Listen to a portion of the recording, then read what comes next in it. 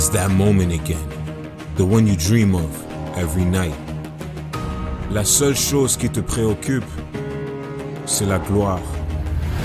Le cheminement de la réussite, of pushing yourself further than ever before.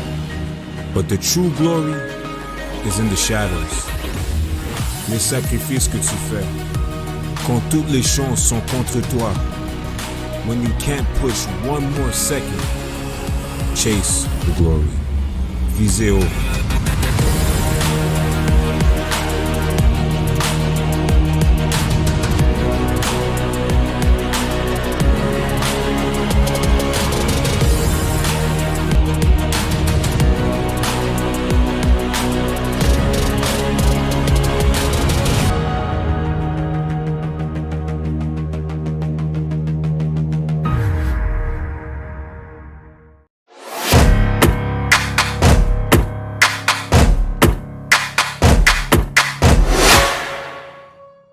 U-Sports on CBC, presented by Les Championnats U-Sport, une présentation de Fox 40, title partner of the U-Sports Coach of the Year Awards, fier partenaire des prix des entraîneurs de l'année U-Sport, Veriburn Medical Supply, exclusive sports medicine and medical supply partner of U-Sports, le partenaire exclusif de U-Sport en matière de médecine sportive et des fournitures médicales, Nike Team, exclusive performance apparel provider, Just Do It, fier partenaire de U-Sport, faites-le. Baron, exclusive championship rings and recognition jewelry provider to U-Sports, le fournisseur officiel des bagues et bijoux commémoratifs des championnats U-Sport. Sport Canada, funding partners of U-Sports. Sport Canada, partenaire financier de U-Sport.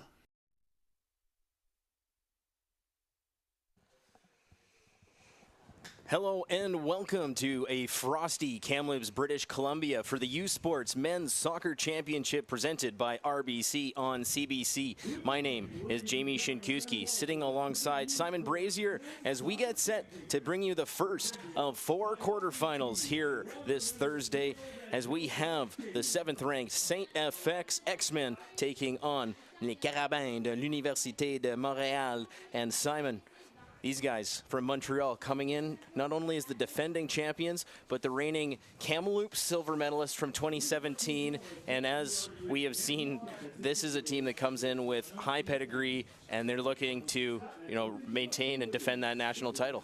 Absolutely. You can just look through their season in regards to how well they've done. Their last and only loss this season was back in September, and off that, they've won 10 matches in a row all the way through the playoffs. Incredibly strong, and they're going to be looking to take the title home again, I'm sure.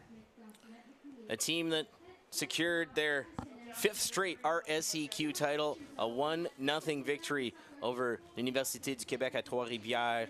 A Thierry Côté penalty kick goal, the difference in that one. And we look up and down the roster, a ton of players on both sides, in fact, winning some national accolades, a lot of conference accolades, and as you'd expect in a national championship, just a lot of talent on both sides. Yeah, it's going to be so exciting to see who is going to step up after, a long, successful season for both of these teams, and there are goal scorers in every single team. It's going to be very, very exciting to see who really does step up on the big stage. The 5th national championship appearance for this St. Francis Xavier X-Men squad. Their last appearance came in 2019, finishing 7th. And we were talking pre-show. We're going to be really looking for Logan Rick for the men wearing the white uniforms today. Yeah, plenty of goals this season. Taking a look at some of the highlights from Logan, some free kicks, some pretty tasty goals. So we will see what happens today. And then on Montreal, we've got Thierry Côté with 9 for the season. Also a bunch of assists as well. So clearly a player that not only chips in with the goals, but assists his teammates as well.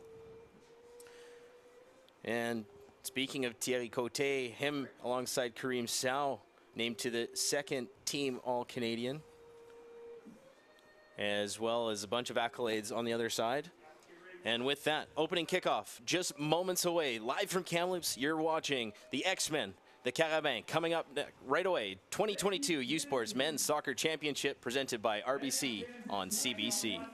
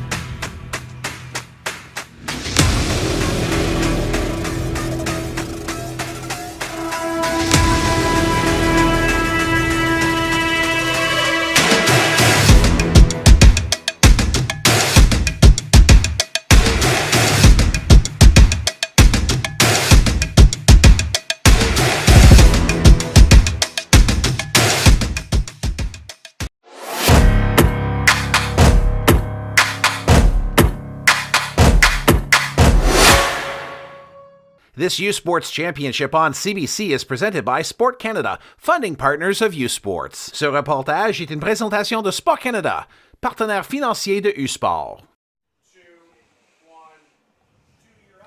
And welcome back to Kamloops, British Columbia, as we are moments away from kickoff here at the 2022 Men's Soccer Championship presented by RBC on CBC. It's the STFX X-Men wearing the white kits going right to left on your broadcast screen in the opening half, and the Université de Montréal, les Carabins, in the blue kits going from left to right through this opening half as we're sitting minus 10 degrees in a chilly morning here in Kamloops. Some snowflakes fluttering down from the sky throughout the morning. So not only are you facing an opponent you're unfamiliar with, but you're facing the elements a little bit as well, Simon. Yeah, you've got to take all those things into consideration, and both teams going through a quite rigorous warm-up to make sure that they are ready and warm from the first minute to get going. And as we really approach kickoff now, it's very exciting to see the start of this championships. A look at how Graham Kennedy's X-Men side lines up to open this one. Number 4, Ethan Larson. Number 5, Luke Green. Number 7, Logan Rick. Number 8, Josh McKillop. Number 10, Kyle Cordero. Number 11, Cameron Shaw. Number 16, Max Bodertha. Number 18, Carson Ripple. Number 19, Samuel Barrowcliff. Number 21, Lewis Dye. And the keeper, towering 6'5", number 34, Samuel Diltz. As this is Leonard Benoit into the middle, a header just going wide, out for a goal kick, as we take a look at how Pat Raimondo's Carabin line up in this one. Number 2, Antoine Leonard Benoit. Number 3, Karim Sow. Number 5, Paul Mota. Number 6, Mohamedou Silla. Number 7, Julien Bruce. Number 9, Adam Ben Moussa. Number 10, Quentin Pommier. Number 13, Ismail Sow. Number 19, Thierry Côté. Number 25, Olivier Danjou, and the keeper, number 26, Jordan Tissard, as you see the ball roll to his feet. The nice bright orange keeper kit for him in this opening quarter final matchup. Yeah, really bright start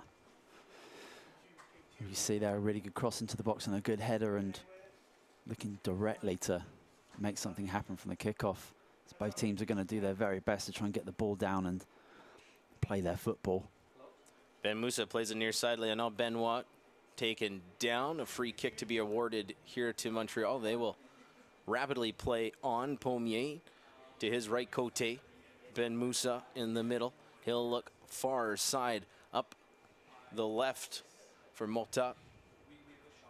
Now Silla. Pass broken up. And now Silla will play it back for Ismail Sow at that center back position. Danjou will roll it back to his keeper Tissard. As a little possession game for Les Carabins to open this 2022 National Championship here in Kamloops. Of course, the silver medalists last time that the championship was here. And a fun fact, all of the top 4 teams from 2017 returning for this rendition of the National Championship in Kamloops, and a potential even for a rematch of the finals, as Montreal and Cape Breton certainly getting their presence felt in the National Championship, as well defended by the X-Men. Long ball up, played away. It's Cordero trying to come away with it, stripped by Pommier. Stepping, trying to get it towards goal, but well defended by Max Bodertha, and it'll go out. A corner kick awarded for Montreal. Yeah, St. Francis under some pressure right now as Montreal look to dominate early. A great opportunity to test the defenders, test the goalkeeper with a free kick here, sorry, with a corner kick. Pommier to deliver the first corner of the championship. Nice ball in, lots of bodies. It's touched and cleared away by Josh McKillop of the X-Men. Chip pass. Wisely deflected out of play by Antoine Léonard Benoit. As the throw comes in for Logan Rick, dangerous player for STFX. That one will go off of Rick. Took a couple bounces, and it'll be Montreal throw-in.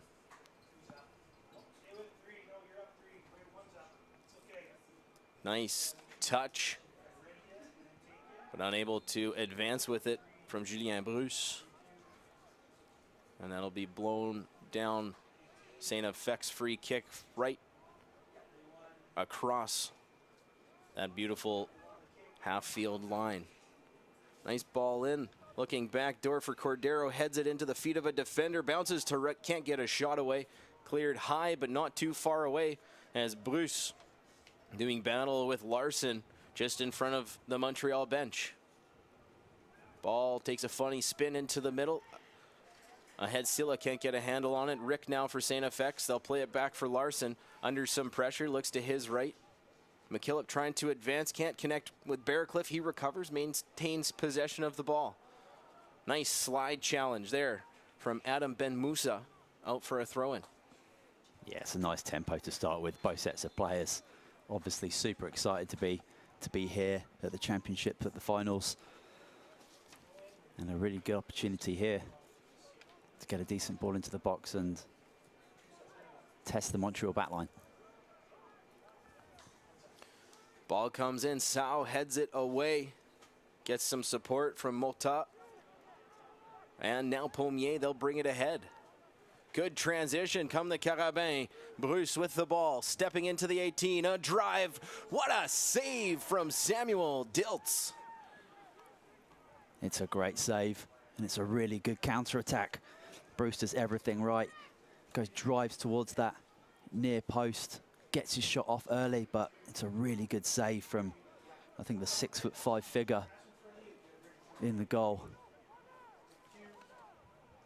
So the second corner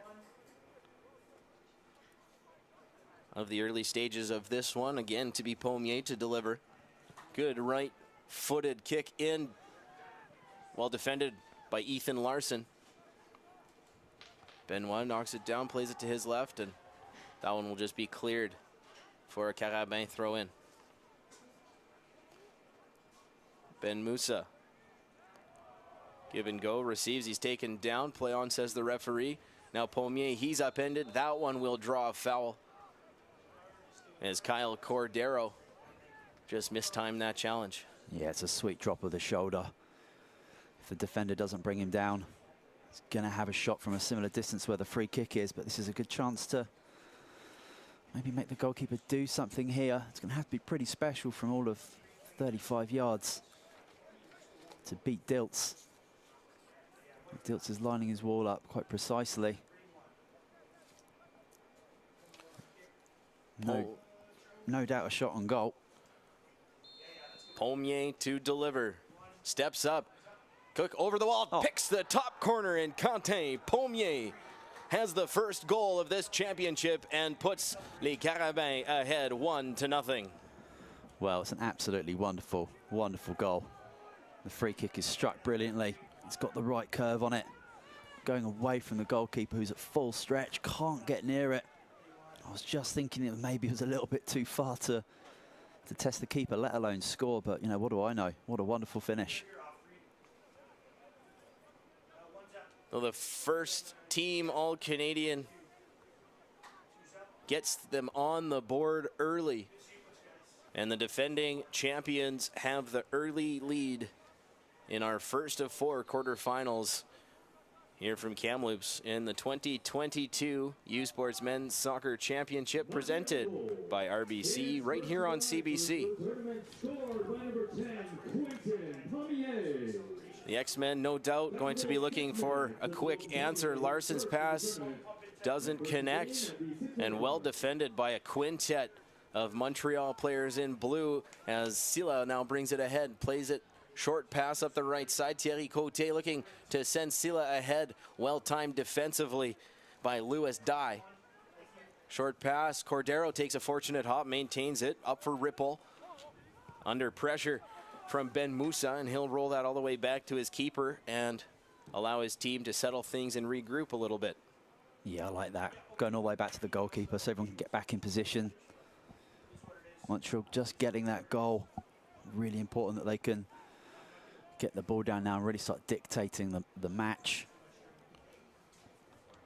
As St. Francis are going to have to do something now that they're a goal down. The best of women's university soccer is on display this weekend with the U Sports Women's Soccer Championship, presented by Ocean Group from Laval University in Quebec City. Catch all of the action daily on cbcsports.ca and CBC Gem. And Simon, already a final of note out of Quebec City this morning. And unfortunately for Calgarian soccer fans, the Dinos' championship hopes on the women's side have been dashed.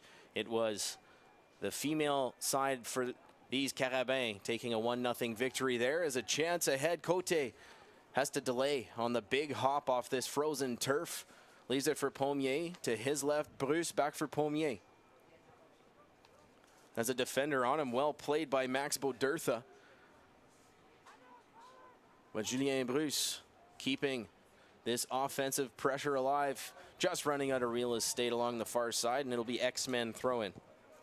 Yeah, Bruce looks to be quite a tricky player out on that far side here, and going to have to keep their eye on him as they're trying to play out of danger here and get the free kick, as Montreal are closing that down fast. Louis Dye, another member of that first team All-Canadian, announced last night with a fantastic effort to get through a trio of opponents, draw the free kick. And he'll roll it to his left for Luke Green. He'll bring it ahead, try and mount an offensive pressure here for the X-Men. Yeah, the X-Men just need to get the ball down like they're doing now, get some passes together, get a little bit more comfortable, maybe spring an attack. Rick trying to send Shaw up the right side. It's too far for him. He recovers, and he'll play it off the defender, Morta, and out of play for a throw-in. Throw-in trying to connect with Barrow Cliff. Morta with a little help from a teammate. Ahead for Pommier. Bruce knocked off the ball. Goes to Larson, but Julien Bruce recovers. Not once, but twice. And with some help from his teammate in Malta, they'll just let that one go out of play for a throw. Team wanting a call as Pommier went down trying to receive that throw, and looks like he might just have hit a slippery part of the field. Nonetheless, Montreal recovers possession. Nice give and go with Cote. He's trying to send up the right side. Leonard Benoit. He'll delay, plays it into the box. A header, well played defensively by Dye, as he had Silla sitting there waiting on. We've got a player down in some discomfort here. They'll roll it out, and that appears to be Conte Pommier down, getting some attention from the referee. Yeah, it looked like a fair tackle. Just had the ball nicked from him. I looked at the referee. He wasn't giving a advantage signal, as Montreal had the ball in an advantageous position anyway, and the ball went wide. It was a good cross in, but yeah, as you say, it was really, really good defending in the end by Dye. Pommier gets up and looks to walk it off. With some conversations, our officiating crew this morning, Momo Seni, the referee, the lines, Brad Dobrow and Chris Harrop, and the fourth official in Marco Grubisic. As that's Pommier recovered and recovers possession. Quick passing up for Bruce. He's taken down by Dye. Pommier in support. STFX steals, and it's Dye. Short pass there for Bodertha. Now ahead, Rick trying to send Barrowcliff. He's got speed. Collision with the keeper as Tissot comes out to play. I mean, it's a strong tackle by the goalkeeper, but you can see the ball is in his hands. Few X-Men players screaming for a call, but from our angle, it looked like a brilliant piece of brave goalkeeping. He's down in some discomfort right now, slowly making his way to his feet. The referee talking with the keeper, but I think he made the right call there in a fair tackle from the goalkeeper. Well, the training staff being called out to tend to Samuel Barrowcliff is indeed a hard collision, and we wish nothing but the best for Barrowcliff. As you mentioned, that from this angle looked like his vision perhaps impeded by the defenders that he was racing against, as an aggressive and wisely so play from Tissot to come out, slide into that ball and corral it, as Barrowcliff able to make his way to the sidelines under his own power. So yeah, I mean, we've seen a few players gone down in the early 14 minutes of this match, and perhaps the frozen hard surface may have something to do with that. Just falling to the ground, it's just going to be a little extra painful today. Let's just hope the players can stay committed but stay safe out there. And Barrowcliff much look like he's leading the conversation with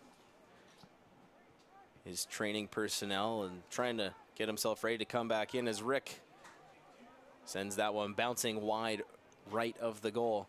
And from his body language, not quite the touch he was trying to put on that ball. No, clearly trying to catch the keeper off guard. As a bit of sloppy passing from Montreal. A little look up, saw the goalkeeper off his line, but execution was poor in the end. Big ball ahead. Bruce with a nice header. And Cordero back defensively, plays it out near side. Leonard Benoit playing it to the middle. Ben Moussa, long left-footed drive, goes high and wide and out for a STFX goal kick. Yeah, well, why not have a go from distance when we've already seen a 35-yard screamer? And teams that not familiar with each other this season, maybe just an opportunity to test the keeper early, see what he's made of, and then they can adjust their attacks as required. Big cross from Green, goes far side, not the touch that the defender McKillop was looking to put on it. Now a chance perhaps for Montreal. This is Ben Moussa looking far left. Malta has stepped up from the left back position. Short pass for Pommier. Barrowcliff has regained the play, so that's great to see for the STFX faithful, as a Carabin player taking that. I believe that's Paul Morta, just inside the far boundary. Drawing yet another free kick from about the same distance as we saw the goal go in from. Yeah, we know there's going to be a dangerous delivery on this. I'm sure this will be a cross into the 6-yard box here, trying to cause a problem for the defenders and the goalkeeper. Montreal started really well. They're playing wide, got the option with the left back and right back to get the ball wide, to get the ball in. Pommier from the awkward angle, good ball in, it's touched, deflected, what a save! Dilts. As sitting back door was Olivier d'Anjou, and he just couldn't quite put enough pepper on it to make it a 2-goal game. Yeah, it should be 2-0, there's no doubt about that. That's a sitter at the back post. He's maybe just taken his eye off it. It's come through a bunch of players, maybe expecting a defensive deflection, but quite remarkable that he's not made it 2-0 there. Dilts going up for it again, nearly colliding with Cote, as STFX putting it ahead. Barrowcliff battling against Ismail Sow, trying to come away with it, and Ismail not quite able to keep it in bounds. Yeah, it's good defending, tracking the striker out to the wide area where he's not going to be of too much danger. Barrowcliff trying to flick and chase. Instead, it'll go up the sideline. Pommier, good touch to keep it in bounds. Takes the touch from his teammate Cote. Can't split the pair of defenders, but he has Pommier in support. That ball going to be intercepted by Cameron Shaw. Going ahead. Barrowcliff won't reach it before Kareem Sow. Now Morta ahead for Pommier. Rolls it here for d'Anjou. Now Leonard Benoit.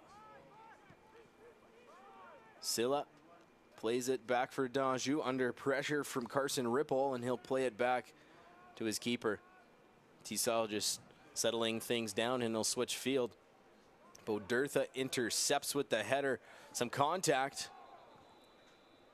as Cameron Shaw putting a shoulder into, I believe that's Paul Morta along the far sideline, and it's going to prompt some conversations with the referee. Yeah, it must have been a shoulder in the back for the referee to, I believe, award the free kick. Having a little word, obviously with the dugout so close to the pitch there, it could have been a lot worse than it was. But yeah, it's a free kick, so clearly something in the back.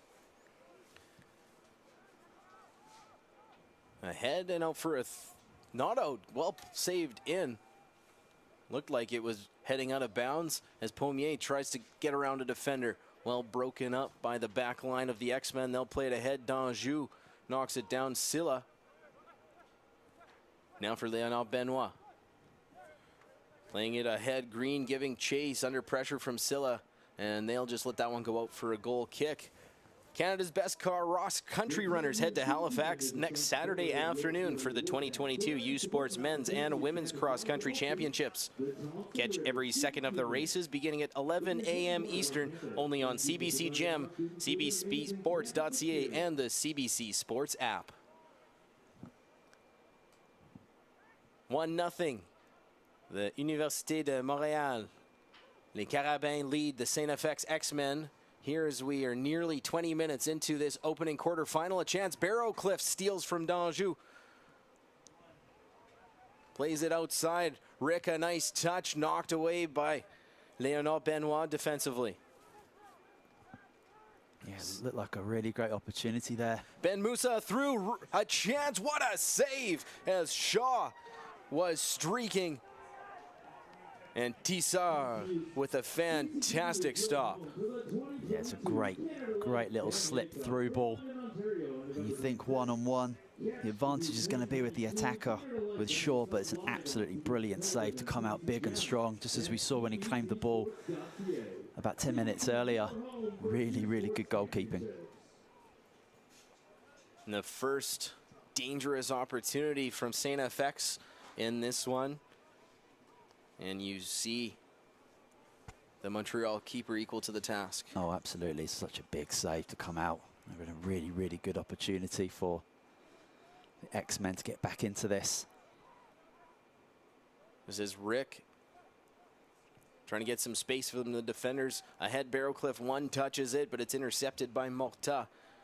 And Ismail Sow will send it way ahead for Montreal. Green with a defensive header. Cordero brings it down, but it's stolen by Cote. Plays it for Adam Ben Moussa. Ahead, Leonard Antoine, or make that Leonard Benoit. Really nice play from Montreal. I think Benoit gets caught between two minds, whether having a strike at goal or he sees Bruce across the middle as well. I think he's trying to pick him out. Just gets it wrong in the end, but really great ball across. Green's ball ahead, knocked down by Danjou. Ben Moussa goes far side, not going to make it to Morta. Taken by Josh McKillop of the X-Men. For Rick, now up the right side, Shaw trying to get around Kareem Sow. Montreal does well to steal. And again, playing it back to the keeper, Tissard. And just spread their formation back out a little bit. Morta. For Pommier. Now Ben Moussa, big ball ahead, does not have a player in motion. And so that will bounce to Diltz, the keeper. Die. Playing that one too heavy into the Carabin bench. So a throw-in opportunity here for Montreal. As 22 minutes have expired here from Kamloops. The first of 4 quarter-final matchups in this 2022 U Sports Men's Soccer Championship presented by RBC here on CBC, as Dye does well to knock that one away from Bruce, who is streaking through. Morta knocks that away from Larson far side, and it'll go out as a throw-in for STFX. Since going a goal down, X-Men have done well. They're putting some passes together. They've put a few key attacks. They had that one-on-one opportunity as well. So they've certainly responded very positively to going a goal back.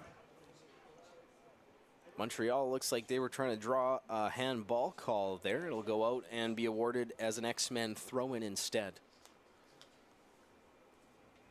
Played ahead, trying to spring Shaw again. He's been dangerous for that Montreal defense core as of late, but they do well to shut him down, trying to send Cote ahead. Can't quite get enough on vertical leap to get it past Luke Green. If he did, he was gone, but well defended by STFX. Yeah, Green is putting himself into some really, really good positions when that long ball's come through. Dealt with it so far, but he's going to have to keep focused for the rest of the match. Same for the rest of his back line. Bruce steps left. A chip in, diving stop by Diltz as Cote was sitting Johnny on the spot, ready to tap it home. Great anticipation from the X-Men keeper. Yeah, Bruce does so well. Great little dummy, puts a couple of players down. The opportunity to get the ball in, but a little bit too high to give the keeper the opportunity to make the save. But if they can get Bruce on the ball one-on-one in those wide areas, he's going to cause issues. Bodertha plays to Rick. He'll switch field near side to Luke Green. Watched by Silla. Ahead for Cordero. Bodertha, his pass doesn't get through. Played off of the defensive leg of Danjou and out for a STFX throw-in. Carson Ripple to deliver this one back in for STFX, playing it ahead. Danjou yet again, just taking no chances, playing it out, and looks to be more than content to concede some throw-ins.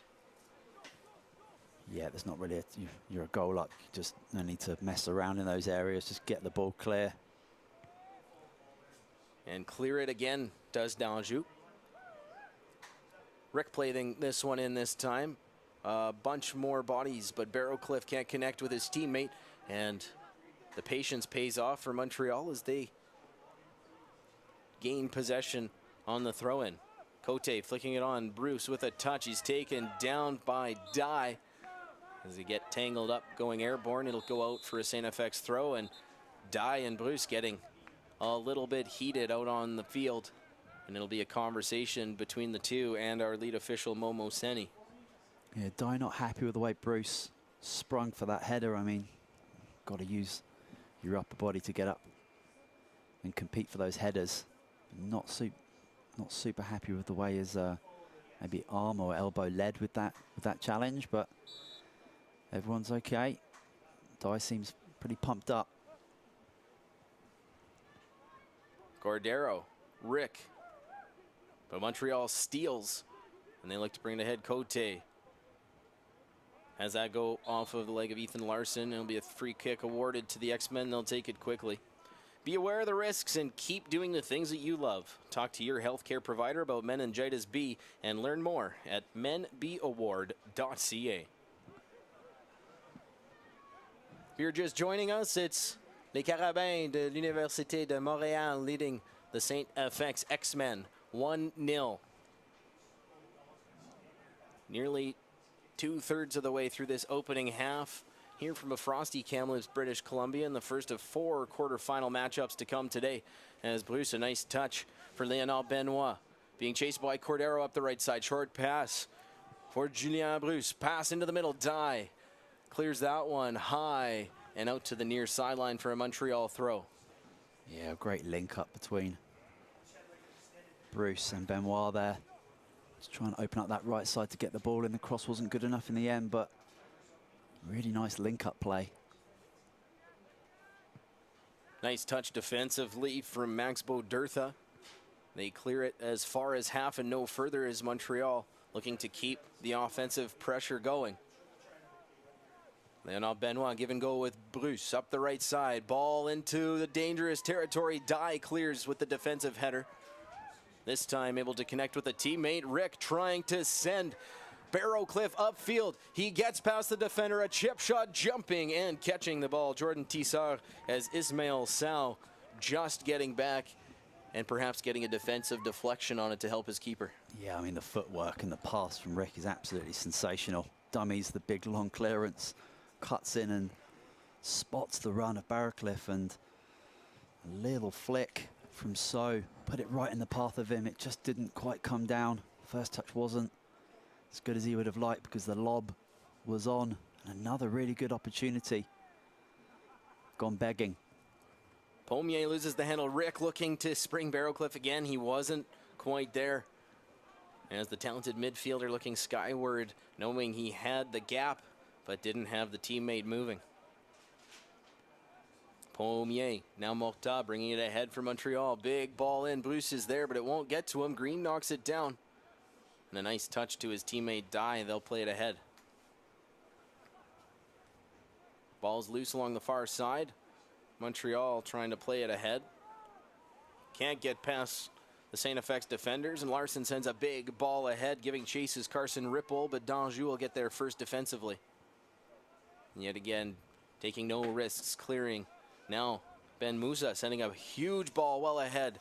Diltz having to come outside the 18 to clear that because he had Bruce coming in with trouble. And the other way trying to send Ripple, but the pair of defenders do well for Montreal. As Léonard Benoit gets back, clears it, and does well to keep it in play. Ben Musa back defensively, stymies the pass attempt. Now Pommier trying to get around Larson, takes a little bit of contact, stays on his feet, ahead Julien Bruce. Back for Adam Ben Musa, looking to send Morta up the right side. Logan Rick's going to get there first, playing that right into the head of Morta from short range. And the referee immediately going to blow this one down and make sure that Paul Morta gets the attention as required, and if nothing more, giving him a chance to catch his breath is exactly what we should see. All the advancements in head injuries in sport, I think, doesn't matter the game, doesn't matter the level. The idea is kill the play and make sure that he's going to be okay if there's direct contact with the head. Yeah, super glad he's up on his feet, no problem. We're going to carry on. I'm glad to see Morta no worse for the wear after taking that knock as the ball goes out of play far side. A throw in pending for Montreal. 2/3 of this opening half expired. It's the Quentin Pommier free kick goal, the difference thus far. And Montreal looking for more. Knocked down by McKillop. Can't get it past Cote. Now helps from Larson. Ben Moussa intercepts. A touch by the defenders, but Montreal keeping this drive alive. Near side, Leonard Benoit. Pair of defenders watching him. He'll roll it back for Danjou into the middle. Ben Moussa. Back for Ismail Sow. Now ahead. Leonard Benoit giving chase, able to keep it in play. And rolls it back, Pommier. Ahead, fake, steps right, delivers it into the middle. Bruce trying to come away with it, takes a big bounce off the cold turf. And it'll be Adam Ben Moussa able to corral that high bouncing ball. Malta, left foot in, Dye clears it. First on it, Ripple to a teammate Cordero. Pass for Barrowcliff, intercepted by Ben Moussa. And good ball protection from Adam Ben Moussa as he does well to maintain possession for Les Carabins. Yeah, Ben Moussa very much dictating the play, making himself an option constantly. Pommier taken down. You can hear referee Mo Moseni saying, hey, that's the 3rd foul against him, so be careful. A yellow card awarded there. There's 2 players there, but I believe Ethan Larson, the X-Man in question. And it'll be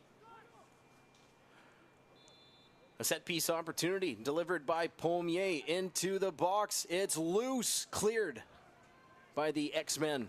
Defensively there on the spot, Josh McKillop. Dangerous ball in, bouncing in a very, very tricky area. Shouldn't really have advanced that far. Defense really should be dealing with something like that, but it nearly crept through. Play goes in, Pommier right back from Malta, trying to get around the defender. Nice slide tackle out of harm's way from Larson. Malta stepping up to deliver the throw in. Short play to Bruce.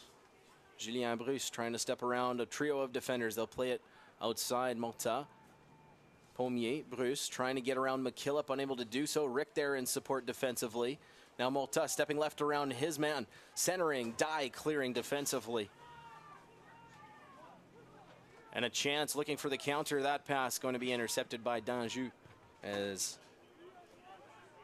trying to spring Barrowcliff, but the other way comes Silla. Low pass in. Dye clears. Pommier keeping the pressure going here for Montreal. Taking the pass back from Malta. It's Quentin Pommier against a pair of defenders. Logan Rick steals. Dangerous territory. Able to get it out, but not out of their defensive third as of yet. Shaw.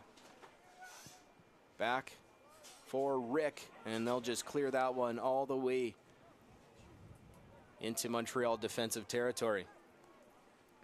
Yeah, Montreal really pushing for that second goal now. Cote, a chance in space. Thierry Cote, a drive, and it's blocked, cleared away. Didn't catch if that was the foot of Green or the keeper Dilts, but nonetheless, stymies the chance, and it'll send Montreal to the corner. Yeah, Green with a brilliant interception there. Seeing the danger as Cote does brilliantly on the spin to create the opportunity, and just as the strike came in, the defender intercepted that shot out for the corner. And if not for some really good defending so far by Green and Dye, really doing well positionally to clear the danger. Pommier delivering the corner in, near post, knocked down, not cleared out of the 18 as of yet. Now they get it there, giving chases Cordero, Danjou there as well. Montreal getting on it first, up the right side, Cote.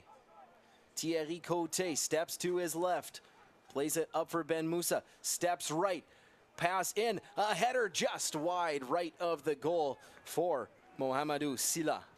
Oh, I mean, it's just great build-up play.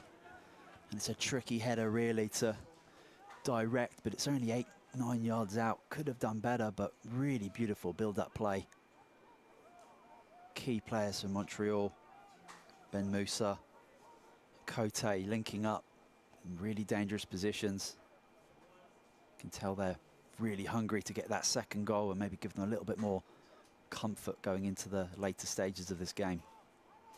The road to the Canada Life Vanier Cup continues next Saturday as the AUS Loney Bowl Championship hopes the winners of Canada West Hardy Cup in the 2022 UTEC Bowl.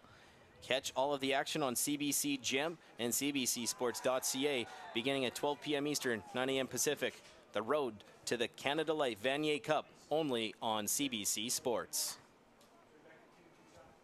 Shaw doing really well on that far side to try and calm the play down and stretch it, and getting cleaned out by the, I think, skipper from Montreal there. As we see a yellow card, I think that's 1-1 in yellows.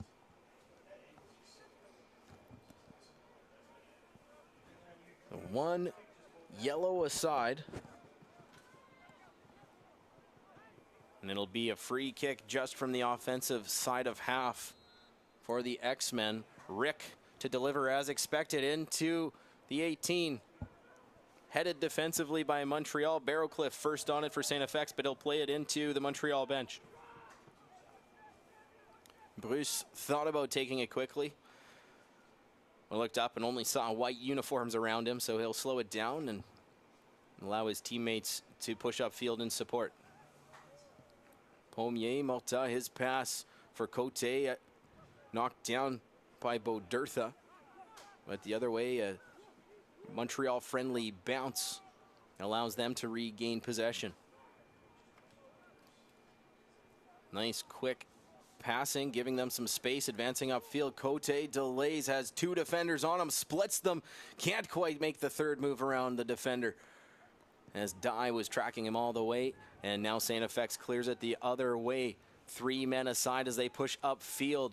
Shaw trying to get around Kareem Sow, plays a short pass. Barrowcliff now back for Logan Rick. A chip pass trying to spring Cordero, and well played by Antoine Leonard Benoit to clear that out for the first STFX corner kick of the first half and of this quarterfinal. Yeah, it's good play from the X-Men, soaking up a bit of this Montreal pressure, and when they've got the opportunity to counterattack, they do it well. Shaw's doing a great job on that right side, and these are really the chances that they've got to put quality in there and start putting pressure on the Montreal goal. Logan Rick set to play this corner in for STFX, plays it near post. Pommier gets a defensive touch on it. Ripple. Now Shaw plays it in. Ben Moussa gets a touch. It'll go up and over everyone, out for another corner here for STFX. Yeah, nice delivery from Shaw. Love that he takes this early, doesn't take a touch and give Montreal an opportunity to push out. And it forces another corner.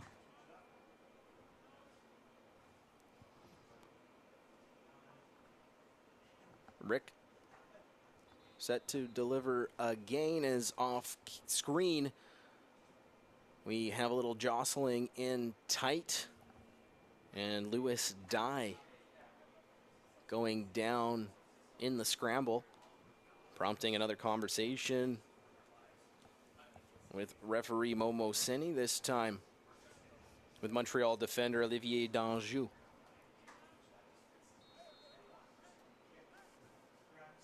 Rick playing the corner in. Ben Moussa getting a defensive head on it, clearing. And Ripple now back to McKillop. And STFX slowing things down here. Just over 5 minutes to go in this opening half. It's still the Pommier free kick goal, the difference, 1-0. Montreal leads STFX here from Kamloops.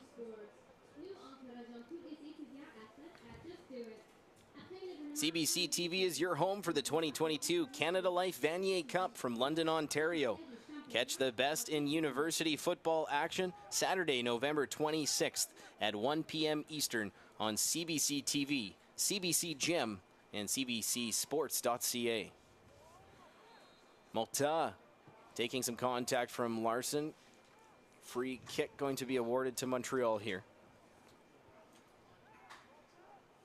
Short pass for Adam Ben Musa. Has Rick closely watching him, so he'll play it back for Ismail Sao under some pressure. Gets it up the right side. Silla giving chase, keeps it in. Silla, low ball in. Cote a touch. Couldn't quite get all of it, and it'll go wide left out for a goal kick. Yeah, nice move all the way, starting from the back. So with a great spray out wide to Silla, and the ball's good. And Cote, I thought he could have taken that with his right foot, the left being his stronger, and he went with that one. And very difficult to get something towards the goal on that angle. But again, nice build up from Montreal.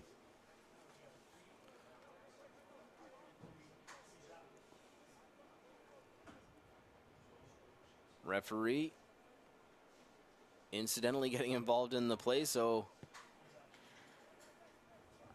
in the spirit of fairness of the game, he'll stop it and allow Montreal to continue with possession. Bruce Morta getting it in for Cote. His touch too heavy, giving it chase, just keeping it in bounds. Gets it to Bruce, his teammate, out for Pommier, top of the 18, rolls it in. Dye does well to clear defensively. Danjou having trouble with that heavy bounce. Barrowcliff watching him, but well played to get it ahead to his teammate. To the middle, Pommier spins a drive, blocked. Cote with it, plays it outright. And Bruce just couldn't quite knock it down. Julien Bruce for Pommier, ball into the middle. Dye clears it defensively. Ben Musa outside, Paul Morta. Back for Karim Sao. Ben Musa. Morta, big ball in. Silla giving chase, just out of his reach. And he'll stay with it to the corner, play it off the legs of Kyle Cordero, and out for a throw in. Yeah, not too long left in this half, and Montreal pushing for that second goal, which would give them a dream halftime team talk. But so far, got to give credit to Dye and Green. They've been rock solid at the back, and it's just been that worldy free kick that's been able to break them down so far. Throw in goes to Pommier, quick passing, trying to spring Cote as Bruce taken down. He's in some discomfort. Play on, says the referee. And coming the other way are the X-Men. Barrowcliff, short pass for Shaw, trying to get past the Sao duo of defenders, unable to do so as Kareem blocking that centering attempt. And now they'll just slow down, allow their teammates to come back in support. Yeah, good chance there. Shaw just taking a little bit too much time and giving the defenders the chance to get back in position. They've certainly had some good opportunities on this counter-attack. And Montreal do press forward as they do now. They've got a man over on the far side. Julien Bruce. Nice touch by McKillop defensively. Bruce staying with it, giving chase to the end line. And it will go out for a goal kick. And this Montreal team, Simon, really taking advantage of every inch of the field that they can play with. As throughout the Canada West season here, we saw teams a little more cautious with those boundaries, but Montreal playing it right to those orange lines around the outside of the field. Yeah, well, they've got quality on the outside to be able to put the balls in those areas, and they've also got a bunch of different players that can ping good balls into those spaces, so why not utilize the whole pitch? Danjou sends it skyward. Touched by Bodertha, and it'll go out for a Montreal throw-in. Pommier can't corral Larson, ahead for Barrowcliff, but he's stripped by the defenders. Now up the left side, Malta giving chase, as we will have 1 minute added here to the opening 45.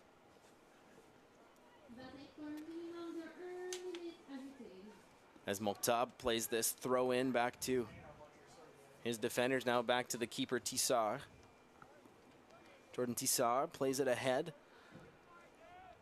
Just the offensive side of half. Green, a touch. Pommier brings it down. Didn't even know he had it for a second. That pass intercepted by Bodertha, and it'll bounce off a couple players out for a STFX throw. It's been a terrific opening 45 minutes of this championship. Really, really good quality football. Very competitive. Opportunities on both sides of the pitch. Cote leads Bruce right to the boundary line, and it does go out for a goal kick. As they continue to try and make that give and go play happen, as he had both Sila and Cote barreling down towards goal, but out it goes.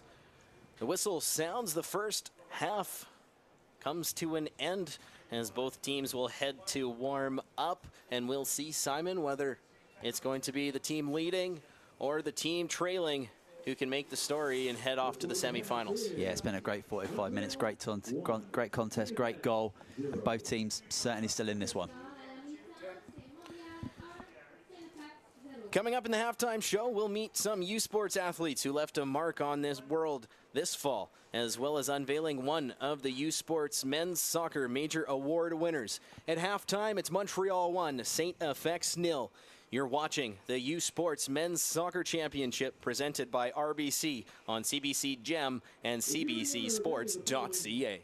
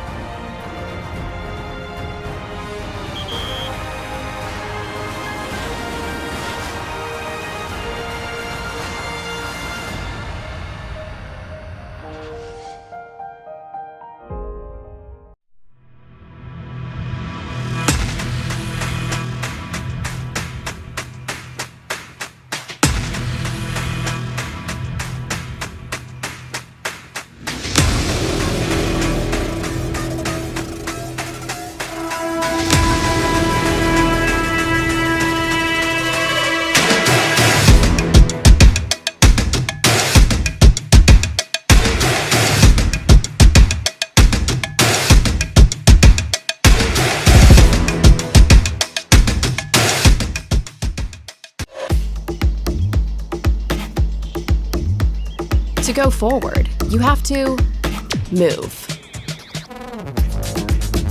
belong, be heard, recharge, be yourself. It's your move. Thompson Rivers University. U Sports is a proud member of FISU, the International University Sport Federation, and in September, Team Canada participated at the FISU World University Championships in triathlon.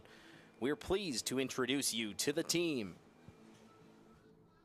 Regina, representing the University of Regina.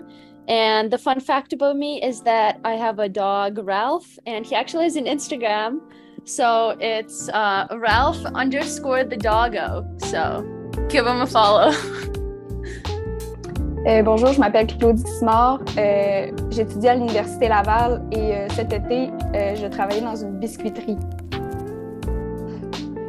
Hi, my name is Alexandrine Costa. Everyone call me Alex. I will be representing Arizona State University at World University Games in Brazil. And one funny fact about me is that before doing triathlon, I used to do circus. And I am pretty flexible, and I used to do contortion in the circus back when I was young. I'm Jack Screen. I'm representing the University of Victoria, and I'm doing a double major in philosophy and religion. Mon nom est Raphaël. Je représente l'Université de Sherbrooke. Et un fun fact à propos de moi, après l'université, j'aimerais faire partie des Médecins sans frontières durant quelques années. My name is Colette Reimer, and I go to the University of Victoria. And a cool fact about myself is I have 6 siblings. Donc, mon nom est Léo Roy, je suis à l'Université Laval. Puis un fun fact à propos de moi, c'est que j'ai les yeux cross-side depuis que j'ai 5 ans. Bonjour, mon nom c'est Camille Larocque. Je vais représenter l'Université Laval cette année aux Jeux de triathlon au Brésil. Et j'adore l'océan.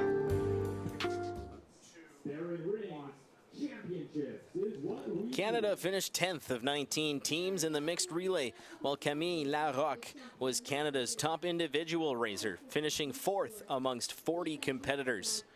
U Sport's next international competition is in January during the 2023 World Winter University Games in Lake Placid, New York. And now this message from Lake Placid 2023.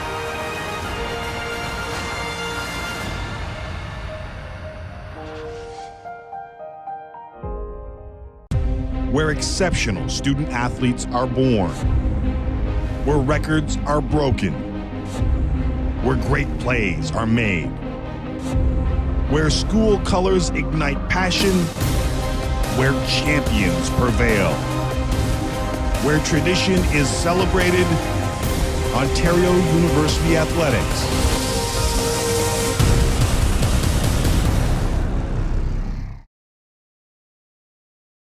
Ce samedi, c'est la grande finale du football universitaire du RSEQ. Pour l'occasion, c'est le classique Carabin Rouge et Or, samedi dès 13h30. Voyez la Coupe Dunsmore seulement à TVA Sport. Aussi sur TVA Sport Direct. This season, catch the best in Atlantic University sport excitement at home or on the go with AUS TV.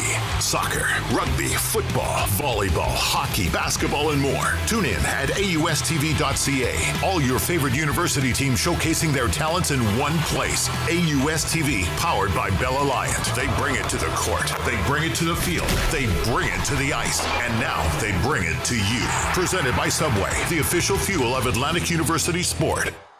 Hey U Sports fans, check out shop.usports.ca for this week's promotional item from the Nike Team Collection. Visitez le shop.usport.ca pour en profiter de la promotion de la semaine de la collection Nike Team.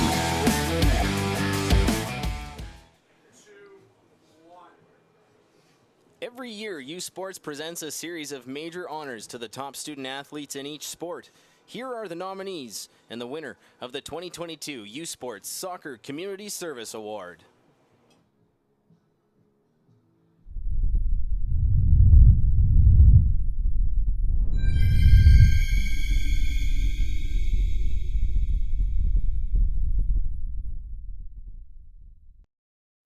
The nominees for the U Sports Men's Soccer Community Service Award are les candidats pour le prix de l'engagement communautaire U-Sport sont des sports universitaires de l'Atlantique from the AUS, Oliver Storseth, Université San Francisco Xavier, STFX University. Du réseau du sport étudiant du Québec from the RSEQ, David Harrison, Université de Sherbrooke, University of Sherbrooke. Du sport universitaire de l'Ontario from the OUA, Devin Dudnath, Université Nipissing University. Et de l'Association Ouest Canadienne from the Canada West Conference, Sterling Kerr, l'Université Mount Royal University. Le lauréat du prix de l'engagement communautaire est, the winner of the U Sports Community Service Award is, Devin Dudnath, Université Nipissing University.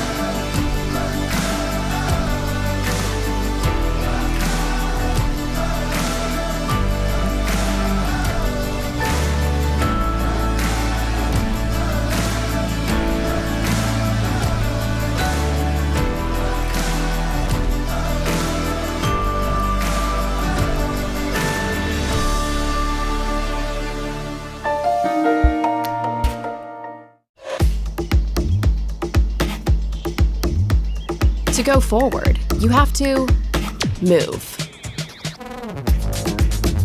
Belong. Be heard. Recharge. Be yourself.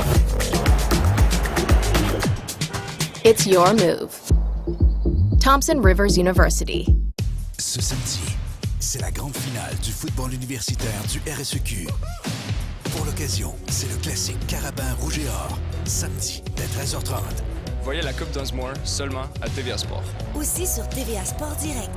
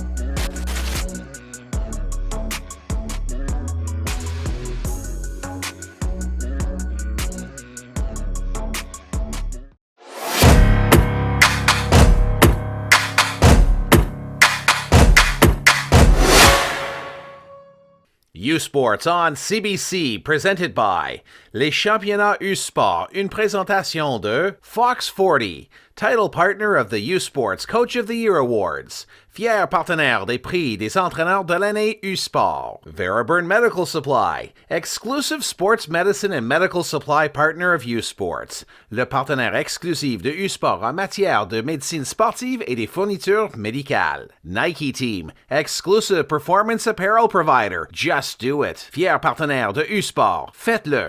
Baron, exclusive championship rings and recognition jewelry provider to U-Sports, le fournisseur officiel des bagues et bijoux commémoratifs des championnats U-Sport. Sport Canada, funding partners of U-Sports. Sport Canada, partenaire financier de U-Sport. Fans, you too can celebrate each U-Sports team's gold medal victory with your very own commemorative apparel from T. Litson Sports. Fans of the U-Vic Vikes in field hockey and Laval Rouge et Or in rugby have been flocking to shop.usports.ca to purchase their piece of history. Hurry! Supplies are going fast on this limited time offer. That's the U-Sports Championship Collection on sale now at shop.usports.ca. And welcome back to a frosty Kamloops, British Columbia, as we get set for the second half of action here in the first of four quarterfinals this Thursday. On day one of the 2022 U-Sports Men's Soccer Championship, presented by RBC here on CBC. My name's Jamie Shinkuski, sitting alongside Simon Brazier to bring you this one. And Simon, it's a close one. Pommier, the difference maker in the opening half, and we'll see what the second half has in store and who's going to punch their ticket through to tomorrow's semifinals. Yeah, been a great first 45 minutes of the tournament and a really beautiful goal. And Montreal did a lot of the attacking, a lot of the pressing in that first half. And the X-Men dealt with it really well at the back, especially Dye, Green, Larson defended really well. Lots of crosses coming into the box and Cote causing a lot of problems. Bruce causing problems out wide. Benoit on the other side. But they've had some good opportunities, especially on the counter-attack. Had some good success with some really good long balls over the top. Shaw especially causing issues, and just 1-0. Anything can happen here, and yeah, it's the 7th seed against the 2nd, and you can kind of see why they're 2nd seed. Montreal, they're a very strong, powerful team, but there are some things that the X-Men can take advantage of, certainly in the second half. Well, and we'll have to see if they can continue putting the pressure on the defenders. Barrowcliff and Shaw clearly used to receiving those nice balls ahead from Logan Rick. And it's been that sound duo in the middle of that back line for Montreal that time and time again has just broken those plays up. And so that no doubt going to be a storyline to track through the second 45. Yeah, absolutely. Well, Montreal do such a good job going forward, even with their left and right back, which leaves opportunities for the X-Men to potentially punish that with the three forwards that they do play. And we saw a really good one-on-one opportunity that Shaw had in that first half that caused a really good save. You can see Rick, number 7, who's going to be taking the kickoff for the X-Men, is really a key figure for them in the middle of the pitch. If he can get on the ball and start dictating a little bit, then it's certainly going to create opportunities for the X-Men. Second half. Nope, false start. Back to the line. Now the second half underway here between STFX and Montreal. As it's warmed up here in Kamloops, only -8 now, so nice 2 degrees difference from where we started this one out as Julien Bruce charging ahead. Out is Diltz to get rid of that and bounce it out into the snowbank for a throw-in. Yeah, just a couple of degrees makes the big difference. As going back to die, we've seen the weather, especially as we've had the pleasure of seeing a lot of games in Kamloops, Simon, that definitely some harder bounces. Looks like the surface is harder, the ball definitely playing stiffer than we saw, especially, you know, it's about a 45-degree swing from where we started the season at. Yeah, it's pretty wild in regards to the conditions, but we just get to look up at that beautiful mountain range with the snow on top. It really is quite a spectacle.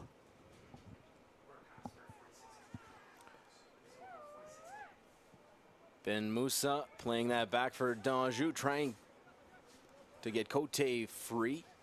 Sila plays it short for Mota, back for Sila. Barrowcliff coming back, but Mota came possession, stepping through, can't get a shot off. Cote grabs in support, spins, fires, blocked by Bodertha. Benoit gets it far side, short pass. Ben Moussa playing it in. Benoit a drive and an unfortunate bounce for him as he can't get the shot off. Instead, it bounces into his hand and it'll be blown down for STFX possession. Yeah, you can see Bruce just taking a wild swipe at that shot and knocking it onto his own hand. Good pressure again from Montreal. They love to build up and keep it in that final third.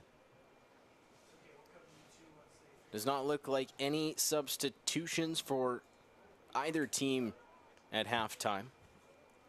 Well, the same 22 men remain on the pitch as Olivier Danjou gets set to play this free kick ahead.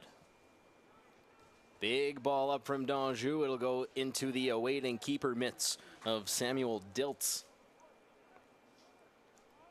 As the product of Newmarket, Ontario, makes no mistake, and he'll roll it to his left back, Larson.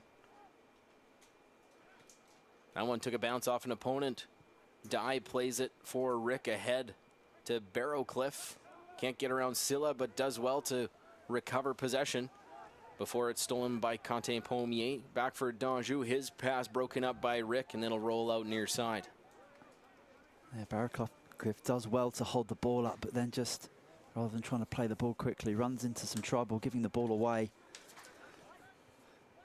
Really got to protect that ball. When you're not having it too often, you've really got to do well with it when you do get it.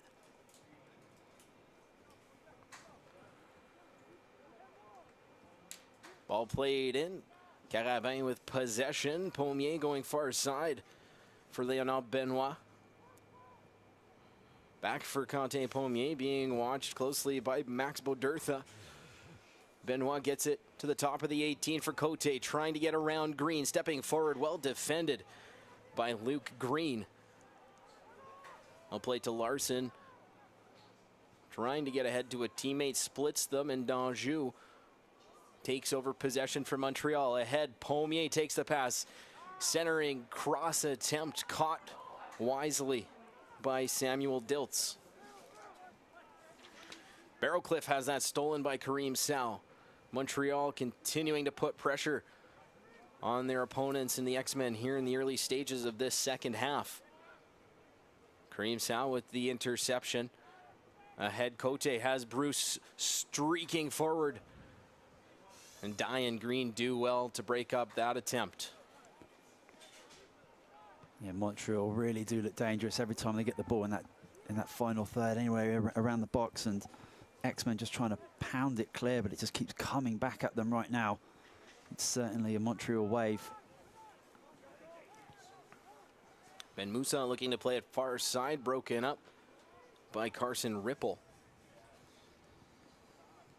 Through the middle, taken away by Ben Musa for Sila, now Pommier. Up the right side, Leonard Benoit.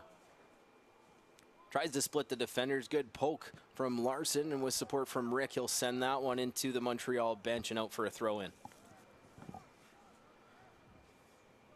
He'll continue to work up that right side. It's Benoit working against Ethan Larson. And it's the X-Men defender winning that battle. They play the throw-in, takes a couple of bounces, but now corralled by Bodertha. Through the middle, trying to spring Cordero. That'll be blown down.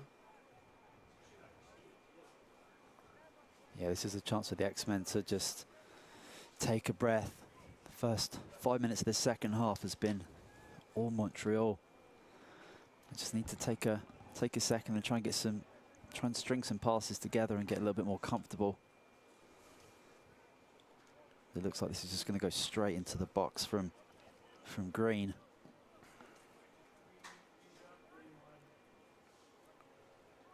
Green playing the ball ahead, two-man streaking. Shaw goes up, can't reach it. And Tissard equal to the task. Well, the ball's put in such a good spot. Shaw was maybe a few inches taller. He could have got a flick on that, but harmlessly falls through to the goalkeeper. Ben Musa nearly stripped by Rick, stays with it up for Pommier. Short pass for Benoit, now back for Danjou. Danjou up the middle, Pommier. Soft touch leaves it for Benoit.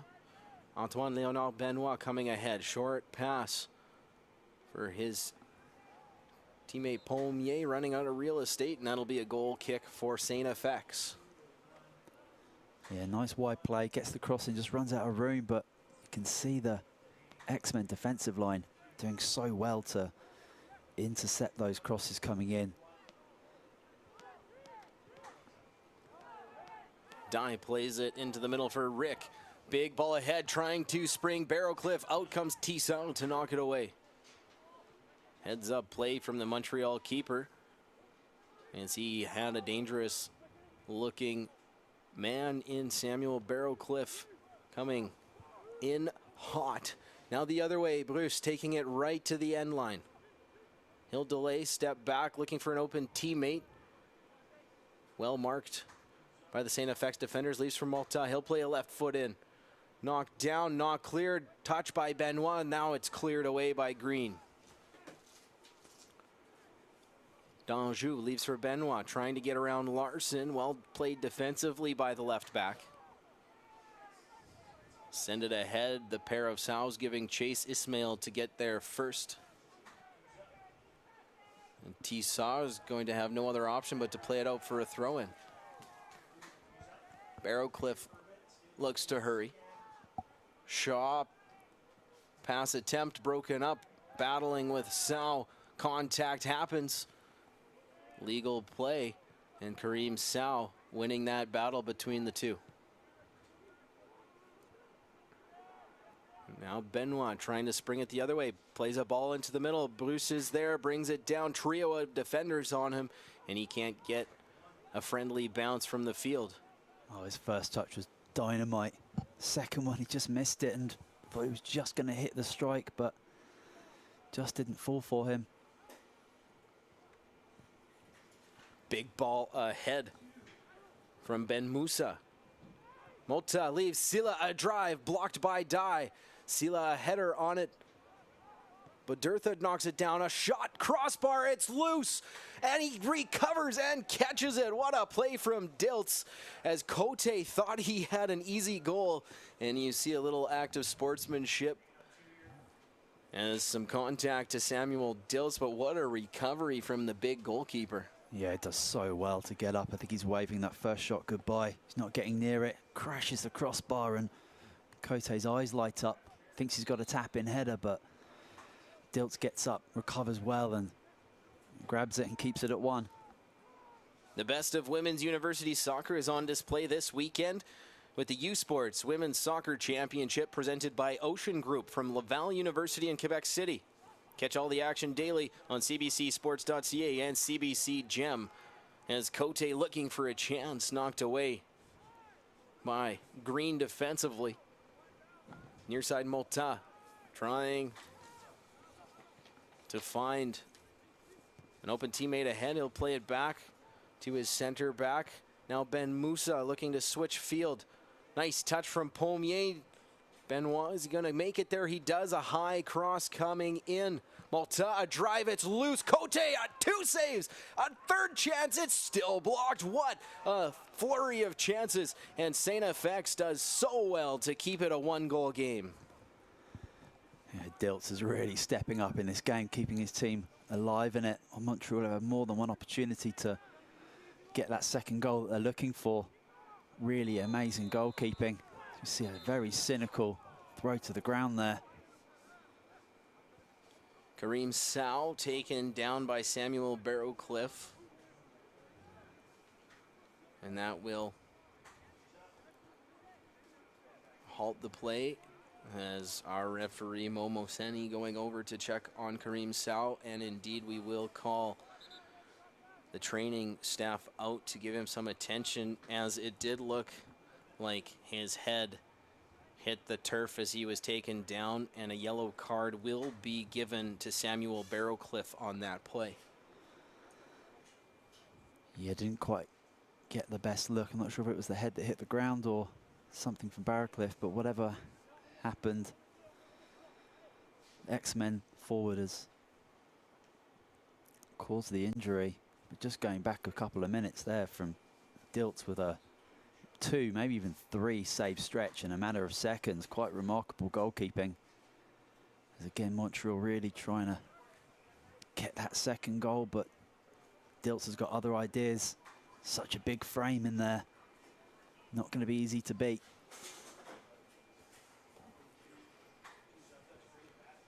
So, Kareem Sow, adamant he's staying in this game. There is some action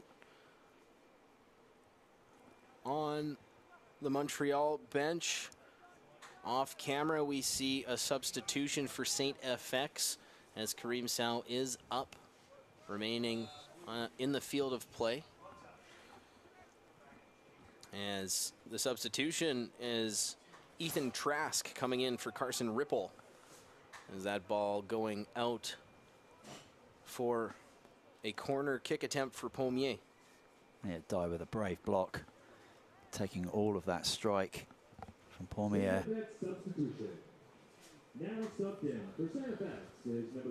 As the first time we'll see a different corner kick taker, and it'll be the short play as Benoit plays it into Pommier. A low drive from Benoit, deflected high up. Dye and Bruce go up for it. Sal with a bouncer. Cote gets a touch. It's stopped again. What another great save as Sila sends that long attempt high and wide. As, oh my goodness, Samuel Dilts doing everything he can and more to help his team keep it tight. And we've seen a few times here this year, Simon, keep it close. You never know what could happen in the latter stages of the game. Yeah, we've only played 30 minutes in the second half, and it's been awfully spicy in the 6-yard box of Dilts there, and he looks determined to keep it at 1. Another late tackle.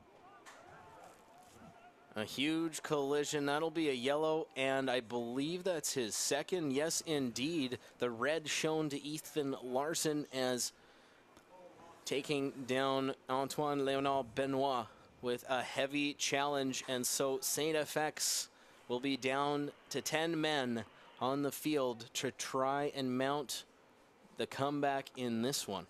Yeah, it's an absurd tackle to make when you're on a yellow card and your team is still in the match. I mean, it's far from over, but 10 men against a very good organised opposition like Montreal. Larsson's just lost his head there. Very disappointed, I'm sure. The team's really going to have to dig in now to grind a result out. Pommier taking the free kick, looking back post. Morta gets there first, sends a bouncer towards goal. Die going to clear it high, and it will indeed reach the sideline.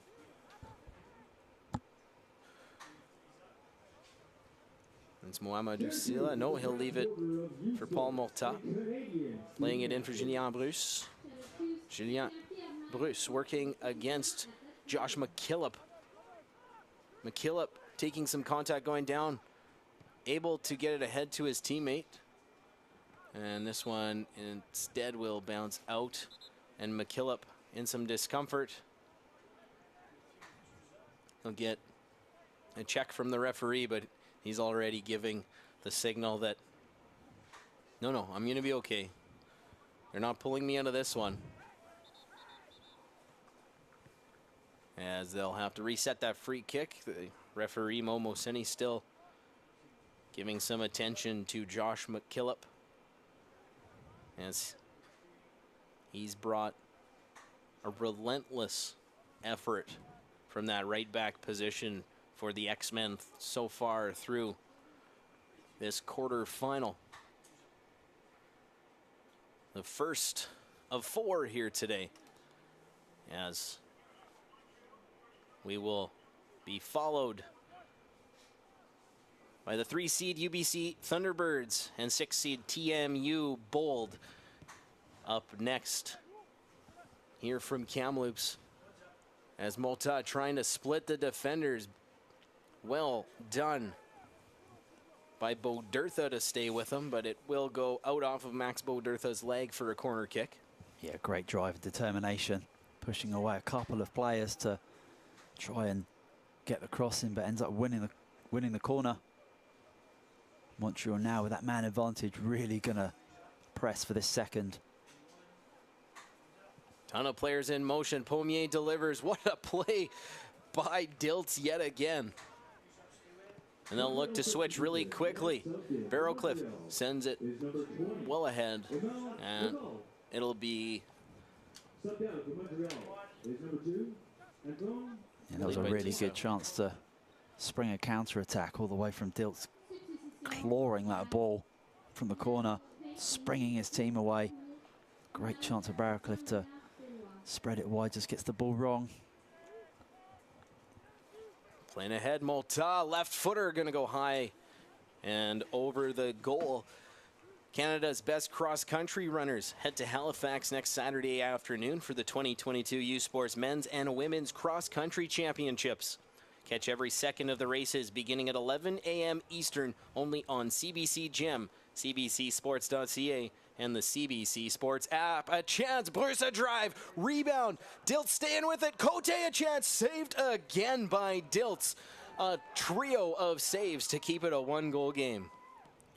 Just wow, Diltz is an absolute tree back there, just blocking everything that comes through.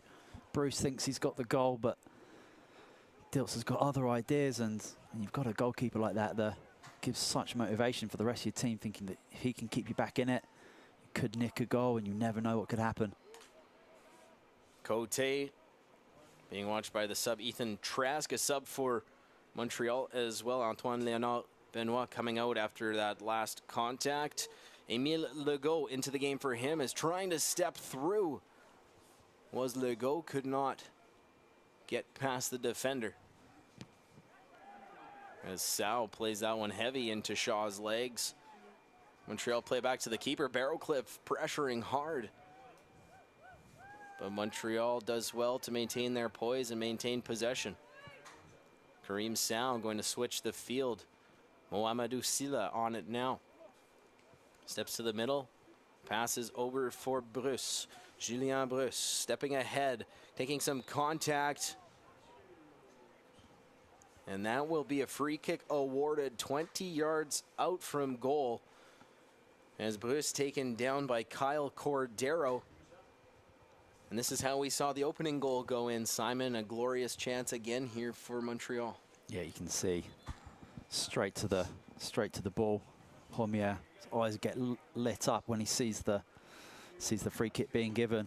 It's in a really dangerous area on a little bit of an angle as well. Clumsy tackle to give it away. Another substitution coming in for STFX as Pommier gets set to deliver the free kick. It'll be Josh McKillop coming out of the game as we saw him take that heavy knock moments ago. And he will be replaced by the rookie out of Moncton, Anders Good. STFX substitution. Now subbed in for STFX is number 6, Anders Good. Pommier standing over the ball. A 5-man wall standing in his way of goal. Dilts ready. Pommier delivers, looking top corner, crossbar. Cote scores 2-0. Carabin. Again, it's an absolutely beautiful strike, curling into that top corner. Just clips the postage stamp post there and falls kindly for the attacker, and that's the second goal that they've been really striving for ever since they got the first, and it's well deserved. Dilts has done everything he can from kind of outfield play, but those set pieces have clearly caused him a problem, the quality of Pommier there. And yeah, 2-0 Montreal, man advantage, uphill battle now for the X-Men. And it took an assist from the crossbar to finally solve Dilts in this half, but you had to feel like it was only a matter of time until Thierry Cote finally converted on one, because he has been all over Dilts, especially in this second half. As STFX looking for an answer, Barrowcliff trying to get around Kareem Sow, nicely touched by the Montreal defender. And that'll be played well ahead by Adam Ben Moussa.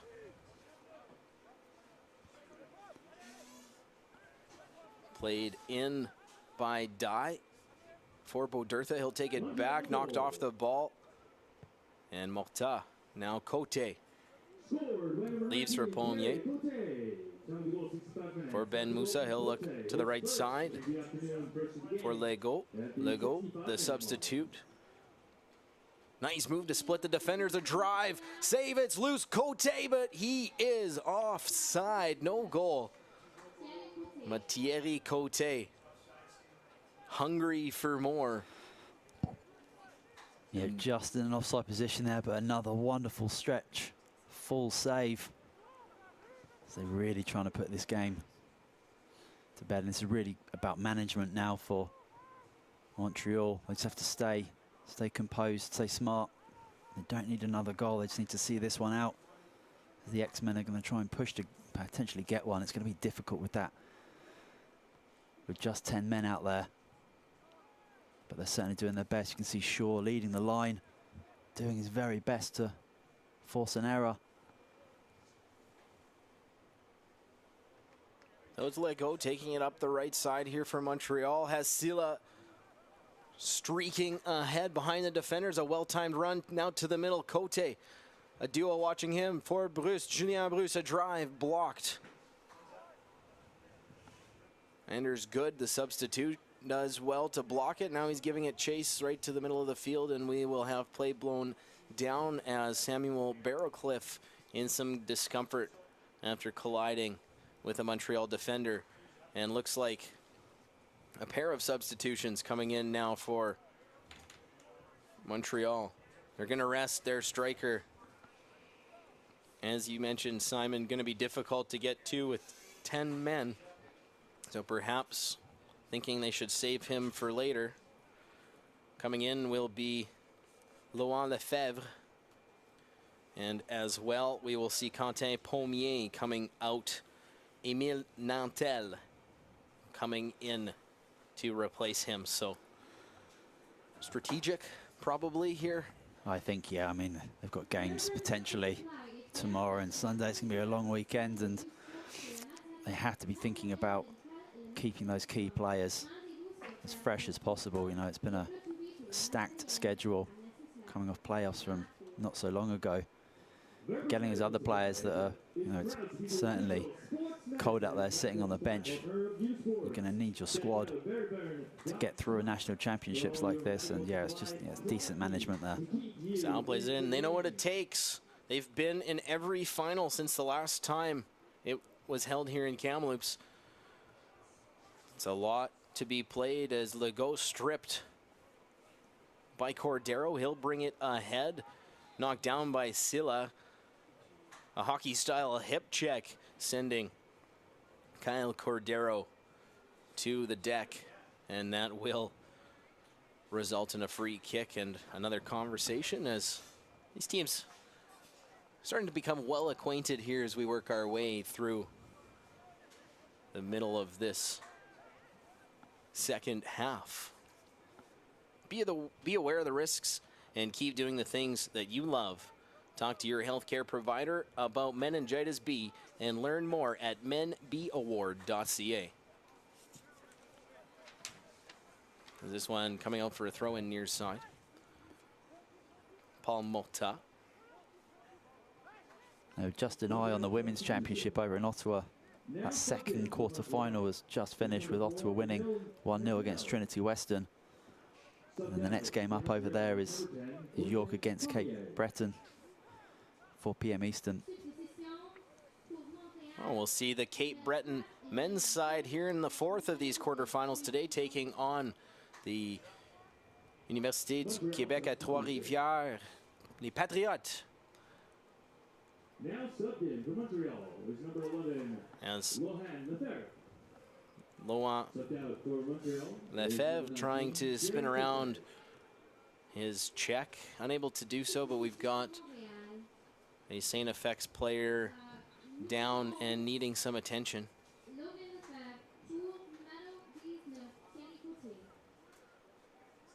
As Cordero in some definite discomfort here for the X-Men. Didn't quite pick up how he went down, but a part of that last flurry of bodies just outside the 18 for STFX. And have to hope the best for him, of course. Played a high energy game here through the first 70 minutes of action. And though Canada in November, you expect a chilly climate. It's got to be really challenging for everybody involved to be playing in approximately -10 temperature in shorts out here today, and hope for Kyle Cordero that should he be unable to continue, it's nothing too serious and lingering for him, but we wish him all the best. Absolutely, yeah. The surface plays such a big part in regards to how you fall. I didn't get a good look at that incident either, but certainly some discomfort on the lower back there, if that's from hitting the ground or from contact. Referee did give a free kick, I believe. But yeah, certainly hope that he's okay. And yeah, I think this is my first November in Kamloops, and people warned me about the snow and the frosty climate. Didn't quite believe them, but I do now. And so we will see an immediate substitution for Cordero. Replacing him will be Logan Harrington.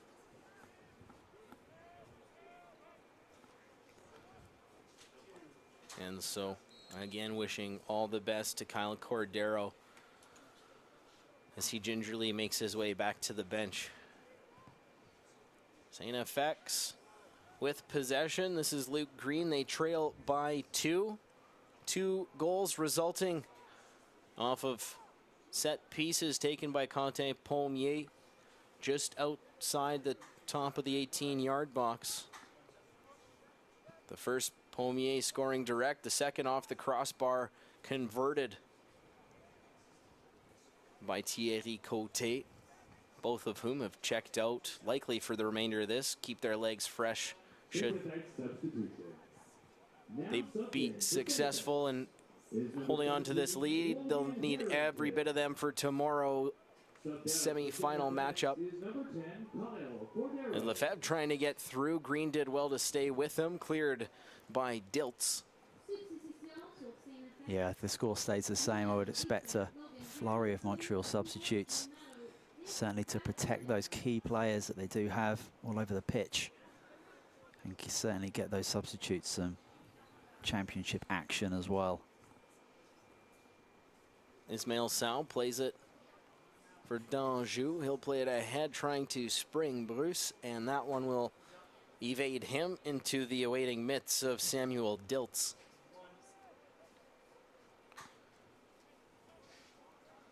Ahead for the recent substitute, Harrington.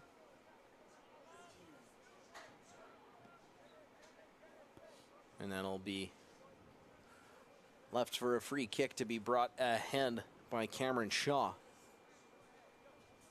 It looks like a little bit of formation changes with the substitutes and down a man for STFX.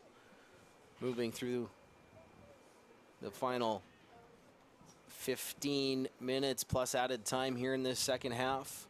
And a free kick chance here to be taken by Luke Green. Green steps up, nice ball in, it's loose, back post, takes a sideways hop. Shaw and Rick both awaiting it there, neither able to get a touch on it. It goes out for a goal kick, as we'll see another Montreal substitution. Julien Bruce will make his way to the bench, and we will see Salim Eliassi coming in for Les Carabins to finish this one out. Yeah, Green puts a great ball in there, and Shaw, I think he's just surprised it makes it all the way to him, because I thought he was going to bring that down on his thigh. It's actually a really good opportunity, and yeah, if you feel that something's going to happen for the X-Men, it's got to come soon.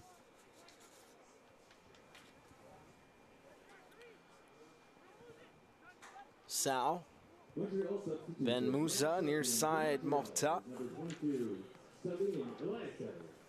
For Eliassi, that one will go out, and it will indeed be a Montreal corner, and Salim Eliassi off to take it.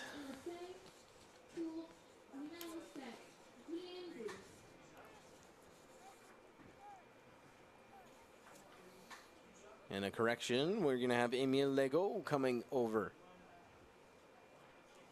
as Wheel. Have the short pass in, little give and go. Legault, a big play in, looking back door, well defended defensively. Plays it off his opponent and out. Luke Green, well done. Thompson Rivers University at the U Sports Men's Soccer Championship. Proudly serving the Kamloops community. The goal kick played shortly to Die. He'll play it to the left side. Green will delay.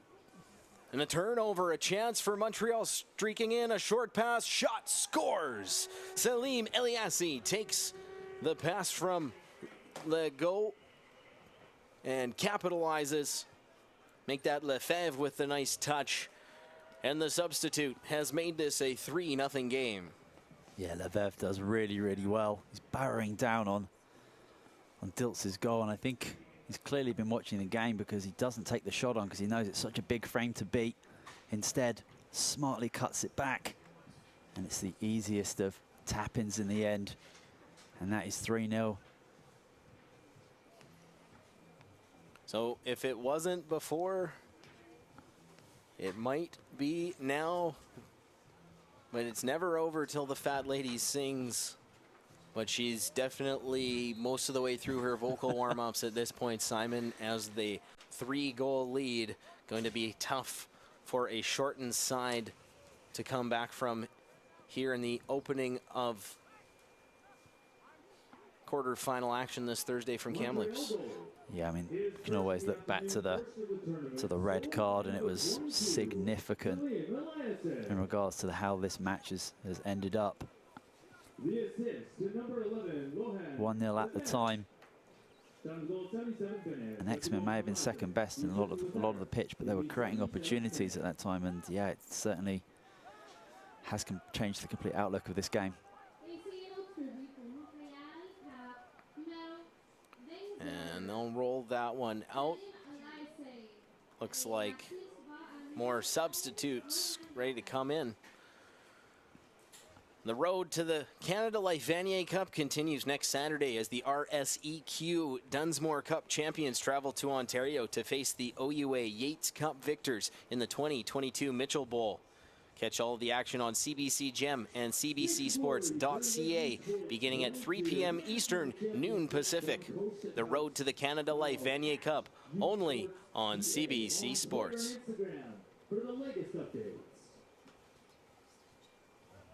As we have Kareem Sow getting some attention off camera on the field. Looks like he will make his way to the sideline and be replaced. So another substitution for Les Carabins here. Najib Shamil coming in to the game for the men in blue. And as well, that will be the end of the contest for Paul Morta, as Sammy McDuff will also be coming in for Montreal. Yeah, great chance for some of these substitutes to get some action on the pitch. So likely to be needed in the semi-finals tomorrow. And a third substitution, Fergus Hall coming in for STFX, replacing Max Bodertha. As 10 minutes plus added time remaining here. Montreal leading 3-0 in this opening quarterfinal matchup. As we will see the UBC Thunderbirds taking on TMU Bold in the next one. McMaster Marauders to take on the host TRU Wolfpack. And then the UQTR Patriote facing the top-seeded Cape Breton Capers in the final of the 4 quarters this evening. As Eliassi not going to be content with just one, looking for more, as that's well defended by Anders Good. Clears it out. It'll be a corner kick here for Montreal. As you have to think they'll be more than happy to just keep the ball in the offensive end. And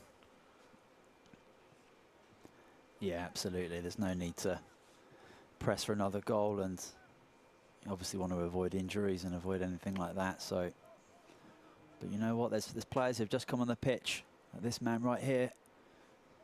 The players that want to make a statement. Everyone wants to play. Everyone wants to be in that starting 11. And even if it's just 10 minutes and you're a few goals up, you can still certainly make an impact on the coach's choices going forward.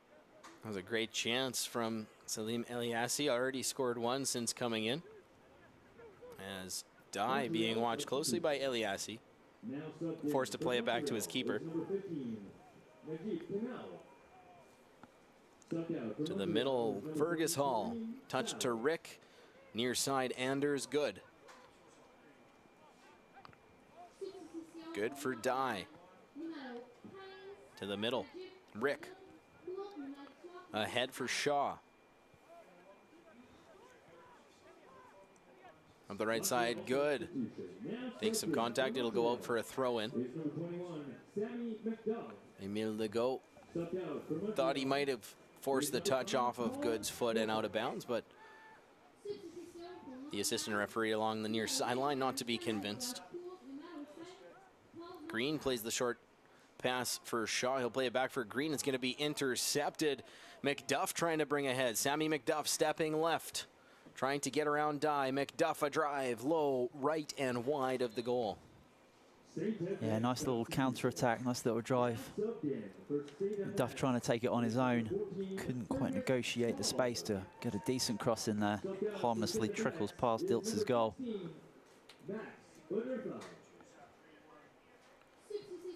Another substitution here for the X-Men. Owen Pensum. The second year out of Ottawa. Going to come in to replace Samuel Barrowcliffe, member of the U Sports All-Rookie team, as announced last night at the awards banquet. So Certainly not the last we'll see of Samuel Barrowcliff at the championship this weekend, but an opportunity for Pensum to get in on the action.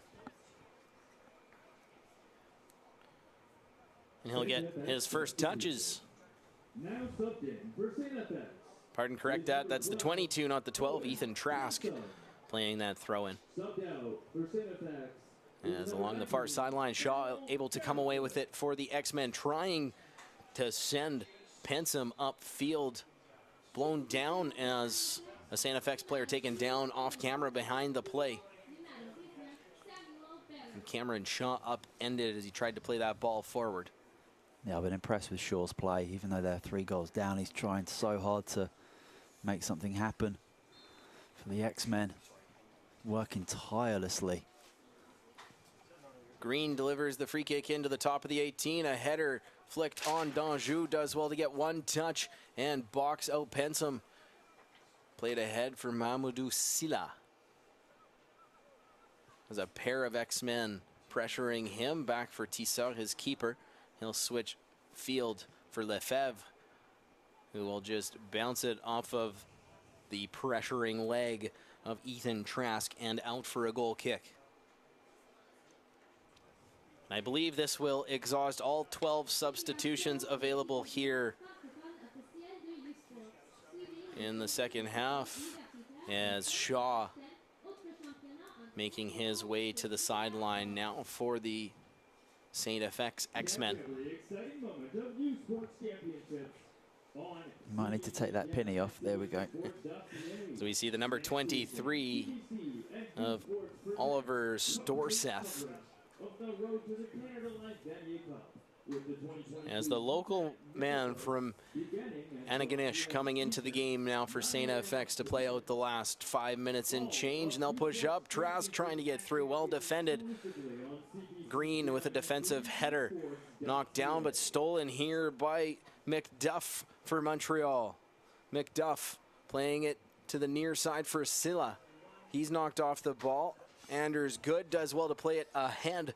Logan Harrington trying to get around Legault, unable to do so. Is Sal, and now it'll be touched by Nantel. Back for Legault, as Eliassi poked off the ball, but it goes to a teammate in support.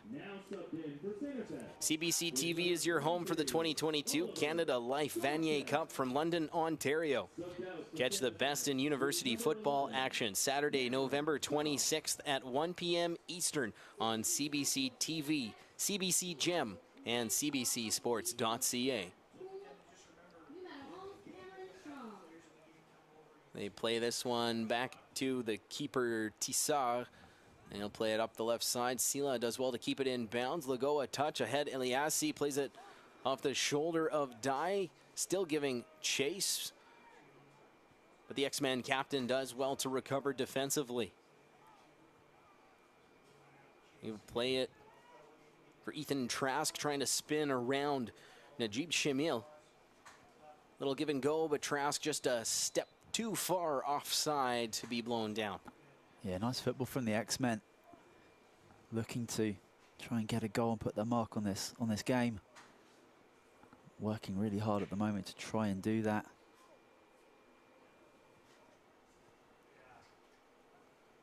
Tissard stepping out to play this one ahead. It'll be flicked on. Eliassi trying to get through. Well defended yet again by Dye. Trask playing it back toward Green. He's going to give it chase, but it did go off an opponent and out for a goal kick.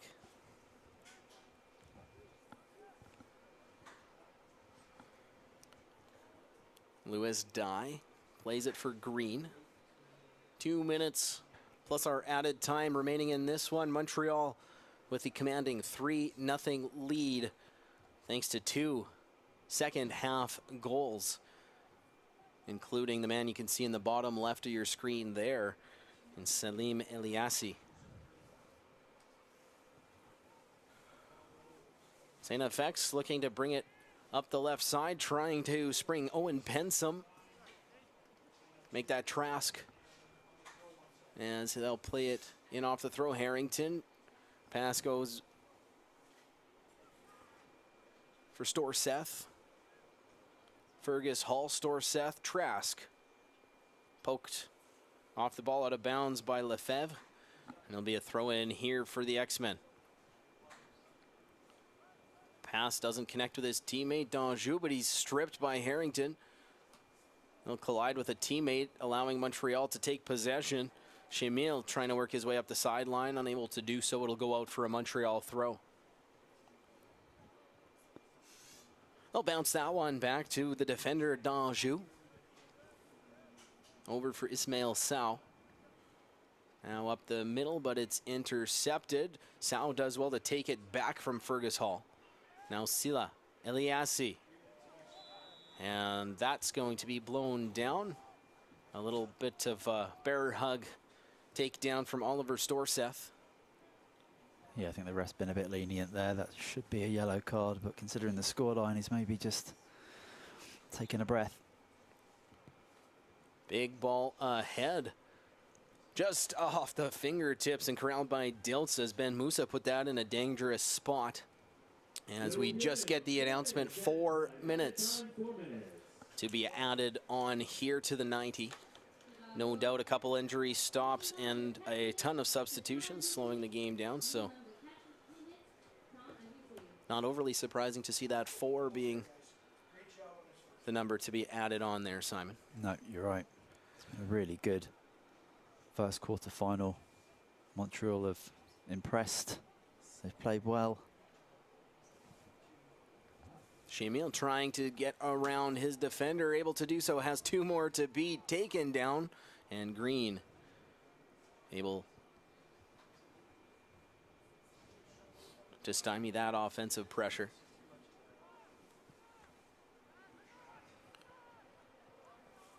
Comes near side, out of play, throw in for the Carabins. Sila takes it quickly, playing it for Nantel, getting it back. We'll roll it back. Ismail Sow. Long ball ahead for Mahamadou Sila. Battling there with Anders Good. Both of them grabbing onto each other's uniform. It'll be a free kick awarded in favor of the X-Men, as they'll switch the field. Roll it back for Green. Slowing the pace down. See if they can push one forward and break the scoreless figure on their side of the scoreboard. Anders Good plays it for Lewis Dye.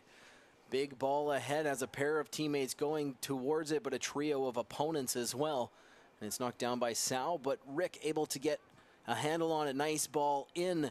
D'Anjou plays it and clears it out the near sideline. Yeah, last final push for the X-Men to get their goal. They fought bravely with 10 men. Pensum touches back for Good. Play it back to Dye, now Green.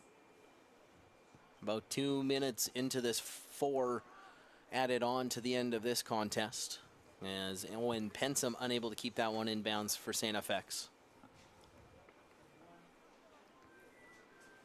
Emile Legault playing it in for Montreal off the head of Fergus Hall.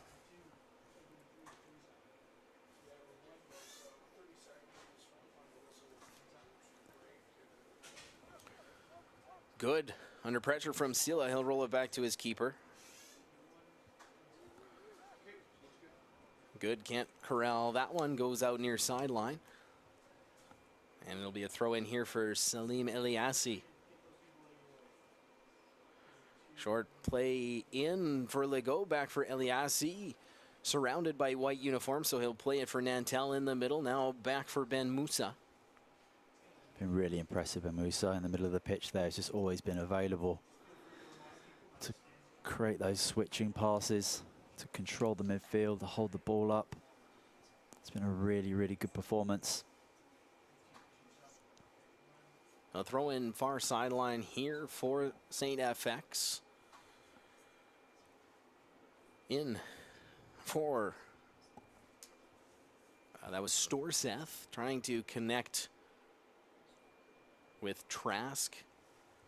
Had it stolen, but able to take a friendly bounce off an opponent out for a throw-in. And the whistles will sound. And with that, les Carabins de l'Université de Montréal have punched their ticket through to tomorrow's semi-final. They'll have to await to find out who their opponent may be later today. But a huge congratulations to them. And a tip of the cap as well to the STFX X-Men. They gave it all they had. But the challenge of overcoming a red card to Ethan Larson was too much to surmount. 2 goals off free kicks. Quentin Pommier opened the scoring early in this one. Set up a Thierry Cote goal. And then it was the substitute Salim Eliassi who was able to make it a 3-0 game. When we come back, it's the post-game show. You're watching U Sports on CBC.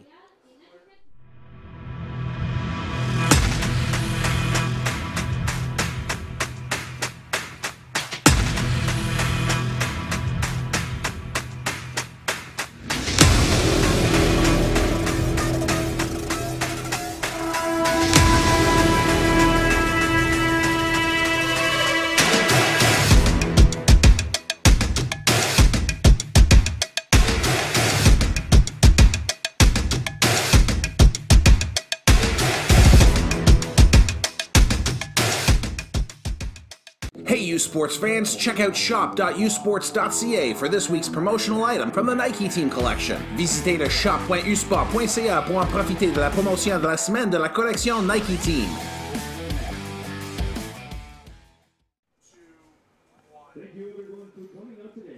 Welcome back. It's time now for the Nike Team Players of the Game. And as expected, Simon, for STFX, he was a wall in there, the keeper, Samuel Diltz.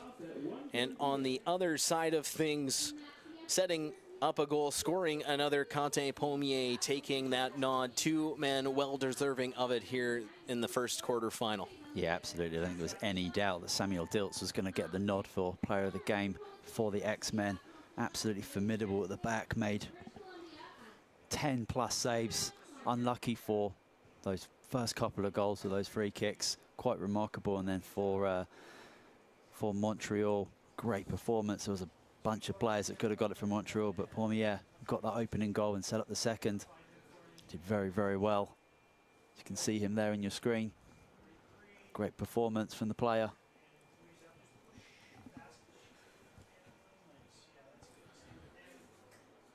Three more quarterfinal matchups still to come. Up next, we will see the UBC Thunderbirds taking on the TMU Bold.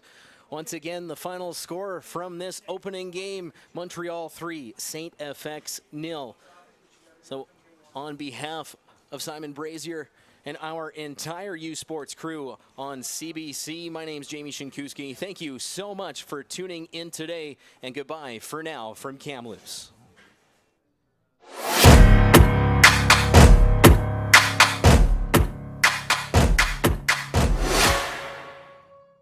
U Sports on CBC, presented by Les Championnats U Sport, une présentation de Fox 40, title partner of the U Sports Coach of the Year Awards, fier partenaire des prix des entraîneurs de l'année U Sport, Veriburn Medical Supply, exclusive sports medicine and medical supply partner of U Sports, le partenaire exclusif de U Sport en matière de médecine sportive et des fournitures médicales, Nike Team, exclusive performance apparel provider, just do it, fier partenaire de U Sport, faites-le. Baron, exclusive championship rings and recognition jewelry provider to U Sports. Le fournisseur officiel des bagues et bijoux commémoratifs des championnats U Sport. Sport Canada, funding partners of U Sports. Sport Canada, partenaire financier de U Sport.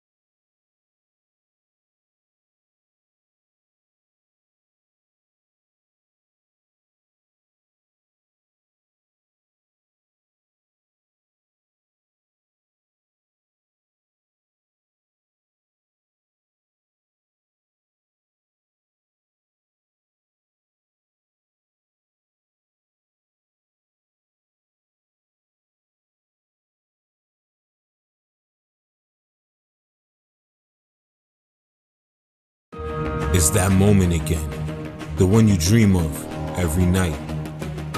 La seule chose qui te préoccupe, c'est la gloire. Le cheminement de la réussite, of pushing yourself further than ever before. But the true glory is in the shadows. Les sacrifices que tu fais, quand toutes les chances sont contre toi, when you can't push one more second, chase the glory. Visez haut.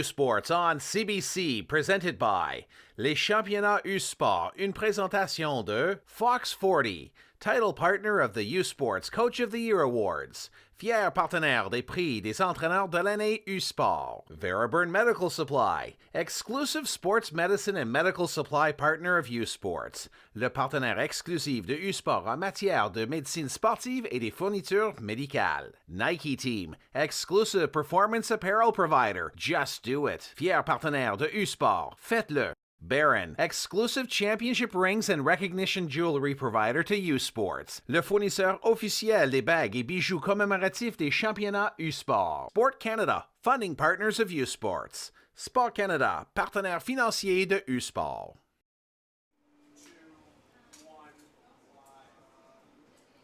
Welcome to beautiful Kamloops, British Columbia, for this quarterfinal matchup in the U-Sports Men's Soccer Championship presented by RBC on CBC. My name is Jamie Shinkuski, sitting alongside Simon Brazier to bring you the second of four quarterfinal matchups today, as we have the Canada West champion UBC Thunderbirds taking on the OUA runner-up TMU Bold. And Simon, a team very well accustomed in UBC, coming out for this one, looking to make a return to the final for a first time in a few years. Yeah, and UBC looking strong, had a great end to their season, capturing the Pacific Canada West title as well as their playoffs.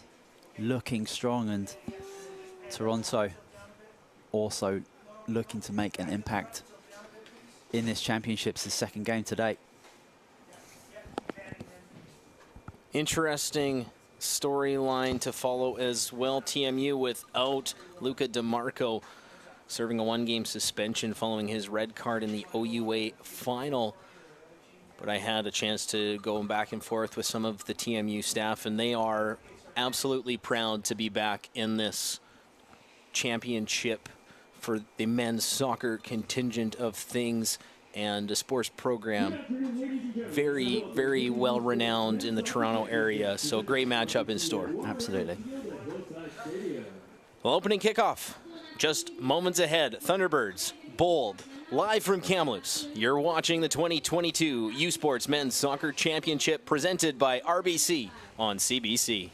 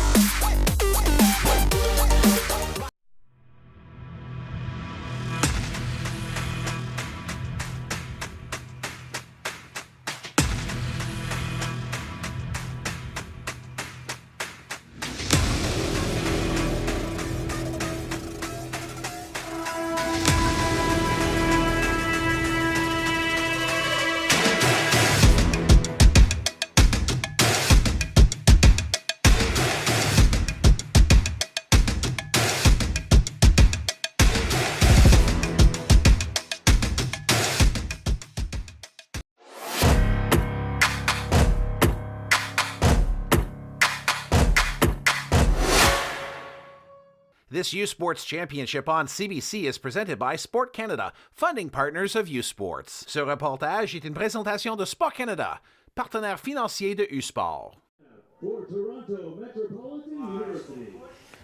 And welcome back to Kamloops as the coin toss underway, just about set for this second quarterfinal, as we will see who will join les Carabins de Montréal in tomorrow's semi-finals. And this UBC team, Simon, the only other team in this championship we've had the pleasure of seeing here in Kamloops this year. In fact, one of their 3 losses on the season came way back at the end of August, but it's been quite a season for them since. The Rookie of the Year in Eric Lajeunesse, second team All-Canadian Victory Chambucho, and first team All-Canadian in Thomas Gardner. There's a ton of talent on this roster for these Thunderbirds. Yeah, it looks like they've just got stronger and stronger through the season, and coming into the Nationals at the right time, at the right place. Certainly going to look to continue their fine form, but it's a knockout tournament. Toronto, ranked number 6 coming into this, they're not going to be an easy opponent. There's going to be no easy games during this tournament so far, and I'm so lucky that we're able to sit here and watch all this wonderful talent come together here in Kamloops for this great tournament, and I'm looking forward to another awesome match in Game 2. And for this TMU Bold side, it's their second Nationals appearance. Formerly known as the Ryerson Rams, they finished 7th in 2013, so looking, no question, to improve upon that. The OUA runners-up, losing to McMaster in the OUA final. But just like their counterparts here today, picking up 9 wins during the regular season, as take a look at how Philip Prostrand's side lines up to start this one in those blue uniforms, going to be going left to right on your broadcast screens through the opening half.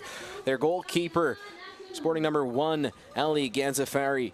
Number 3, Mario McLennan. Number 4, Brandon Barone. Number 5, Christian Westlaken. Number 8, Faisal Gaffer. Number 10, Amir Kanani. Number 11, Justin Santos. Number 14, Kai Martin. Number 15, Karambir Memi. Number 17, Tristan Marshall. And number 24, Bilal Reslan. And on the other end of the field, sporting the clean white uniforms, Mike Mosher's going with number 2, Daniel Kaiser. Number 3, Noah Hrdlicka. Number 5, Eric Lajeunesse. Number 13, Marcus Kaiser. Number 14, Logan Chun. Number 16, Mihai Hodit. Number 20, Marcus Puhalj. Number 25, Nick Fussell. Number 28, Thomas Gardner. And the keeper in red, number 30, Peter White. As we're underway here in Kamloops, a brisk -7 at the opening touch of this one. And as we saw in the opening contest, the elements certainly to be an added factor for both teams throughout this afternoon matchup. Yeah, absolutely. I'm not sure how much of the first game these two teams would have seen. I'm sure they would have maximized their time in the warmth and getting out there for their warm-up. But you know, as soon as those players on the pitch right now get going, they're going to look to start strong. We saw an early goal in that first game, a beautiful free kick, and you can certainly set the tone if you can come out and get the ball around and get those first touches in. It's so important as a really good attack building up here. Thunderbirds play a ball in. Shambusho was waiting for it, but it's cleared away by TMU defensively. Well done by Tristan Marshall.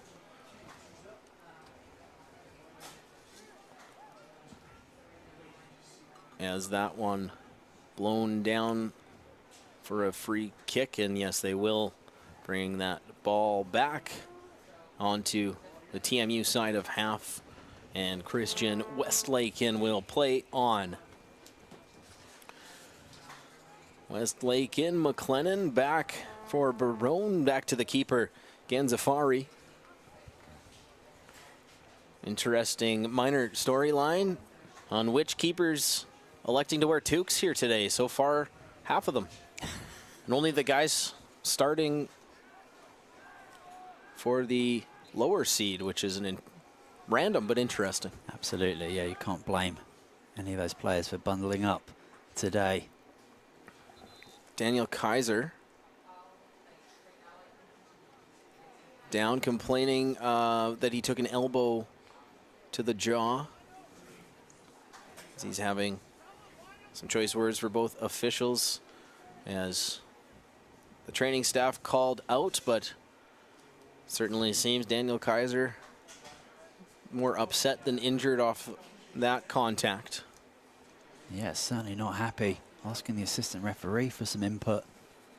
Didn't quite see it myself, so I'm not going to comment, but clearly the Thunderbird skipper not happy. And it'll be a UBC free kick. As our referee directing traffic here. It's going to be a drop ball, in fact, not a free kick. And La Jeunesse will send it all the way into Ganzafari's hands. As a slow but feisty start to the second quarterfinal. These teams getting acquainted early as Kai Martin takes that ball from his keeper. Kanani knocked off the ball. UBC looking to counter. Shambusho giving chase. Marshall's there. Daniel Kaiser takes it for UBC. Nicely touched and out for a goal kick by Tristan Marshall defensively. Heads up play to make sure he put a poke off the foot of his opponent and win the ball for his keeper as Ganzafari plays it to his left for Brandon Barone. Back to his keeper, he'll send it out towards center. Marcus Kaiser awaiting it. As Marcus Kaiser, who scored the winning penalty kick in the shootout against the University of Calgary to lift this Thunderbirds team to the Canada West title, their 5th straight, 22nd overall. 7th round of that, and it was Peter White, the keeper, starting today with 2 massive saves to help this Thunderbirds team advance here. They, of course, finishing 4th the last time Nationals was held in Kamloops. As Marcus Kaiser playing that ahead. Shambusho dummies, leaves it for Logan Chung. A chance here for UBC early. Chung against Marshall. Just Marshall to beat. He's taken down. And no call from the official. UBC wanted it. Wow. Look for a second that the referee was going to blow that whistle and give a penalty, potentially a red. I think he had to look up at his assistant referee, who was not waving the flag. He had a better view of it for sure. But a really, really interesting attack. Really tough from this angle to tell if indeed there was a foul in contact or if he just fell on his own accord, but yeah, it's a really tough one to see from here. It looked to me like the defender got a nick, but the assistant referee definitely got a better view of it than we did. I thought he did a great job getting close to the goalkeeper just to get a shot away, and kind of a last-ditch defensive attack. Certainly started spicy, this one. I'm very much enjoying it so far. That one blown down for a free kick. Looks like McLennan getting up on the back of his opponent, going up for the header. And UBC will bring it. La Jeunesse takes the Kaiser pass, sends it up. Marshall on it first. But La Jeunesse recovers. Well intercepted by Kai Martin for TMU. He'll step to the middle. His pass intercepted by Nick Fussell. That's Marcus Kaiser sending it ahead. Shambusho giving chase, as is Marshall. And the defender with body positioning does well to win that one for the Bold. Yeah, it's only a few minutes in, and I can see that Shambusho Marshall contest is going to be a great battle. Both strong, quick, powerful players. Well, you have to think as soon as the matchup was decided, the Torontonian defender knew he had a big task at store, and now the other way, Kanani trying to spring Justin Santos. He'll delay, play it back for Mario McLennan. Ball into the box, headed towards goal, and they score! Faisal Ghaffur has them ahead 1-0 as he heads it into the bottom corner. Well, what a start to this one, just in game one. And it's a really good ball into the box. And a very well-guided header. Not easy to negotiate power and placement on a cross that doesn't have too much power itself, but does so well to guide it into that bottom corner, leaving White with no chance, and it's a really bright start to this match. And about the same time we saw the opening tally in the first quarterfinal. And look at that cross in, it's just guided in beautifully. The bounce just ahead of the goalkeeper, takes it away. Really, really good goal. Faisal Ghaffur's header has the lower seeded Bold up early.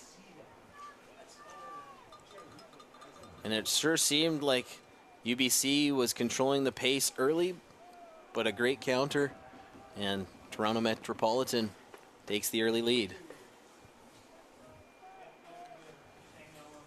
I'll throw in Mihai Hoda to take it here for the Thunderbirds along the far sideline. Short play in for first team All-Canadian Thomas Gardner.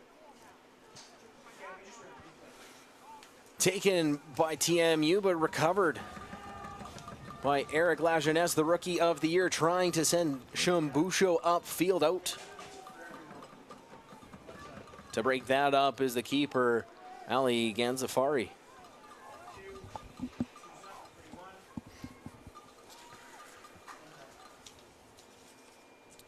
The best of women's university soccer is on display this weekend with the U Sports Women's Soccer Championship presented by Ocean Group from Laval University in Quebec City. Catch all of the action daily on cbcsports.ca and CBC Gem. First of the game, first of the afternoon. Gardner plays to Hoda. UBC looking for an answer. Fussell, short touch. Shambusho, a drive blocked by Barone. Not out. As Hoda played it back in, cleared again by Barone. And now Kanani looking to bring it the other way for TMU. Short pass there for Bilal Reslan. Trying to spring Dos Santos up the left side, but well played and broken up by Noah Hrdlika.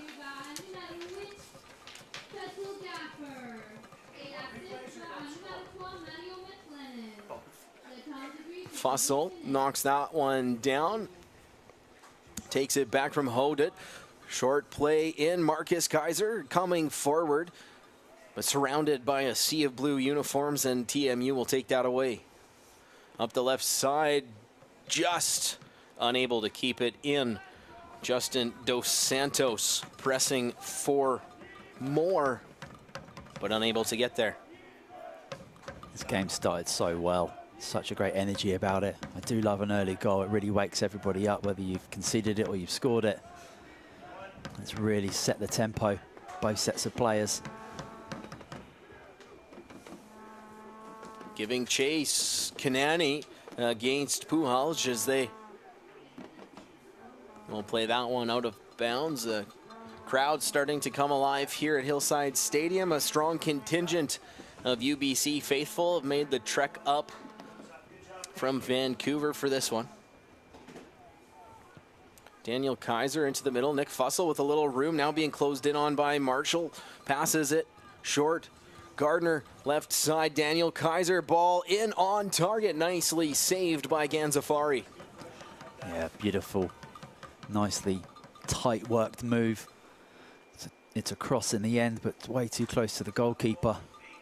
You can see Kaiser up that left-hand side.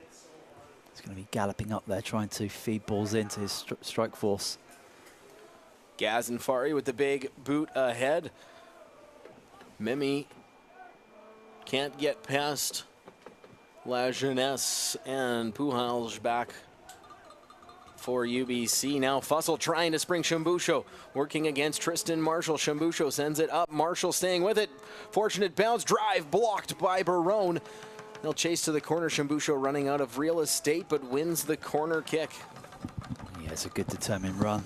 Marshall seemingly had it under control, but maybe a little bit of lack of awareness.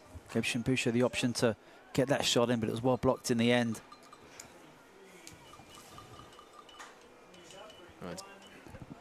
Gardner up to take it here, delivers the ball in from the corner right into the awaiting hands of Ganzafari. Looking for a quick one, and that's a great ball from the keeper. Well, ahead for Justin Santos, 5 men to beat. He'll send a low dribbler in on target. White had a little bit of hesitation to corral that, but equal to the task. Gardner for Mihai Hodit. He'll roll it back for Hrdlicka up the right side. Shambusho is there, can't get it as Christian Westlaken breaks it up. Thunderbirds staying with it. Fussell ahead, Shambusho. Defenders to beat. Shambusho into the 18. Blocked by Barone on the centering feed attempt. Goes out to the sideline. Hodit keeps it in, steps around Barone. Has McLennan to beat, and Mario McLennan steals that one and moves it upfield. No, not quite, as he runs out of real estate and steps out of bounds. Yeah, just a little update from Ottawa in the Women's Championship. That third quarter-final taking place right now, 0-0 between York and Cape Breton. They're about 30 minutes into that first half. We will bring you updates with that game as well. The Cape Breton men's side also factoring into the national championship. We'll see them take on UQTR in the final quarterfinal this evening. McMaster versus TRU, the matchup to follow this one. And as Noah Hrdlicka steals ball into the middle, Westlaken knocks it down. Daniel Kaiser sends it back in. Marshall clears with some assistance from the goal scorer, Gaffer. And now they'll give chase to the far sideline. It'll be a TMU throw, as Brandon Barone does well to force that turnover in possession. Thomas Gardner wanted a favorable call his way, not going to get it. As McLennan over to play that ball in. Unable to keep it in was Gaffer, and that'll go out for a UBC throw in now. Yeah, just needlessly giving a free kick away there. Which gives the Thunderbirds the chance to flick one into the box. So sending the defenders forward. It's so important to stay concentrated even when you don't think there's a dangerous spot, but giving simple free kicks away. La Jeunesse delivers a touch by Kaiser, diving, can't save it. It's a tie game. Daniel Kaiser has knotted this one at 1. Yeah, and it's a great free kick. Just as I was saying, it's just a needless free kick to give away from Gaffer. It's ended up in a goal. Delicious free kick into that near post, and Kaiser does well to get that left foot on it, guide it into that near post, and the skipper leads by example, equalises for his team. What a free kick delivery from the Rookie of the Year. Yeah, it's a nice little flick, and the keeper gets a piece of it, but it's not enough. So just like that, could be a high-scoring affair if we're going to get a goal about every 7 or 8 minutes here, but well converted by UBC. And they've climbed right back in this one, 1-1, 15 minutes gone by.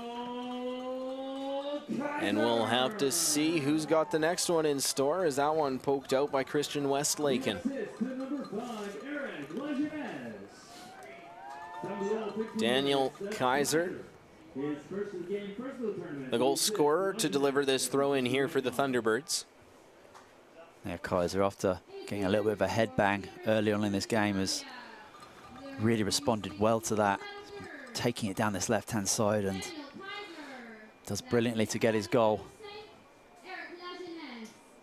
Roll it back, mishandled by the keeper, White. Herdlika will have to flick it on with a header, trying to give some room for Hodet. He'll play it off of an opponent and out for a throw-in along the far side. Yeah, I certainly hope you're right in regards to seeing more goals. It certainly smells like there are plenty more of them available in this match. Victory Shambusha leaves it for Chung. They try and come ahead and look for the go-ahead tally. Chung, a pass in. Marshall breaks it up. Not cleared out of harm's way. Marcus Kaiser given go with Daniel. Back to Daniel from Marcus, chipping it towards goal and blocked out of play for a corner by Bilal Reslan. UBC have got their tails up right now, and it's good to see this pressure. As soon as they've got that equalizer, they're looking for more. Thomas Gardner to deliver the corner kick for UBC. Good right boot in, headed defensively by TMU, not cleared as of yet. A man taken down. That will result in a free kick. TMU as Christian Westlaken hits the deck. Canada's best cross-country runners head to Halifax next Saturday afternoon for the 2022 U Sports Men's and Women's Cross-Country Championships. Catch every second of the races beginning at 11 a.m. Eastern, only on CBC Gem, CBCSports.ca, and the CBC Sports app. Well, that free kick going to be delivered right at the top of the 18-yard box for Ali Gazanfari to take. Couple of heads give touches on it. Gardner able to put it to Shambusho. Now Hoda trying to spring. Chung. Here's Logan Chung with speed, delays, waits for some teammates in support. Marshall closely watching him. Leaves for Gardner, now Hodet. Hodet, high ball, looking back post. Kaiser, a header, diving catch from Gazanfari. And Daniel Kaiser continuing to push up from that left back position and look dangerous in tight. Yeah, he seems to be in the attacking penalty box on every single attack. And it builds up from some really mature hold-up play from Chung, just holding it up, getting it back, giving his teammate the option to get the ball in. It's really good build-up play. Eric Lajeunesse plays that out of bounds, so TMU throw in. It'll be Kai Martin to take it. Throws it ahead. UBC gets a touch on it. Marcus Kaiser does well to poke that out of play away from the goal scorer, Faisal Gaffer. Ahead, Gaffer trying to get around the other Kaiser, and Daniel unable to do so. And now will advance the throw in a few paces and try again. This one goes in tight. Lajeunesse does well to get ahead on it. Gardner clears. Chung first on it. Waiting for some teammates in support. Leaves it for Thomas Gardner. Chung going down with some contact. Advantage, says the referee. Up the right side comes Mihai Hodet. Hodet can't get through Mario McLennan. Well defended. As the Hamiltonian looks to bring it ahead. Takes a hard challenge there from Nick Fussell. And that's going to result in some conversations and a TMU free kick from just past the top of their own 18-yard box. Yeah, well, it's a good advantage in the beginning stages of this play to give UBC the opportunity to get forward. We see the late tackle there. I don't think it needs quite so many rolls, but it's clearly a foul. I don't think we saw. Did we see a yellow card for that? Is it coming? There it is. As McLennan getting some attention now from the training staff, and hopefully he'll be in good shape to continue, and he will indeed get up. As you had mentioned a few times in the first quarterfinal today, Simon, that's perhaps that just extra knock that you're going to take when you hit the turf in -7 weather. Yeah, I mean, it's not nice getting cleared out or tackled or fouled on any type of pitch, but adding the impact of a solid surface isn't going to cushion the fall, that's for sure. The yellow card given. McLennan up and staying in the game as Marcus Kaiser brings this one down for UBC. Bilal Reslan taking it away, and now Justin Santos, some nice ball control and footwork. Gaffer with too heavy of a touch on UBC now to take possession. Kaiser rolls it back for Lajeunesse. Pair of opponents on him. He'll play it ahead. McLennan, one touch. Hodit able to get a header on that, knock it down to a teammate. Chung amidst a trio of opponents, but that pass attempt goes behind Justin Santos and gives UBC back the ball. Play goes ahead. Westlake in a touch on it. Tristan Marshall stepping up off the back line to play it ahead. It's Kanani trying to come up. They watch that one bounce out of play and allow Martin to come forward for the throw-in. Short play in for Westlaken, takes it back, trying to get around Kaiser, does, but Gardner smartly in support defensively, and now Daniel Kaiser will send it up field out of bounds. And that would have resulted in TMU possession regardless, as Tristan Marshall was the only player in the proximity barreling back defensively. The last 5 to 8 minutes have been a little bit messy. Both teams immediately looking to go long. Just needs a little bit of just to calm down a little bit, try and get the ball down in the middle of the pitch like here and just keep some possession. Gardner brings it through center for Fussell. He'll be taken down by Santos and win a free kick. Not too far from the spot that resulted them in the game's opening tally. Yeah, they're going to need to be sharp here at the back.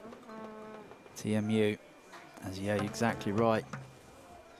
It's this player and this cross that caused so many issues. Lajeunesse delivering again. Good ball in. Bounces into the awaiting hands of Gazan Fowry. And he will squeeze and make no mistake not to be defeated this time off the Lajeunesse free kick.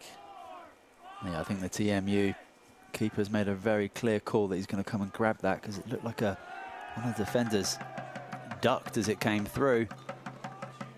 Yeah, the faithful causing a little havoc, giving a perhaps sped up 5-second count for the keeper, as he's shown an early propensity to like to hold on to the ball and let his team settle and regroup anytime he gets it his way. That'll be fun to see the progress as the UBC faithful have made the trek up from Vancouver, getting more and more vocal as this opening half progresses.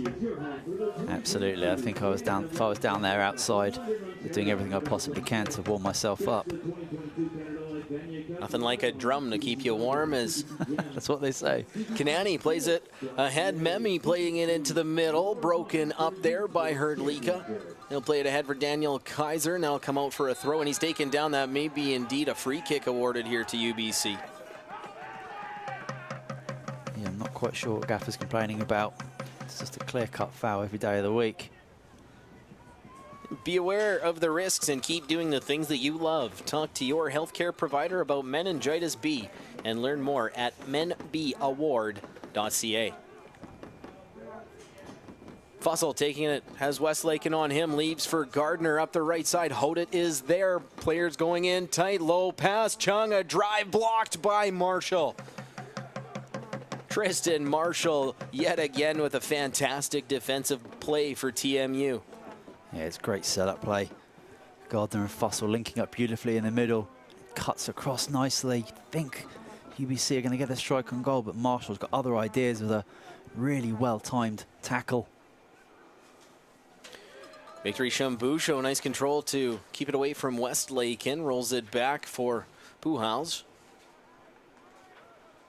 Ahead for Chung. Took a weird hop, but able to get it to Marcus Kaiser. Now up the right side, Mihai Hodet working against McLennan. Hodet can't get around the defender. It'll take a bounce off of both of them and out for a goal kick for Gazenfari. Yeah, good defended by McLennan. One-on-one. Doesn't concede the corner. Does well. A short play for Barone and ahead. UBC able to break it up. And Marcus Kaiser slowing things down. A little pass, make sure his center backs are involved with some touches. And up ahead now for Chung, trying to get around Barone, unable to do so. Off the TMU defender, out for a throw-in. Played in for Hrdlicka, now up. Pass into the middle, Fussell for Shambusho, pops it up. Nick Fussell brings it down, surrounded by blue uniforms. He'll chip it back post. Gazenfari not going to make any mistake or take any risk there as he'll hold on. Yeah, an easy claim in the end, but Fussell's got way too much time to be able to turn and clip that ball into the box.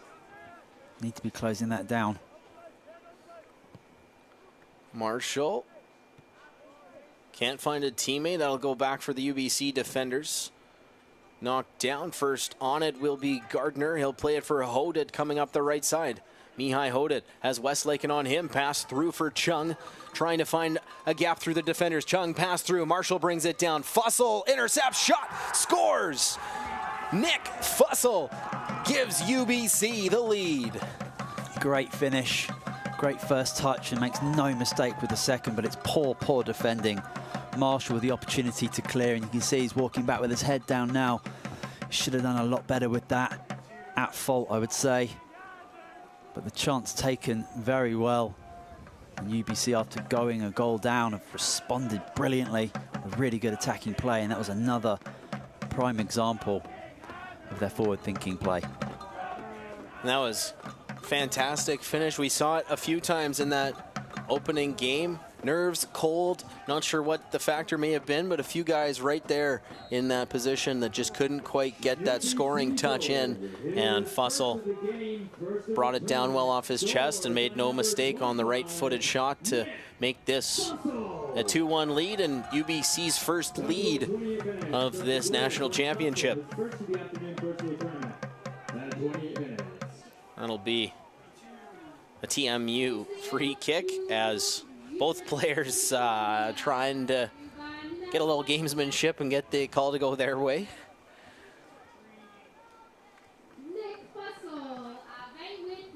And it will be taken here by Bilal Reslan. Reslan steps up, delivers a good ball in, tight-headed by Gaffer, the earlier goal scorer, but he sent it up, and Gardner giving chase. Reslan able to intercept the upfield pass attempt.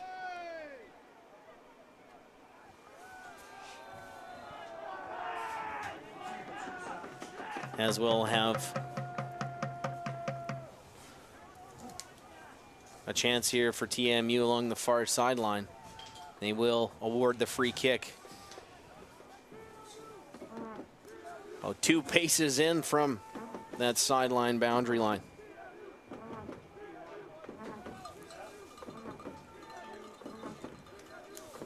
To take it again is Bilal Reslan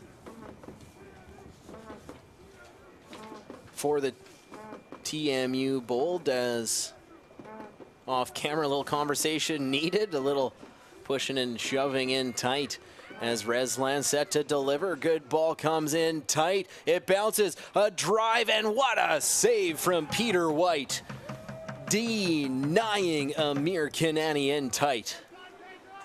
His first real big action of the game, and alive to the danger there, getting down low to make a very good save. It's a good ball into the box. I thought UBC were a little bit deep in regards to their defensive setup for the free kick, because it was just inviting that ball into that dangerous spot, but dealt with well in the end by White. The Thompson Rivers University Students Union is an important part of our... Logan Chung taking that pass in. Surrounded by a trio of defenders, finds a way around McLennan, stepping forward. Chung, pass, Shambusho, shot, scores! Victory, Shambusho buries it and makes it 3-1 Thunderbirds. Shambusha with the goal, but this is all about Chung. It's absolutely brilliant on this far side. Skipping past 3-4 players, creating the space for himself, the composure to take that extra little touch, driving towards the goal, cutting it across for Shambusha to just do what he does best, is to slam the ball home from 10 yards. And it's 3-1. You see, look at this skill, look at this drive. All the defenders are on the back foot, and it's a hard and low drive through the goalkeeper. Look what it means to them. I didn't see any way through for Chung, and somehow he found a gap. What a display of skill for the young man from Port Coquitlam. Yeah, you just take that extra touch on the ball. It just gives you the ability to look up and see the space that might be there rather than just trying to force something. You can see he's got quality in abundance and does so well for that goal. And I said it a bit in jest, but we're still on our goal every 8-minute pace here through the opening 45. As this is McLennan looking to find an answer for TMU. That one knocked down. Marcus Kaiser trying to spring Chung ahead. That one too heavy for him to reach. And Gaz and Fari going to corral it for TMU. Yeah, it's the beauty of knockout football. It's all about attacking. It's all about scoring goals. We've certainly not been disappointed so far in this tournament.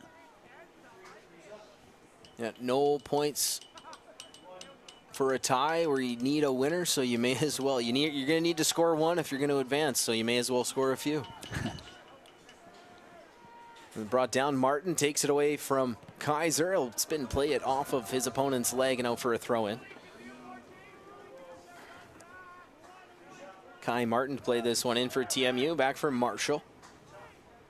He'll step right around Shambusho, still has the second team All-Canadian all over him. He'll send it, trying to spring Kanani upfield. Being watched by Buhalj, and that'll go up for a throw-in. And taken down as well, so an argument between Daniel Kaiser and the assistant referee. Yeah, Kaiser needs to settle down a bit. His team are 3-1 up. He's got a goal, but he seems to be having a word with every decision that happens in his little corner there. No need to get in the official's face. And they awarded as a free kick. Justin Santos over to deliver it. As a sextet of bold attackers in tight to try and put this one home. Santos delivers a high ball back post, headed defensively by Herdlika and out for a corner kick far side. Yeah, dangerous ball into the back post, but quite high and able for the defense to just get it clear. It's been an amazing time to get a response from TMU to get themselves back in this right away. Resland to take it. Has Memi in tight. He goes back post. Had a man there. Marshall wants a penalty kick awarded. Referee won't give it, and instead it goes out for a goal kick. Yeah, great whip into the box. And White looked like he had it, but it just flew over him, and then a couple of players went to ground, one from each side. Everyone looking at the referee, looking at the assistant, and goal kick given. The road to the Canada Life Vanier Cup continues next Saturday as the AUS Loney Bowl champions host the winners of Canada West Hardy Cup in the 2022 UTEC Bowl. Catch all of the action on CBC Gem and CBCSports.ca beginning at 12 p.m. Eastern, 9 a.m. Pacific. The road to the Canada Life Vanier Cup, only on CBC Sports. Shambusho does well to win that throw-in for his teammates. The most recent goal scorer, and that's where we sit. 3-1 Thunderbirds leading the Bold here. About 10 minutes to go in this opening half, as the second spot in tomorrow's semifinals up for grabs. Kaiser looks right, knee high. Hodet stepping up. Pass comes in. Shambusho with a touch. It's coming down. Kaiser, a drive just wide. Left. That one looked earmarked for the bottom corner. Gazanfari was outstretched, diving over, but it just missed the target. Yeah, TMU looking a little bit scrappy at the back, not winning the first ball, the second or the third there, and Kaiser, I think he'll be disappointed with that effort. Doesn't quite catch it, but they're certainly pushing for more. Tristan Marshall, the battle with Shambusho continues, and Victory wins the free kick. Yeah, it's really, really good attacking play. You know, defending from the front, so important. Tracking back, not giving Marshall an inch to push his defensive line up. It's exactly what you want from your striker. Play back to the defender, Pujols. He'll send it way upfield. Marshall getting a touch, knocks it down for Reslan. As Gardner all over him, he'll play it out to the left side for Mario McLennan. Now Westlaken back for Barone. Ahead Kinani being pressured by Pujols. He'll look right, Martin on it. Kai Martin, short pass. Kinani staying with it, goes to ground to keep possession. And now Memi playing it in, doesn't have a teammate there. Well knocked down by Hrdlicka for La Jeunesse, but his clearing attempt goes into the feet of Mami. It's Memi trying to get through, stepping around one defender, but Hrdlicka in support knocks that away from Karambir Memi and out for a corner kick. Yeah, I love that drive from Memi, just going straight into the box. Couple of nice touches to get around some defenders, and that last touch just before the defender clears it, just a bit heavy. But nice play. Santos, left-footed corner, goes back post and played away by Daniel Kaiser. Opened the scoring for UBC. Yeah, Santos has got that delicious left foot, continually putting that ball in a dangerous spot from these corners. Reslan delivering this corner in, looking back post again. Takes an unfortunate hop for Westlaken, and it'll go out. Again, TMU ball. They continue to push to try and chip away at this 2-goal Thunderbirds lead. It'll be Martin to bring this one in. Finds Kinani. Unfortunately for him, that's played with a hand. And so UBC weathers the storm and has an opportunity to send the ball back upfield. Yeah, it looked like a handball from here. TMU players just making the argument that the assistant referee, who was only 15-20 yards from it, didn't give anything. As you take a look at the UBC fans in attendance in this one tonight, going off the head. Some real serious fans. That's so good. Off the head of Gaffer and out for a UBC throw-in. Yeah, I love to see the support here at the National Championship. As Shambusho trying to take a header from Kaiser upfield. Marshall breaking that one up upfield. Pujols under pressure from Kinani, playing it for Marcus Kaiser. Short pass Gardner, now over for Hrdlicka. Absolutely brilliant play. It looked like they were in trouble. Just some nice little triangles, some one-touch passes. You can see Kaiser, the skipper, applauding the quality play, to getting out of danger with class and turning it into attack. It's what you see from really good quality teams that play together so well. Hodet sending it in just wide of goal for a goal kick, TMU. CBC TV is your home for the 2022 Canada Life Vanier Cup from London, Ontario. Catch the best in university football action Saturday, November 26th at 1 p.m. Eastern on CBC TV, CBC Gem, and cbcsports.ca. Just over 4 minutes remaining in this opening half. Lots of scoring to speak of. It's the UBC Thunderbirds leading the TMU Bold 3-1. As Hrdlicka giving chase back, and it'll go out for a throw-in. Yeah, it's really hard for TMU right now to create some possession through the defense, through the midfield to the attack, getting outnumbered in the middle. UBC doing a good job not giving them time or space to create or come forward. Just shows good organization. Fussell trying to chip it ahead for Shambusho, giving chase, but it'll go back to Gazenfari.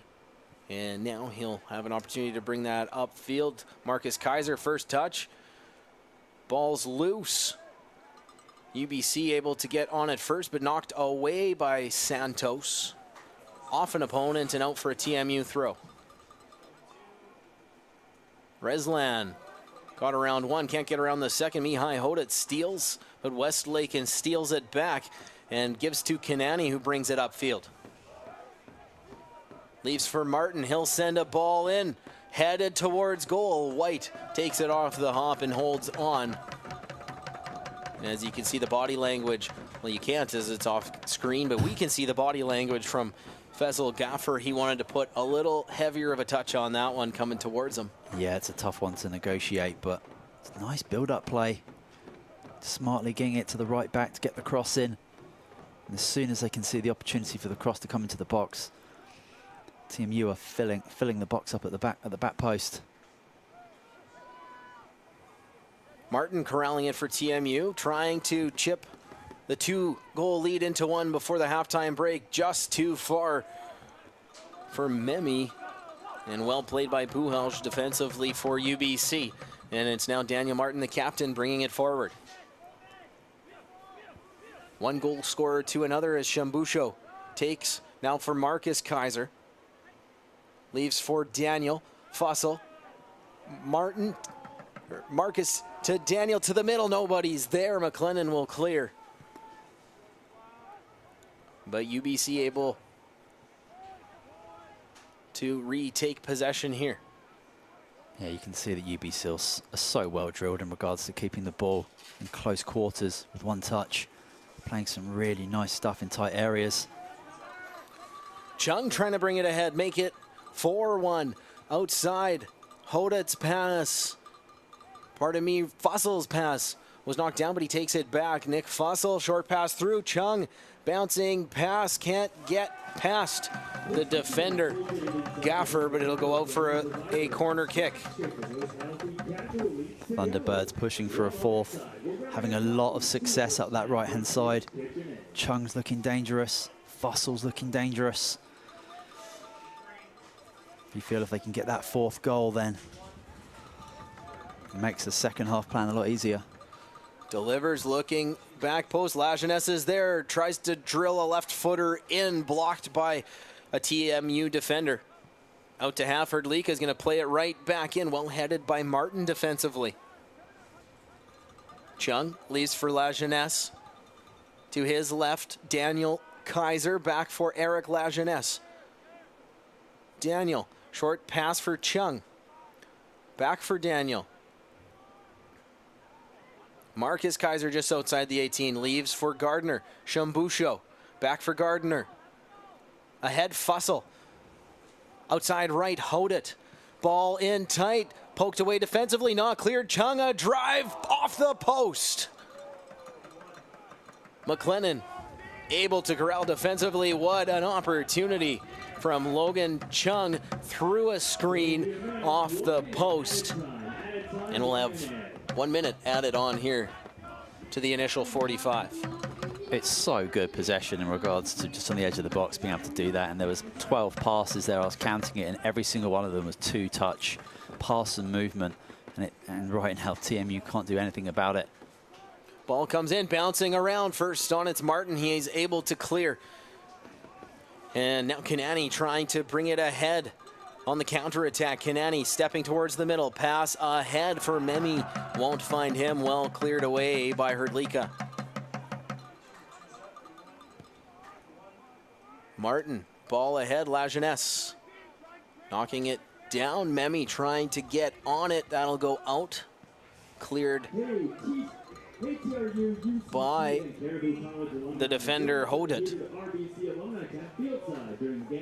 As the referee takes a peek at his watch, not quite time for half. One last chance here for TMU, centering chance by Reslan knocked down, and there the whistle sounds and will send the teams to the halftime break. UBC leads TMU 3-1. Despite opening the scoring, TMU a little bit on their heels as they head into the break, Simon. Yeah, UBC have been really, really good. Apart from going 1-0 down and scoring 3, their attacking play's been brilliant. They've been organised. Their possession's been good. It's been very, very impressive. The halftime show is coming up. We'll meet some U Sports athletes who left a mark on the world this fall, as well as unveiling one of the U Sports men's soccer major award winners. Again, the score at halftime, it's UBC 3, TMU 1. You're watching the U Sports Men's Soccer Championship presented by RBC on CBC Gym and cbcsports.ca.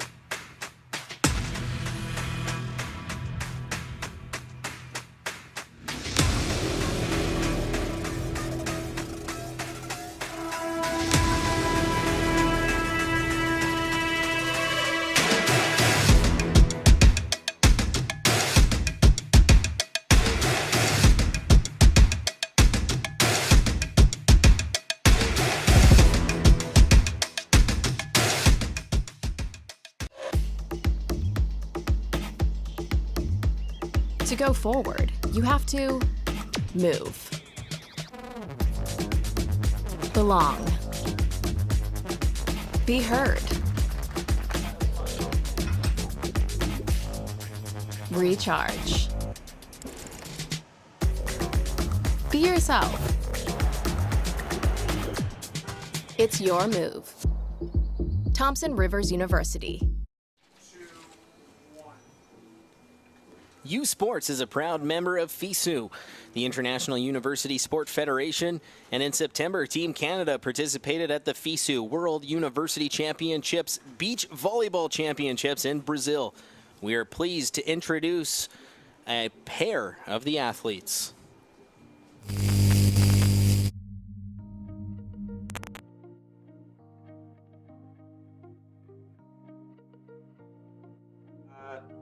Well, it represents something that I've wanted to do since I was a little kid. So working hard and now representing our country is a great thing. It's not only representing our country, but representing our schools when we're at the university games.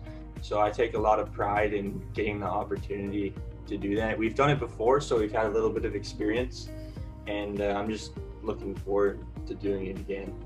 I think ultimately, you just have to believe in yourself and put in the time. I think that especially Johnny and I, both of us were a couple of late bloomers. We didn't have many university options, but we work a lot harder than everyone else, and we're very focused, and we do the extra things on top of just practicing, whether it's watching video, making sure our bodies are healthy and things like that. So if you really want to do it, it's just listening to people that are giving you advice. There's a lot of older people that are willing to share with you, and then just focusing on yourself and working really hard and just making sure you never give up. And if I could add anything, I remember when I was younger and I was like, my dream was to represent Canada and play volleyball at the highest level. And I was like contemplating if I'd even be getting onto a varsity sports team at university. And there's a little bit of concern that I wouldn't even get to play. But I think that a big tip would be believing in yourself, that you can do it, and then using everything you can as a resource to get better at what you do. And then opportunities will present themselves even when you don't think they will. If you keep trying and keep working, then you'll get better. I started a business during COVID called 8x8 Beach Apparel, and I sell clothing to try and build courts around Ontario. So I think I'd want to pursue that a little more and see if we could do some bigger projects. And yeah, I want to get more kids playing around Ontario and give the same opportunities that I got coming from a small town. And you can see where I got now, so I hope other kids have the chance to do that. Canada had a strong tournament, going 1-1 when they were forced to retire due to an injury on day 3. U Sport's next international competition is in January during the 2023 World Winter University Games in Lake Placid, New York. And now, this message from Lake Placid 2023.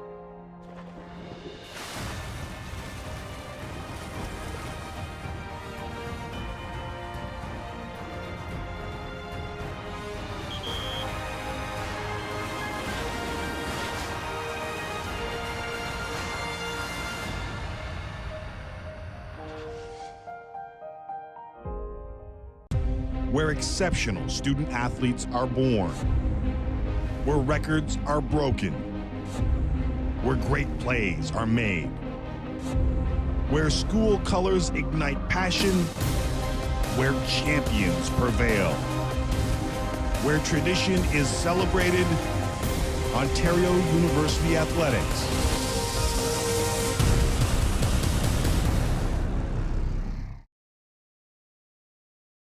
Ce samedi, c'est la grande finale du football universitaire du RSEQ. Pour l'occasion, c'est le classique Carabin Rouge et Or, samedi dès 13h30. Voyez la Coupe Dunsmore seulement à TVA Sport. Aussi sur TVA Sport Direct.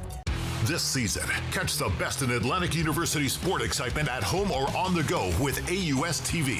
Soccer, rugby, football, volleyball, hockey, basketball, and more. Tune in at AUSTV.ca. All your favorite university teams showcasing their talents in one place. AUS TV, powered by Bell Alliance. They bring it to the court. They bring it to the field. They bring it to the ice. And now they bring it to you. Presented by Subway, the official fuel of Atlantic University sport.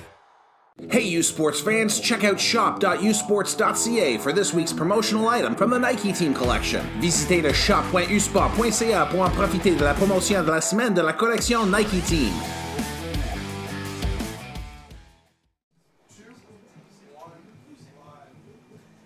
Every year, U Sports presents a series of major honors to the top student athletes in each sport. Here are the nominees and the winner of the 2022 U Sports Fox 40 Coach of the Year Award.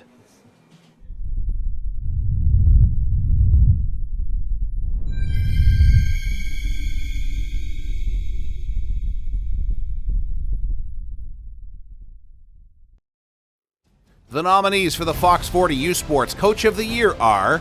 Voici les candidats pour le prix de l'entraîneur de l'année Fox 40 U Sport. Des sports universitaires de l'Atlantique from the AUS, Barry Morrison, l'Université du Nouveau-Brunswick, University of New Brunswick. Du réseau du sport étudiant du Québec from the RSEQ, Christophe Dutart, Université du Québec à Montréal, UQAM. Du sport universitaire de l'Ontario from the OUA, Ramin Mohammadi, Université Ontario Tech University. Et de l'Association Ouest Canadienne and from Canada West, Steve Simonson, l'Université Northern British Columbia, Northern British Columbia University. Le lauréat du prix de l'entraîneur de l'année Fox 40 U-Sport est, the winner of the Fox 40 U-Sports Coach of the Year Award is, Steve Simonson, l'Université du Northern British Columbia, University of Northern British Columbia.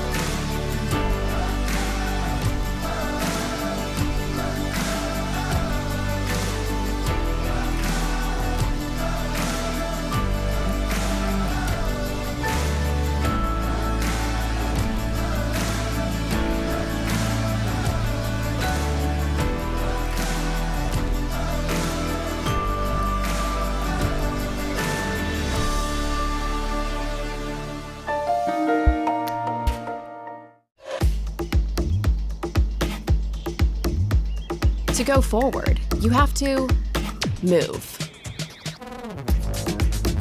Belong. Be heard. Recharge. Be yourself. It's your move. Thompson Rivers University. Ce samedi, c'est la grande finale du football universitaire du RSEQ. Pour l'occasion, c'est le classique Carabin Rouge et Or, samedi dès 13h30. Voyez la Coupe d'Unsmore seulement à TVA Sport. Aussi sur TVA Sport Direct.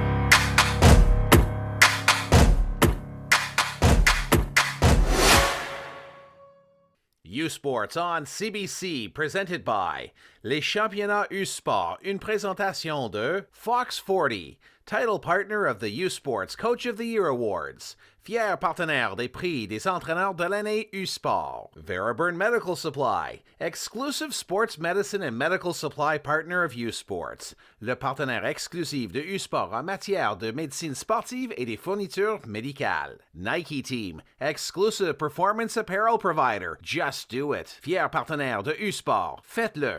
Baron, exclusive championship rings and recognition jewelry provider to U Sports, le fournisseur officiel des bagues et bijoux commémoratifs des championnats U Sport. Sport Canada, funding partners of U Sports. Sport Canada, partenaire financier de U Sport. RBC is honored to be the presenting sponsor for the host, Thompson Rivers University. Fans, you too can celebrate each U Sports team's gold medal victory with your very own commemorative apparel from T. Lidson Sports. Fans of the UVic Vikes in field hockey and Laval Rouge et Or in rugby have been flocking to shop.usports.ca to purchase their piece of history. Hurry, supplies are going fast on this limited time offer. That's the U Sports Championship Collection on sale now at shop.usports.ca. And welcome back to Kamloops as we get set for the second half of action here at the U Sports Men's Soccer Championship presented by RBC on CBC. My name's Jamie Shinkuski, sitting alongside Simon Brazier to bring you this one live. And as we enter the second half, the TMU Bold trailing by 2. The UBC Thunderbirds with a commanding 3-1 lead after an offensive outburst during that opening half, Simon. Yeah, the UBC did so well. This is the opening goal. Really nice flicked header to take TMU 1-0 up. This is the response, the equaliser. Deep free kick coming in and the skipper Kaiser nipping in. This is Chung with an assist for Fossils. 2-1 goal. And then just before the fourth goal, really big save by White. Could have very easily been 2-0 there if not for a great save from Kanani. And this is the brilliance by Chung, just driving through, cuts it back, Shimbusha, boom, through the keeper's legs. And just like that, it's 3-1. And UBC are going to look to continue that attacking prowess, maybe get that fourth goal and then settle down a little bit, because TMU would certainly have had big discussions at half-time in regards to how they can respond. They need to get a hold of the midfield a little bit better, be a little bit more composed defensively, and then hopefully if they can get a goal back in it and make it 3-2, absolutely anything can happen. Well, and you have to think, for one side, shut it down. They don't need anything more. They can keep it a 0-0 half. UBC's off to the semifinals tomorrow. And on the flip side, TMU knows they need some goals, so you have to think they're going to be pushing aggressively upfield at every chance they get. Yeah, absolutely. I'll be interested to see how TMU change from that first half performance. I mean, they did get the goal to take them 1-0 up, but other than that, they didn't offer too much of a threat to White's goal. And then the UBC will just be looking to continue that beautiful two-touch possession that they've clearly been so well drilled at. And then they've got so many good options for goals with Fussell, Shambusho, and wide options as well. I think standout performer so far for me has probably been Chung on that right-hand side. Every time he gets it, he looks dangerous. He's had a very quiet but dangerous performance, and especially that Fussell goal factoring in, and the Shambusho goal too. It's just fantastic play from the young Port Coquitlam product as we're underway here in the second half. TMU in the blue uniforms. Switching now, going right to left on your broadcast screens if you're just joining us. As that one brought down by Martin, takes a funny hop, stays with it. And now UBC able to corral. Marshall will poke that out into the bold bench for a throw-in. Don't see any substitutions at halftime to make note of here. Simon, not surprising, given the magnitude of the game at hand. Have to think they're going to be going with the strongest 11 throughout the whole afternoon. Yeah, absolutely. UBC don't really need to change anything. They need to just continue exactly what they were doing. If they can keep the score like this and maybe get one more, job's kind of done. At TMU, I'm sure that they've got a plan to make changes if nothing changes so far. With the scoreline, we will see. Knocked down by Westlaken. It's Kaiser, knocked off the ball by Kai Martin. And just unable to keep it in bounds was Karamvir Memi. And just a little update from Ottawa in the U Sports Women's Soccer Championship. It is 1-0. Cape Breton leading York right now. About 20 minutes left in that match. That's game 3, their third quarterfinal over there. Of course, the Capers men's side still to come here from Kamloops later this evening. They'll take on Les Patriotes from UQTR in the final as a drive from Shambusho caught by Gazanfari. The final quarterfinal tonight, of course. You will also see the host TRU Wolfpack taking on the OUA champion McMaster Marauders in the next quarterfinal. 5 p.m. Pacific time kickoff right here at Hillside Stadium. Yeah, the games really do come thick and fast. Kanani trying to find a hole through some contact, and there'll be a free kick awarded as Kanani bowling over Puhalj in the process.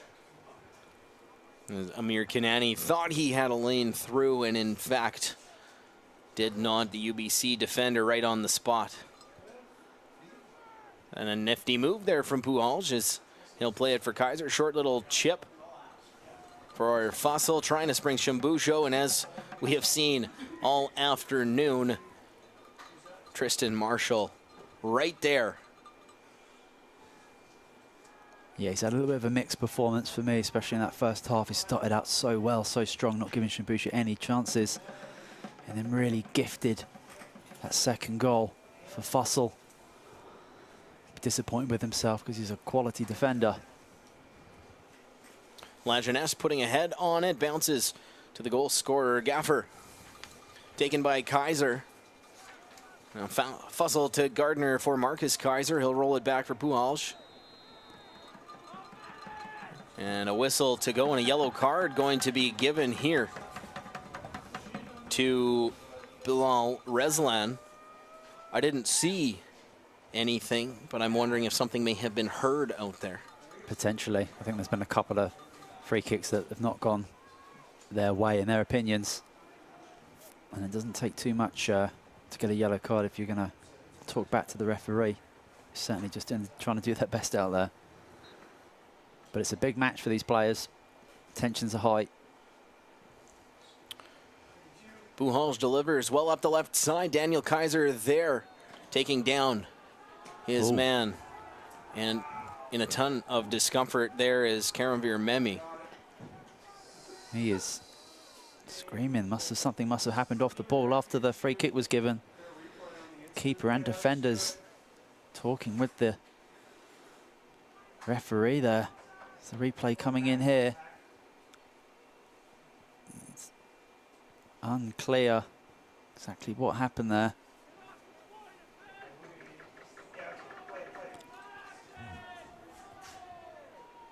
Oh, it's just an accidental. Certainly not anything like a stamp or anything deliberate. Certainly a meal being made of it. Well, you're trailing by 2. And no question, there's some contact there. Try and play a little gamesmanship to get an advantage your way wherever you can. It's the national championship, and somebody's hopes at a national title are going to end here this afternoon. As that big ball up, Memi looks no worse for wear, fortunately for all the TRU faithful, and he's going to put a big shoulder into Daniel Kaiser in retaliation and receive a yellow card in the process. Yeah, it's quite petulant. That, you can see Kaiser was going to win that header all day long, and it's a very deliberate nudge, push, shove in the back. Clear winner. It's just a sloppy foul there. Very, very easy decision for the referee to caution number 15 Memi there. His frustrations are pretty high for TMU at the moment, but if they want to get back into this game, they need to do it by scoring goals and not getting yellow cards. Well, you're right, composure is going to be important. We've already seen one player sent off for a red card today. Another handful of the referee's book is very full in this game between goals and cards handed out, so we'll have to see. A Shimbusho giving chase, trying to steal from Marshall. Does well to stay with it. As Kaiser plays it for Hodet near side. Fussell on it against Barone. Well played by the TMU defender. And now it's McLennan giving chase deep inside of his own defensive territory. Short pass, Resland, all kinds of pressure from the UBC trio of attackers. Does well to get out for a throw-in for McLennan to take. McLennan playing it back for Barone. Good play into the middle. And here comes Amir Kanani trying to bring TMU within 1. Far side for Martin. Through the middle, Justin Santos takes that pass. Has a man open, instead he'll delay. Step to his left, leave it for Reslan. He'll step up a drive, blocked by Kaiser. He'll give chase to the near side. Kaiser taken down hard. That will be a free kick awarded here for the Thunderbirds. Yeah, it's really getting competitive down there. We're only 7 minutes into the second half, and players down there really leaving everything on the line. Commitment levels are high. But as we saw in that first game, the red card completely changed it. And the last thing that, or either team, but especially TMU, they do not need a dismissal to make their job even harder. Martin upfield, Kanani a touch. White will come out and catch that. Now sporting the toque. His ears must have got chilly through that first half. And we'll make a note after that little kerfuffle.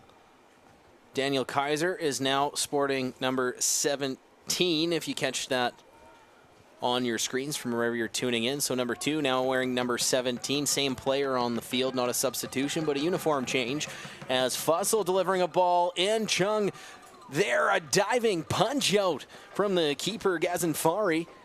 And TMU able to clear no further. La Jeunesse stepping up, intercepting. That will go out for a throw-in. Yeah, courageous goalkeeping with the flying double fist. The best of women's university soccer is on display this weekend with the U Sports Women's Soccer Championship presented by Ocean Group from Laval University in Quebec City. Catch all of the action daily on cbcsports.ca and CBC Gem. And likewise, you can find, as this one going offside, all of the men's soccer action on the same platforms. If you missed it earlier, Montreal into the semifinals with a 3-0 victory over the STFX X-Men, and the Thunderbirds looking to be the second team to punch their ticket to that. We have the host TRU Wolfpack against the OUA champion McMaster Marauders next on the docket, and the finale tonight, the AUS champion Cape Breton Capers taking on the UQTR Patriote as Santos stepping into the 18 for TMU.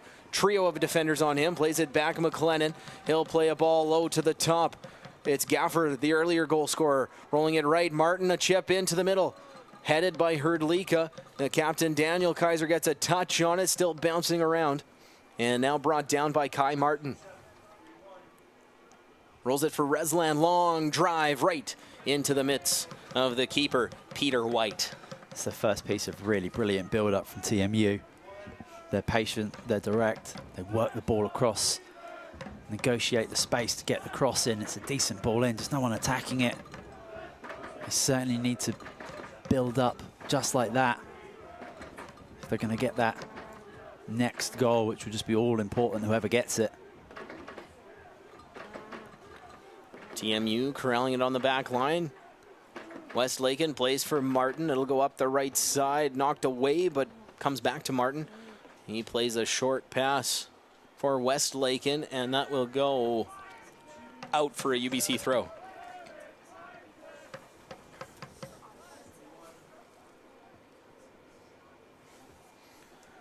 This is West make that gaffer for TMU, ahead for Kanani. Watched closely by Puhalj defensively. His pass broken up by Kaiser, and out for a throw-in. Big throw ahead, Kanani trying to get through a pair of defenders, including the rookie of the year, Eric La Jeunesse. Big ball ahead, knocked down by Marshall. He'll play it back for the keeper, Gazanfari. And he'll play it up the other way for TMU, out of bounds. Or offside, make that. And have to see as we're approaching that 60-minute mark what substitutions may be in store. We saw all 12 get exhausted in the second half earlier today, as both teams kind of knew the game was mostly out of reach, up 3 with a man advantage on the pitch for Montreal. So we'll see what strategic options the coaches in this one go for. Yeah, I think for TMU. Chance here, Shambusho stepping into the middle, a drive blocked. Marshall knocks it down, not cleared. Now Martin able to get it out. It's a dangerous chance again for victory, Shambusho. Nice play. Yeah, I think it's a tricky one for TMU, for the coach, because they're doing really good so far in the last 5-10 minutes. Kanani, a drive blocked. That'll trickle out for a corner kick. And yeah, you said one of those things that can help, or does it hinder when you change the momentum when your team's looking in good form? Well, you have to see how this kind of pans out. This pressure will, maybe if they can keep that up for the next 5-10 minutes or so, see how that pans out. But they obviously clearly need to get a goal, but they're doing good things and positive things to try and do that right now. Bilal Reslan to deliver this corner kick high, looking again back post. A couple touches, it's loose. Kanani, save off the goal line from the head of Logan Chung. Oh my goodness, that close to a 3-2 game, and Logan Chung pulls it off of the goal line. Yeah, it's a good cross into the box. It's just loopy, it's dangerous, and it's headed across.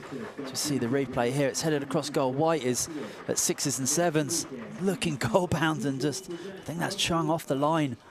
Heroic defending from the attacker. As we look back to the action, going out for a UBC throw in near side. His high pressure. We knew it coming out of halftime that it was going to be all guns a-blazing here for TMU, and they just keep mounting more and more pressure toward the UBC end of the field. Yeah, I think the halftime tee talk would have been simple. They weren't competing enough. They weren't working hard enough, in my opinion. Just a little call there to delaying the time.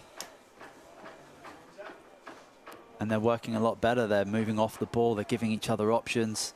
You know, you can play those little touches, but gotta have the quality movement off the ball. And even the free kicks now and the little things that were falling for UBC in the first half and the beginning of the second, just looks like it might be turning for TMU, but they have to get the goal.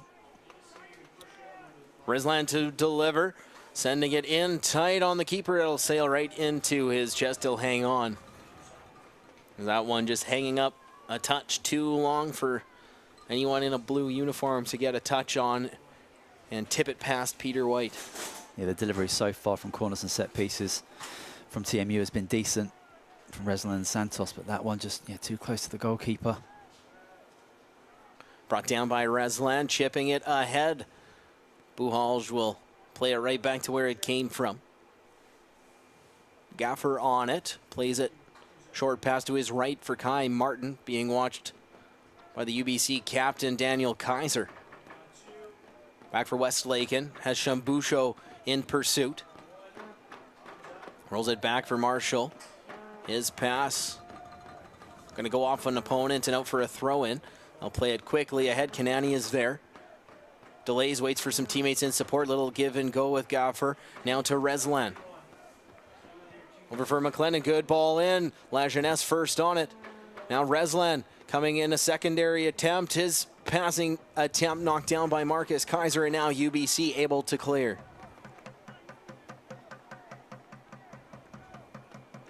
Barone for McLennan. Now Westlaken, he'll roll it back for Tristan Marshall. Marshall now again for Captain Westlaken. That one broken up. Marshall able to knock it down, maintain possession for TMU. Now ahead, Faisal Gaffer has the TMU goal. 7 minutes into this contest. They're looking for more, but it's stymied now, trying to send Shambusho up ahead. He's one-on-one. Barone to beat. Delays, steps to the middle. His pass knocked down by Marshall. Well played by the TMU defender to keep that away from Victory Shambusho, and a free kick will be awarded as Shambusho colliding with Marshall. Looked fairly inadvertent as just one man winning and one man losing that battle. Yeah, Shambusho did really well. He's exactly what he wants. He wants that one-on-one scenario. But Marshall tracks back, blocks that pass coming through, makes a good clearance and wins that free kick. He's been spot on with his defending so far in the second half. Reslan playing it nearly out of bounds. Marcus Kaiser doing well to keep the play alive. It'll go out now. A throw in from Mihai Hodit as we see some action coming off of the UBC bench. Is that a case of getting warm or staying warm? Well, we'll find out in moments if there's a substitution pending or not, as that one headed on by Herdlika. Hodit not quite where he wanted to handle that one too. Goes out for a TMU throw. Buhalj kicks that one out for a throw-in. Yeah, elected to concede the throw rather than going back to the keeper there. It's a little bit frantic from UBC, but all they need to do is have a strong rear guard right now and see this game out. Well stolen, Shambusho ahead for Chung. McLennan does well to put a poke on that, out for a UBC throw-in. Canada's best cross-country runners head to Halifax next Saturday afternoon for the 2022 U Sports Men's and Women's Cross-Country Championships. Catch every second of the races beginning at 11 a.m. Eastern, only on CBC Gem, cbcsports.ca, and the CBC Sports app. Kaiser, his pass broken up. Marshall's short chip is not going to get past his opponents. Westlaken brings it down with a header for Resland, now back for McLennan. Mario McLennan, short pass. Westlaken back for Barone. McLennan, Barone up high ahead. Only players waiting there belong to UBC. And they'll look yet again to bring it ahead. Fussell and Barone battling for this bouncing ball. First on it will be the TMU defender, still pressured by Fussell. He'll play it off his opponent and out for a throw.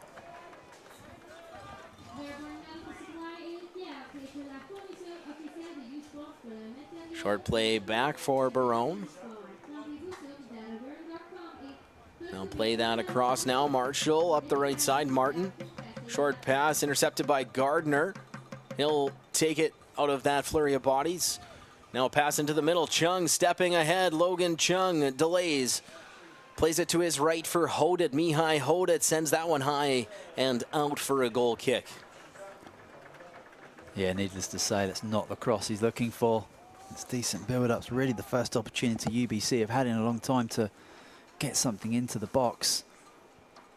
TMU have really done well to start dictating in the middle of the pitch. Certainly switched some things up to allow that to happen, but they've also just been, just as I say it, just about to say they've been a lot sharper, but then a little miscued touch there. Throw in taken by Daniel Kaiser. A touch finds Shambusho. Back for Fussell outside for Kaiser, but it's intercepted by Kai Martin. He'll play it ahead, but it's stolen by Marcus Kaiser. Slips through a gap. Give and go from Chung, intercepted by the back pressuring Kanani.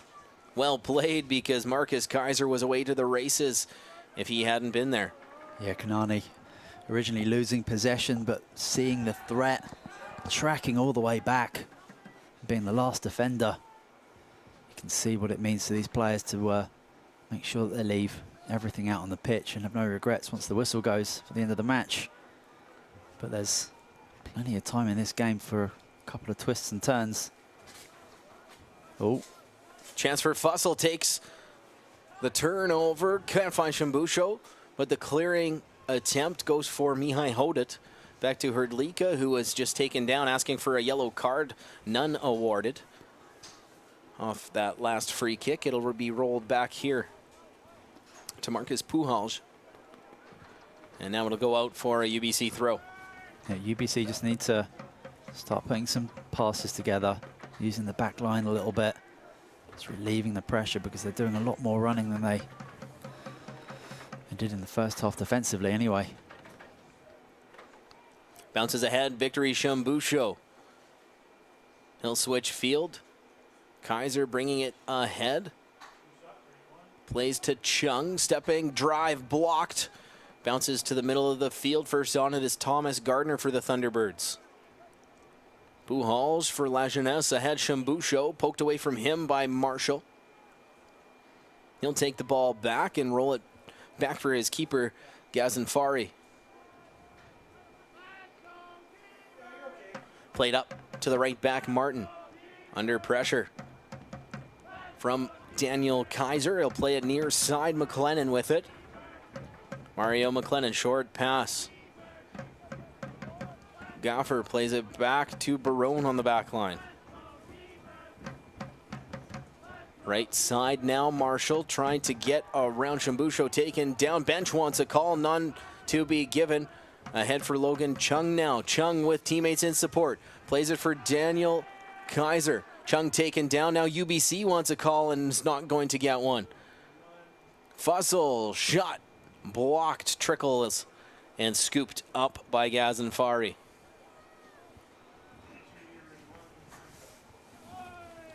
Ball comes ahead, Kanani. Leaps for Memi. Now to Reslan. Over Gaffer. McLennan back for Faisal Gaffer, the lone goal scorer for TMU, with just over 20 minutes in regulation time to be played here in the second of our quarterfinal Thursday matchups. And the time surely is ticking now. It's 20 minutes left. You have to be thinking there might be some substitutes coming in. But they know that UBC are dangerous on this counter-attack. Shambusho bringing it ahead, men to beat, pass goes in, Chung off the post. A glorious opportunity from Logan Chung. What a pass in from Shambusho. And dangerous they were, Simon. Yeah, Shambusho does so well. Cutting across. And again, Chung looking off the heel pass, knocked down by Marshall. Yeah, I hope Chung doesn't look back at that opportunity and regret it, because that would have certainly sealed it. Santos the other way, springing McLennan, has a man in Pujols to beat, he's taken down, no penalty, saying the referee. As a cleanly defended challenge from Marcus Pujols, but it will result in a corner kick and a substitution now going to be coming into the game. Yeah, it's a really, really good call from the referee. He puts himself in a great spot to give it. A couple of questions from the TMU players. It was never really going to be given as a penalty. The referee made his decision pretty quickly. So we've got Connor Mrazek standing by to come into the game, but no substitution before the corner kick is delivered from Reslan. Going back post again, punched out by White, and it'll result in a second corner here for TMU.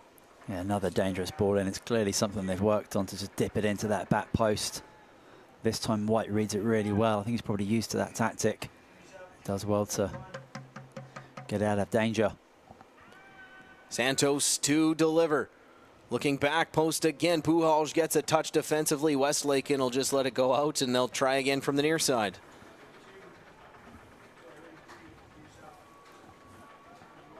Maybe need to mix it up, because White kind of knows what's coming. Bilal Reslan standing over the ball, ready to deliver their third straight corner kick in and trim this lead to one.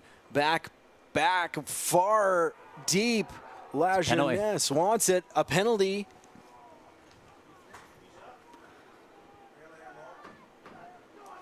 Believe it to be a handball. Not sure if you saw it, Jamie. I didn't pick it up. The crowd sure did. And now an absolutely glorious chance. Oh, wow. Looks like on number 25 there, Nick Fussell. It's a bit of a harsh decision. Didn't really know much what was going on, but regardless, the decision's been made. It's going to be Justin Santos.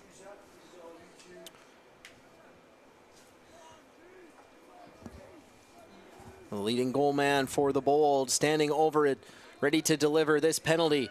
Santos, shot, scores, and it's a 3-2 game here in the quarterfinal action. Beautiful penalty. Just strokes it home out of the reach of White. Regardless of whether you thought it was a penalty or not, it's really well converted. Not saving that, and mentioned 20 minutes ago that the next goal in this game could be absolutely vital. UBC dominated that first half in regards to attacking play, but it's 3-2 now. Anything can happen as we see a substitute coming in for the Thunderbirds. Looks like a substitution each side, as we have Connor Mrazek come into the game, replacing Nick Fussell, as Shambusho is taken down and promptly takes down McLennan in the process.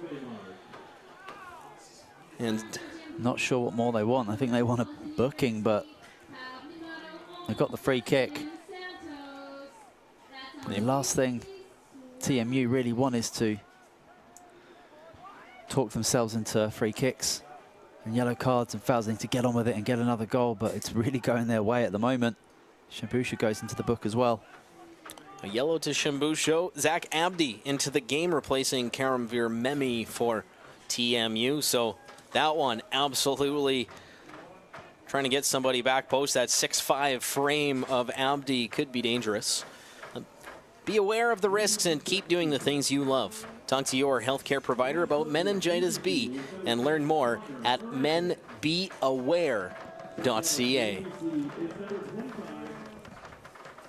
Free kick delivered far side. Kai Martin on it for TMU. They now only trailing by 1 goal with just over 15 minutes plus added time remaining in this quarterfinal. The second of 4 here in Kamloops on a frosty Thursday opening day of the 2022 U Sports Men's Soccer Championship, presented by RBC here on the CBC streaming network.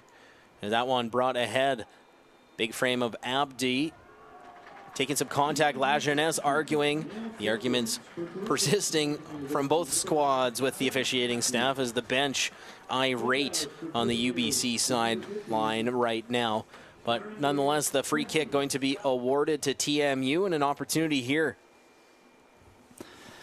It certainly is, and another substitute coming in. Shambusha coming off. Maybe that's just, he's a little bit frustrated at the moment getting that yellow card and bringing in a potential defensive or midfield player to cover. Looks like number 12.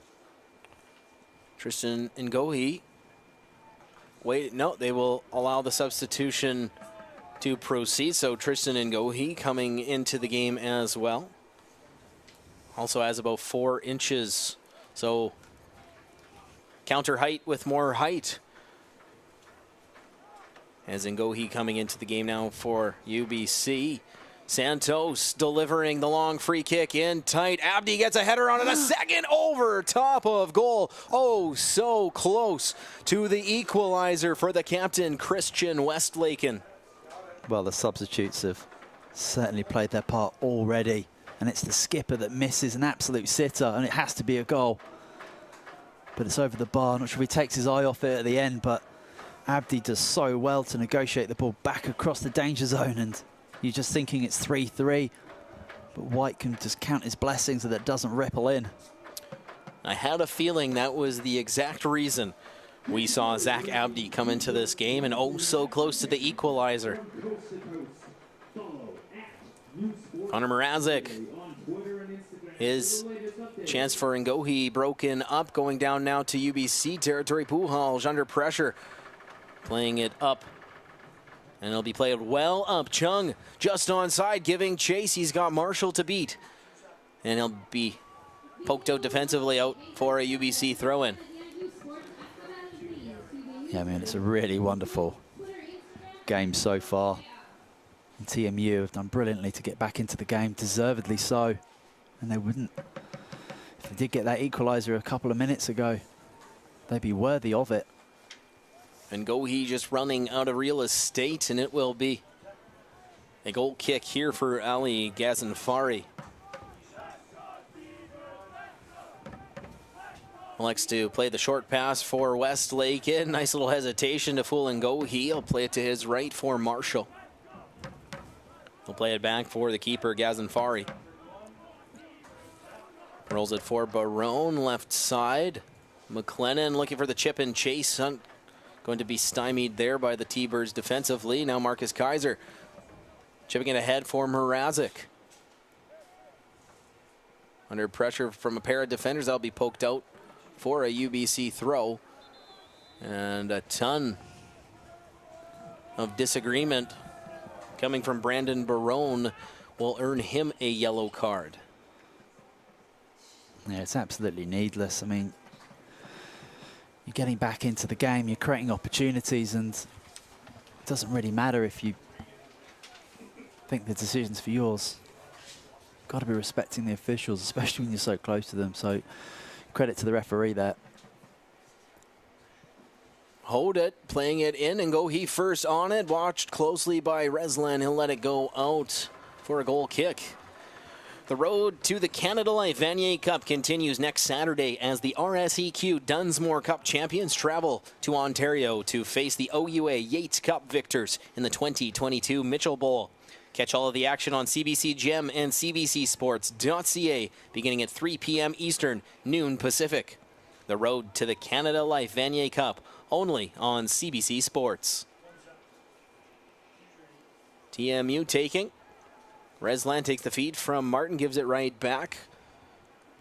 Just under 11 minutes remaining in the 90, and TMU pressing for the equalizer. That pass nicely broken up by Noah Hrdlika. He'll play it ahead, and Gohi, good dummy to get around Barone. It's a 2-on-1 for the Thunderbirds, and Gohi, his pass takes a funny deflection, diving and pouncing on it is Ali Gazanfari. That one probably going to trickle wide, but taking no risks.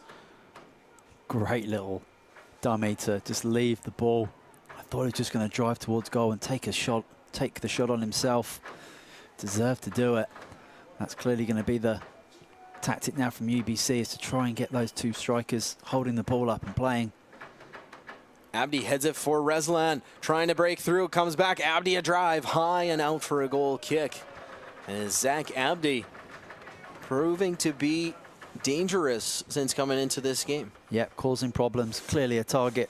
Also very, very good with his feet. UBC going to have to keep tabs on him with 10 minutes to go. I don't think we're done with goals in this game, if I'm honest with you. Sure doesn't feel like it. Feels like we've got at least 2 more in store. As Chung, as you mentioned, that post he hit earlier, is he going to come to regret it? He gets it through to Gardner. Now up ahead, and Gohi. A shot, he scores! The substitute, Tristan Ngohi, puts the Thunderbirds back ahead by 2.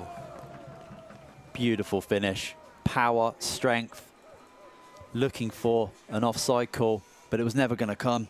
The player looking for it was one keeping them all onside. It's a great first touch, and the commitment to slide and to strike hard and low does really well. Deserves that goal for the impact he's had in the last 10 minutes. TMU still asking questions of the assistant, but he got that one perfect. They wanted offside, they didn't get it. And just as the words left the tip of your tongue, that extra goal we were waiting for comes through off the foot of Tristan Ngohi. Here in these big games, really dictated by those little moments, because not that long ago we should have had a 3-3 game.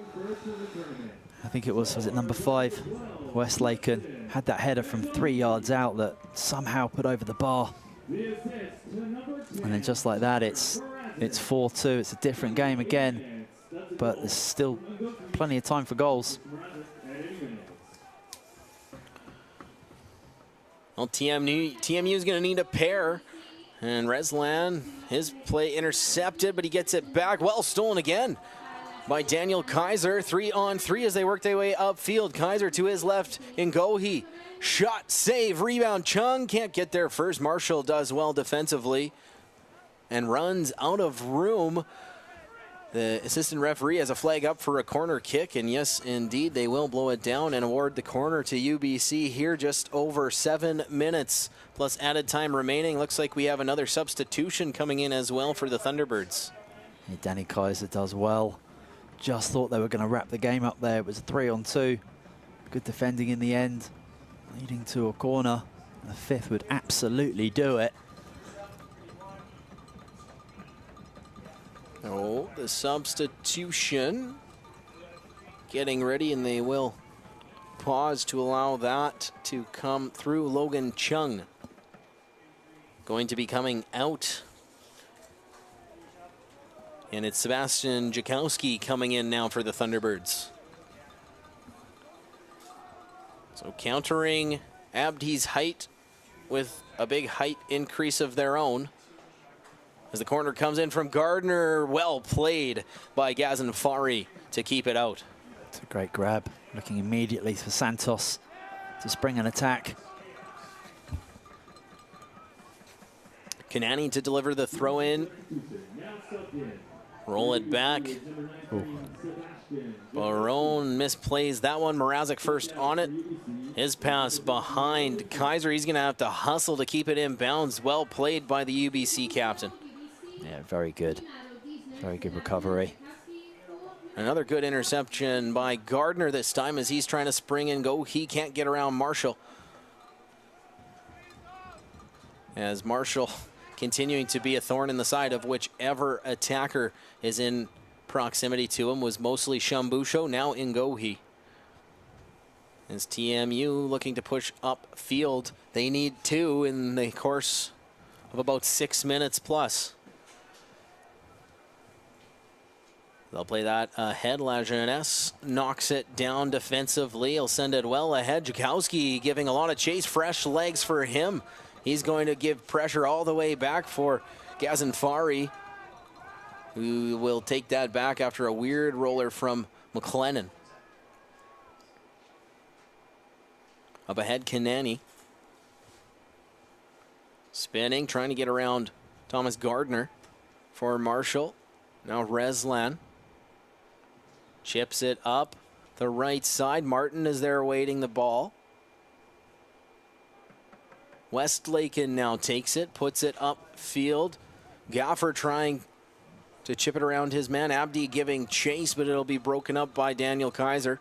He'll play it ahead for Ngohi. 2 men to beat. Well broken up by Marshall defensively. Yeah, really smart defensive play. If that ball goes over the defender, real dangerous attack was on. Westlaken plays for Reslan, rolling it back for Barone. Now Marshall. Good ball up. Santos gives a touch first on it, spinning away from Hodut. Puts a ball to the middle, well read defensively by Gardner for UBC. Ball's bouncing around loose. Marcus Kaiser's going to make no mistake, clear it well out of harm's way. Jakowski first on it, giving chase against 2 defenders, takes a fortunate bounce. Jakowski a chance, he's hauled down.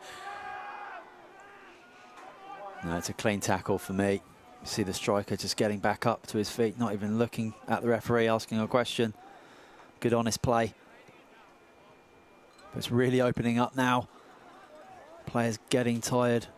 Space is opening up all over the pitch as TMU really trying to get back into the game. And UBC looking to pounce on that over-attacking commitment. Westlaken plays it near side for McLennan. Steps around Hodut. Finds another defender in Mrazek. His crossfield pass knocked down. Kaiser unable to clear beyond Kanani. Rolls it for Westlaken. Plays a low ball in. Knocked away by Puhalj.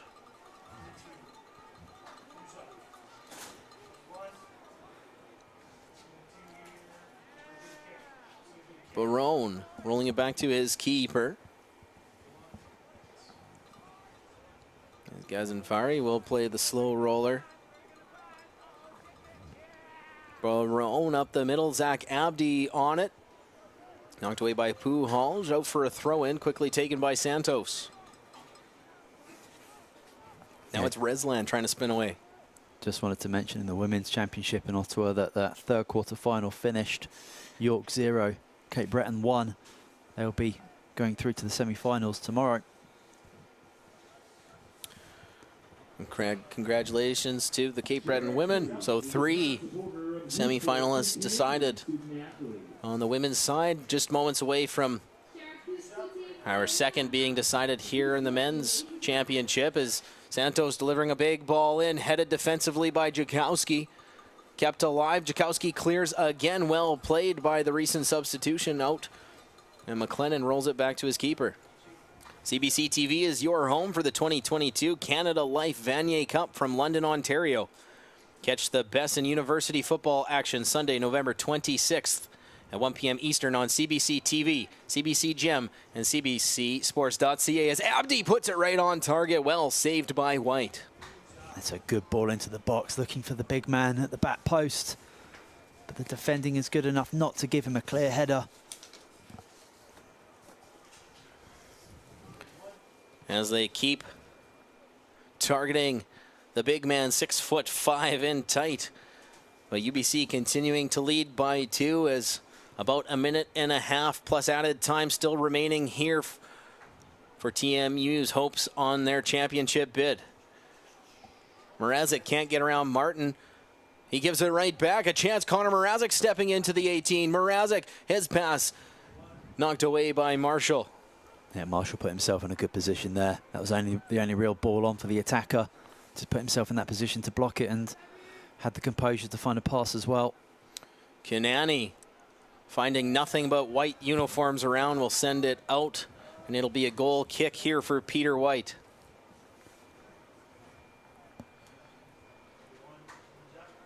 And he will, as expected, take a little extra time here in the dying stages as we have 4 minutes to be added on.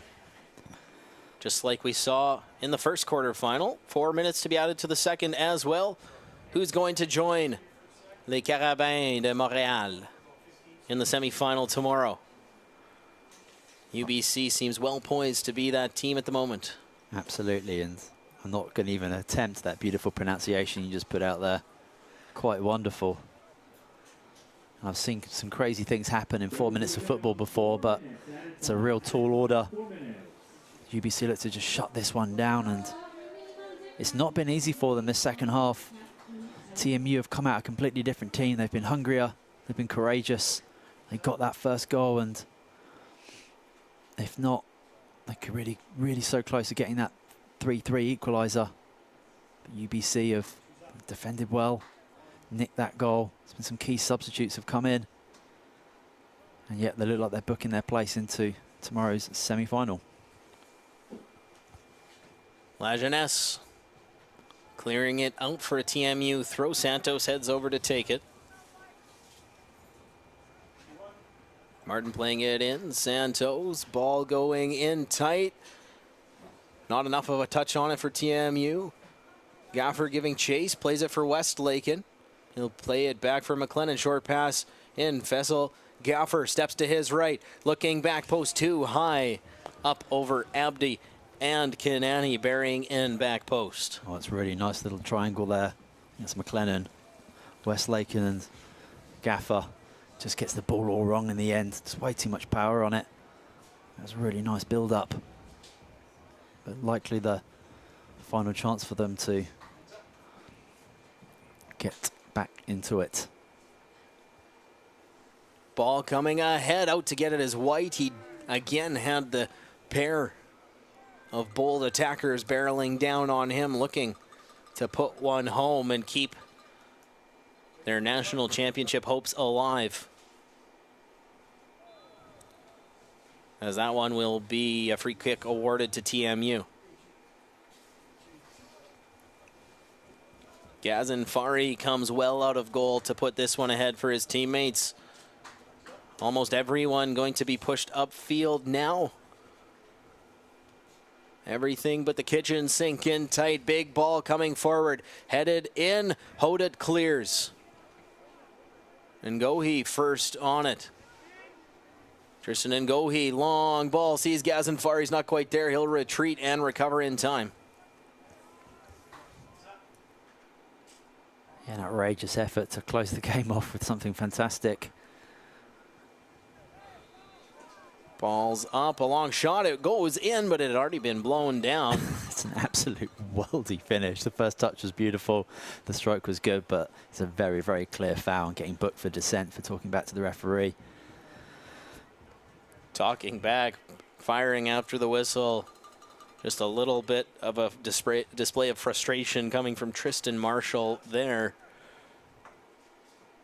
If that's the quality of his finishing and first touches, he should have been playing striker for the second half.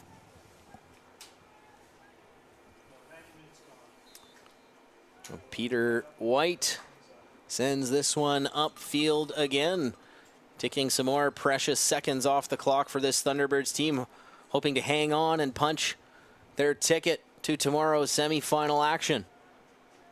Jakowski will just take it to the corner, but he was offside.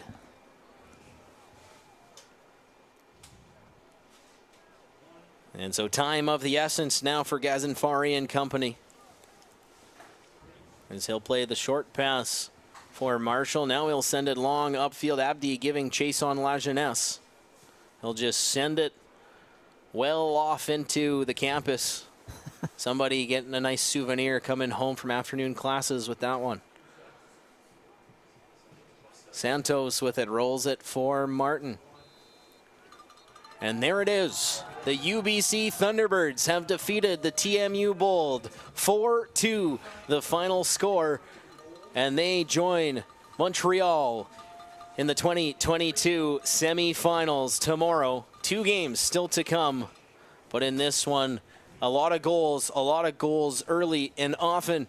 Gaffer opened the scoring 7 minutes in for TMU, but then it was all UBC after that. Daniel Kaiser, Nick Fussell, and Victory Shambusho sending them to the halftime break with a 3-1 lead.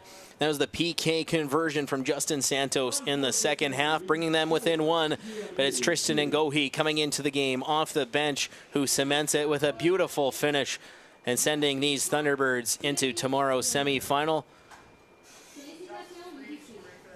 So when we come back, we've got the players of the game still to come. You're watching U Sports on CBC.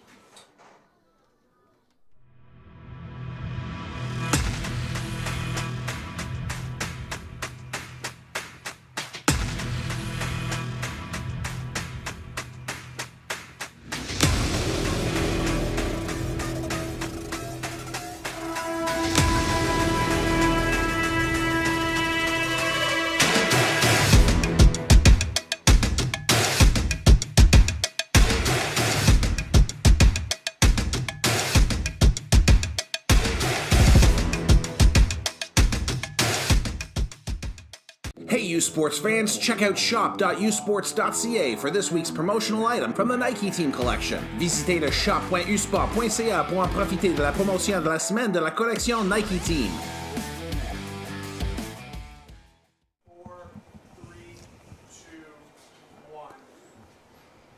And welcome back to Kamloops as we await the unveiling of the players of the game from this second quarter final.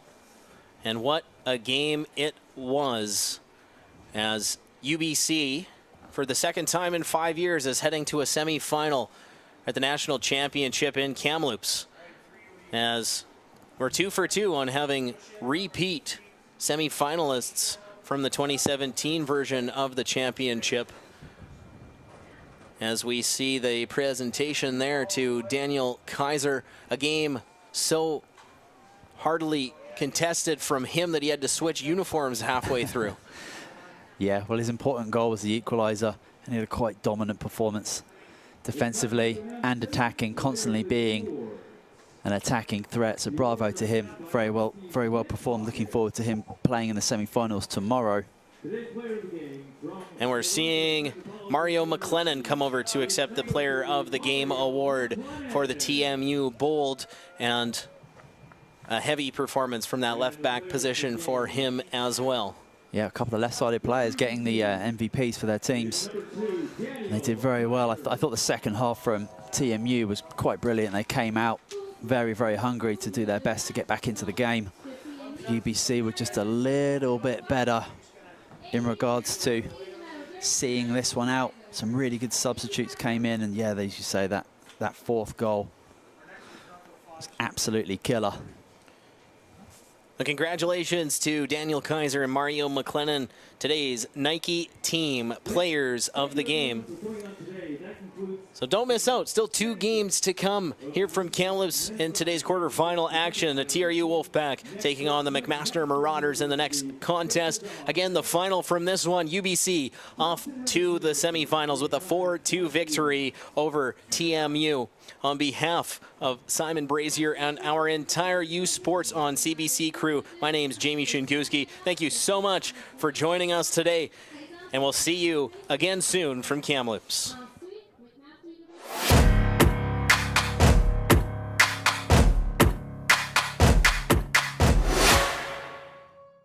U Sports on CBC, presented by Les Championnats U Sport, une présentation de Fox 40, title partner of the U Sports Coach of the Year Awards, fier partenaire des prix des entraîneurs de l'année U Sport. Veraburn Medical Supply, exclusive sports medicine and medical supply partner of U Sports, le partenaire exclusif de U Sport en matière de médecine sportive et des fournitures médicales. Nike Team, exclusive performance apparel provider, just do it. Fier partenaire de U Sport, faites-le. Baron, exclusive championship rings and recognition jewelry provider to U Sports, le fournisseur officiel des bagues et bijoux commémoratifs des championnats U Sport. Sport Canada, funding partners of U Sports. Sport Canada, partenaire financier de U Sport.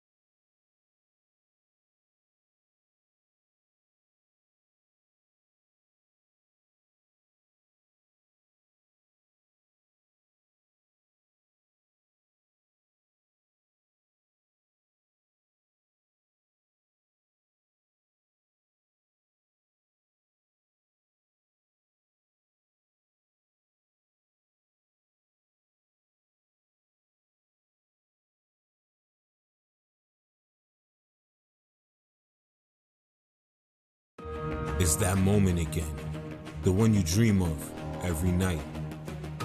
La seule chose qui te préoccupe, c'est la gloire, le cheminement de la réussite, of pushing yourself further than ever before.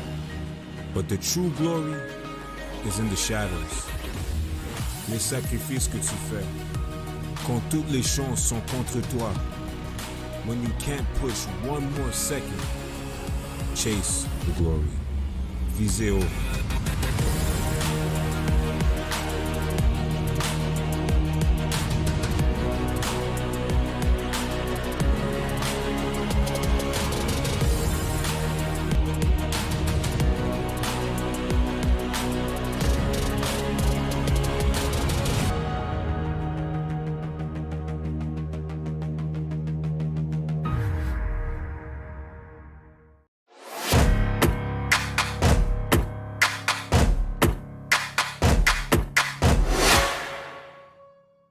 U-Sports on CBC, presented by Les Championnats U-Sport, une présentation de Fox 40, title partner of the U-Sports Coach of the Year Awards, fier partenaire des prix des entraîneurs de l'année U-Sport, Veriburn Medical Supply, exclusive sports medicine and medical supply partner of U-Sports, le partenaire exclusif de U-Sport en matière de médecine sportive et des fournitures médicales. Nike Team, exclusive performance apparel provider, Just Do It, fier partenaire de U-Sport, faites-le. Baron, exclusive championship rings and recognition jewelry provider to U-Sports, le fournisseur officiel des bagues et bijoux commémoratifs des championnats U-Sport. Sport Canada, funding partners of U-Sports. Sport Canada, partenaire financier de U-Sport.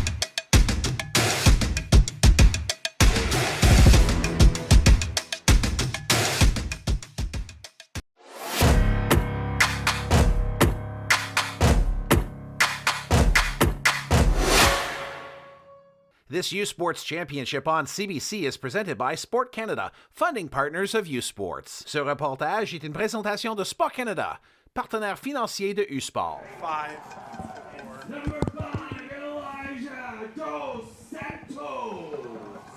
Hello and welcome to Kamloops, British Columbia for tonight's U-Sports Men's Soccer Championship presented by RBC on CBC. It's quarterfinal action. It's the host, TRU Wolfpack, taking on the OUA champion, McMaster Marauders. My name is Jamie Shinkuski. Sitting alongside me, Simon Brazier, to bring you this one on the CBC streaming network. And Simon, it's a tale of two teams with opposite strengths coming in. McMaster has only conceded 1 goal through 3 playoff games. TRU has struggled to score. They have not scored multiple goals in a game since September. So it's going to be a team looking to spark their offense against a team who does not concede much. Yeah, spot on. TRU, after a really strong start to the season, they've not tasted victory since September 30th. They've had multiple 0-0 games in the last 5 league games, so be interesting to see what they've worked on in regards to their attacking options. They've actually had an extra week off to prepare for this match, which could certainly benefit them in regards to preparing and training for this. But McMaster, like playoff winners, 3-0 through it. Only conceded 1 goal, as you mentioned.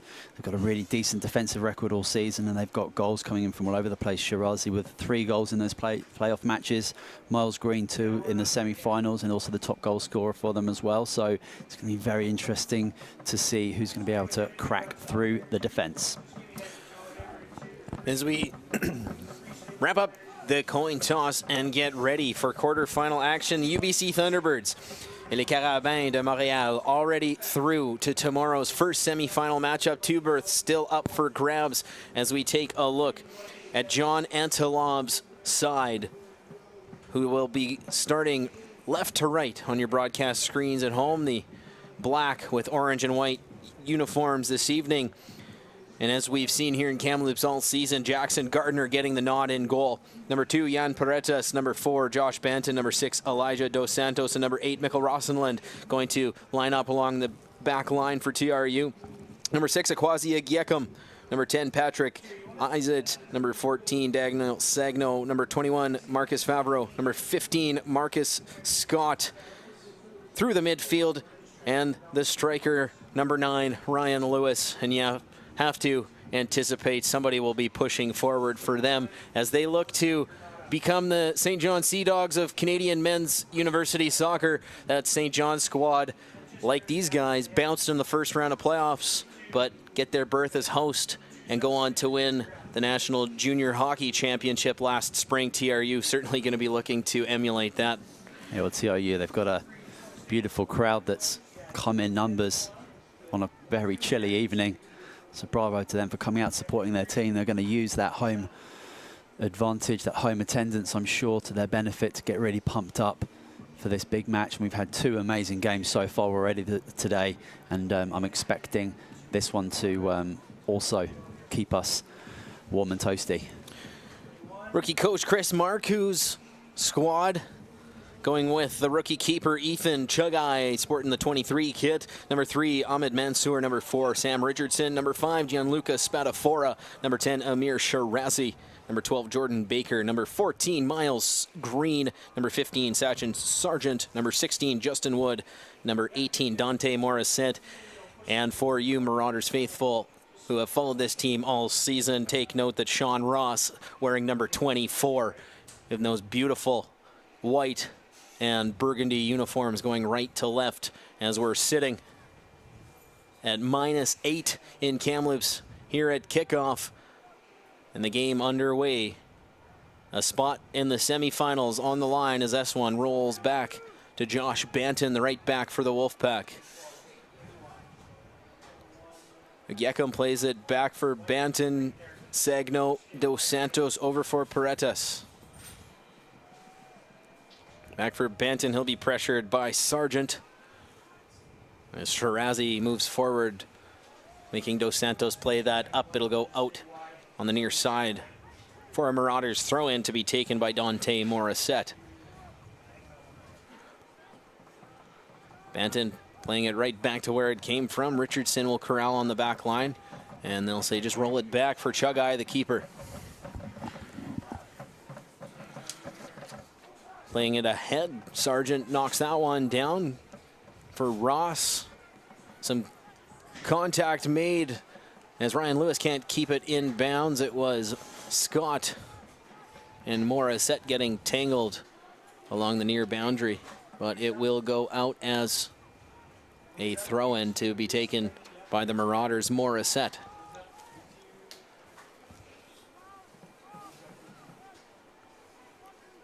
Ross able to corral Sargent, trying to play it ahead. Banton intercepts, plays it out of bounds. And so McMaster to reset and deliver another throw-in here near side. Dante Morissette plays it ahead. Sagno takes a tough bounce off the chin and off the foot of Banton. And they'll roll this one back for Jackson Gardner. He'll look to switch side. It's intercepted. A drive towards goal wide left. An odd bounce for Miles Green.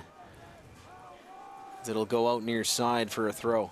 It's a highly frantic start from both sets of players, looking to put their mark on the match early. We spoke about how important that is in the first couple of quarterfinals today. As we see a scattered clearance from Gardner and a wild attempt from distance. It's certainly going to probably be like that for the first 10-15 minutes as players get comfortable out there, but important to get your composure and get your passing game in there. We know that TRU like to play it around the horn, around the back, and use that back line as I think Sagno is some sort of kit change. Maybe he's bleeding or something. Yeah, he looked to be checking his nose after taking that hard ball to the noggin off of his teammate's foot, so we'd have to stop the bleeding before he can return to the field. So the Wolfpack playing down a man for the moment. A bounce favorable to Lewis. And it just spun away from him to the back line. That's Morissette who plays it ahead. Now Ross with it. He'll look all the way to the right back position. Good chip ahead, trying to spring Shirazi. Knocked down by Dos Santos, and he'll draw a foul as well. So TRU free kick.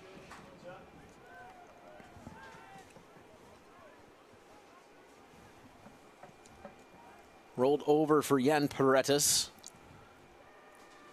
Set a Canada West record as this one goes offside. Canada West record for most regular season games played in his career. If I'm not mistaken, it's the maximum you can reach. So a nice tip of the cap to the Spaniard. Him and Josh Banton, two remaining members of the bronze medal winning team from the 2017 Nationals here. The last time TRU hosted and the last time TRU was a part of this championship. And as for McMaster, they're fresh off their first OUA title since 2012. And very happy, as their team staff has told me to do it, in Coach Chris Marcoux's first season with the team. So Jordan Baker trying to get through, broken up by the TRU defenders. Rossenlin trying to find Isaac up the left side, but goes off of a Marauder and out of play. As Rossenlin will get pushed backwards a little bit for his throw-in attempt.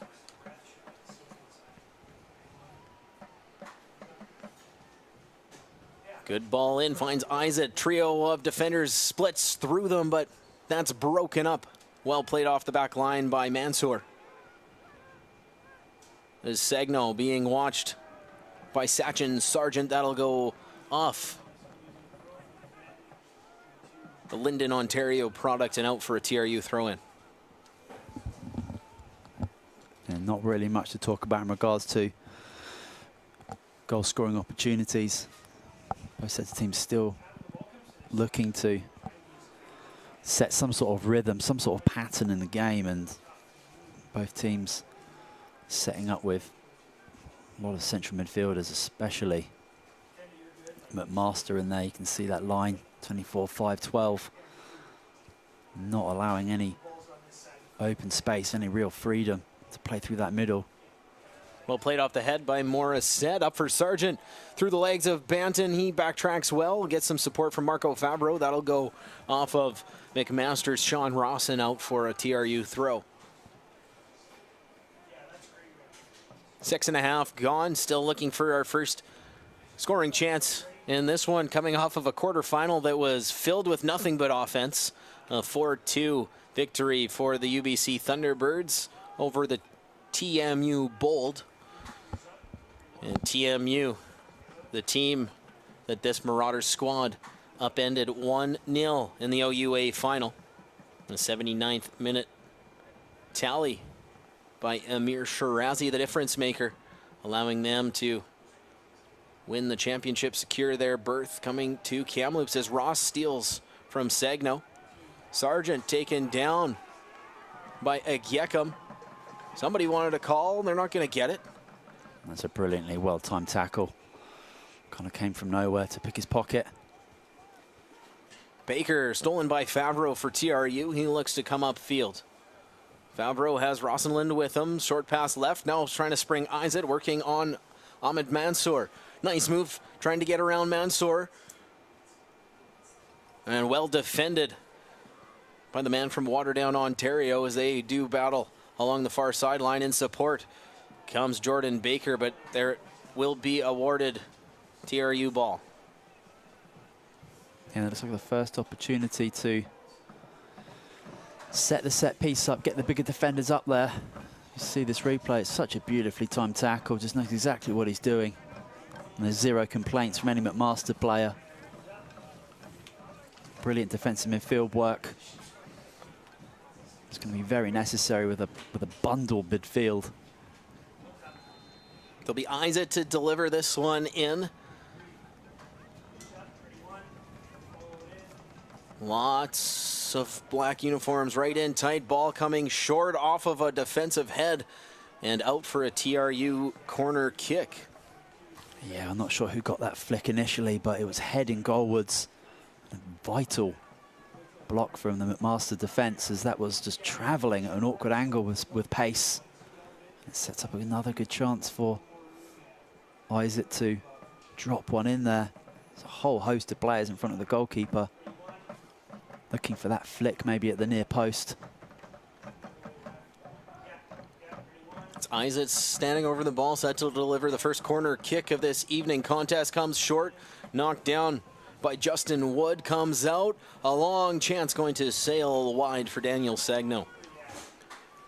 The best of women's university soccer is on display this weekend with the U Sports Women's Soccer Championship presented by Ocean Group from Laval University in Quebec City. Catch all of the action daily on cbcsports.ca and CBC Gem. Yeah, the final of those quarterfinals taking place in Ottawa in the Women's Championship. Right now it's UBC 1, Laval 1. Some time left in the second half of that game. That could be creeping into extra time. Depending how it shakes out here and how it shakes out that UBC, we could see 3 of 4 semifinalists being the same team on both the men's and women's side of the championship weekend. So, interesting thing to track. It'd certainly be impressive. Already both Montreal teams into tomorrow's semifinals, and the UBC men's team here, Cape Breton, to take on UQTR in the 4th and final matchup here in Kamloops today. Josh Banton heads it back the other way. Waiting for it is Sam Richardson. To Morissette, back to Richardson through the middle. Ross can't get to there. Nicely stolen from Sagno by Sachin Sargent. Switch the field. Miles Green waiting for it. Being watched closely by Mikkel Rosenlund. Big kick in, looking near post. And Sargent barreling down, but that Green cross just too heavy for him to handle. And he'll go out for a goal kick. Yeah, it's a nice ball out wide, and Green does well. It's actually a very decent ball, just slightly over hit. Sargent coming at that back post. Can certainly spring fast from midfield to attack. It's a prime example of it there. Dos Santos up the sideline, will go out for a throw-in. Morissette to take it quickly. In for Sargent. Broken up. Agyekum under pressure, spinning and clearing. Yeah, McMaster doing really well, not giving the Wolfpack any opportunity to clear with quality. Morissette throw in, taken by Banton. And again, he will be forced to clear it near sideline. So Morissette one throw at a time, has worked his way well into the offensive territory for the Marauders. Short pass in, give and go with Amir Shirazi. Pair of defenders working against him, and a chance to try and go the other way. That one out of the reach of Lewis, cleared by Mansour, and now deflected out by Richardson. Well read by the McMaster defenders as Isaac and Lewis looking to counter. Yeah, both sets of teams are looking to pounce forward with the pace and get it up the pitch quickly to their attacking players. It's Marcus Scott. Paredes up the left side. Rosalind waiting for it. Off the head of Justin Wood. Now Favreau stepping to his left, putting a cross in. Defended away for a corner by Ahmed Mansour. Yeah, real juicy piece of skill there. A little step over, a little move, creating the space. You know that Favreau's got the ability to beat a player and also deliver a quality ball in.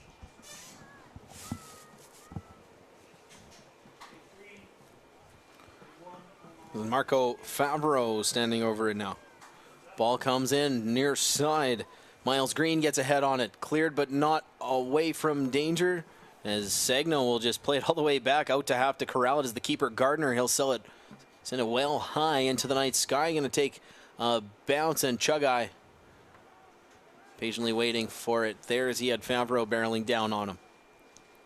Yeah, interesting clearance back by Sagno. I'm not sure if he had that exact plan in his mind, but it ended up working out. It's Miles Green trying to get a step around Elijah Dos Santos.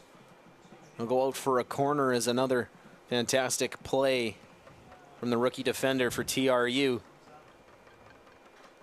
Yeah, it's an important touch by Dos Santos because he knows that Green's got him for pace there.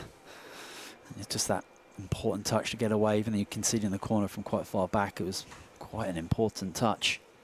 Miles Green set to deliver this one in for McMaster. Comes tight, headed by Lewis. He'll give chase. Green gets to it first. Plays it back in. Bicycle kick attempt from Mansour. Doesn't hit the mark.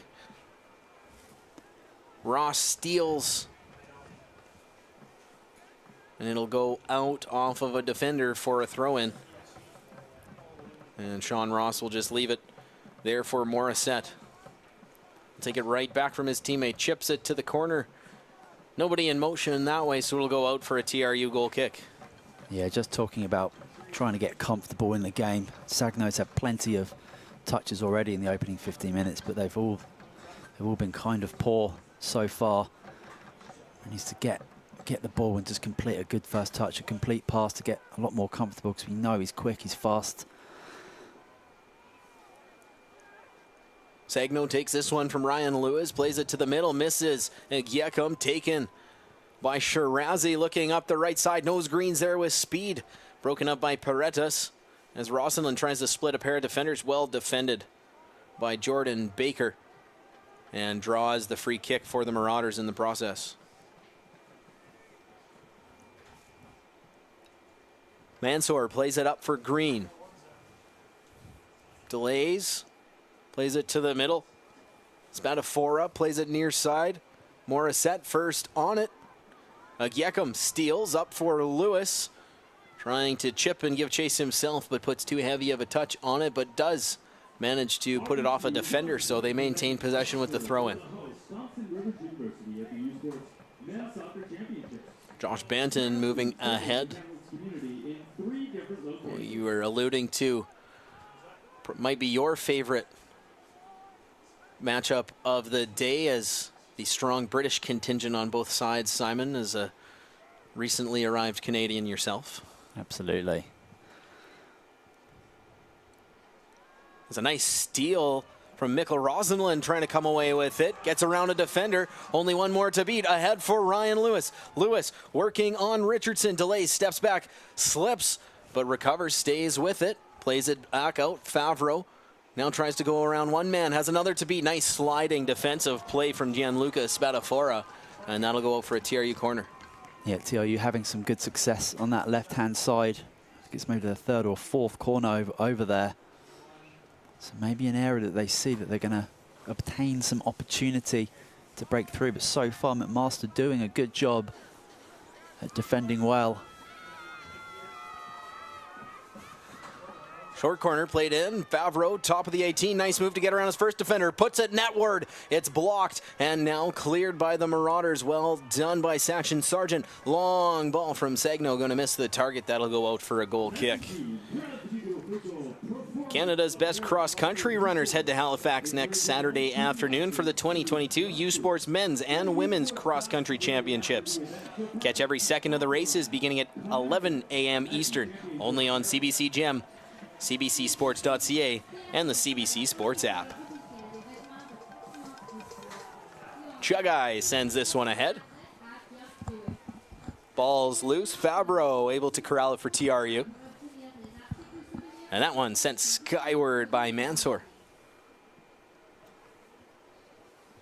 Sagno trying to bring down this wildly bouncing ball, able to do it, get it away from Sargent, playing it up. Lewis can't get to it first. Richardson on the spot plays it out, and it'll be TRU throw-in.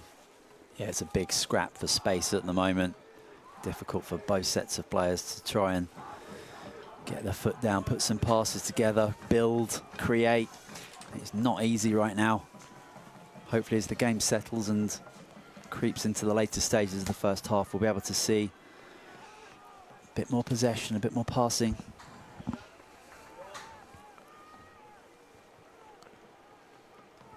Dos Santos plays it back for Paretas. Next to his left, Rossenlund can't corral that off the hop. We'll play it in by Justin Wood ahead, and I'll go back out. He'll try right again. Short pass in for Green. Leaves it for Wood. Loose ball. Favreau able to get a handle on it. He'll send it upfield, but unable to keep it in play. And he'll go out for another Marauders throw-in. Yeah, you can see the Wolfpack. They're looking to use the pace of Lewis up there. Such a fast player, but you need to mix up your play. If you continue to just play that one long ball through, defenders are going to get ear of it, and if it's 2-on-1 at there most of the time, they're going to have to mix up their play and build from the back.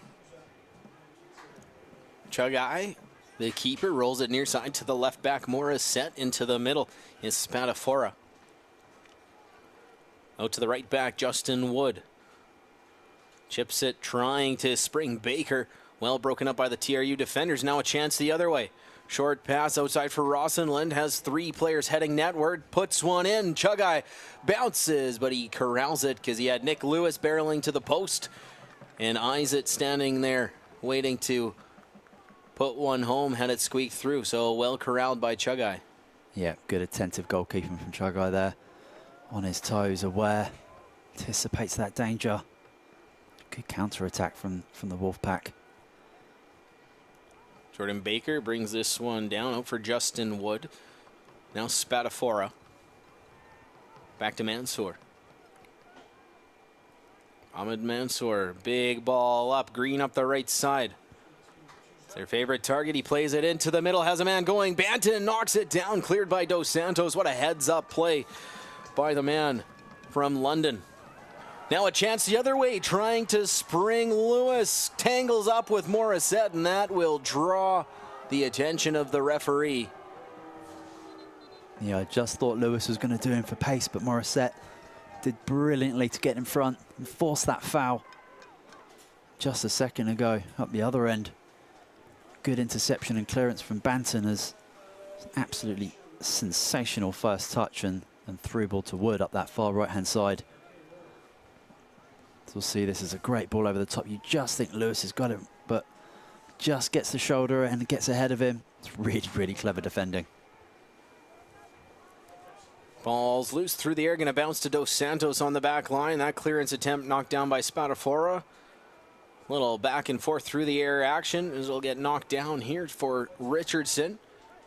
Morissette, Sagno with a touch out for a Marauders throw. Yeah, that's positive from Sagno, getting the position there. Block that channel. Had a little bit of a poor opening 15-20 minutes to this game. Sagno takes a pass from Giekum, back for Banton, now Dos Santos.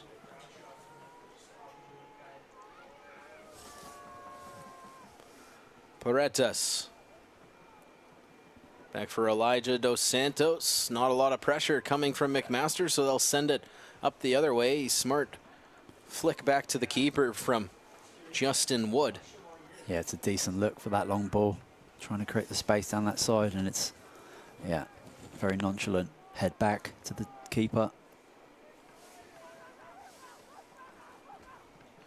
Ethan Chugai, the rookie from Stony Creek, Ontario.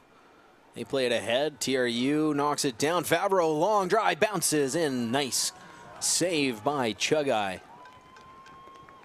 Yeah, Favreau just lining one up from distance there. He had Patrick Isaac in support on his left-hand side, but had a clear pathway to the goal, just a little bit too central.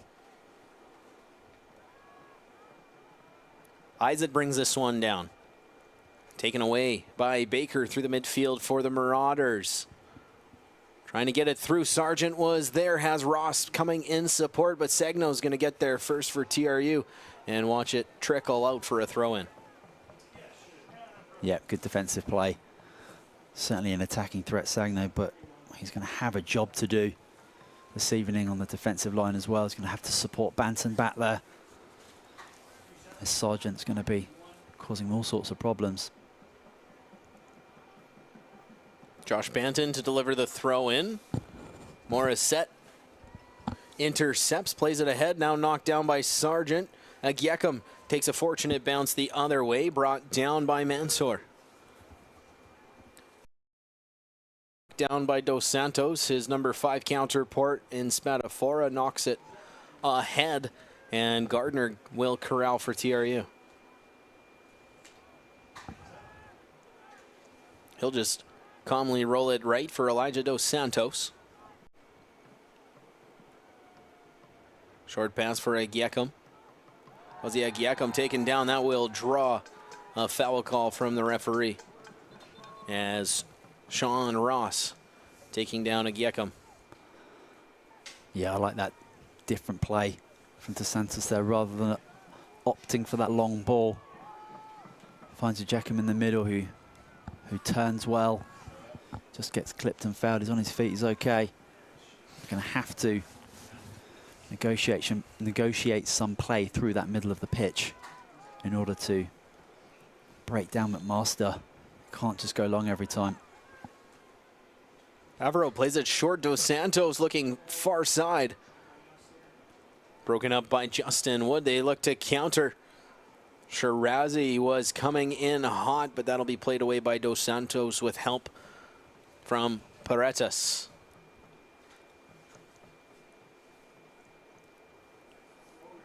Throw in to be taken by the Marauders. Wood. That pass knocked down by Dos Santos. Bounces back for Spadafora. Quick pass for Shirazi. Now Spadafora takes it back from Baker outside for Wood. Wood getting tangled up with Isaac, and it will be a McMaster free kick. As both players tumbling to the turf. But a dangerous area to have a set piece from here. We'll see what McMaster has in store. Yeah, we've certainly seen free kicks like this punished today. Not super convinced of the free kick there, but the assistant referee got a significantly better view than I do. And yeah, this is a great opportunity to get the ball right into that little corridor of uncertainty between the keeper and that back line. Dropping it in there, anything can happen. Miles Green delivering this one right on goal. He scores. Green surprises the keeper, and McMaster takes the 1-0 lead. Yeah, what a strike. What a ping. Completely catches Gardner off guard. And he just has a sensational hit towards that near post. He was in from the minute he struck it. Gardner always struggling to get across. And that could just be the spark to maybe open up the Wolfpack to try something different, but it's 1-0 to McMaster. Absolutely beautiful strike. We see the replay here. See, he's looking at the back post, giving the keeper the eyes, and just bosh, look at that. whip into that near post. Shouldn't really happen. Goalkeeper really should have that, but sometimes you just caught out of sight. And bravo, what a goal. Sagno taking Sachin Sargent down. Yeah, great look off, the body language suggesting to everyone that he was looking to play it in and try and get a header on, and realized that Gardner was cheating a little bit and took advantage of it. What a play from Miles Green as Morissette sends that one high and wide for a goal kick. Be aware of the risks and keep doing the things you love. Talk to your healthcare provider about meningitis B and learn more at menbeaware.ca. This one goes out for a Morissette and McMaster Marauders throw-in. As, hey, watch out, we got 2 balls on the playing surface. Somebody fix that. Oh, they corrected it. Miscue from our ball person. Oops. As that one, oh, watch out, into the bench goes Green.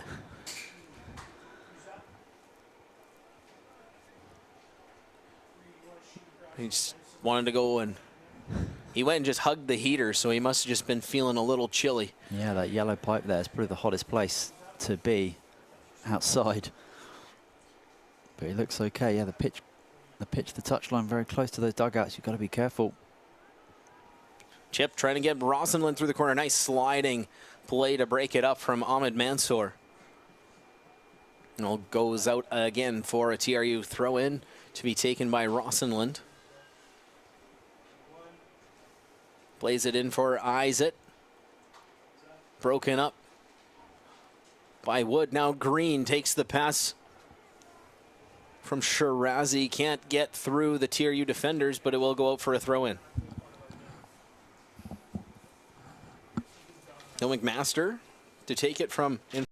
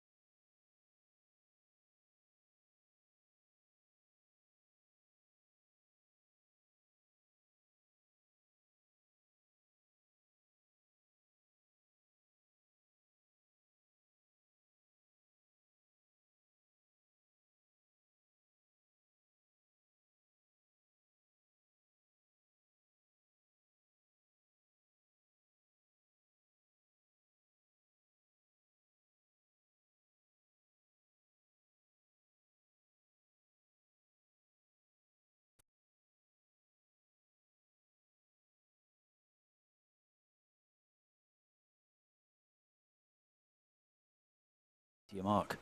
Green plays it in. Paredes clears. Wood sends it right back. Baker, a long drive, diving. Save from Gardner to keep this a 1-goal game.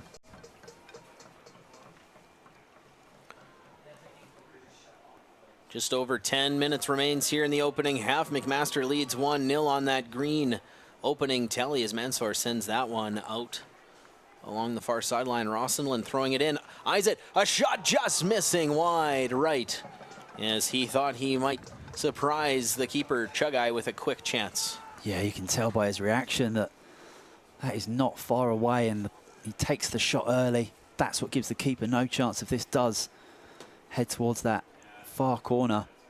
It's a good effort, but just wide, unfortunately. Really good, quick throw-in.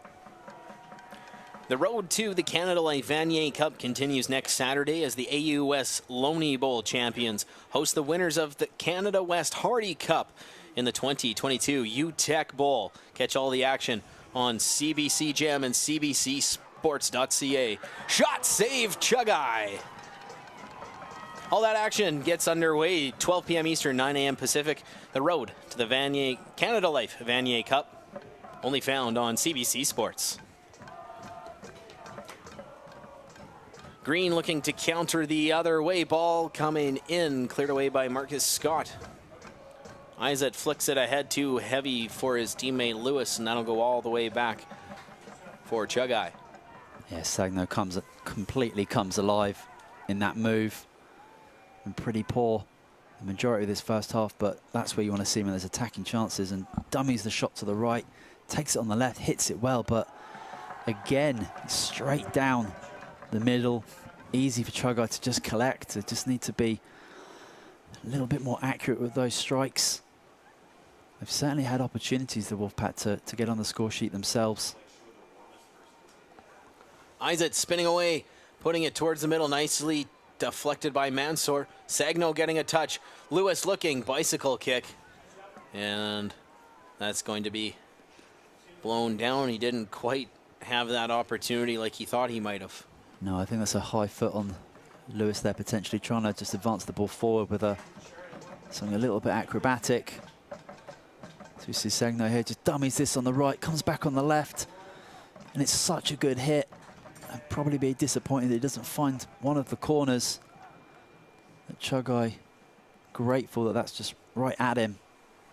But super promising for the Wolfpack as they're trying to get back into this as McMaster, after a really wonderful goal, they've certainly been playing their football.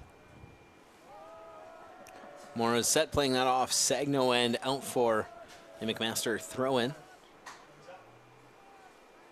That one taken by Banton, finds a teammate. Now Lewis trying the chip in, chase around Richardson, but nicely back in support was Gianluca Spadafora. Yeah, good defending. It's going to be tough, 2-on-1 in that scenario. The little flick would have worked for 1-on-1, but as you say, Spadafora in a good position to back his defense up. Richardson, Spadafora, back for Richardson. Ball comes ahead, knocked down by Shirazi. Spadafora, that one out of the reach of Baker. TRU will take possession as Scott plays it all the way back for his keeper Gardner. Long ball ahead, Lewis knocks it down. Favreau looks left, not enough on that. Broken up by Justin Wood. Green trying to work up the right side. It's broken up by TRU defensively. Back for Gardner, he'll play a ball well ahead.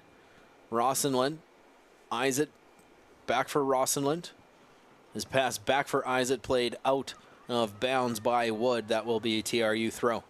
Yeah, wild swing in the middle there. I think Baker, number 12, had the opportunity to bring that down and play, but quite a fast tempo out there. Spinning, firing high into the night sky. That'll find the snowbank off the foot of Ryan Lewis. Yeah, Lewis not had too many opportunities on goal, so why not take a one from distance? Saw Patrick Isaac taking one from a quite innocuous angle, nearly catching the keeper out, so why not have a go from far out. Chagai sending this one well ahead. Knocked down Spadafora. Corrals, chips a high one, trying to spring green with speed. And that will be too far for anyone. Gardner corrals it for TRU. Dos Santos back for Gardner. He'll play it up the right side. Spins away midair from Banton. And he'll chase Sargent back into his defensive third. Morissette.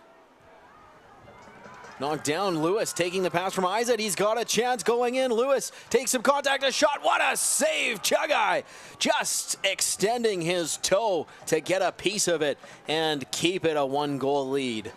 Lewis is absolutely brilliantly. To have the strength and the skill at such pace, it's very, very impressive, and gets a good shot on goal into that far corner, and it's a very, very, very good save. As I'm sure we'll see a yellow card for cynical foul there. But bravo for Lewis for getting that shot on, but even bigger bravo for Chagai with that save. He's not really had a whole lot to do in regards to big reflex saves, but absolutely alive to that one. A yellow card. We've seen a fair amount of cards handed out as the emotions at their peak during this national championship quarterfinal Thursday. This one given to TRU's Jan Paredes as Wood delivers a nice ball in. Dos Santos gets the first touch on it defensively. Ross battling Dos Santos up the near sideline. Crowd calling for a foul, but it'll be awarded as a throw-in to McMaster. Shirazi playing it back for Morissette. Sargent, Ross trying to spring Shirazi well, knocked down by Agyekum. Now Morissette looks far side. A touch from Green, Baker in tight, tries a shot, it's blocked, and it's trickling to the near side. Banton will clear for TRU. A good pressure from McMaster. You can see they're trying this one-touch stuff. It's certainly causing concern at the back for TRU as they're just doing their best to clear their lines at the moment. That goes out near side, will be a TRU throw-in. CBC TV is your home for the 2022 Canada Life Vanier Cup from London, Ontario. Catch the best in university football action Saturday, November 26th at 1 p.m. Eastern, 10 a.m. Pacific on CBC TV, CBC Gym, and cbcsports.ca.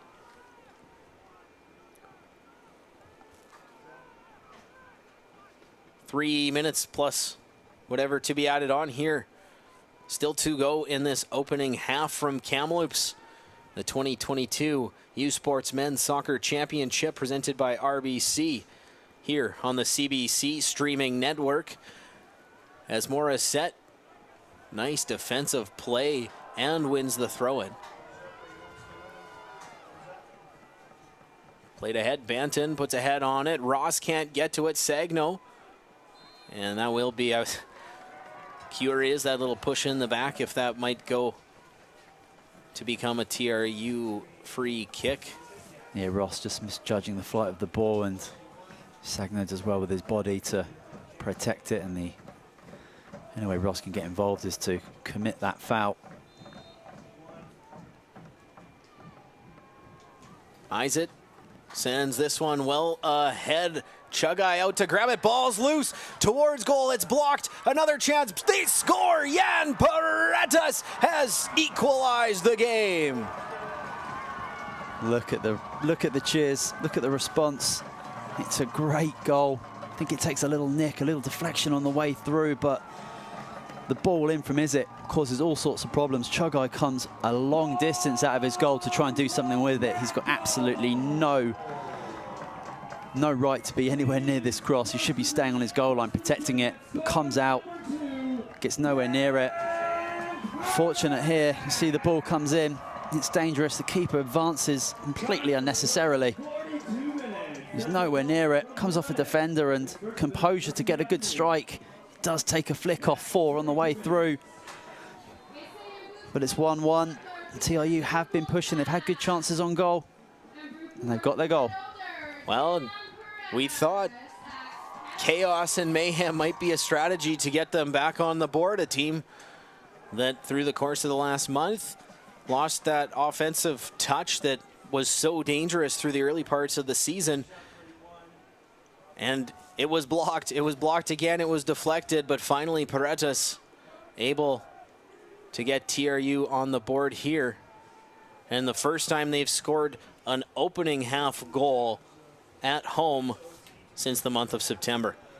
Yeah, we've got two very, very different goals that have set this game up beautifully. One absolutely beautiful free kick and one kind of scrappy mess of a goal, but they all count one. Doesn't matter how it goes in. Sets up the second half quite beautifully. Banton plays it back for Dos Santos. Paretas, long ball up the left side. Rossenland giving chase, short touch in. Mansour does well to clear. Favreau, as we approach the end of the 45, plays it in for Patrick Isaac. Isaac, some contact. Is that the half or?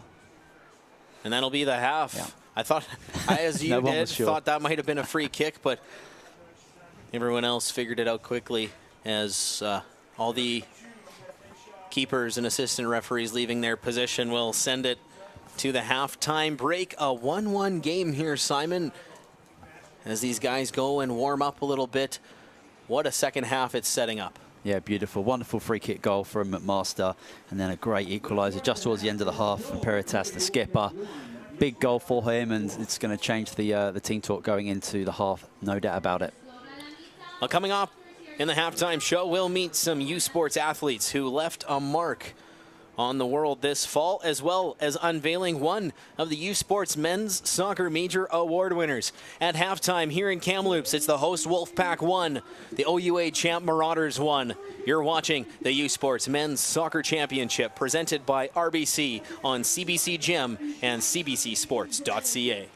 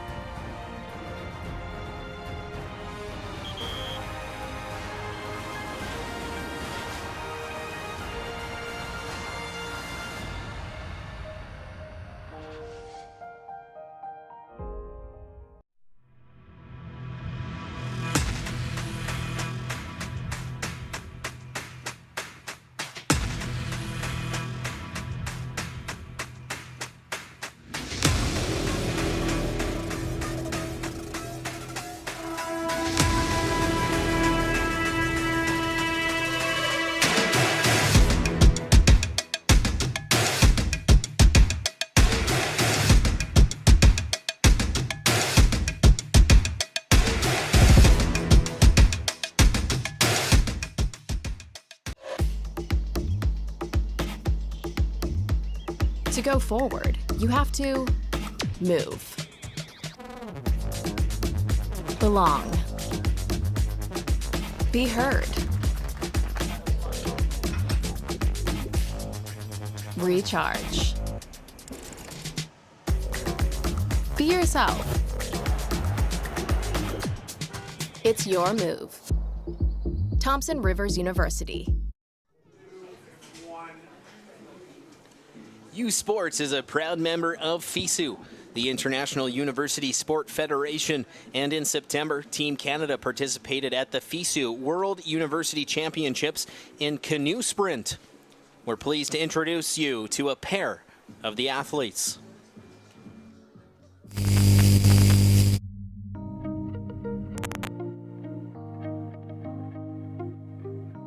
paddling, I gotta go with Adam, like Adam Van Kay. Just, you know, just great athlete, and of course also from like home, like from like greatest Canadian kayaker of all time. Paddlers, you got Mark Oldershaw in canoeing, is also from Berlo Canoe Club. You have Caroline Brunet a couple of like years before, that was from Quebec also, but just that's just to name a few. If you paddle and don't admire them, then like there's, you know, are you really a paddler? I have to say Laurel's face on that point. She's also a sprint canoeist, and she went to the Olympics last year.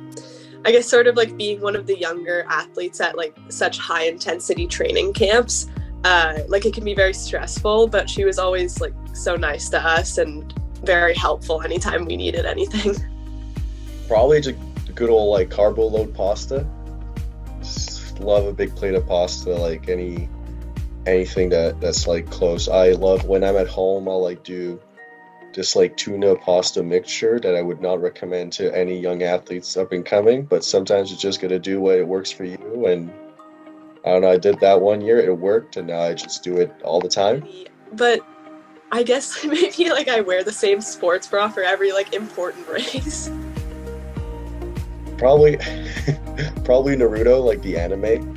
That's like that I've been into that for a lot of years. Like I would always like go rewatch it. I don't know how to explain this, but like the Italian like hand gesture, like this one, yeah, I just find it like suits all conversations so well. 5, 4, 3, 2, 1. Canada won 5 medals at the World Championship, including 3 silvers by U Ottawa's Evie McDonald, who you just met a few moments ago. U Sport's next international competition is in January during the 2023 World Winter Games, University Games in Lake Placid, New York. And now this message from Lake Placid 2023.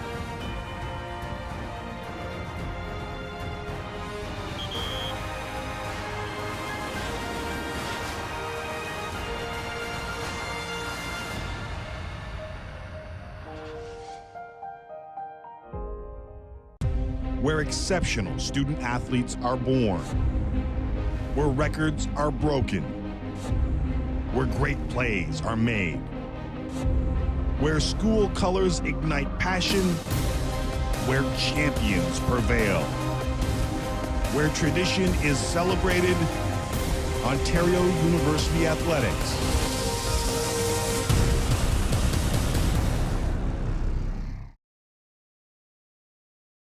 Ce samedi, c'est la grande finale du football universitaire du RSEQ.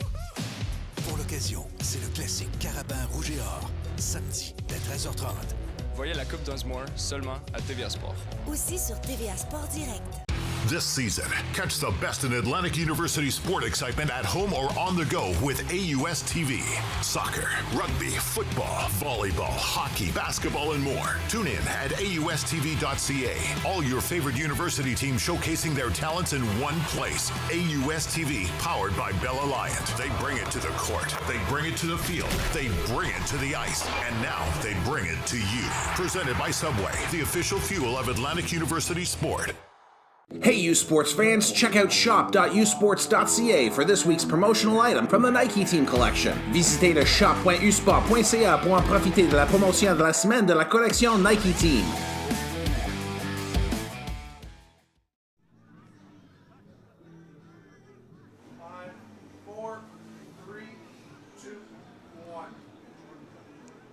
Every year, U Sports celebrates its best student athletes, honoring major accomplishments of its student athletes in each sport. Here are the nominees and the winner of the 2022 U Sports Rookie of the Year Award.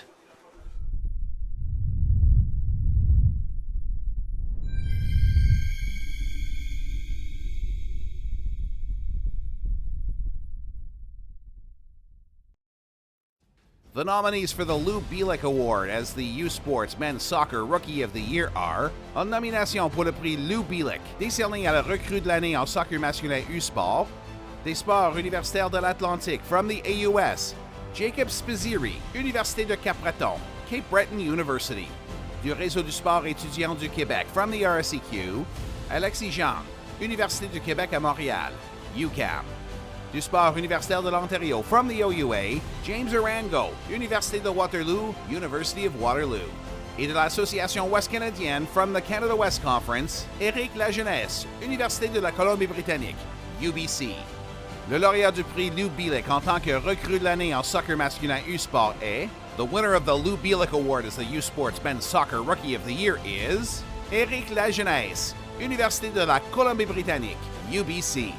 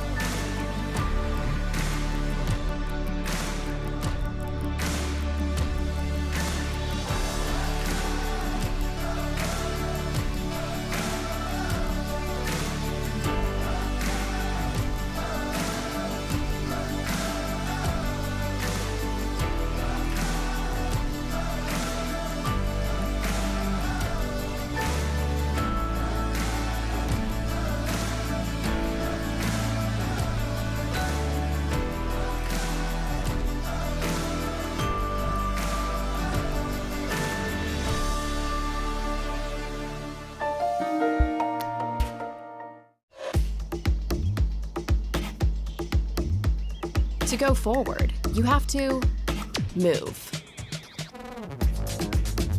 belong, be heard,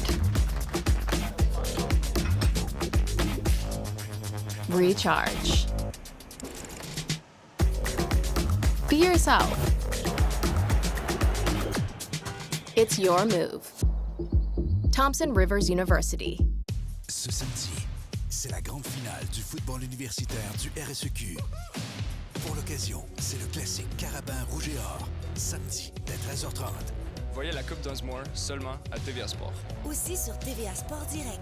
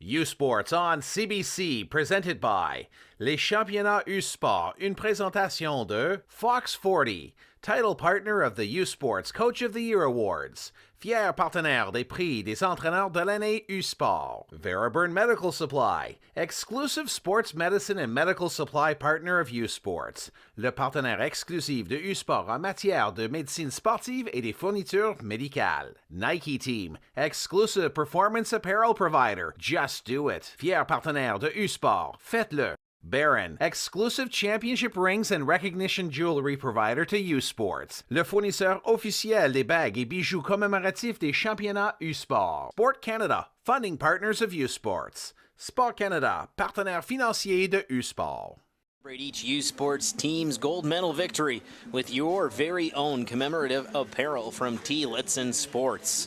Fans of the UVic Vikes in field hockey and Laval Rouge et Or in rugby have been flocking to shop.usports.ca to purchase their piece of history. Hurry, supplies are going fast on this limited time offer. That's the U-Sports Championship Collection on sale now at shop.usports.ca.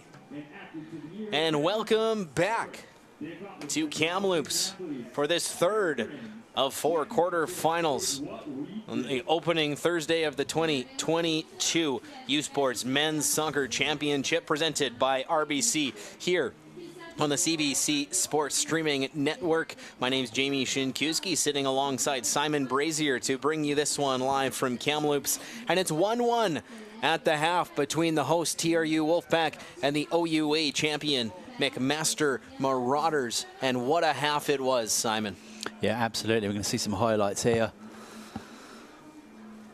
Wolfpack, plenty of opportunities on the goalkeeper, but they managed to in that first half, and this is that first goal, that opening goal, which is just such a beautiful strike, completely catching everybody. I mean, everybody off guard with that absolutely beautiful free kick. As we'll see it again. You can just see him eyeing up that back post, giving everybody the eyes, and he's probably got in his mind, as soon as he sees the goalkeeper venturing forward, to why not have a go, catch him off guard, and does so. There's another opportunity from distance. Favreau straight down at the goalkeeper. They had a few of those until they did get that opener. This is it shot over the shoulder. Beautiful technique and volley. Chagai happy to see that one go wide. This is a nice little spin from Sagno. Nice dummy onto the left foot. Just trying to find that far corner. Catches it too much on the inside. This is that Lewis attempt as well. We didn't get to see a replay of that in the match, but this is just great strength and technique. And negotiates a very decent effort on goal. Beautiful save, and this is the equaliser. Is it pumping it in? Chagai getting nowhere near it. Bit of a scramble. Falls to the skipper, Peritas, and look at that little deflection. Bosch back in the back of the net, 1-1. And we're underway. Here it's the second half between the Wolfpack and Marauders. A spot in the semi-finals on the line tomorrow night. UBC Thunderbirds and Les Carabins de Montréal already punched their tickets through. They will face each other in tomorrow's first semi-final matchup. TMU Bold and St. FX X-Men to face off in tomorrow morning's consolation semi-final as we await the final results from this one, as well as the nightcap between the Cape Breton Capers et les Patriotes de Trois-Rivières. Sagno going to take that one away. Steps around his man, sending it forward. Giekum, heavy touch. Don't think he was expecting the ball.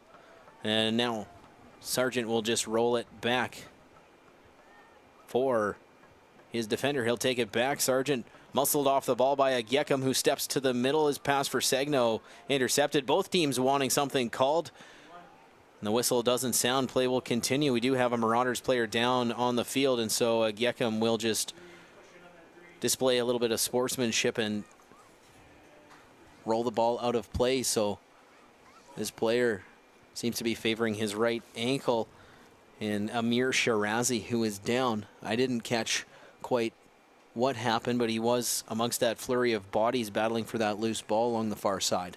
Yeah, it looked like Ajicum had control of the ball, and a few players coming together.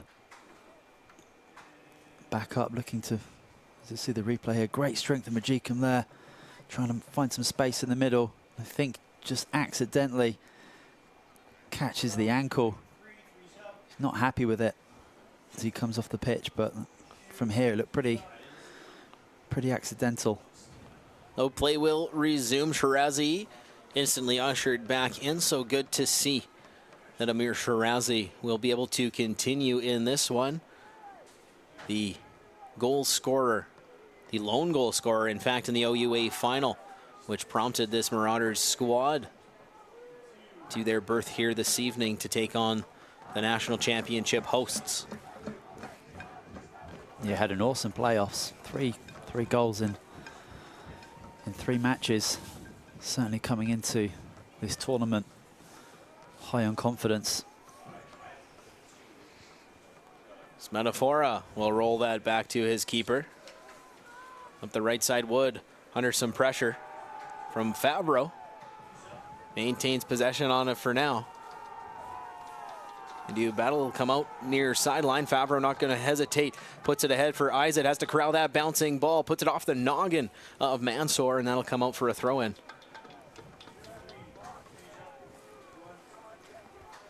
Quick throw from Rossenlin right in for Isaac. Poked out. That'll go for a corner kick.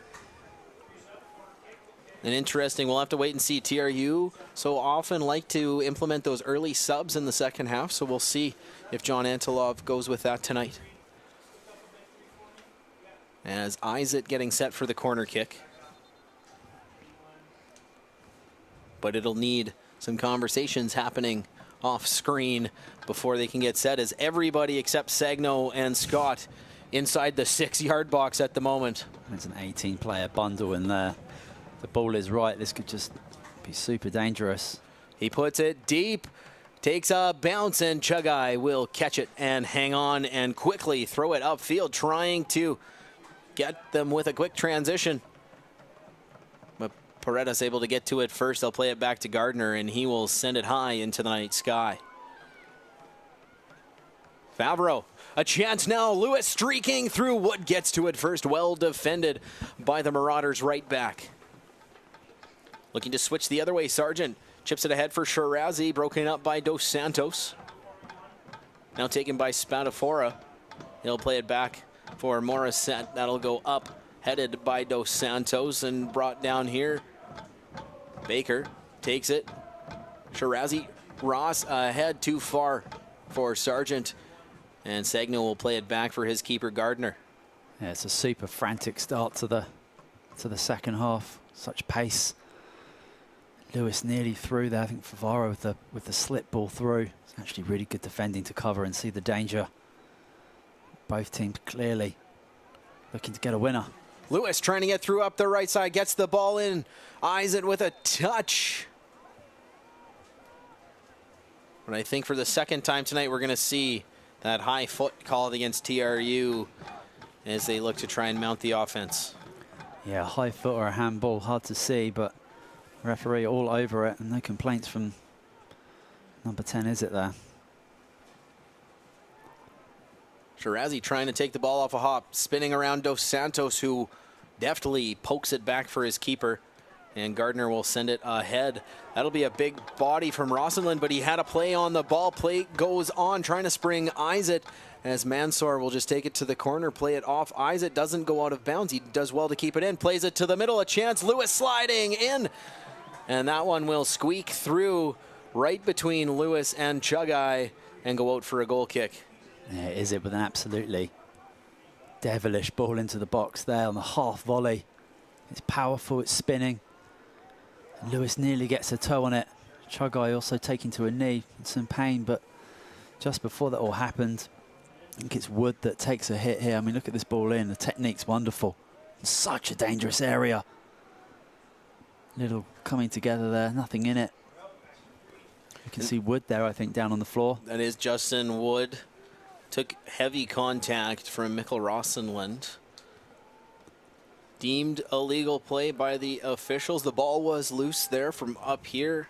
Looked like two players just going for a loose ball, but we we hope all the best for Justin Wood because he's had such a strong game from that right back slot. Certainly has. This is the coming together. I mean, it looks like it's a foul to me, I think. Referee's in a good spot, though, and plays on. It's a very, very strong tackle. And you did see right as soon as that ball went out, the leadership group for the Marauders going right to the official. Looked very respectful from their body language, but no doubt asking why there wasn't a foul called on that play, as Wood able to make his way to the sideline under his own power. Yeah, the attitude from the players to the officials in this game has been very, very good. So both Rosenlund and Wood standing on the sidelines, waiting to be ushered back into play. The goal kick sent up ahead. Paretas will send that skyward. And now both players ushered back into the game by the referee as Ross pokes that out for a TRU throw-in. Rosenlund in for Favreau. Roll it back for the goal scorer, Jan Paretas, playing in his final stint as a member of this Wolfpack team this weekend. As the big ball knocked down by Morissette defensively. Banton throws one in tight. Well headed defensively by Ahmed Mansour. And now Spadafora plays it ahead. Shirazi knocking it down. Stolen by Dos Santos. Intercepted by Ross. Touched by Sargent, now Shirazi. This is Amir Shirazi stepping through the middle of the field, playing it out wide for Green, intercepted by Rosenlund. Nice read defensively from the big international from Denmark.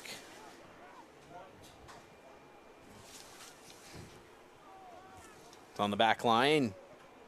Sam Richardson.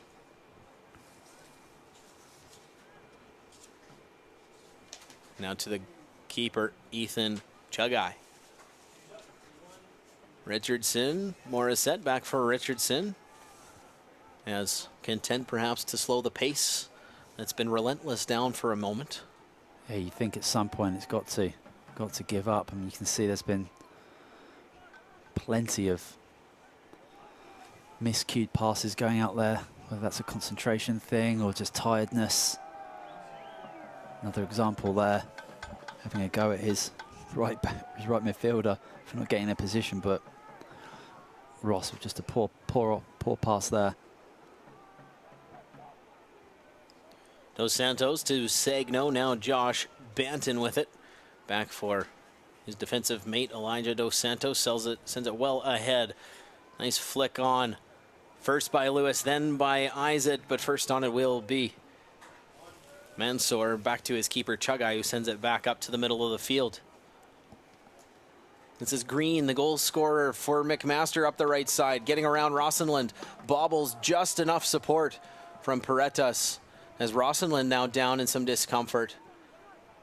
As the ball comes out of play, it will be a McMaster throw, but we will have a pause to get the training staff out and give some attention to Mikkel Rosenlund. Yeah, it looks like he just has a bit of a funky fall there. Whether that's an ankle or a knee issue. You can just see he went down in some discomfort.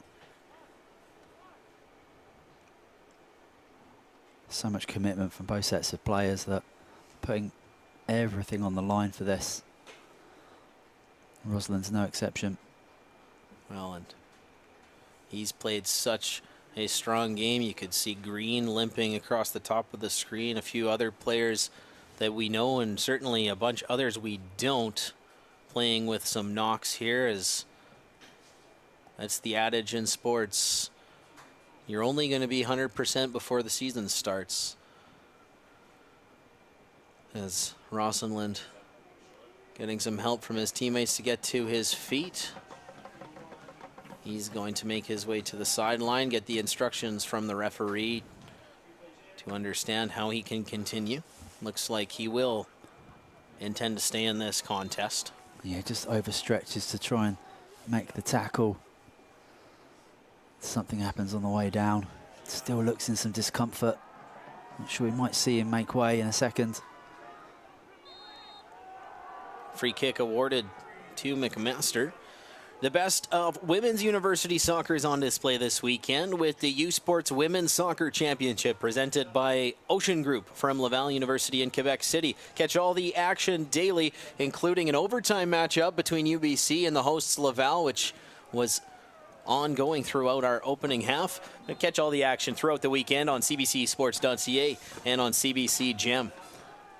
Green delivers a long ball in. Morissette with a touch, but first on it will be Gardner. Yeah, that UBC Laval Women's Championship game looks like it's going to be going into PKs. First one of those 4 matches in Ottawa to do so. We'll keep you updated as the information comes in. Ross too heavy of a touch. Favreau stolen again by Ross, plays it ahead. Shirazi knocks it down, looks right for Green up the right side. Paretas with the steal. Now roll out for a throw. Yeah, Green looking to get onto that left foot of his. Paretas just such experience defending, reading it and poking it away from danger. Wood with the throw in for Green. Nice ball in, just too high for Sargent. And Gardner will squeeze on that.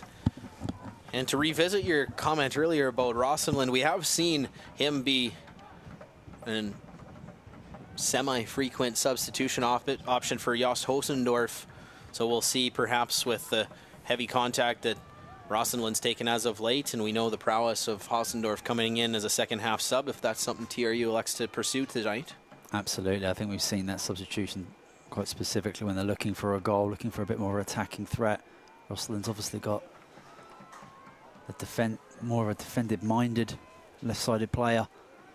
I'm glad to see he's out there wanting to continue in this game, regardless of any pain or niggle. Every player out here is going to do their very, very best to stay on the pitch. That one well cleared by Mansour. Takes out the Akers sign along the far sideline. Oh, nice steal there from Sargent. Stolen back by Agyekum. Steps in, puts one netward. It's deflected out wide for a corner kick, TRU. We've not seen a whole lot from Agyekum, and driving into the box, he's got nifty footwork, trying to make the shot happen. Good block, another corner. A little rumble from the fans down below us.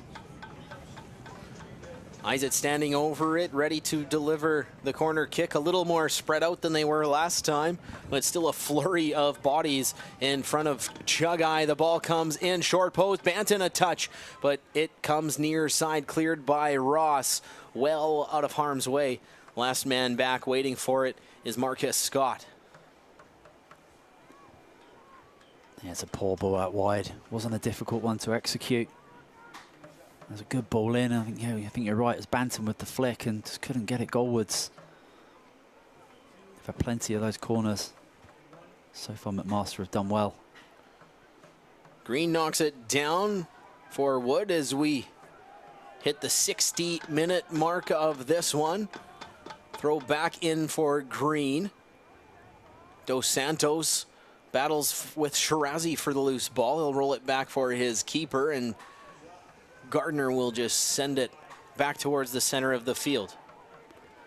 Patrick Isaac first on it for the Wolfpack. Has Rossenlund coming up the left side. Nice slide tackle from Sam Richardson to break it up. Isaac, Rossenlund getting around one man now. Isaac has Richardson to beat. Plays it far side for Sagno. We have a Wolfpack player down on the near sideline. It appears to be Rossenlund again. Favreau up the right side. That one will be cleared high. Shirazi, make that Dos Santos to get the first touch on it. And now Scott will play that out as Rossenlund still down in discomfort. Now we will see somebody quickly get up off the TRU bench, looking to get warm. And yeah, I think you're right. I think his race is run. Yeah, asking for the substitute from the referee. A couple of players gone down in that little motion. We saw brilliant drive from Izzet. So we see. We're seeing a McMaster substitution. Threw me off a little bit. Sneaking in there. Didn't see the number 8 of Rossenland. I saw the 24 of Sean Ross going up as we see Justin Baker come into the game for the Marauders. And we'll see Dylan Hooper coming in for Rossenland.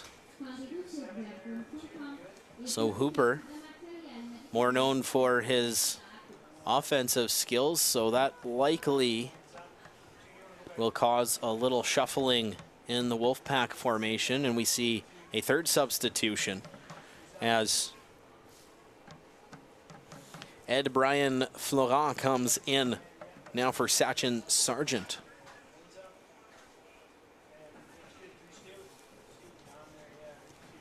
So Ed Brian Florent into the game. Justin Baker into the game. Sargent and Ross come out. And for TRU, it's Dylan Hooper in as a chance. Shirazi steals it. Quick shot, and he sends it wide. He cannot believe he missed that opportunity. Well, nearly an absolute gift. Not sure if the referee was quite happy with the play going forward. Not quite sure what's going on here. It's a drop ball, uncontested. I mean, he's got every right to try and close that down. Gets the shot all wrong. We can see Sagnow's come over onto this far left-hand side now with that substitute. We'll push Hooper up, giving them an extra offensive weapon, as well as Isaac's cross attempt is knocked down. He'll send it backwards for Marcus Scott. Now subbed in for your Wolfpack is number 7, Dylan Hooper. Playing it through a Giekem that's intercepted by Spadafora. And now the Marauders look to counter upfield. It's Jordan Baker to the back right for Wood. Takes a funny hop ahead for Justin Baker. Centering pass cleared heavily by Dylan Hooper, coming back in support. Yeah, good cover from Hooper and gets the clearance right. Just coming off the bench and you coming into the cold action. You can certainly make mistakes, but he made no mistakes there. Conceding the corner, which Green looks to whip in. Green set to deliver the corner. Short ball. Knocked down by Lewis. Back for Green. He'll get another chance to play it in tight. Nicely caught. Heavy contact. And Dos Santos quickly coming in support of his keeper, who took a heavy knock from the recent substitution in Florent. You see tempers starting to flare down at field level. I mean, it's a good cross that comes in, and it's a brilliant claim from Gardner. And there's no real need for Dos Santos to argue so profusely. So the yellow card shown there for Amir Shirazi. Gardner just asking the question of the referee, but also just wanting to get on with it. A very well-spirited match so far. Canada's best cross-country runners head to Halifax next Saturday afternoon for the 2022 U Sports Men's and Women's Cross-Country Championships. Catch every second of the races beginning at 11 a.m. Eastern, 8 a.m. Pacific, only on CBC Gem, cbcsports.ca, and the CBC Sports app. Gardner sends the goal kick upfield. Hooper knocking it down, trying to spin away from Spadafora. Does so as he falls to the ground, making that pass back for his defenders. As the pace, the animosity starting to flare here. As a big ball up, trying to send Segno up the left side. That's Wood matching him stride for stride. And Segno plays it backwards. Paretas stepping ahead, out left Favreau. Low ball in. Lewis is waiting for it. Has a man to beat. Sends a spinning slow roller on target. Easily corralled by Chugai. Yeah, it's good build up into Lewis, into his feet. Just trying to spin and get the shot off. Hooper was in a lot of space. Not sure if he called for it or not, but that was the best option. Lewis chips it ahead, has Hooper chasing, gets there first ahead of Morissette. He'll step outwards, give himself a little bit of space. Now he delivers one in. Isaac's there. Wood able to come away with the ball, comes out. Favreau pokes it over near side Sagno. Short pass in. Isaac spinning, bouncing one towards goal, right into the chest of the awaiting Chugai. Yeah, Sagno's come to this left-hand side, has really got a lot more comfortable in this game, picking out good passes, making good decisions. We're seeing Lewis and Izzet on the ball in the positions that you want to see them. Dos Santos sends it back ahead. Spadafora plays it for Jordan Baker. And he gets it back, taken down heavily. It'll go out. Well-timed challenge, but it does become a throw-in for the Marauders. Yeah, nice football up there from McMaster and a well-timed tackle. So Spadafora going down to one knee, working against Favreau as he'll take some contact and win the free kick. Yeah, Spadafora realizing that he was in a spot of bother, so deciding to protect the ball with his body, and the only thing TRU could do was concede that foul.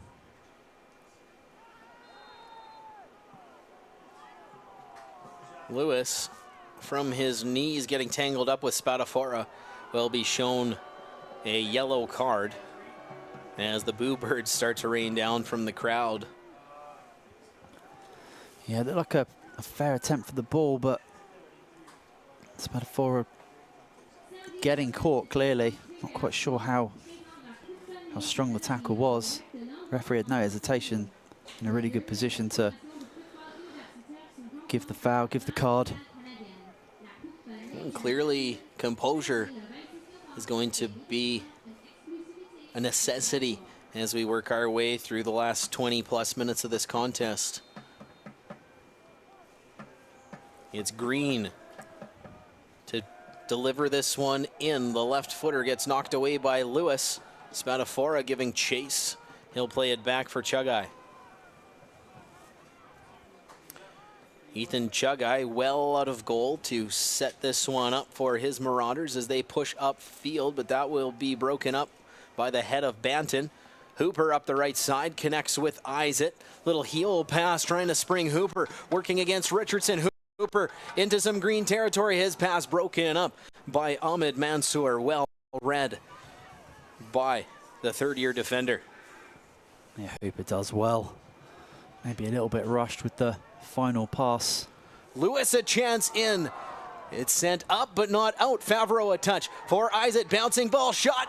Stopped off the goal line by Mansour. Still loose, and now catching it is Chugai. What a save by Ahmed Mansour. I'm not sure if he knows what day of the week it is right now, but that was absolutely heroic on the goal line. Seeing the danger, saw the ball dropping to number 10, is it? Who lines up, and he couldn't have hit it any better. Absolutely courageous at the back. Got a bit of a headache just watching that, and he's still on his feet. Incredible. What a courageous goal line stop for the watered down Ontario product. Oh my goodness, that close to the Wolfpack taking the 2-1 lead, but we're still deadlocked at ones here in the mid of the second half. Be aware of the risks and keep doing the things that you love. Talk to your healthcare provider about meningitis B and learn more at menbeaware.ca. Florent coming up the left side, plays it into the middle, knocked away by Paredes. Hooper up the right side, just able to keep it in bounds, plays it to the middle. Lewis now eyes it, long ball ahead. There's going to be a free kick awarded as behind the camera eyes it, upended by Gianluca Spadafora. And so if you're going to concede a foul, that's probably the spot you're going to want to do it in, as they're going to have a conversation now as tempers continue to rise. It's a hot field despite it being about -10 out there. It certainly is. Spadafora's got something to say on every play. Here's Lewis with that cross. It's a brilliant defensive header clear. And it just falls perfectly for Izzet. First touch is good. But look at that for a block. Absolute warrior. First of all, to actually have the sense to see the danger and to deal with it. Izzet playing it right on goal from that midfield free kick. Easily caught and held on to by Chugai. Now they look to work the other way. Green, little chip pass, trying to get it to Shirazi. Doesn't find him, but the other way, it's Mansour able to break it up. Baker, for Baker. Jordan to Justin, now it goes back for Wood. And Justin trying to push ahead. It's broken up by TRU defensively. Sagno working away from Wood. Rolls it back to Dos Santos, being pressured by Amir Shirazi. Morissette heads that one into his own bench. That will be TRU throw-in. And as we thought we might, time to see Joost Hosendorf come into the game for TRU. Daniel Sagno will be the man to take his place on the bench. So we'll see some speed, a soft touch, but not to mention the tallest man on the roster to perhaps counter all those balls through the air that seemingly all are getting won by Ahmed Mansour. Yeah, and it's an attacker for an attacker, but quite different attackers. And you want to see Hosendorf on the ball. Can be very dangerous with the left foot that he does possess to get some good balls into the box, but he's going to have to be defensively minded as well. It's almost becoming a 3-5-2 with that offensive guy handling that left back duties. Yeah, it certainly is when the Wolfpack are on the attack, and it can very quickly turn into a five-man defensive outlet. You can see how deep Scott is playing there on the center circle, just protecting that back line. Izzet takes the touch. It does go off of the Marauder's leg and out for a throw-in. So, you know, if you tuned in from Kamloops, that Izzet loves these long throw-in attempts. And he's going to put it in an opportunity for a teammate now. All but 3 players inside that 18 as the throw comes in. It's bouncing around, comes free, but it's blown dead as Banton rolls it towards goal. Wood taken down to draw that foul. Yeah, just as the referee's done all day. In a really good spot to see the nudge in the back from Banton. There could have even been a foul before that. They bring it ahead, giving chase up the right side is Miles Green. Puts one netward, diving out to catch it is Jackson Gardner. He learned his lesson earlier, will make no mistake in squeezing onto that one as Amir Shirazi was coming down looking for a rebound. Yeah, Green does well to create that space in behind Peritas. It was a good ball across as well. Good goalkeeping. Baker plays it back for Morissette, takes it back. Jordan Baker playing it to the back line now. Justin Wood being watched closely by Lewis. He'll play it for Mansour, who will look to switch the field. Has Florent up there. Ball's loose. Banton does recover, and he'll just clear. So it looked like he wasn't entirely sure where that one was heading.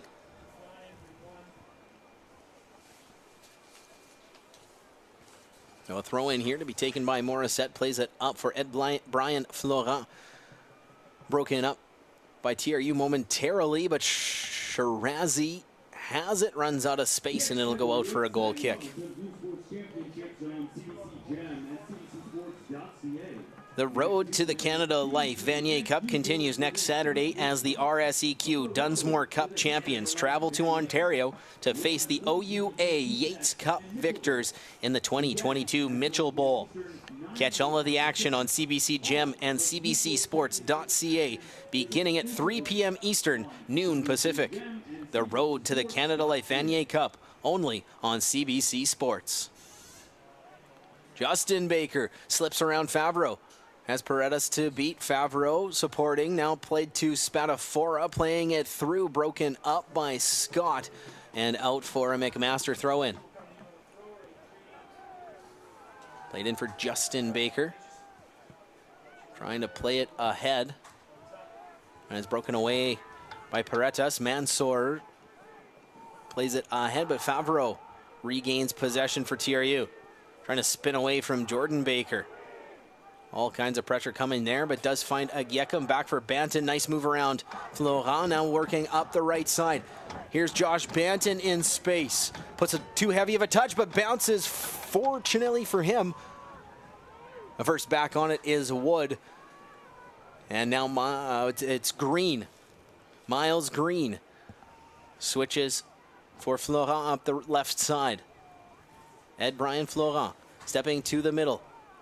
Takes some contact and a foul given as Ryan Lewis needs to be careful. He's already earned himself 1 yellow. And that's the last thing TRU would need here, is to see a man sent off with just over 10 minutes plus added time to go here in the game. Yeah, I think it would have been very harsh to see a second yellow there, but he's clearly on thin ice.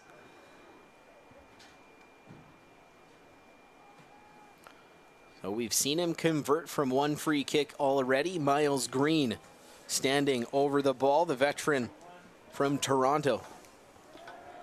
Yeah, I think he's quite clearly got the ability to score from this distance, and I'd be very surprised if this is not a shot on goal. Green stepping up, the left foot delivery hits the 4-man wall. The crowd loves it. And Green will send it high and bouncing out. Yes, it will, for a goal kick.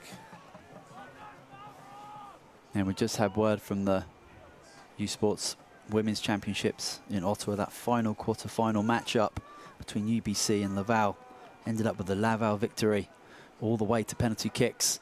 They will be going through tomorrow to the semi-finals.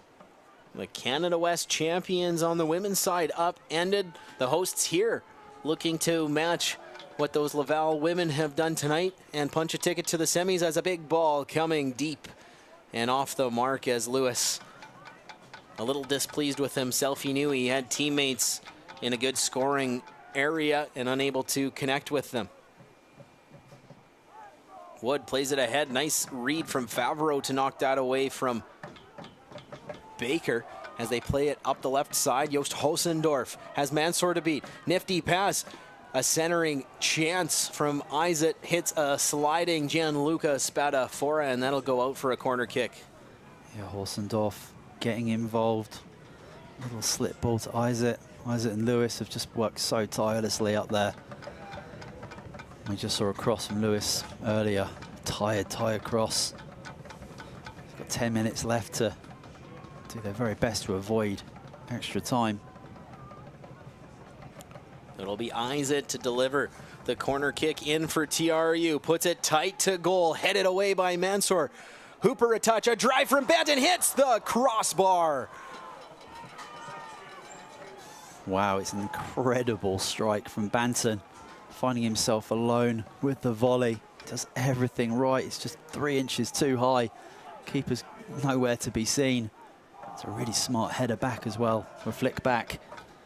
So close to 2-1 from the Brit. Chugai sends the goal kick well out. Agyekam touches. Spadafora takes. Morissette. Agyekam. Now Jordan Baker plays it back for Sam Richardson. Banton intercepts for TRU, looks to bring it back the other way, trying to send Hooper up into space, and that one going to be a little too heavy, and out to corral it is Ethan Chugai. Throws it to his left, Morissette, little touch on for Jordan Baker. That'll be blown down, a little tug from Agyekam draws the foul. And not a lot of motion on the benches here as we're into the final 10 minutes of the 90. Yeah, it's so delicately poised. Both teams doing well at the moment. Unless there's an injury or someone's significantly tired and can't go on, I don't think we'll see many substitutes. But obviously, if extra time is going to happen, I think it's going to be very important. There's going to be squad rotation. Lewis taking some contact and will indeed draw the free kick there. And stepping up to stymie him was Richardson. Big ball up near side. Yost. Stepping not only around his defender, but around the referee as well. Plays it back for Scott, who leaves for Dos Santos. Now plays it ahead. Favreau in space with the touchdown. Marco Favreau to his left. Hosendorf broken up as coming back strongly defensively. It was Justin Baker.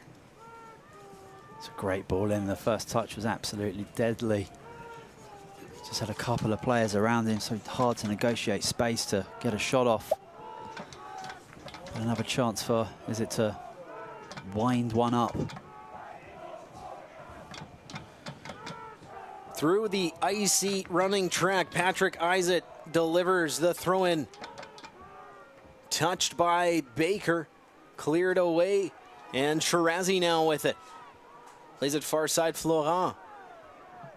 Good delay, back for Shirazi. Spinning away from his man, his pass intended for Green, just out of his reach, and it'll become a TRU throw-in near sideline. Yep, Shirazi disappointed with himself. It wasn't a difficult ball to execute. There's other players on different wavelengths. Agiekum stepping away from Spadafora, plays it back for Banton. Up ahead, stolen by Morissette. Florent trying to take it away, but Agiekum corrals for TRU. Back for Dos Santos. Up the right side, that'll be knocked down by Ed Brian Florent. And now Baker, a long drive, shot just misses wide. A diving Jackson Gardner could not get a touch on it, but it goes out as a goal kick. Yeah, Gardner at full stretch. Quite a spectacular leap into the air. It looked like it was quite some way wide. Just making sure. Oh, bouncing, giving chase with Jordan Baker. Can't get to it. So it'll be played in here by Banton. A touch on by Lewis. Takes a hop off a defender at Gekum Corrals. Now for Favreau. Marco Favreau spinning away from Justin Baker. Short pass through for Hooper. Dylan Hooper plays for Isaac. Now to a Gekum. Back line for Josh Banton. Trying to send a Gekum up the side with speed. It'll be poked out by Dante Morissette. And throw in Wolfpack. Yeah, the Wolfpack mounting some good pressure now. McMaster defensively steady though. So creeping with 5 minutes left of normal time to play.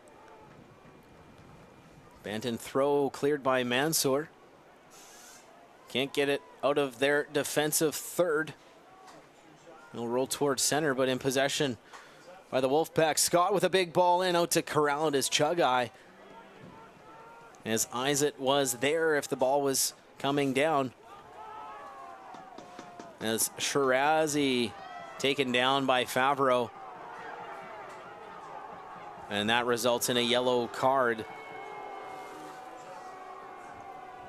to the TRU, number 21.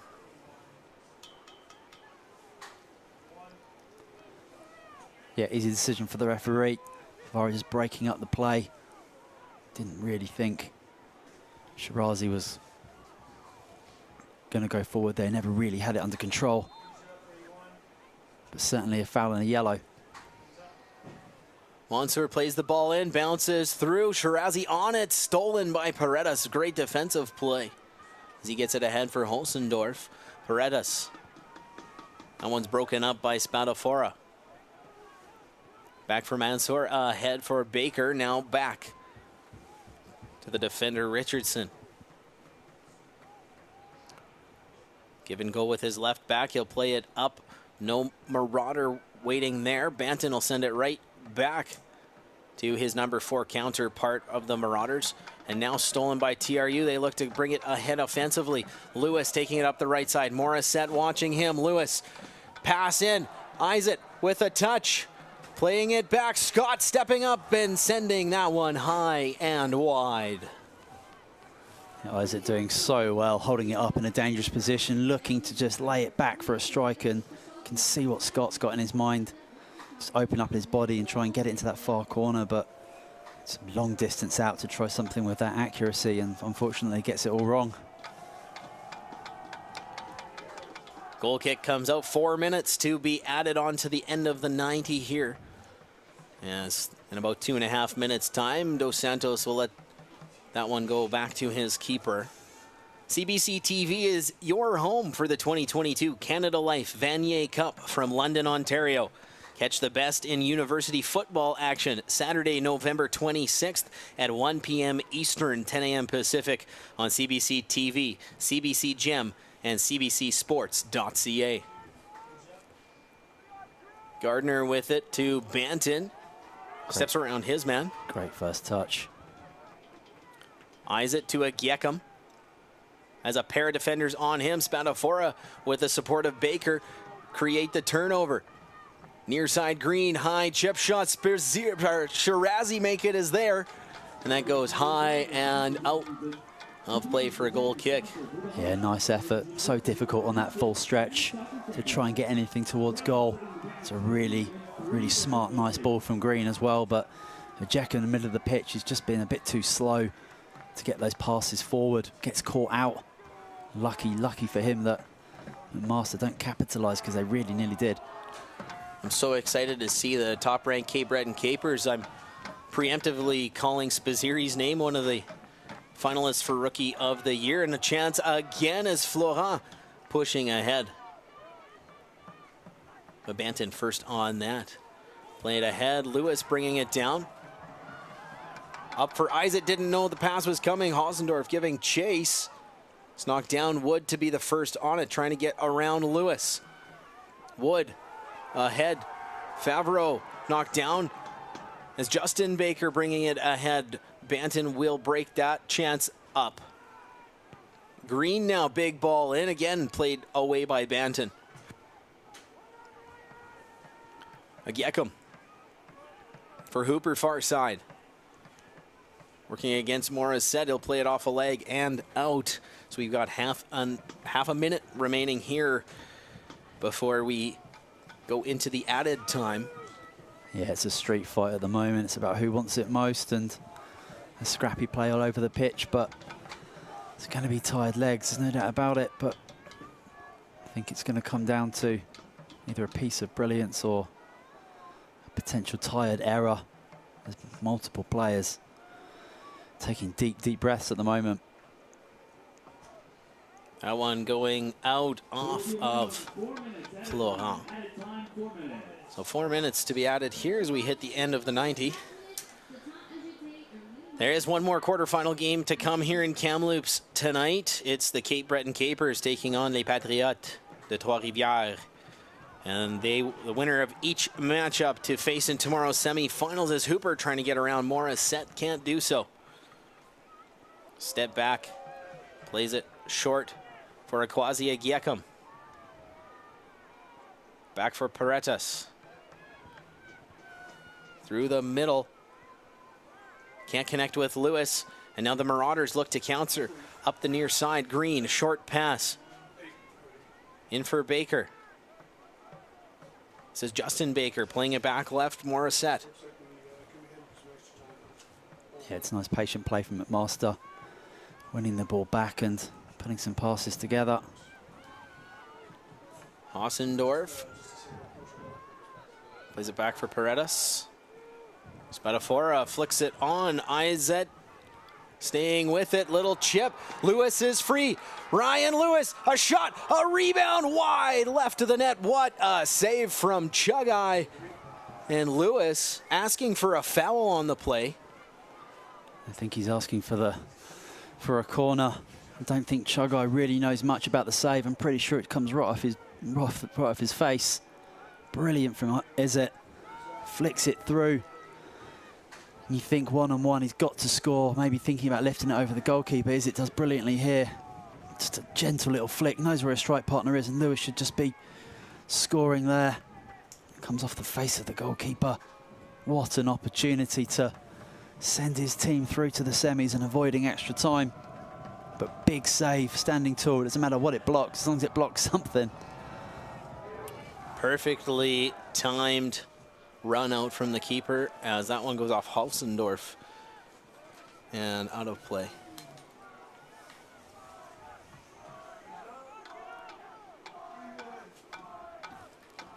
Here's Wood to play it in for the Marauders. Up ahead. Green falling of his own accord. Plays it to the middle. Spadafora about halfway through the 4 minutes of added time as Hooper sends it skyward. Spadafora able to get a header on that. Plays it over to the side. Now bouncing through. We're going to award a free kick to TRU.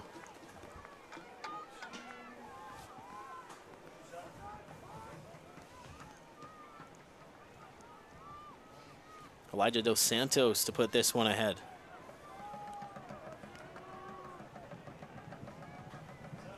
Big kick up. Hausendorf flicks it on. Izzet giving chase. No. Bounces back to Hausendorf. Low shot is blocked. Doesn't come free. Out to Favreau. Steps through the defenders. He's taken down. TRU wants a call. The whistle has not blown. And the referee says it's a throw-in for the Marauders. No, indeed, he will confer with his assistant and say TRU throw-in. Yeah, you can just look at the body language of Favreau. He's not looking for that penalty whatsoever. Plays it in right back for Izzet. Chips it, looking back post. A header there, still loose. Green clears not far enough. Still in trouble. And now the Marauders able to get it out of harm's way. Scott sends it right back in. Banton touches. Richardson clears. And now it bounces high again. Favreau gets a touch on it. Stepping up is Spadafora. And again, brought ahead by the Wolfpack. Hausendorf for Izzet. Coming up the left side, his pass attempt right into the knee of Ahmed Mansour, and that'll go out for a TRU throw-in here.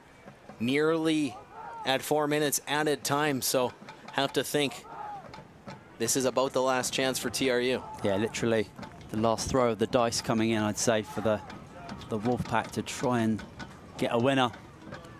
Izzet puts it in. A flick on. Banton caught by Chugai. What a save. Yeah, it really was the last opportunity. Unbelievable. What a great finish to this 90 minutes. And there it is. Full time has solved nothing. It's the Wolfpack 1, the Marauders 1 through the full 90, which means extra time is ahead. And what a 90 minutes it has been, Simon. Yeah, absolutely. We've had everything. We've had penalty shouts. We've had goal line clearances. We've had significant commitment from both sets of players here. And this looks like that last throw in with a good flick on. And Banton just can't negotiate enough power. Gets it goalward, but it's such a hard thing to get any power on that. And Chugai just collects the ball easily again. It's both sets of players that to set up and really take a breath and think about extra time. The extras ahead, 30 minutes to be added on the Marauders. The Wolfpack, a berth in the semi-finals is next. We'll take a quick pause and come back with extra time. You're watching the 2022 U Sports Men's Soccer Championship presented by RBC on CBC.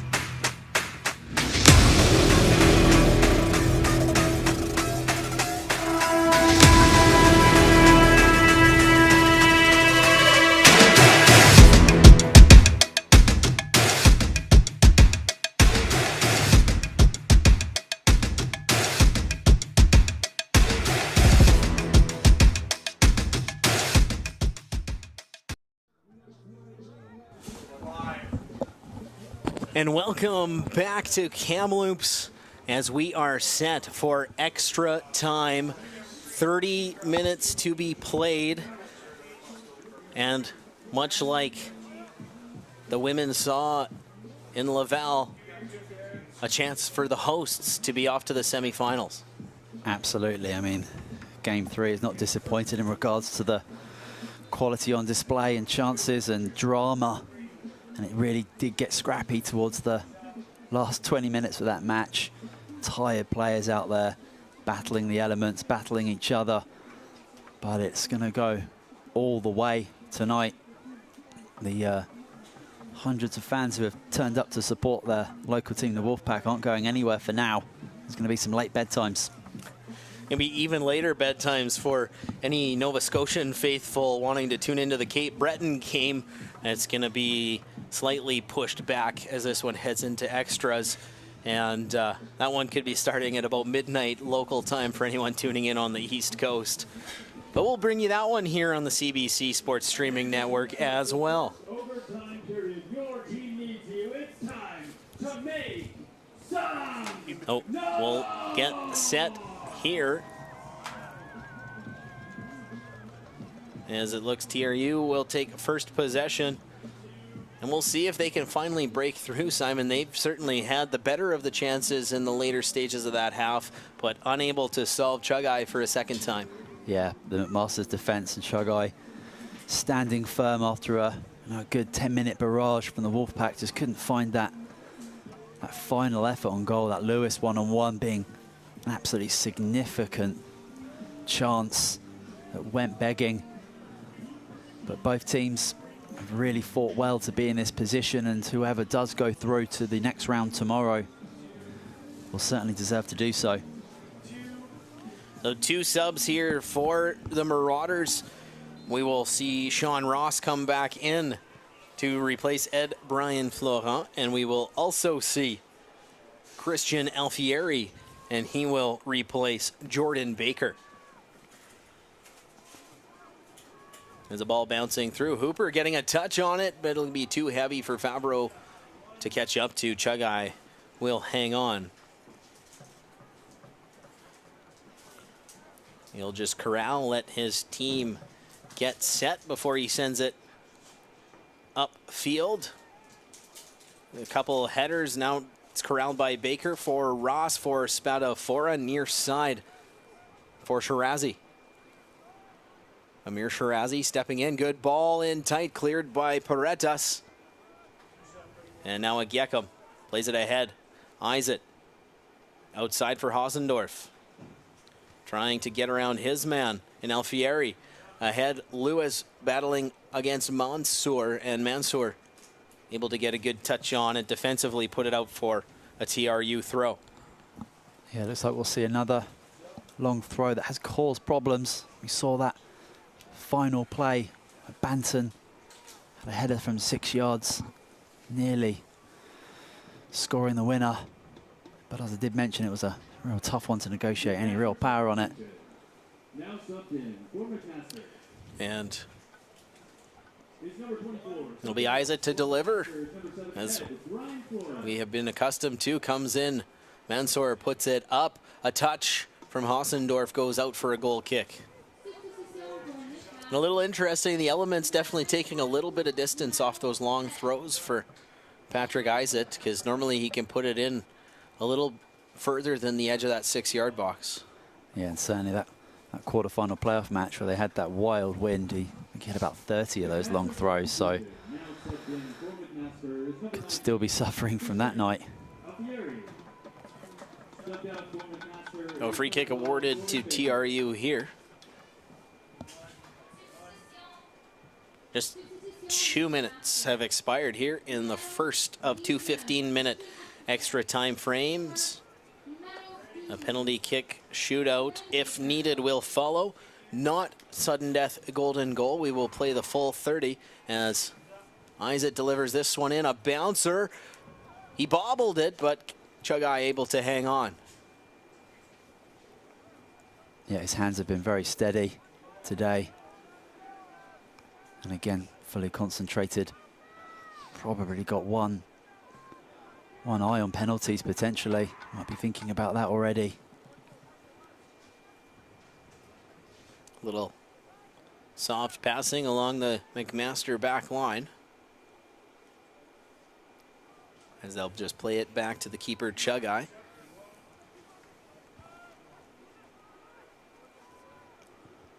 Richardson plays it to the middle. Baker rolls it back for Mansour. Under pressure from Isaac, has to play it ahead.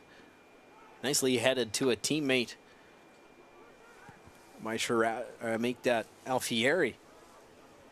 Little change of formation as Alfieri taking that forwardmost striker spot that Shirazi had been occupying for much of the game. Alfieri flicks it on, but it'll bounce out for a TRU throw.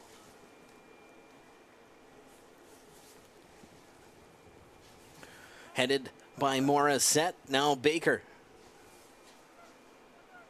Delaying, had some space, takes advantage of it, trying to get around Lewis, and it'll go out for a McMaster throw in. Morissette to step up and deliver it in.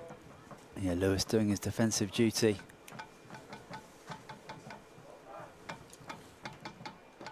There's that one coming in. Alfieri nearly coming away with it. This looks like he might have slipped slightly trying to recover to grab that loose ball. Yeah, Dos Santos getting lucky there. Just trying to usher the ball out, but got caught. Big ball in from Morissette. Alfieri's there, so is Green.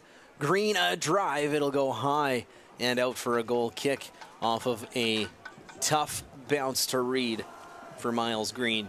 Yeah, messy defending. Had a few opportunities to clear that ball, but the judgment of the ball coming out of the sky was poor, and Green, with the quality and technique he's got, would probably be disappointed not to cause an issue there.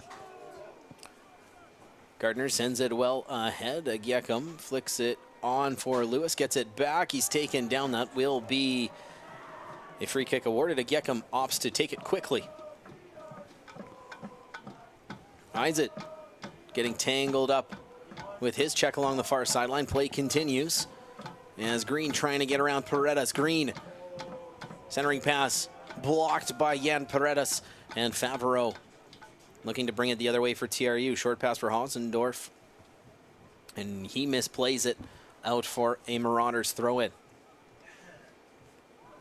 Little scorpion touch there from Hausendorf. It'll go right back out, and we will rinse, repeat. This time McMaster able to get the ball through. Up for Green, stripped by Agyekam. Hausendorf there in support. Has a trio of defenders to beat. He'll play it ahead for Lewis, who's still amidst traffic, and he's knocked off the ball. Pass comes through. Alfieri plays it for Ross. Short pass, Baker. Has two options. Takes none of them, and instead miscues the pass out of the reach of Morissette. Josh Banton allowing his teammates to regain their formation. And now Dos Santos sends it far side. A nice touch from Wood, because otherwise Hausendorf was away to the races. They both go down. Play on, says the referee. Ross corrals for McMaster. He'll roll it back for Sam Richardson. Richardson playing it ahead. Dos Santos, watched by Baker. He'll send a long ball up. Hooper giving chase. Morissette will just use a good body positioning to allow it to roll all the way back for Chugai. Yeah, he had one eye on Hooper. Saw that he wasn't going to cause him much of a problem. Had the composure to just let the ball go back to his keeper. Taken by Ross for the Marauders. Some contact taken down. It looked like he was just off balance trying to make the pass, so play continues. And the ball comes from Dos Santos to Banton, now up for Hooper. Trying to get wide around Morissette. Well-timed slide tackle to disrupt that chance and put it out for a TRU throw. Yeah, Morissette's had a really good game. Just another example of quality defending that he's produced for his team tonight. Worked tirelessly in that back line. Hossendorf plays it off the defender in Justin Wood, I believe. And yes, that is the 16 of Wood there, so it will go out for a corner kick, TRU.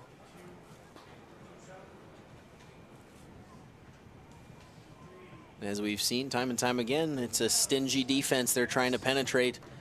As Isaac getting set to deliver this one in yet again.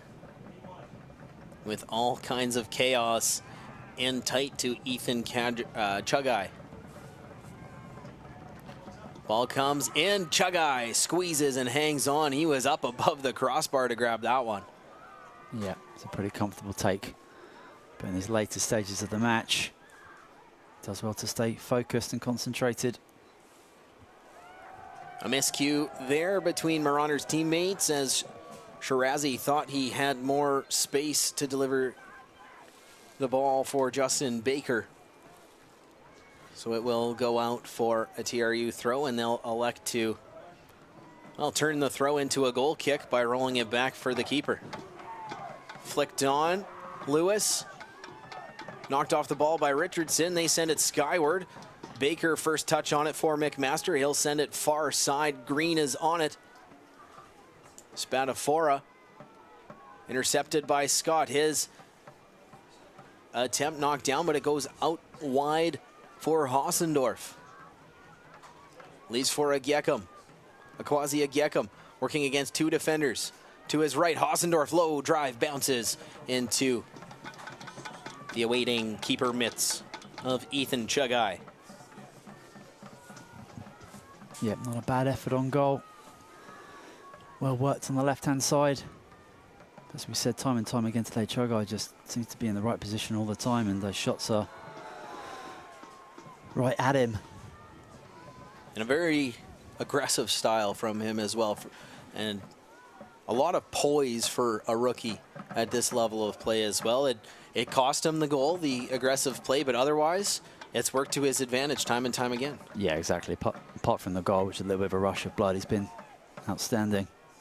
Hooper up the right side, thinks he has some space, centering in, cleared. But Hooper had, in fact, run out of real estate, so it goes for a McMaster goal kick.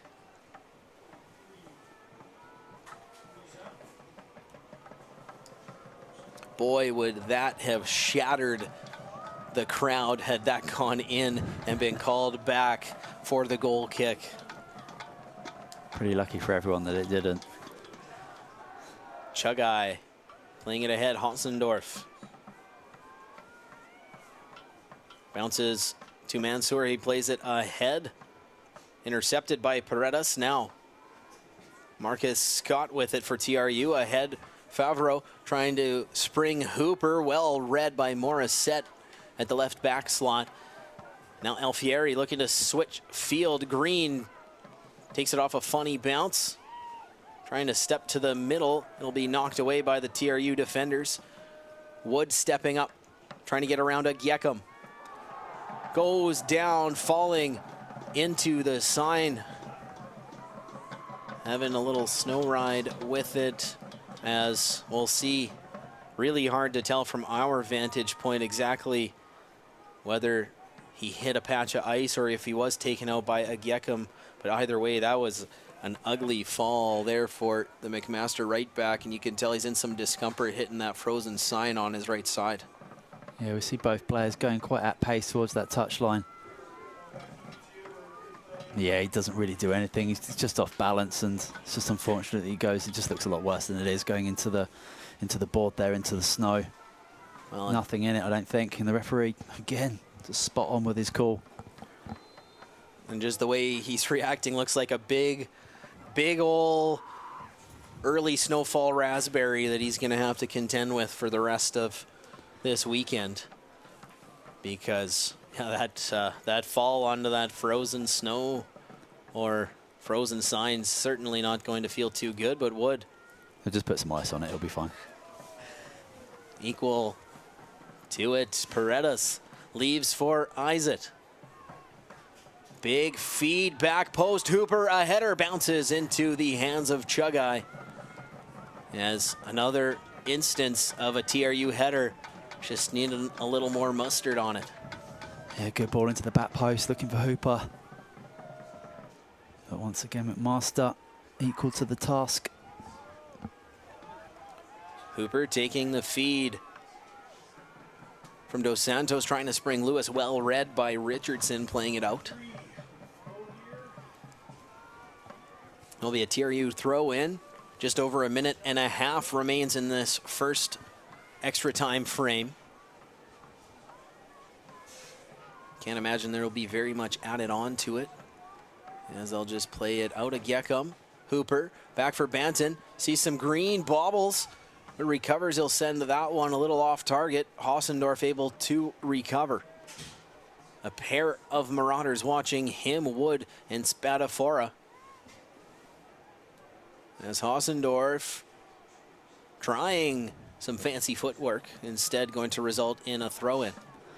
And Spadafora just seems to be covering every blade of turf out there, not giving Hausendorf any time to get that cross in. Well played defensively by McMaster. Goes out for a goal kick to Chugai.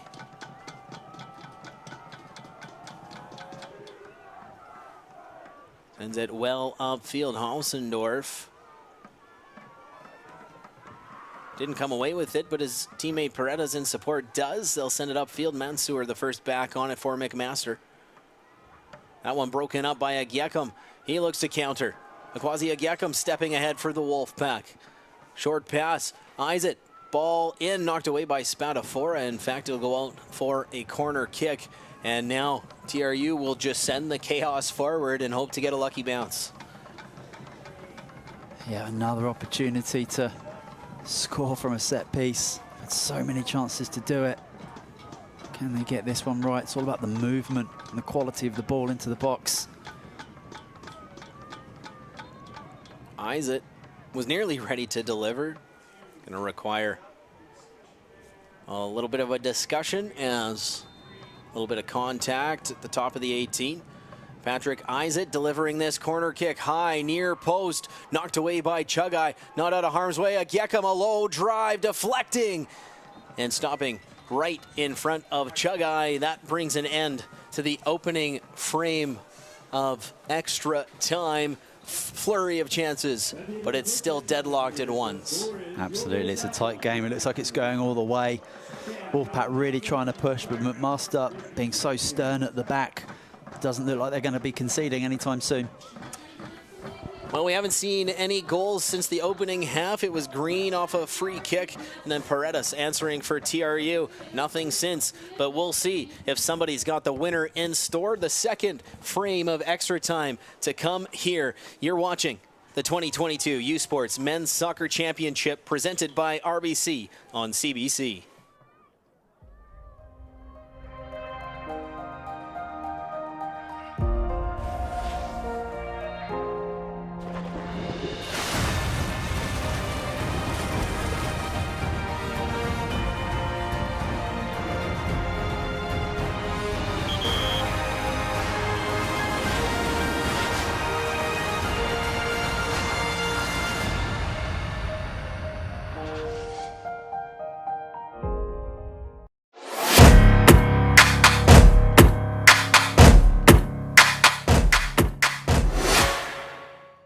This U Sports Championship on CBC is presented by Sport Canada, funding partners of U Sports. Ce reportage est une présentation de Sport Canada, partenaire financier de U Sport. Back to a frosty Kamloops, British Columbia, as we're set for a second frame of extra time. Jamie Shinkuski sitting alongside Simon Brazier to bring you this one live on the CBC streaming network. It's the Marauders, the OUA champs, and the host Wolfpack deadlocked at ones, looking for that go-ahead tally, or if not, we're heading to a shootout. Yeah, it's anyone's call right now. I think the Wolfpack have kind of dominated in regards to chances, especially in the later stages of the 90 minutes and that first period of extra time, but McMaster have been equal to it defensively. And yeah, who knows what's going to happen. Throw in. Originally knocked down. McMaster corrals again, touched by nearly everyone along this near side before TRU able to corral possession. Hausendorf just keeping it in, towing the line. Ross getting a nice touch, but it'll go out for a TRU throw. Yeah, nice drive. That's what he's been brought onto the pitch to do.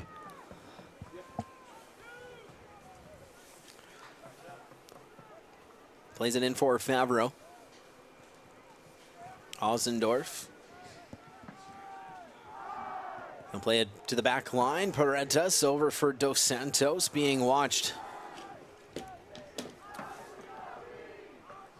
by the pressuring Shirazi, but they play it upfield. Banton takes the pass from Hooper. He'll roll it back to Dos Santos, and again, Amir Shirazi will come up and pressure him.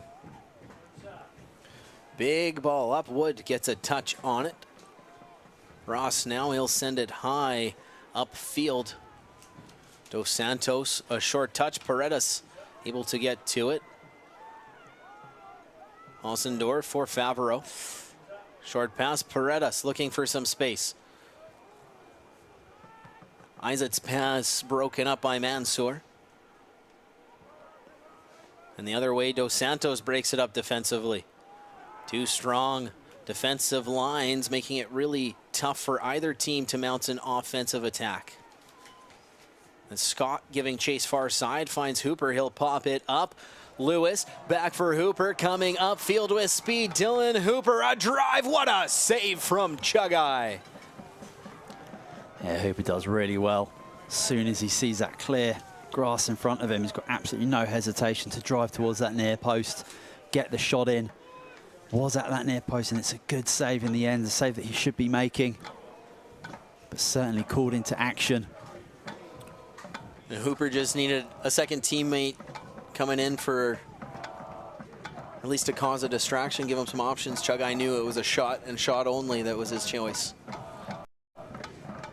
And Isaac yet again standing over this corner kick attempt in extra time, puts it in short, bouncing around it, still loose, cleared by Richardson. A long drive, Agyekum just off target. The crowd thought it went in. It did something very spooky in the back of the net there. It's a wild attempt. Sure did. It looked like it missed, but then it looked like it bounced inside the net. But it was for not a Quasi Agyekum coming that close to the go-ahead tally. Yeah, I wasn't quite sure why he was taking that attempt left-footed on the half volley from so far away, but it was a really good effort in the end. Gardner does well to get that one away. Shirazi pressuring him, and Favreau colliding with the forehead of Justin Wood. So that will draw a free kick a little bit further out, but not that much different than the spot from where Miles Green opened the scoring. What seems like quite some time ago. Yeah, I think there was some sunlight when that happened. Justin Baker delivering this one in. A high header from Alfieri off the top of the net. And it's Jackson Gardner making no mistakes on that one. As had it been slightly shorter, could have been trouble off the high header of Christian Alfieri.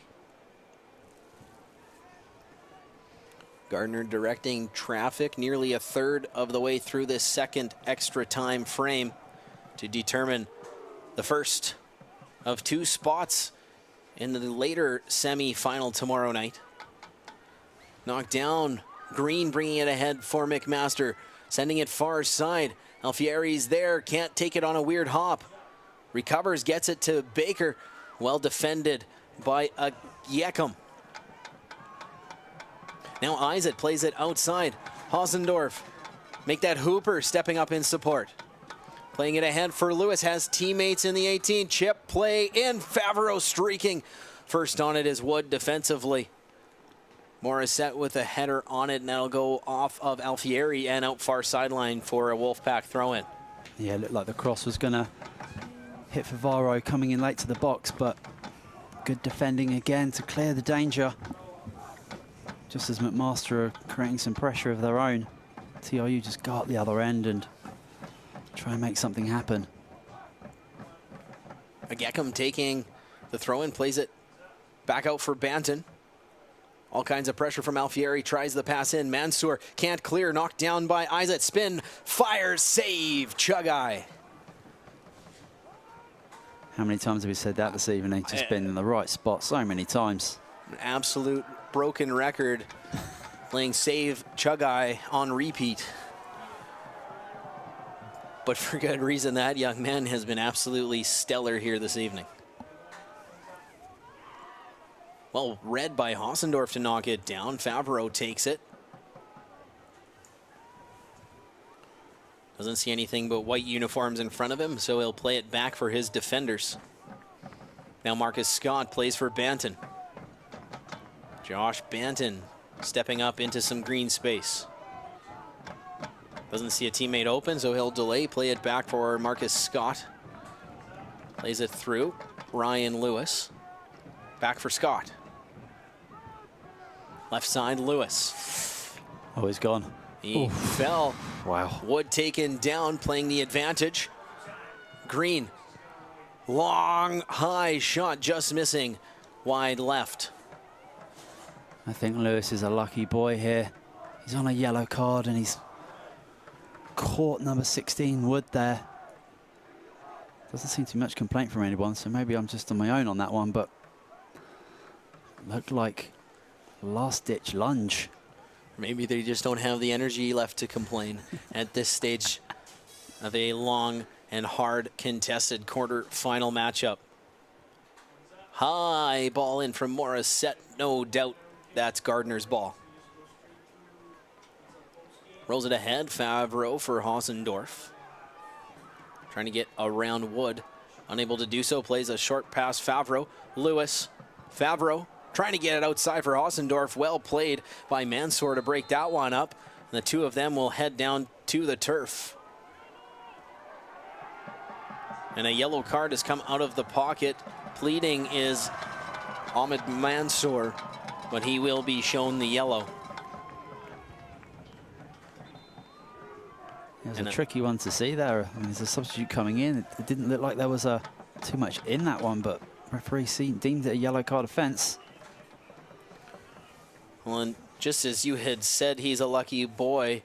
Clearly the bench saw something as well, because Ryan Lewis will come out, and into the game comes the Kamloopian Alessandro Camita. Yeah, just seeing on the replay there, didn't see much in there. I think it's a harsh to even concede the free kick, let alone get the yellow card, unless something was said to the referee.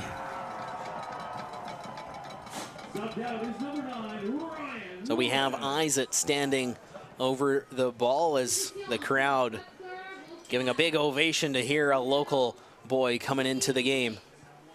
Big ball in from Isaac, flicked away. No, what a touch. I'll go out for a corner kick. The way that bounced off a defensive head, I thought it was earmarked for the corner, but almost caught the corner of his own goal with it. Certainly did. I'm not sure who it came off. I thought it was Banton in the air, but there were so many bodies going up for it, going goalward, and the keeper had to do something with it, because, yeah, it was like it was going into that far corner.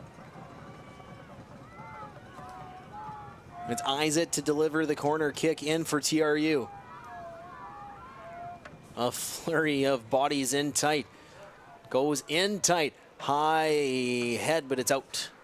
And that will be a goal kick, as Jan Paredes looked like, if anything, a really well-timed defensive jump to knock him off balance just slightly as he went up for it. Yeah, absolutely. We see a slight change with TRU. Horsendorf going into Lewis's position. And substitute Kanita left side.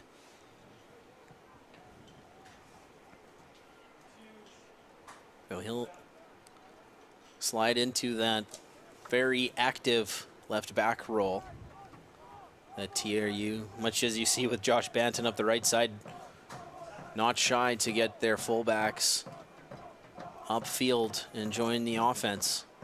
As well intercepted by Favreau.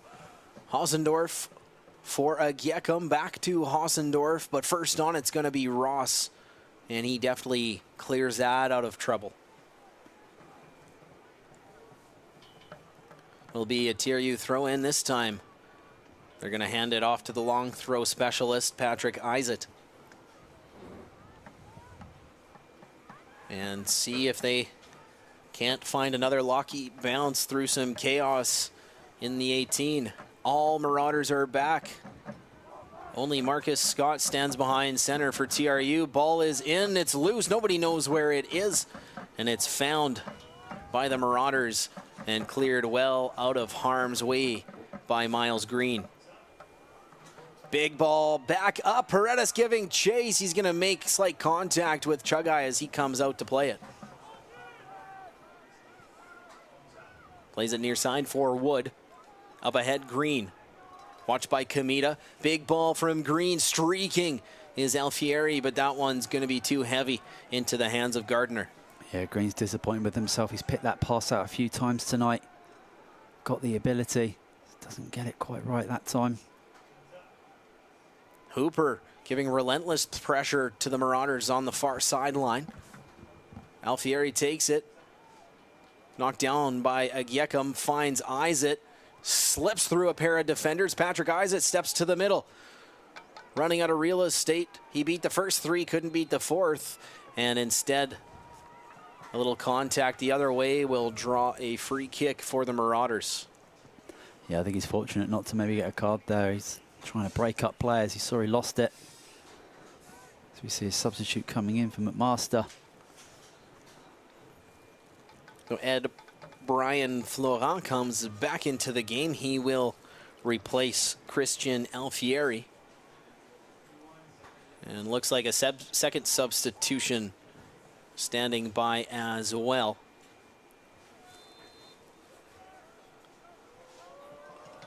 And he will not be coming on during this stoppage, but looks like that's the number 11 of Julian Sanchez. As Miles Green, stripped by Kamita, a nice move, and he's gonna go down in a ton of discomfort. He did so well in such a tight spot to get away from a couple of players. A little shimmy and a nutmeg. Just a little clip as he was advancing forward. We'll just slow that down and get the substitution. It will be Sean Ross out of the game. And indeed, it is the number 11 of Julian Sanchez coming in for the Marauders. Paredes back to send this one ahead and miscues it out of play. As just over a minute and a half, plus if anything is needed to be added on here to this second extra time frame. As Spadafora sending it far side, Banton poking it ahead. Taking it back from the defensive header. Now they'll play it outside. Hooper delays, doesn't see a lane, rolls it back. Have to wonder too, as we saw during an earlier Canada West playoff game, some late substitutions, perhaps a penalty kick strategy in mind? Yeah, I'm pretty sure the team that's left at the final whistle with the extra time has to be the elected 11 for penalties, I'm pretty sure. Hausendorf trying to sprint. Kamita just keeps it in bounds. Marauders able to knock it down and clear. And now Paredes pokes it out. A little bit of contact to the shin of Miles Green. We'll draw a free kick with 30 seconds to tick off the clock. Plus, with the substitution, a few injury stoppages, I have to think there could be a minute or two added on as well. But we'll wait to get official word. As Wood delivers this one forward for McMaster. A double header, and Favreau will play it back the other way. Sanchez getting his first touch, as we do see 1 minute to be added on here as we hit our 15-minute mark. 1 minute at a time, 1 minute. Banton ahead. Well played defensively by a pair of Marauders. Still bouncing around. Luzak Yekum able to come away with it for TRU. Spinning, falling, and drawing a free kick in the process. Yeah, if he just plays the ball a little bit quicker there, he doesn't get caught with a foul, and they can switch the play faster. Yekum just been a little bit slow in getting the ball from the midfield and the centre out wide. But this, I suppose, is an advantageous opportunity to dump one in there. Isaac sending it up. Knocked away with a defensive header. Bounces free to Komita. He plays it to his right. Isaac sends it right back in. Headed defensively by Wood. And now it's Shirazi bringing it ahead for McMaster. He looks to cross. It'll be knocked down. The whistle will sound. And we are headed to a penalty kick shootout here in Kamloops, the winner of which advances to tomorrow night's semifinal. Yeah, and whoever does win it, and whoever does lose it, it's going to be very, very unlucky, but it's been such a tightly fought match. It's had everything. A couple of good goals and lots of pressure either way, and it's going to probably come down to goalkeepers at this point, but it's you know, it's a cruel way to finish a match, but it's got to finish somehow. And the question is now going to be, can the Wolfpack solve Ethan Chugai? Yeah, well, he's been stern at the back all evening. He's had possession of the ball so much this evening, from shots, from crosses, from free kicks, all sorts. Positioning very, very good, and he's made a couple of really good saves, shot stopping, and that's what penalties is all about. Making that guess, making that commitment. A little bit of fortune goes into it as well, but there's a lot of quality out there in regards to penalty kicks from both sets of players, so absolutely anything can happen, and it's all about who wants to step up and take one. Well, it's the first penalty kick shootout for either team this season. We did see the Wolfpack women's team twice go to PKs, twice victorious through it. And so we'll see if their counterpart on the men's side of the program can be equal to that here this evening. The last time this men's program was in a shootout at home, they won a national bronze medal. So we'll see if they can repeat that performance here, or do the Marauders have a little bit of Ontario magic left in them to cement themselves a spot in tomorrow night's semifinal? Oh, you never know. The tensions are high. Both groups of 11 getting into the centre circle. And we'll see who's up first. It looks like it's going to be maybe TRU to go first. We'll see who gets in goal. But yeah, whoever does step up to take a penalty, it's brave, and I always think it's best to go second in these sometimes, but it's an absolute lottery at the end of the day. We'll see. It's both goalkeepers. Congratulate each other and wish each other good luck. Yeah, and it looks like McMaster are going to be up first.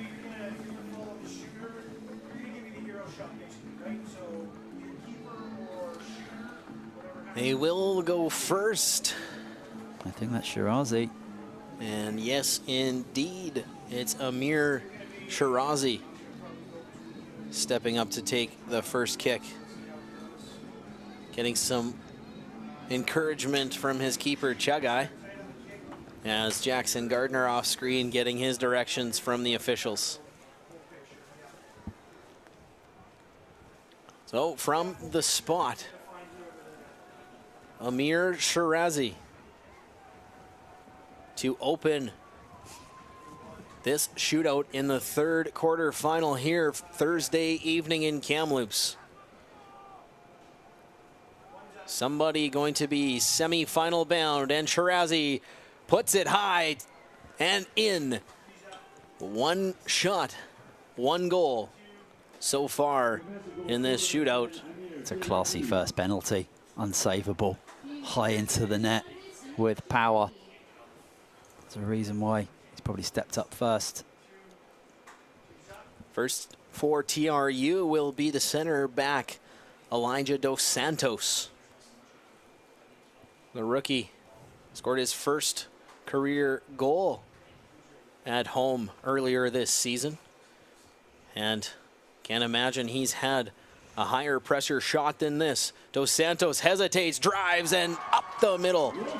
Equalizes this shootout. 1 goal apiece. Yeah, cheeky little move with the run-up. Little delay before the strike. Puts the goalkeeper down to his right-hand side and just strokes it down the middle.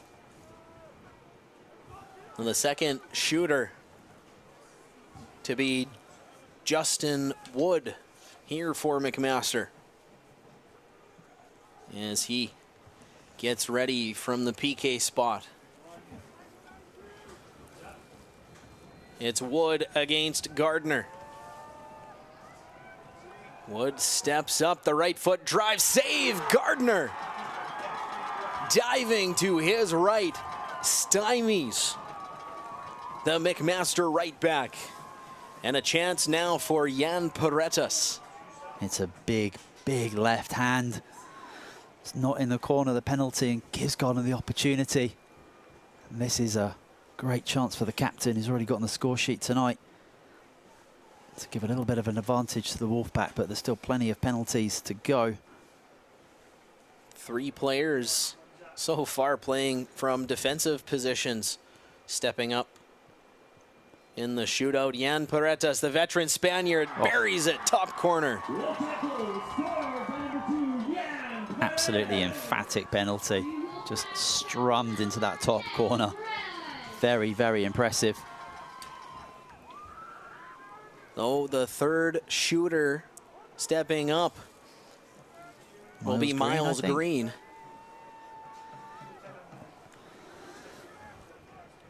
As the TRU regulation time goal scorer stepped up and converted. Can McMaster's goal scorer do the same? It's Miles Green stepping up, left-footed. A drive, he scores up the middle, no mistake. And Green gives the Marauders their second goal of the shootout. Yeah, another quality penalty.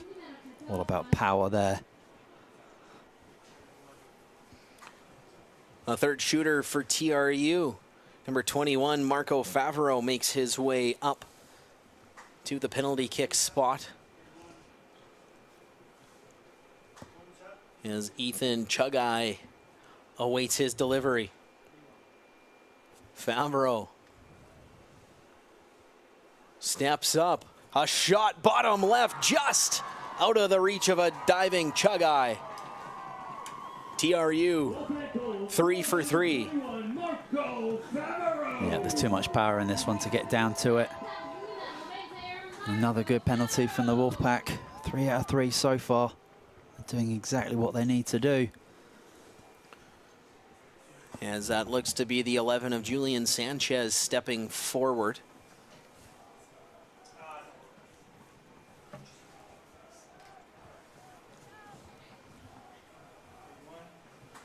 And yes, indeed, had to wonder if that was the tactical substitution late.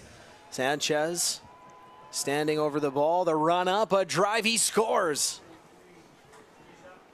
3 goals apiece.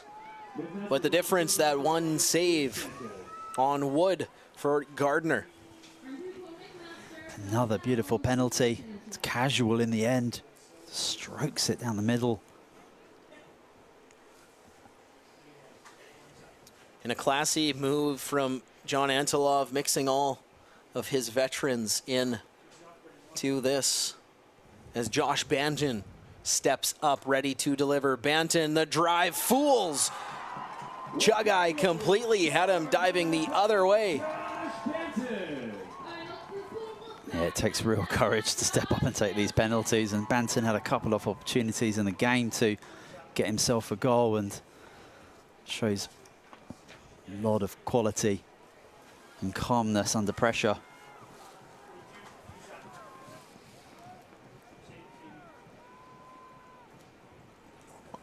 Ahmed Mansour stepping up. He needs to score to keep the shootout alive. Mansour steps up, a drive, he scores 4 goals apiece here in the shootout. And now it's all up to Patrick Isaac. A goal sends the Wolfpack through, and a save sends it to a 6th round. Yeah, Mansour with a very, very nice penalty. Just think back to the unbelievable goal line clearance that he did off this man, is it? Who's got an opportunity now to be a hero for the Wolfpack. Isaac for the semis. He does it! The hosts are semi-final bound. Perfect in the shootout. And they will await the victor of the next game to find out who they'll play tomorrow night as the crowd creates bedlam on the field. And TRU heads to the semis, a penalty kick shootout victory over the McMaster Marauders. Absolutely unbelievable scenes at the end of this game. TRU qualifying, doing so well in the shootout, but McMaster were there with them the whole way. Incredible performance from their goalkeeper, Chagai, whose head is down and he should have his head up. All of those players out there from McMaster did such a good job, but it's TRU that go through. Now when we come back, we'll have the Nike team players of the game. Again, the Wolfpack over the Marauders in the shootout. They're off to the semifinals tomorrow night here at the 2022 U Sport Men's Soccer Championship presented by RBC on CBC.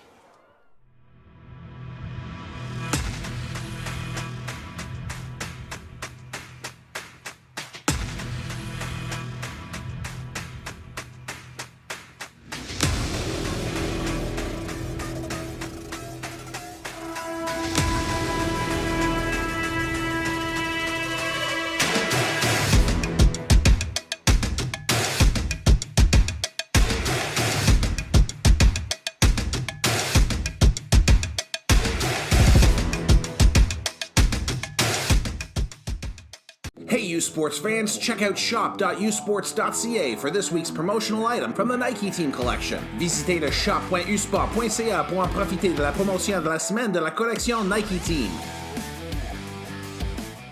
And welcome back to a chaotic Kamloops, British Columbia, as they're ushering the fans off the field to allow the next teams to warm up as we await the Nike Team Players of the Game presentation.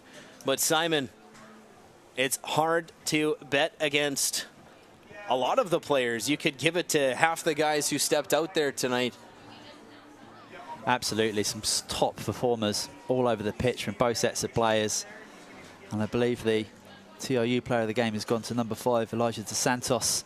And for McMaster, number 14, Miles Green. Well, congratulations to both players of the game. Green, of course, scoring that goal, and Dos Santos, a stellar performance on the back end, as always. Yeah, such a beautiful game to witness, and I said it before, it's such a harsh way to lose a match, but also quite a dramatic, beautiful way to finish one. And the scenes after that is a penalty crushed in. That's what we all love. That's why we all love this beautiful game. We have one quarterfinal ahead here from Kamloops. The Cape Breton Capers taking on Les Patriotes de Trois-Rivières to see who's going to take on these victorious host Wolfpack tomorrow night in the semi-final. Again, it's TRU over McMaster in the shootout. And on behalf of Simon Brazier and our entire U Sports on CBC crew, my name is Jamie Shinkuski. Thank you so much for tuning in, and we'll see you again in a little bit from Kamloops.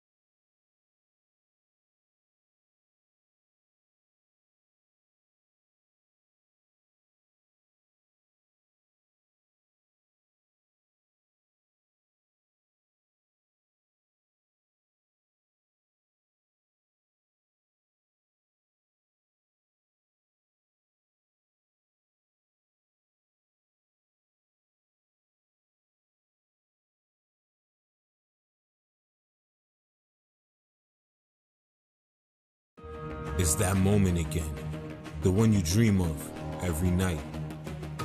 La seule chose qui te préoccupe, c'est la gloire, le cheminement de la réussite, of pushing yourself further than ever before. But the true glory is in the shadows. Les sacrifices que tu fais, quand toutes les chances sont contre toi, when you can't push one more second, chase the glory. Visez haut.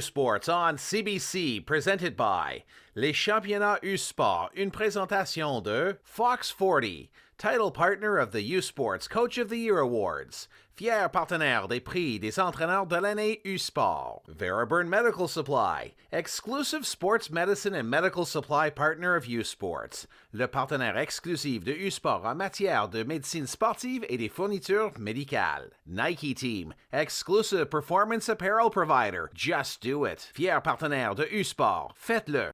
Baron, exclusive championship rings and recognition jewelry provider to U Sports, le fournisseur officiel des bagues et bijoux commémoratifs des championnats U Sport. Sport Canada, funding partners of U Sports. Sport Canada, partenaire financier de U Sport.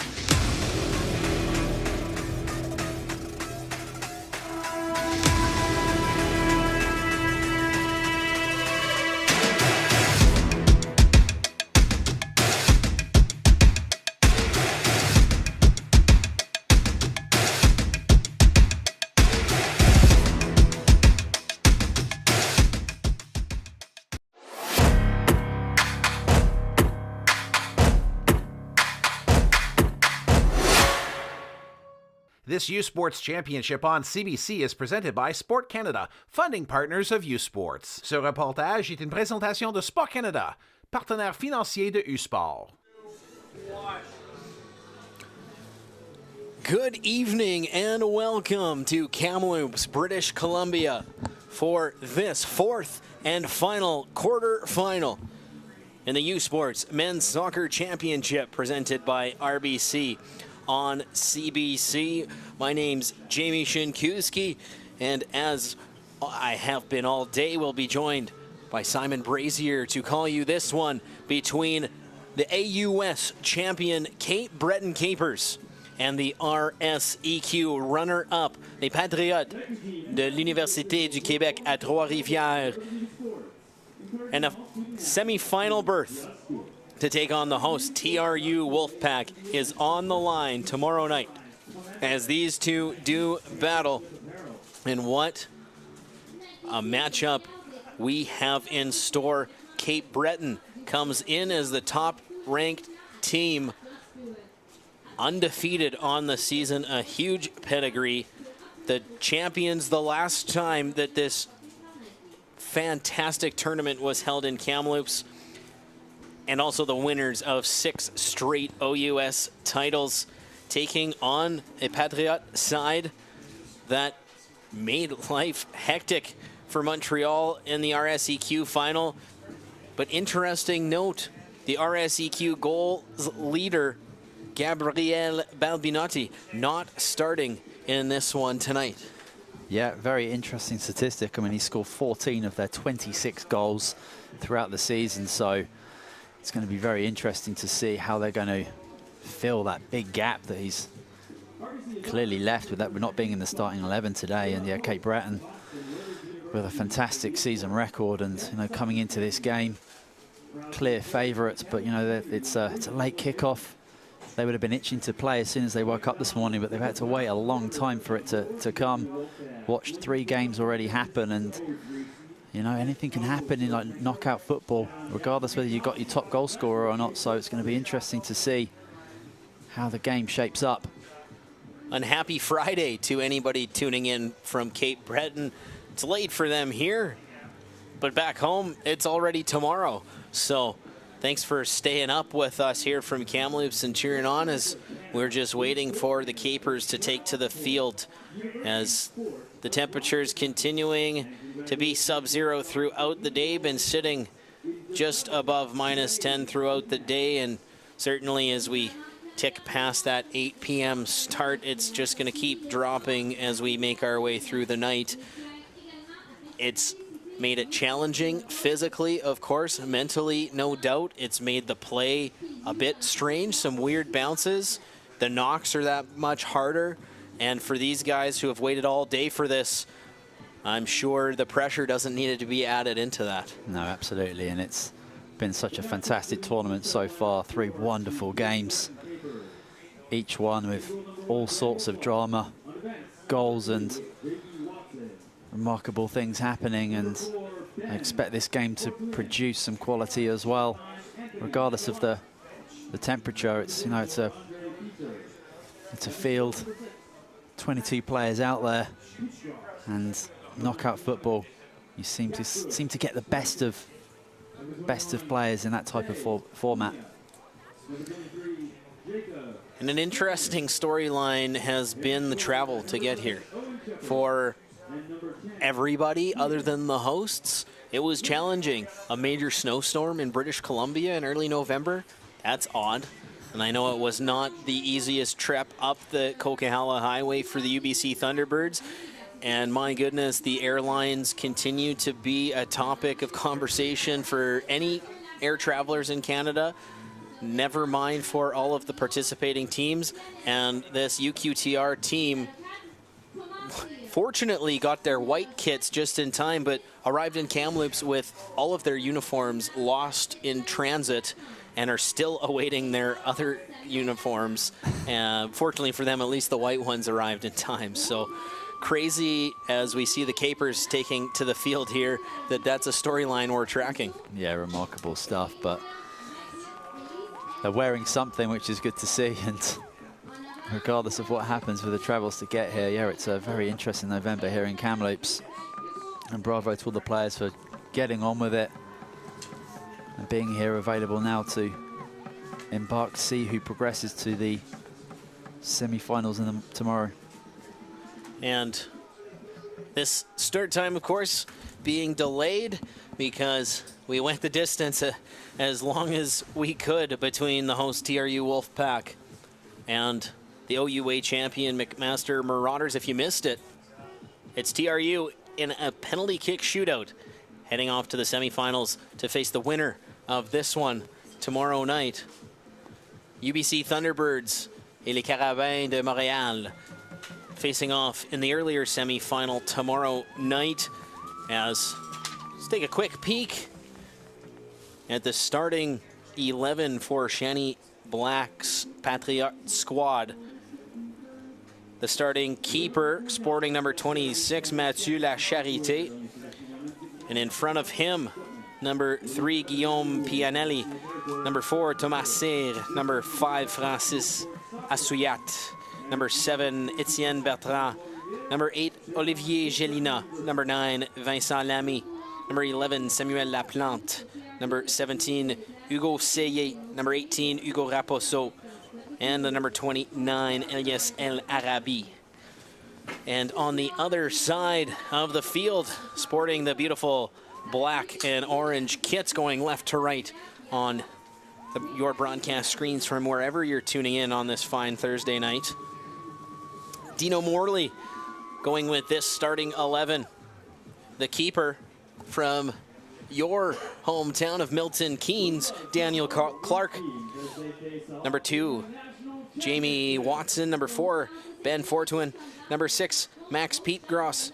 Number 7, Owen Shepard. Number 10, Kean Lynch. Number 15, Anthony Stolar. Number 19, Jakob Perizek. Number 21, Zay Cunha. Number 23, Jacob Spaziri. And number 24, Andre Beecher. And we've had a fun conversation as somebody recently arrived in Canada. You're loving to see all of the British talent coming to this national championship for U Sports. Yeah, it's amazing to see, especially here at the Wolfpack as well. Josh Banton, a great example. Saw him in a podcast this week in regards to how much he's enjoyed his time here in Kamloops and looking to stay here for the future. And the university soccer scene is getting stronger and stronger all the time, so it's no surprise to see Daniel Clark here as well. A referee crew for this fourth and final quarterfinal. The referee is Dave Barry. The 2 linesmen, Theo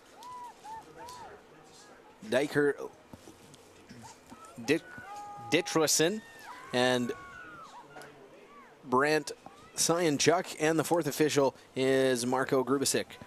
As we are underway here, Les Patriotes with the ball, big boot ahead, trying to spring El Arabi, and that'll be knocked down by the Capers.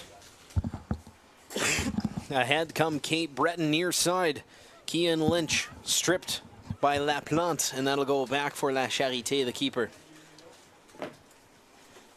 Mathieu La Charité looks to his right. Pianelli will roll it back.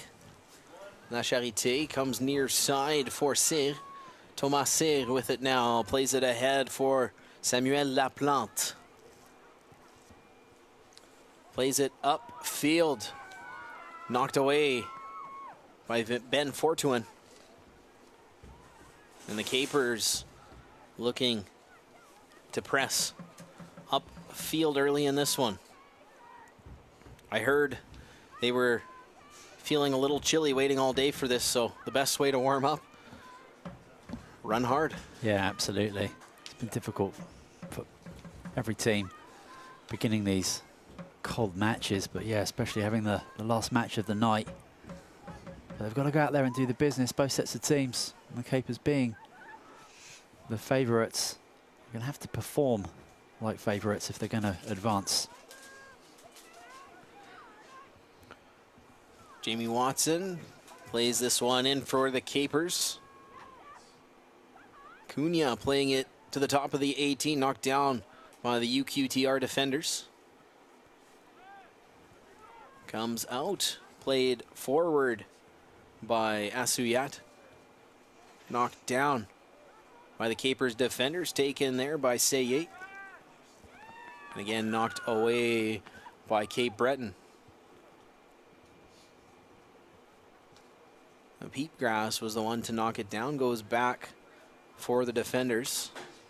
It's Cape Breton slowing the pace down and just trying to get a feel perhaps for their opponents that they would not have seen coming out of the RSEQ.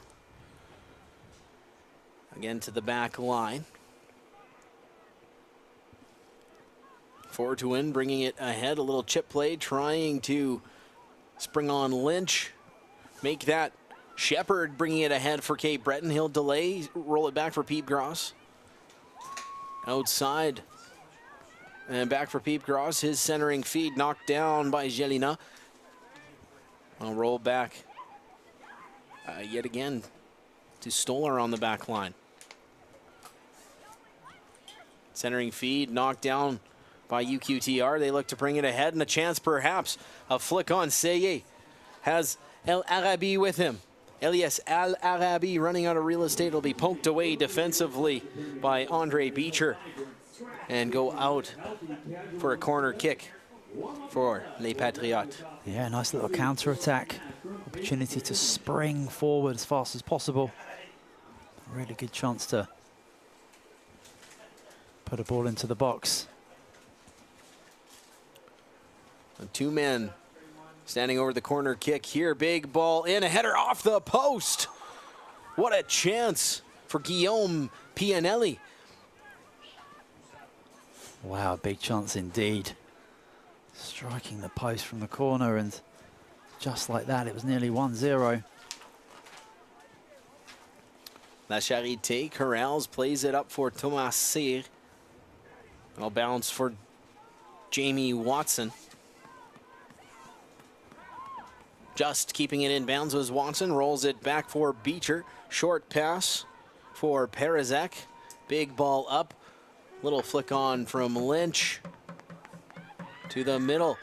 It's Piep Gras trying to center it through. Well broken up by the captain, Vincent Lamy.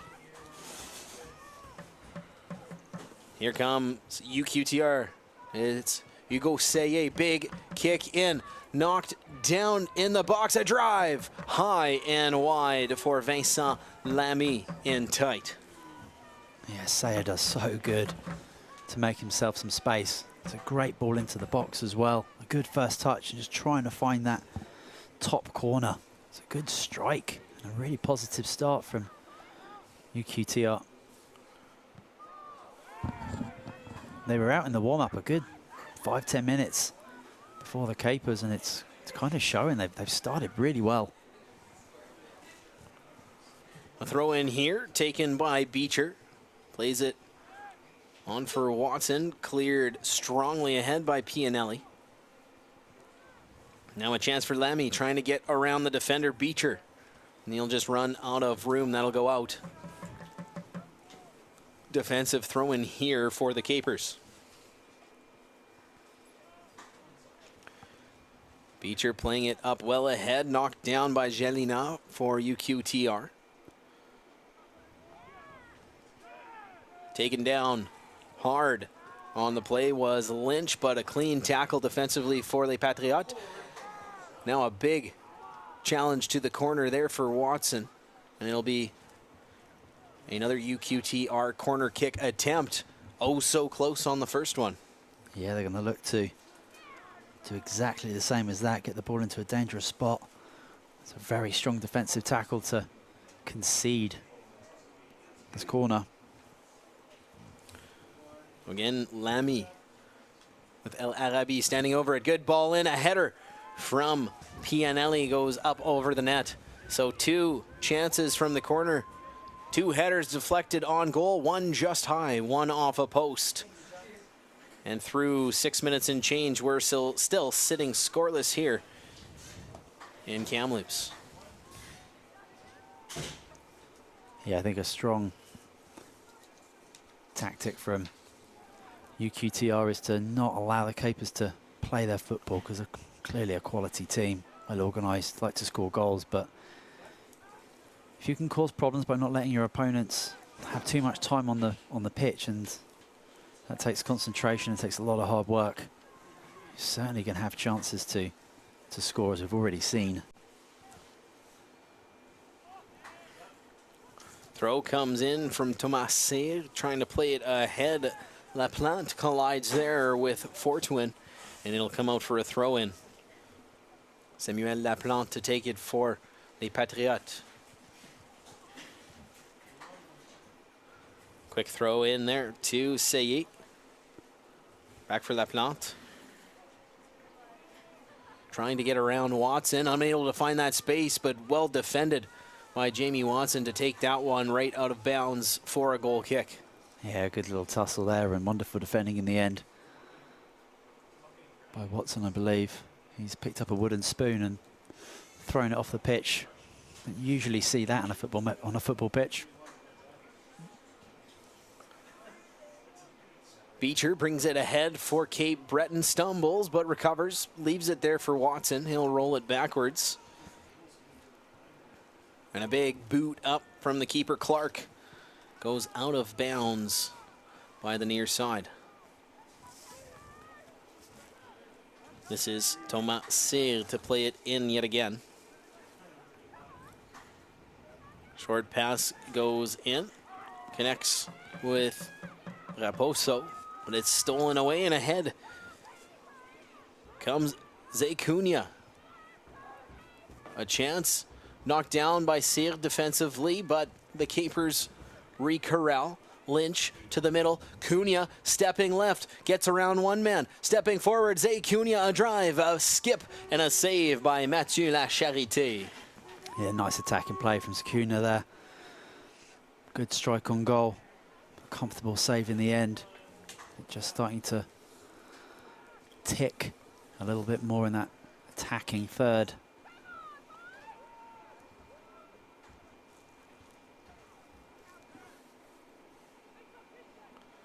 Here comes UQTR looking to counter. Pass comes forward for Elias El Arabi. Steps around Beecher. El Arabi sends a high ball up into the awaiting keeper mitts of Daniel Clark.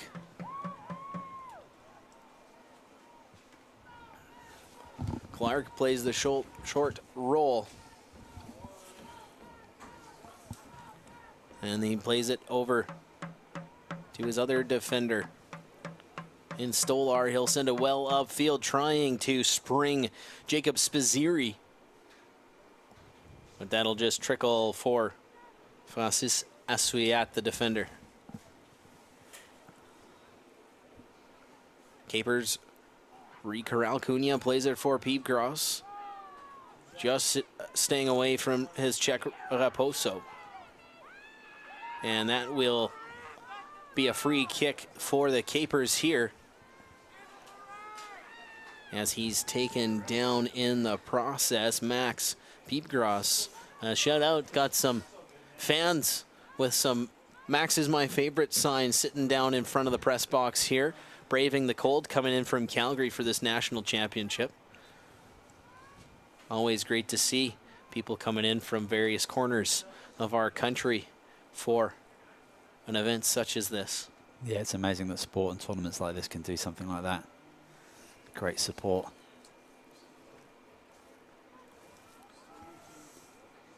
Capers corralling their side of center. And it's Perizek playing it to Stolar.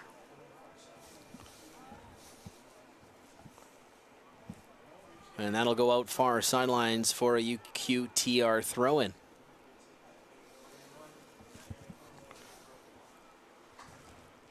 Throw comes in.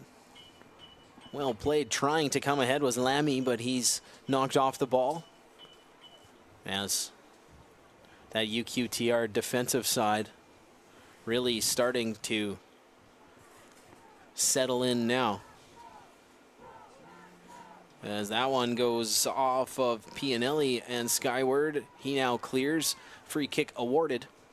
And the best of women's university soccer is on display this weekend with the U Sports Women's Soccer Championship presented by Ocean Group from Laval University in Quebec City. Catch all of the action daily on cbcsports.ca and CBC Gem.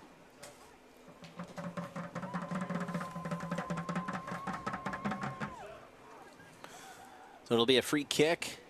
Standing over it is Pianelli. He'll play the short pass to Raposo. To the right side with it. Assouillat plays it ahead. Finds a teammate. That clearing cross attempt knocked away by Jamie Watson defensively. And now it's Thomas Cyr looking to bring it ahead. Short pass to Elias El Arabi. He's taken down on the play and some discomfort as the Capers look to bring it up. This is I think that's Spaziri with it, trying to spring Lynch through the middle. Well defended there by Francis Assouillat. Spaziri just seeing a little gap as the run was being made, just slightly overhit. Can see the idea. Pass comes through. Kian Lynch trying to find a hole. Well defended by Guillaume Pianelli. And that'll go out for a Capers corner kick. The first set piece attempt we'll see as from the corner we'll see as Zecunha heads over to take it. Yeah, the Capers really getting a lot more comfortable in the last 5 minutes. Ball comes in low, hits a leg, it's cleared away by the defenders. A nice touch from Etienne Bertrand.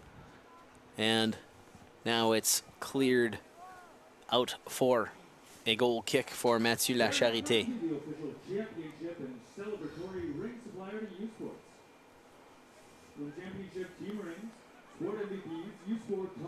Oh, he will play it to his left. Cyr bringing it ahead from the left back position to the middle of Raposo. Playing it back to the keeper, Lacharité. He will corral and step forward, deliver a nice ball out wide, flicked on and out of bounds along the right side of the field. It'll be Stolar to play it in as it come right back to him under pressure from Bertrand, and able to keep possession of it. But it does go out, and we have a player down in some discomfort right at the center of the field. Appears to be Zecunha of the Capers, and this will be the first call out for some medical assistance so far. Yeah, pretty unclear to see what quite happened there, but needing some sort of attention. He's running okay, but did go down to signify needed some right hamstring concern.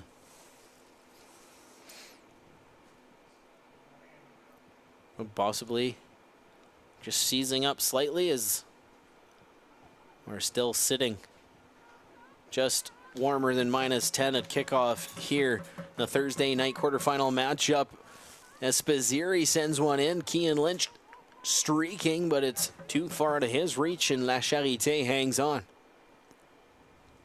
Up the left side, Pianelli for Cyr. He brings it ahead. Patriot trying to get something coming.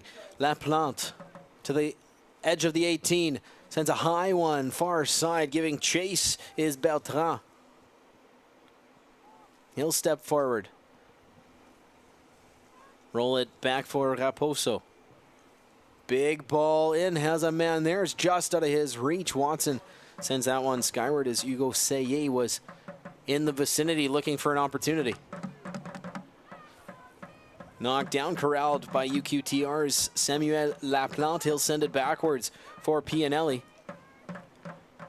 Upfield, knocked out of play by Jamie Watson. A throw in near side for UQTR as we, through the 16-minute mark of this one, still looking for the first scoring opportunity as Beecher does well to steal that. It'll be a throw in for the Capers deep in their own territory. Canada's best cross-country runners head to Halifax next Saturday afternoon for the 2022 U Sports Men's and Women's Cross Country Championships. Catch every second of the races beginning at 11 a.m. Eastern, only on CBC Gem, cbcsports.ca, and the CBC Sports app. So a little confusion down at field level. They'll sort it out. It'll be a throw in here to be taken by Andre Beecher of the Capers. Kian Lynch comes away with it, knocked off the ball by Cyr. They'll play it to the back line. Assouillat. Raposo back to the keeper, Lacharité. puts a nice ball ahead. Touched on by a pair of Capers defenders. And Stolar playing it to his defender in Fortuin. Stolar plays it up the left side. Shepard ahead. Stymied. He'll make that. Perizek plays it back for Stolar on the back line. He'll just slow things down, roll it back to his own keeper. And looking to come up the right side with it. Capers don't find any room to work with. And it's Piepgras being sent back into his own defensive third. He'll bring it ahead. A trio of UQTR defenders in his face. That pass doesn't make it. Intercepted by Pianelli. And Les Patriotes looking to counter. Speed up the right side. They collide. It's Etienne Bertrand causing the foul, taking out the left back Anthony Stolar. It's been a very balanced opening 19 minutes here, and both teams starting very well. Certainly competitive, not allowing either team to have too much time on the ball. UQTR look very organised at the back, so far dealing with the Capers offence. This Stolar with it. Knocked off the ball by Lamy. Taken by Fortuin. He's trying to bring it through. And broken up by Assouillat. Short pass for Lamy. Has some men streaking, trying to spring Hugo Seye. And a drive high and over the net from Elias El Arabi. As UQTR not shy to take some chances through the opening stages of this first half. Yeah, they're having some good luck with this ball coming across, and that's a good effort on goal from El Arabi. Difficult technique, that volley, and it wasn't a bad effort at all. That one going out off ahead of a Capers player, so that'll be a throw in. You're taking that from the the white line. Using the Canadian football boundaries. Little bit of a miscue there. I mean, you probably play most of the season with white lines, so give him a little bit of space there with it.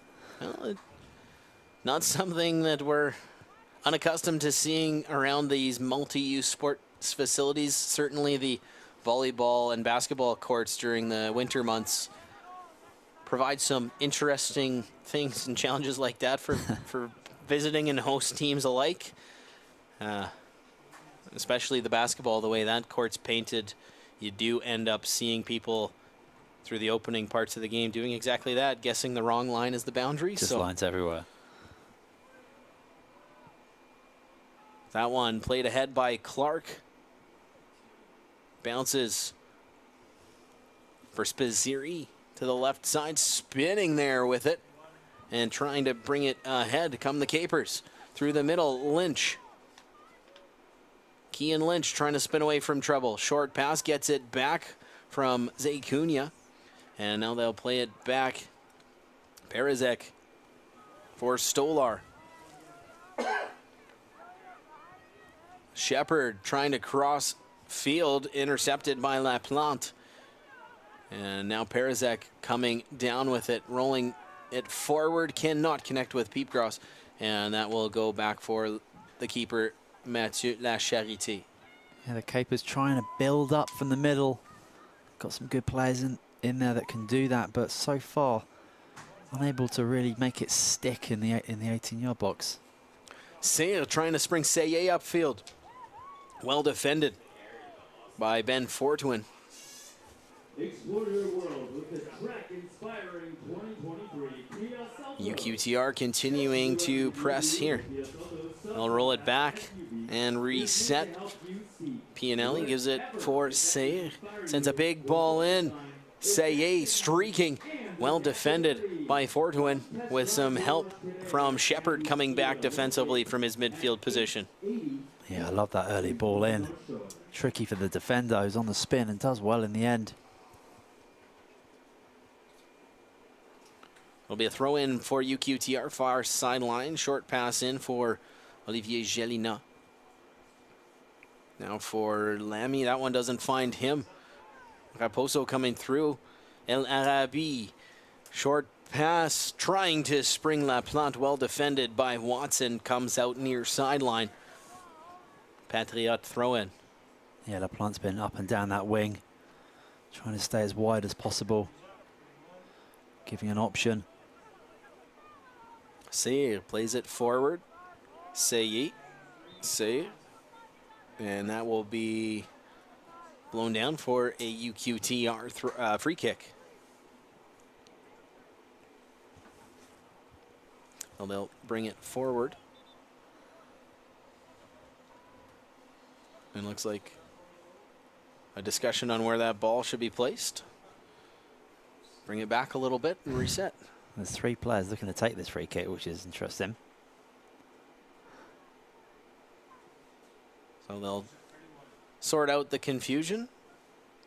As we've seen through the corner kicks, Vincent Lamy and Elias El Arabi standing over the ball here, set to deliver. El Arabi doesn't. Lamy does. Gets it in tight. A defensive header cleared out for a UQTR corner. And it's a lovely ball into the box. Just looking for that flick on from an attacking player, but great vision for the defender. Saw it all the way to clear the danger. Another corner. The same 2 players make their way to the corner. Lamy has the short option, delivers it in, blocked by a defender, and it'll come out this time for a throw-in. Looked like a bit of a miscue between the UQTR players. I thought you were going to go this way, and you went that way, so we'll see upon the next corner attempt for them if that is rectified. Laplante trying to step around Beecher. He does well to get a defensive deflection on it and goes out for a corner kick. So we'll see if that earlier miscommunication gets fixed on this attempt. Yeah, like this couple of players, a left footer and a right footer option. I think we'll see the left foot this time, maybe to mix it up. Maybe not. It's a good ball in. Lamy delivers again, a header just high and wide of the net. A great opportunity for UQTR coming there from Thomas Sayre. Yeah, rises well above everybody. Can't get the ball down. Sayre stepping up, passes it ahead. El Arabi knocked off the ball by Beecher. Laplante coming up the left side. Beecher gets a foot on it, out for another corner kick. Be aware of the risks and keep doing the things that you love. Talk to your healthcare provider about meningitis B and learn more at menbeaware.ca. There's the same 2 standing over top of it again. Yet again looks to be Lamy to take it. Vincent Lamy sends a ball in. Good movement coming near post, but it's the defensive header that gets the touch first. Good recovery there from Hugo Sayre. They send the ball back in. Beecher does well to win the header. Great touch. Cape Breton looking to counter. Shepard taking the feed. Make that Spazziri trying to spring Shepard. Here's Shepard. What a diving tackle from Pianelli to clear that out of harm's way. As Owen Shepard thought he was all alone in on the keeper, La Charité. Yeah, Pianelli with a vital tackle at the last minute because it was an incredibly swift, effective counter-attack. Offside there, I think. Shepard now just a step ahead of it. And just like that, though, the Capers can go from defending a corner to being in the opponent's box in a blink of an eye. Capers, that's Jakub Perizek coming away with a big ball in. Spazziri's there. Pianelli knocks it down, chips it ahead. Raposo the first one on it. He'll send it ahead, knocked down by Stolar. Anthony Stolar plays it back for Fortuin. And he'll roll it back to his keeper, Clark. Plays it. Short play to Beecher, near side. Peepgross plays it to his teammate, Perizek. Rolls it back, Beecher. Chips it ahead, just out of the reach of Max Piepgras, and corralled now by Thomas Cyr. Intercepted by Piepgras. Zay Cunha, nice sliding challenge from Francis Assouillat to stymie that attempt. Zay Cunha, a dangerous player, coming in a dangerous opportunity. Owen Shepard now again broken up by Assouillat. I think he's in that particular position to do exactly that. Break up those plays. Two wonderful examples of anticipating that through ball. The referee getting a little help from the Cape Breton faithful in attendance on calling that foul. As the pop mic's picking that up, that's always a little bit of animation in the stadium here tonight. And it's Jamie Watson over this free kick. He's got 8 assists already this season. Good ball in. Nice defensive header from Laplante. Little help from Pianelli. And it'll take the third effort to clear for UQTR. They'll bring it upfield. El Arabi trying to spring his teammate in Seye. And that'll be cleared the other way for the Cape Breton Capers. Yeah, disappointing from El Arabi. There was an easy pass on. He just tried the really complex one. Doesn't quite get it. Vincent Lamy finding some space, stepping up a long drive, just wide, right past the sprawling, outstretched arms of Daniel Clark. Yeah, I think Daniel Clark just diving just to make sure, but I think he had that completely under control for the whole duration of that attack. A goal kick coming out here for Daniel Clark. As everybody pushing on to the far side of the field. They'll send it ahead. Knocked down by Jelina of Les Patriotes. Watson playing it to the middle. Kean Lynch spinning around his man. Has another to beat. Finds a hole, but can't get past Etienne Bertrand. They do well. Big ball in from Shepard. And that one just out of the reach of Jacob Spaziri, who is coming toward the near post, looking to put that one home. Yeah, Lynch is picking the ball up into some dangerous spots. He's having a little bit too much time. If he continues to get that freedom in that position, he's more than likely going to get a shot on goal sooner rather than later. Ball played ahead. Bertrand had it. Gets played back for his teammate Assouillat. Up the right side, Bertrand looking to bring it ahead. He's got some speed, gets around his man. Now he's looking for Laplante near side. He's barreling in, but that one going to be too deep and into the bread basket of Daniel Clark. Yeah, it's disappointing again. Just picking the wrong pass at the wrong time. Players streaming forward, and just a little pass into the feet there was the best option. Opting for that Hollywood pass. Trying to spring Watson. He's got speed, but Laplante has more. He'll get there first and play it out of harm's way and get a big pat of approval from his keeper. Yeah, we've seen Laplante do some brilliant attacking, but he's clearly there to have a big defensive part to play as well. The throw will come back for Beecher. He'll step forward under pressure from Seye. He'll send a big one deep far side. Shepard going up with Bertrand, trying to come away with that one. And it'll be brought ahead and out. Throw in for UQTR, says referee Dave Barry. As over to take it will be Francis Assouillat. He'll play it in. Lamy, first one on it. Vincent Lamy trying to get through a trio of capers, succeeds and gets it near side for Samuel Laplante ahead. El Arabi takes a lucky bounce, gets around Beecher, cross goes in. It's going to be deep. Nobody there waiting for it. It'll go out for a goal kick.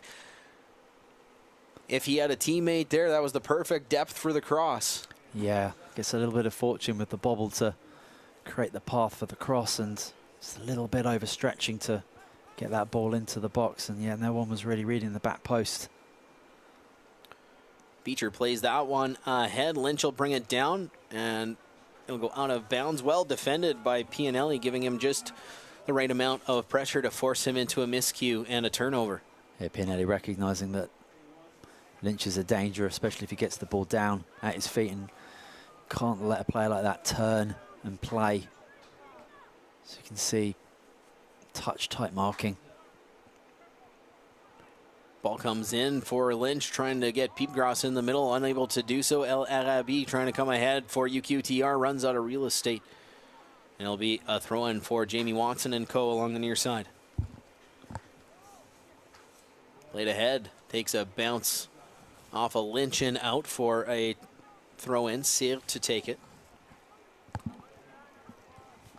Thomas Cyr plays this one in. Cyr gets it back. Watched closely by Beecher. Gets the pass through for Hugo Cyr. Takes a bounce, gets to El Arabi, steps forward, another cross in, header from Cyr, just over top of the crossbar. He can't believe it, that close to this game's opening tally. It's a beautiful cross into the box, right between the two defenders.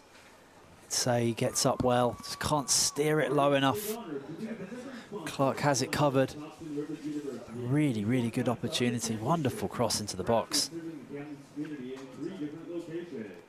Big boot ahead from Clark. Spaziri looks to flick it on, well read by the pair of UQTR defenders. Now they'll come the other way. Elias El Arabi trying to get that through, broken up by Stolar. He'll play it. A short pass, and he'll take it back. Stolar plays it to Parazek. Now near side, Beecher. Well upfield, Kean Lynch wanted a call, not going to get it. And now a chance, LaPlante niftily gets around the defender, but unable to keep it in bounds. Yeah, Lynch asking the referee a question. He's probably got a case, but it's good to see the game flow. The road to the Canada Life Vanier Cup continues next Saturday as the AUS Loney Bowl champions host the winners of the Canada West Hardy Cup in the 2022 UTEC Bowl.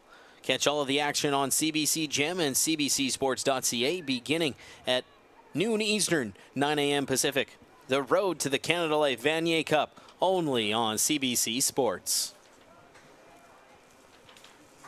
As that one bounces again to the Cape Breton keeper Clark, to Beecher and Backison. Just send it upfield. I'm not having any options here.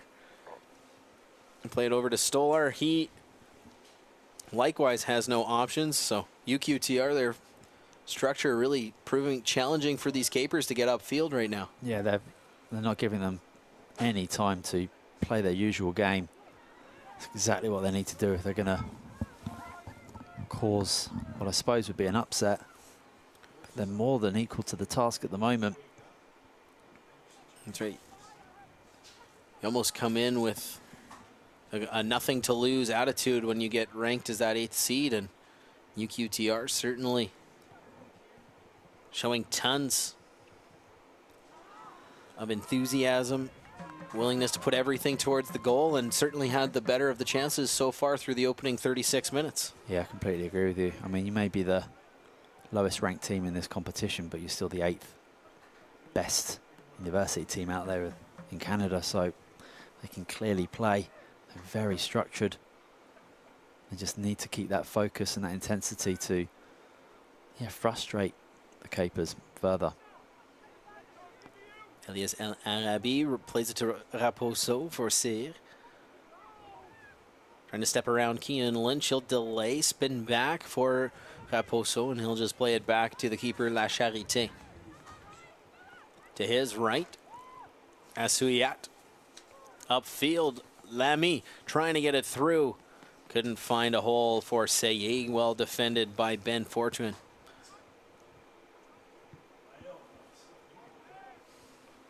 That rolls back Fortuin, first one on it. He'll play it back upfield. A little flick on from Cunha. Raposo sends it back the other way. El Arabi. Nifty little touch, trying to get away from Peepgrass. He blows a tire, and now perhaps a chance for Kian Lynch and the Capers. Lynch stepping through the center, has a trio of defenders around him, plays it for Shepard, looks for a long drive, blocked, and sent skyward by Olivier Gelina. Now it comes near side. Laplante looking for and finding a gap between the defenders. Laplante, short pass, trying to get it to Seye. That one a little behind him, but he'll get there in time to keep it in bounds. Yeah, Laplante just so explosive with his speed. Great touch there. Great spin from Cunha, playing it ahead. Just onside, but he thought he was off, was Kian Lynch, so he decided not to play the ball. And instead, that will go back to the keeper. He'll play it forward, and it'll result in a Cape Breton throw-in far sideline. He's got the smallest shin pads I've ever seen there. Socks are barely at his ankles there. Amazing. Stolar plays it off of Bertrand and out for another throw-in.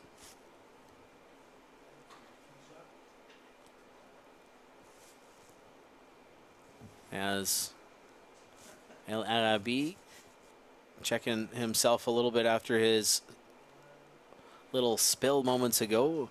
Looks like he might have fallen gingerly on a hand or a wrist or something, but he'll continue in play as Shepard unable to keep it in along the far side, so it'll be a UQTR throw-in. Pass goes to the middle. El Arabi plays it for Gelina. His pass doesn't find a teammate, so it'll go to the Cape Breton defensive line.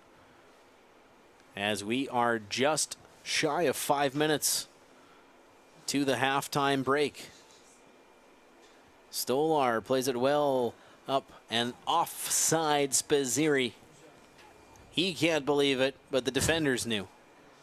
Yeah, just as we've been talking about, such well-organized play at the back, having that defensive line all in sync.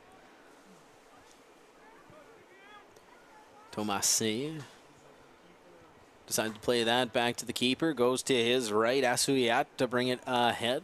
Short pass, give and go with Gelina. He'll play it up the right side, connecting with his man Bertrand to the middle. El Arabi bounces to Bertrand, a drive right into the mitts of Daniel Clark.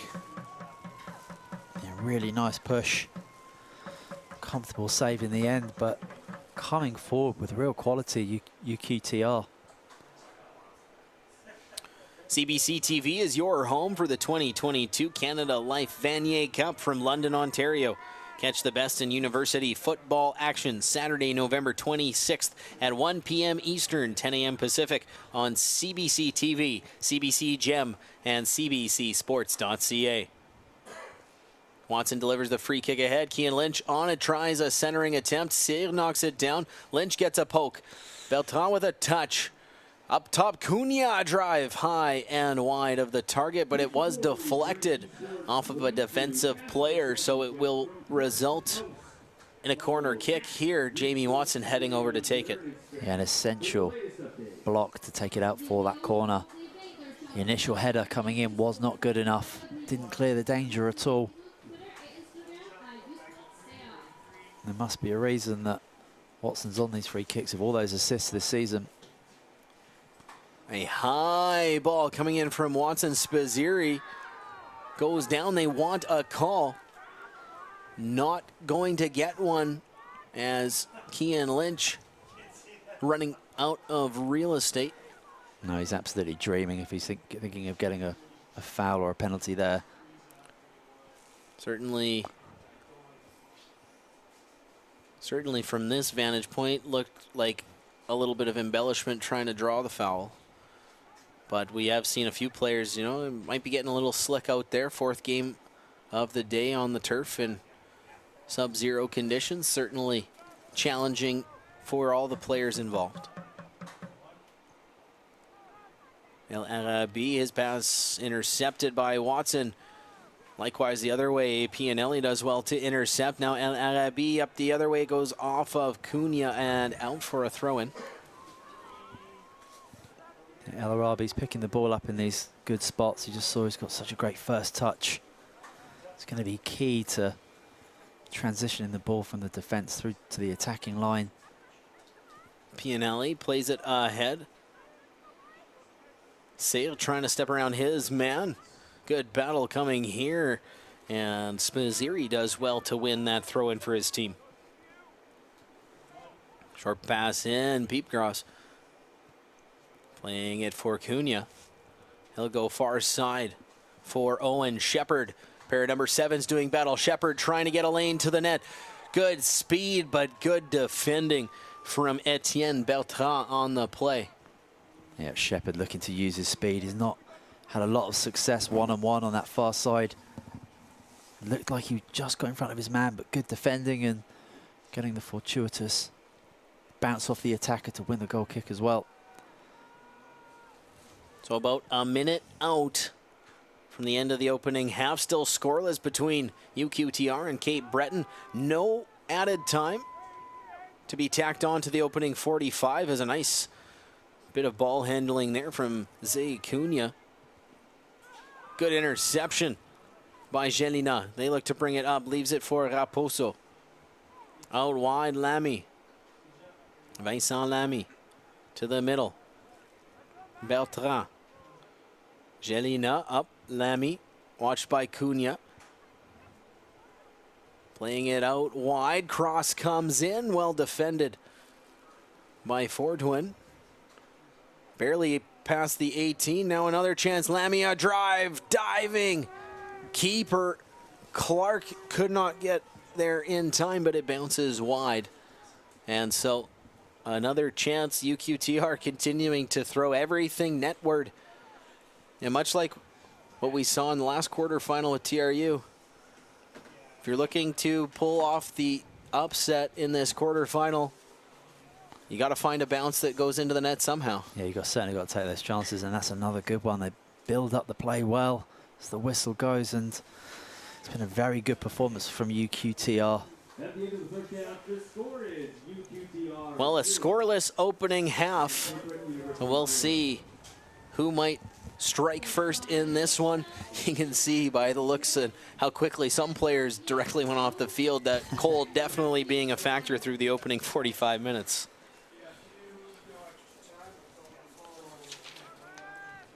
So coming up in the halftime show, we'll meet some U Sports athletes who left a mark on the world this fall, as well as unveiling one of the U Sports men's soccer major award winners. At halftime, it's Cape Breton 0, UQTR 0.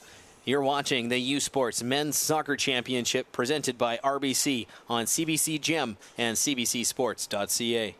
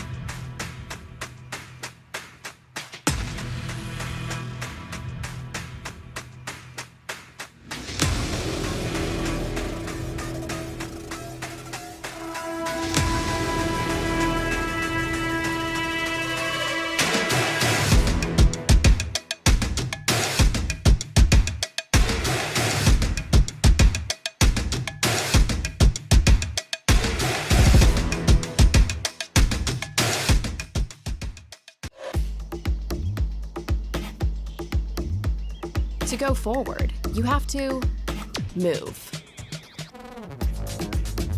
Belong. Be heard. Recharge. Be yourself. It's your move. Thompson Rivers University. U Sports is a proud member of FISU, the International University Sport Federation, and in September, Team Canada participated at the University World Championships in Orienteering Championship. We are pleased to introduce you to University of Waterloo's Graham Farrand and his sport.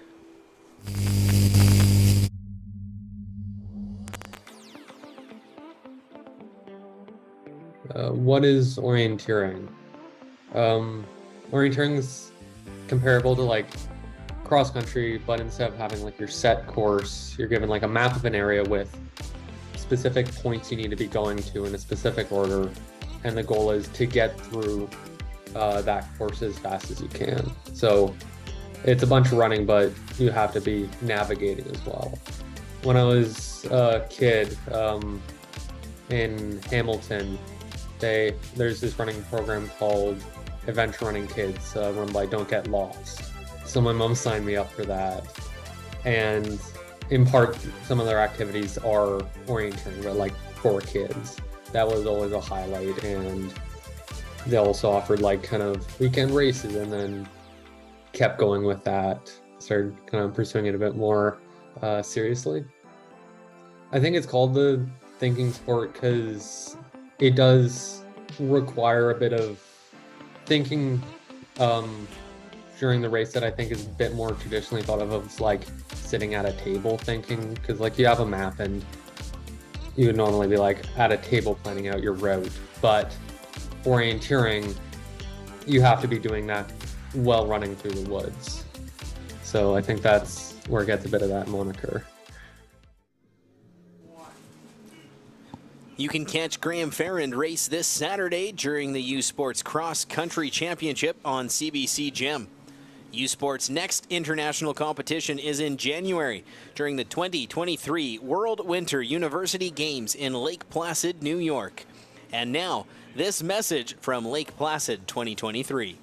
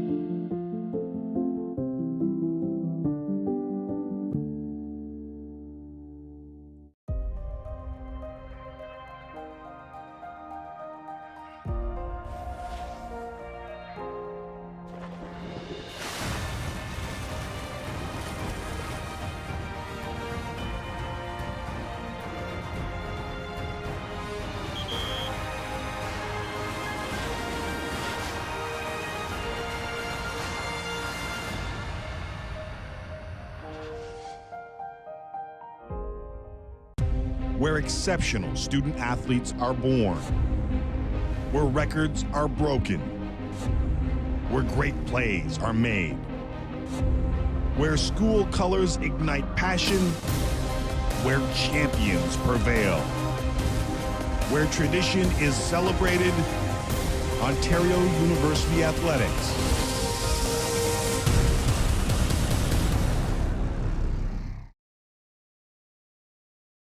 Ce samedi, c'est la grande finale du football universitaire du RSEQ. Pour l'occasion, c'est le classique Carabin Rouge et Or, samedi dès 13h30. Voyez la Coupe Dunsmore seulement à TVA Sport. Aussi sur TVA Sport Direct. This season, catch the best in Atlantic University sport excitement at home or on the go with AUS TV. Soccer, rugby, football, volleyball, hockey, basketball, and more. Tune in at AUSTV.ca. All your favorite university teams showcasing their talents in one place. AUS TV, powered by Bell Alliant. They bring it to the court. They bring it to the field. They bring it to the ice. And now they bring it to you. Presented by Subway, the official fuel of Atlantic University sport. Hey U Sports fans, check out shop.usports.ca for this week's promotional item from the Nike Team Collection. Visitez le shop.usport.ca pour en profiter de la promotion de la semaine de la collection Nike Team.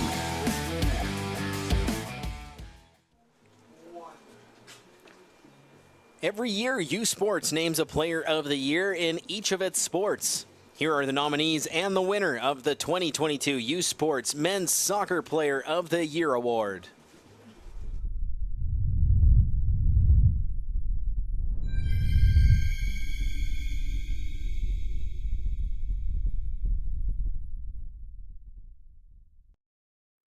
The nominees for the Joe Johnson Award as the U Sports Men's Soccer Player of the Year are: en nomination pour le prix Joe Johnson pour l'athlète de l'année en soccer masculin U-Sport, des sports universitaires de l'Atlantique from the AUS, Keji Adeniyi, l'Université de Nouveau-Brunswick, University of New Brunswick, du Réseau du sport étudiant du Québec from the RSEQ, Quentin Pommier, Université de Montréal, University of Montreal, du sport universitaire de l'Ontario from the OUA, Christopher Campoli, Université Ontario Tech University, et de l'Association Ouest Canadienne from the Canada West Conference, Michael Henman, l'Université du Northern British Columbia, University of Northern British Columbia.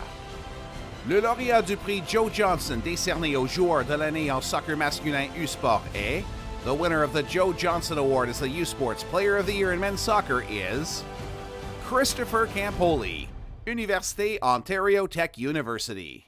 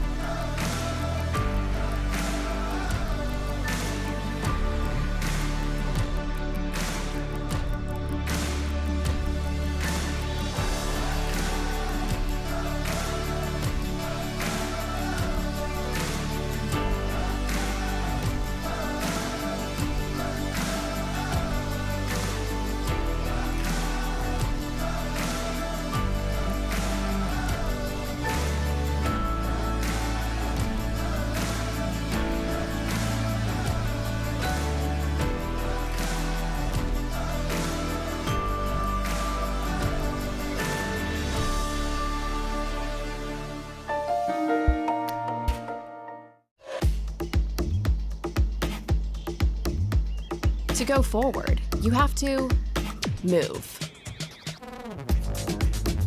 belong, be heard, recharge, be yourself.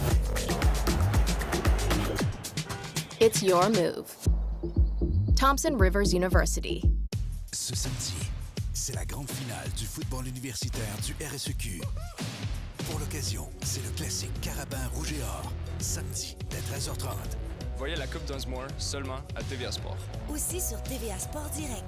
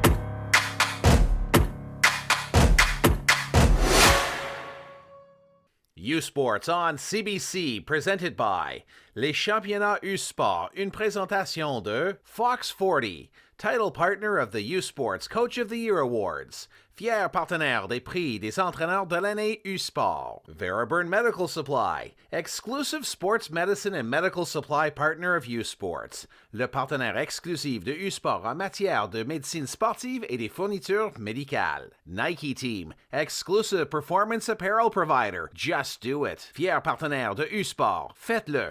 Baron, exclusive championship rings and recognition jewelry provider to U Sports, le fournisseur officiel des bagues et bijoux commémoratifs des championnats U Sport. Sport Canada, funding partners of U Sports. Sport Canada, partenaire financier de U Sport. Fans, you too can celebrate each U Sports team's gold medal victory with your very own commemorative apparel from T. Litson Sports. Fans of the UVic Vikes in field hockey and Laval Rouge et Or in rugby have been flocking to shop.usports.ca to purchase their piece of history. Hurry! Supplies are going fast on this limited time offer. That's the U Sports Championship Collection on sale now at shop.usports.ca. And welcome back to Kamloops, British Columbia for the final regulation half of this quarterfinal Thursday in the 2022 Men's Soccer Championship presented by RBC here on CBC. My name's Jamie Shinkuski, sitting alongside Simon Brazier to bring you this one live from Kamloops. And Simon, a flurry of chances, including a header off the post for Vincent Lamy early in this one, but nobody yet to find the mark. And really, that's going to be the tale of the second half. Who can score first, and can they hang on after that? Absolutely. We're going to look at the replay here of one of the many corners they had in that first half, and it's a good header at the near post. Keeper's nowhere near it. Really amazing opportunity. Another look. Oh, he's so close to making it 1-0, the skipper. It's an opportunity here again, and gobbled up there by the keeper. Safe hands. Another set piece where the majority of the chances are coming from. Good defending in that instance. This was LaPlante, that courageous defending. Another good ball coming in here, and just over the bar with the header. Clark at full stretch. I feel like he could have done a little bit better with that.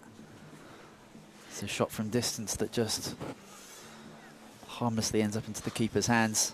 But you can see from the replays that so many opportunities for UQTR. I mean, it's 8th v 1st in regards to the ranking, but you wouldn't know it so far because they've been an absolute match for this top-ranked undefeated team so far.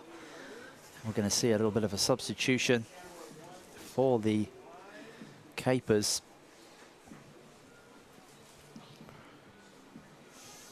That was number 24, Andre Beecher, coming out of the game.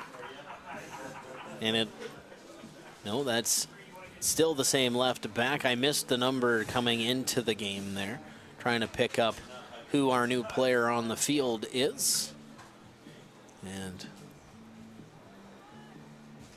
get the number as you see the warm breath there of Jacob Spaziri as we get set for the second half of action.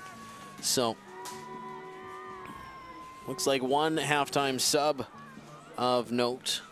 And again, as we've seen all day, certainly with the climate we've seen outside, expecting some additional changes as this second half progresses. So we'll see who's now slotting into that right center back position for the Capers.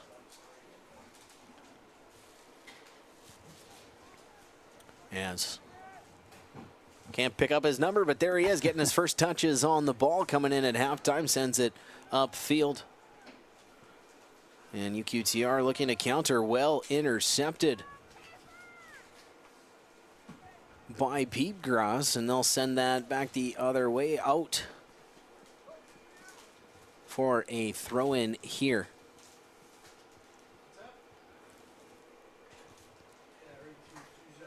as the throw-in played.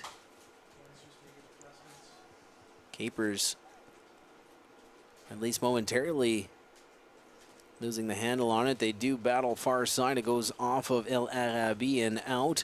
Trying to send it up the wing. Peepgrass was streaking, but he's not going to get there. Well played. Bellinelli, or Pianelli, I mean. They're doing that, and it's number 8, Cameron Kilbride, stepping into the game here for the Capers. Coming through midfield, he takes a bit of a knock, does Kean Lynch. And so it does look like they've switched their formation up a little bit. Watson sliding into the center back. You're seeing Kilbride there. Going to be sharing the right back duties. Perhaps is that ball coming through. Good ball from Stolar. Didn't have a teammate going. He wanted it, but it wasn't there. Good play up the left side for UQTR. LaPlante coming forward with speed. Short pass, connecting with a teammate, El Arabi, to the middle, a shot, and Hugo Seye sends it up over top of the net. And you could see his body language. He knew he had a glorious opportunity and just missed the mark. Yeah, El Arabi, LaPlante causing havoc up the left side. It seemed like a harmless ball in, but it didn't have a whole lot of pace, but it crept into a dangerous spot, and absolutely Seye could have done a whole lot better there. It's not his first good opportunity of the game. He's clearly getting in good positions. Lamy looking to bring it ahead, knocked down by Stolar. Cunha knocked off the ball, but he has his defender there in support. Watched by a pair of Patriot defenders, but he gets it far side. Kilbride goes up to knock it down. Short play, Lynch, a long drive, high and wide, so that'll go for a goal kick. Yeah, Lynch certainly not shy to line one up from distance. You can see that's exactly what he had, as we see that earlier chance from Seye. Ball comes across, it's on his left foot. He is stepping away from goal, so quite difficult to wrap that left foot around it. I think he could have done better.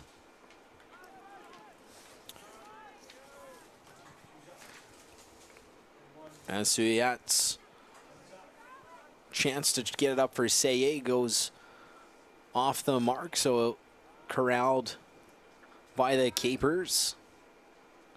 Peepgrass takes it back. Little give and go with Cunha through the middle of the pitch. Cunha off your screen trying to direct traffic as they didn't have any opportunities to push upfield. Now Zay Cunha thinks about it. Instead, will roll it back for his defender, Watson.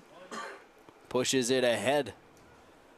Perazek couldn't handle it. Now trying to spring Seye. Hugo Seye, 2 defenders to beat. Delays. Leaves for Lamy. Vincent Lamy. Over for El Arabi. Trying to chip it through. Blocked by Watson. And now Cunha.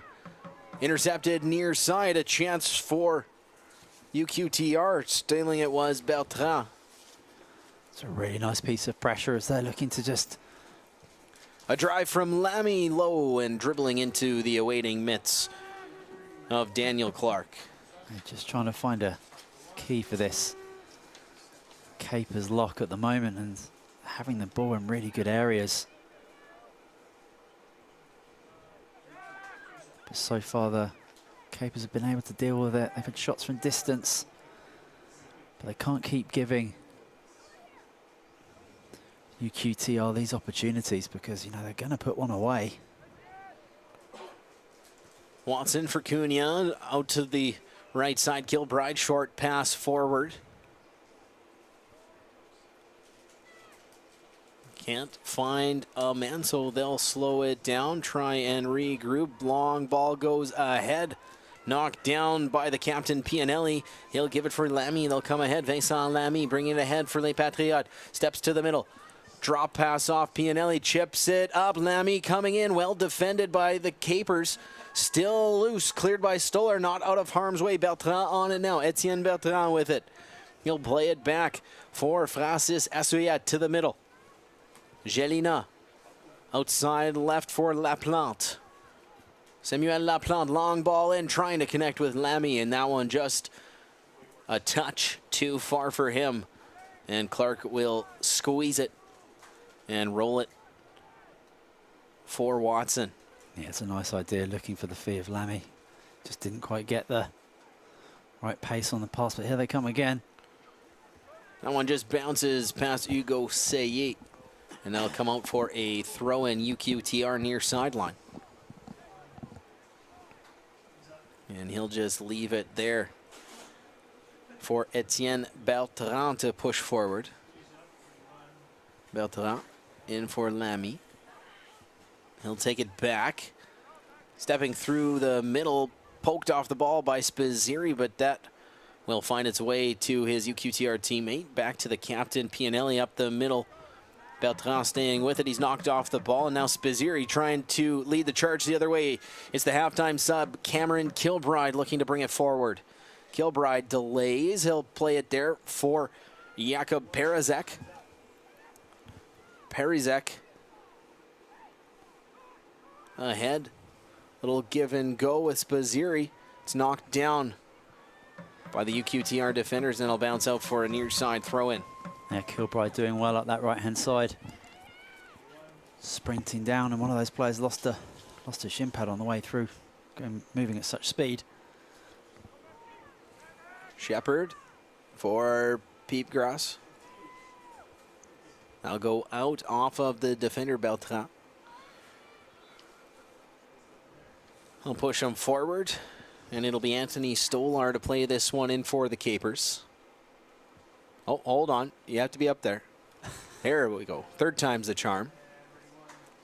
And now Stolar looking it in, and again, UQTR defending so stringently. A long shot in from Piepgras, saved by La Charité.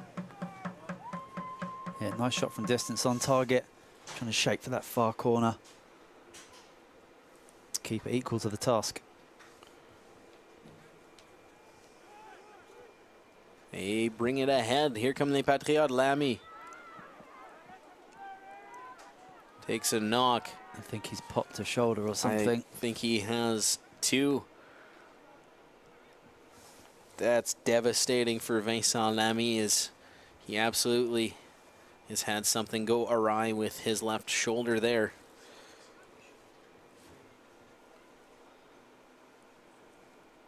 Now you can see immediately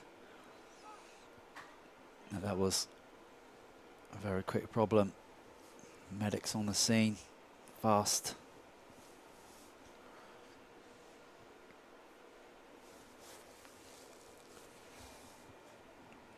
He'll get the attention from the training staff there. And just about to comment on how well he's done. He's picked the ball up so brilliantly from deep. Able to turn and drive his team forward. Be a real blow if they were to lose him here. I mean, it's just one of those funny ones. It's clearly not meant to do it. I think that's Lynch there. Oh no, it's gone shoulder to shoulder. Yeah, Jakub Perizek. Yeah. And he's getting the thumbs up from. Fortunately for him, getting it moving again. He'll have to come off to the side. Judging by his reaction, I'm going to venture a guess it's not his first shoulder mishap. Right. As someone who's had that happen a few times sends shivers up my spine, but I know exactly what he's going through down there, and it's not a pleasant feeling. He looked quite calm considering what was going on. Well, that's why it makes me think it's happened before. As El Arabi, good ball in, looking back, post just going to bounce wide and off of a defender. So a corner kick, and Lamy ushered back into play. There's some toughness from that young man. Oh, my goodness. But as we've said all day, it's going to take a lot to knock people out of this national championship. Yeah, everyone wants to play every single minute. Such brave play to just take a... You can begin rehab next week. Yeah, of course. Lamy, the corner kick taker, delivers it in. Up goes Cyr, but he couldn't get there. Mistimed his jump a little bit, and it's cleared away by the Capers defenders. A weird hop. Raposo has some struggles to corral it. And it'll be a throw in near side for Cape Breton.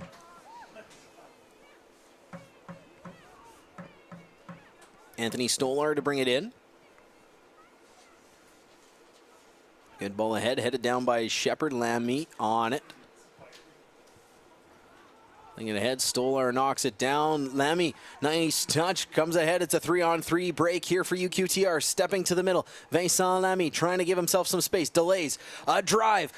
What a save by Clark, sprawling across the net to his left to keep this a scoreless game. Oh, Lamy again, picking the ball up and just driving immediately.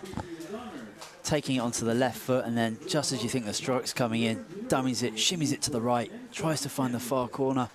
So close to nearly doing it. They play this one short. Now El Arabi sends one in. It's going to be steered away.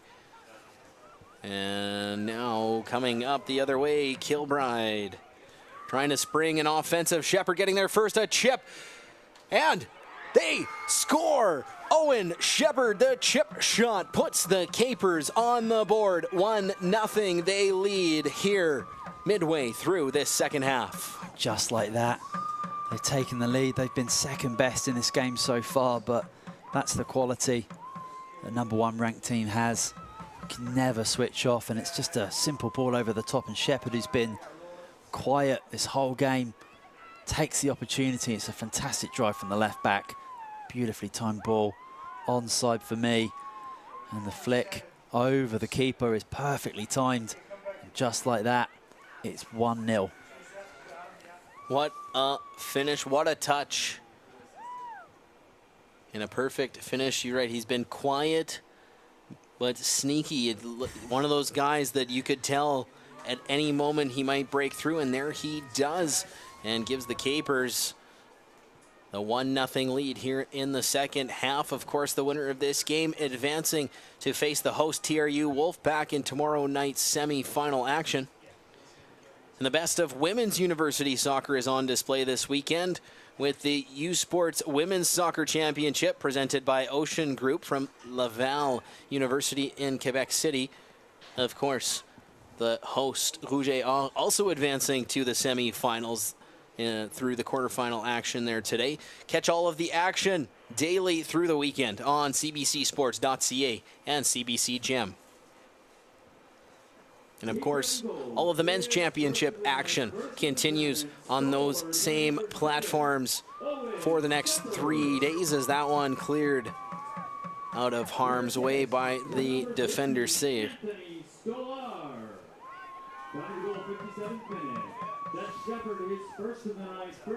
And so a free kick given here to UQTR within their defensive third of the pitch. La Charité comes out of the net to take this one for them, push them upfield.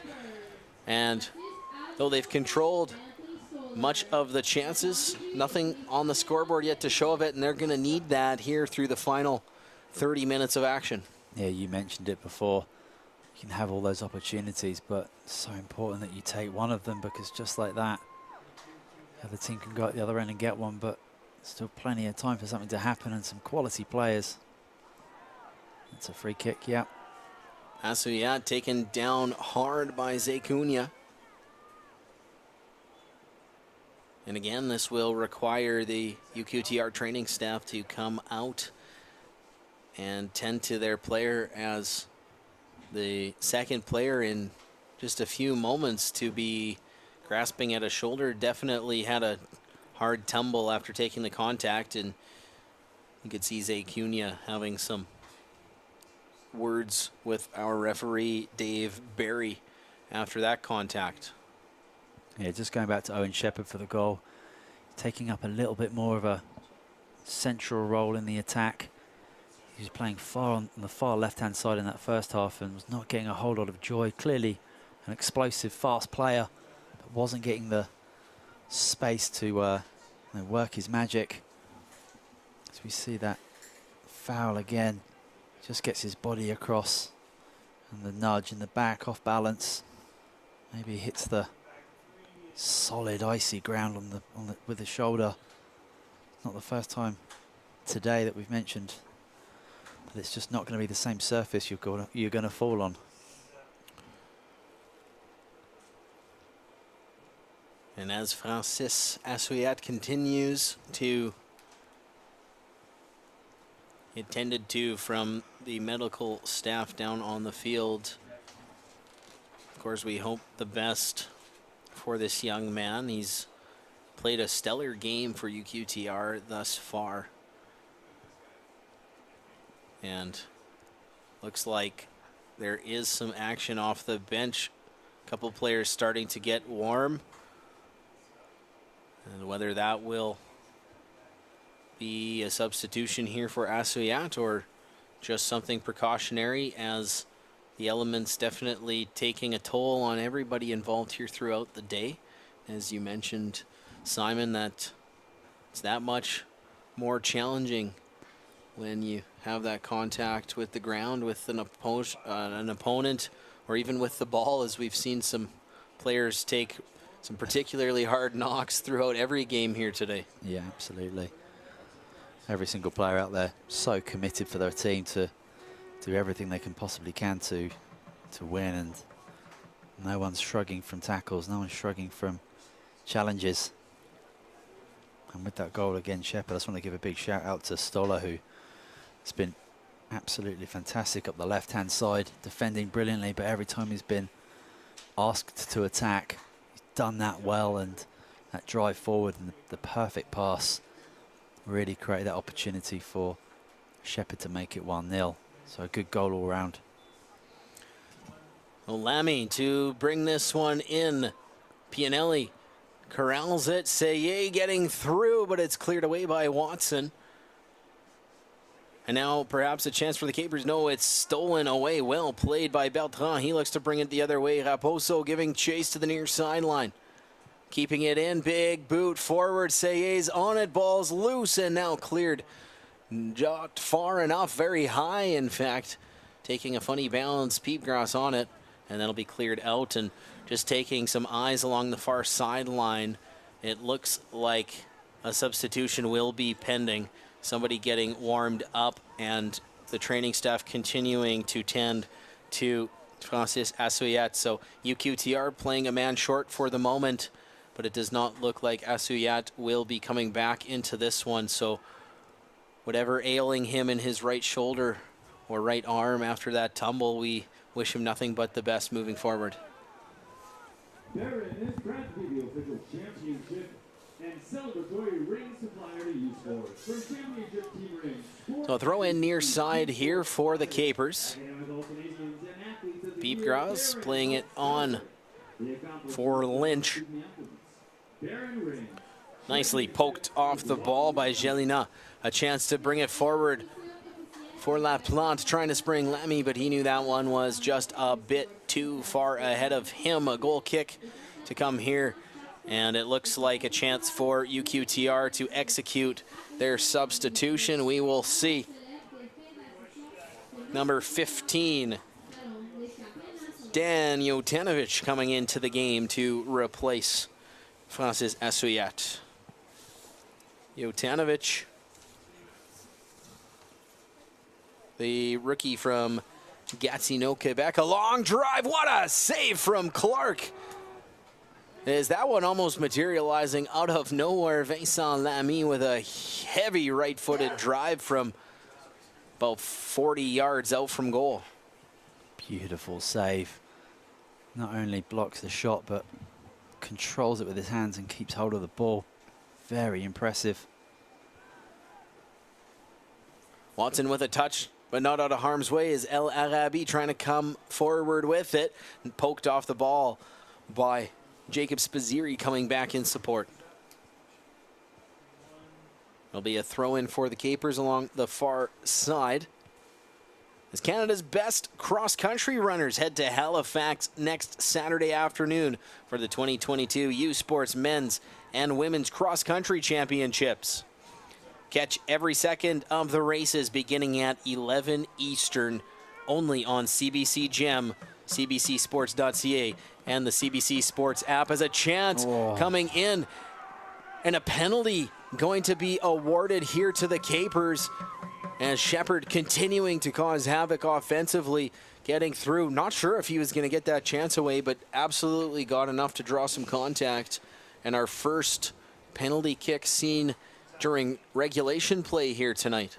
Yeah, I think it's a penalty. I don't think he's getting onto the ball that nudged through. I believe the keeper's going to get there ahead of him.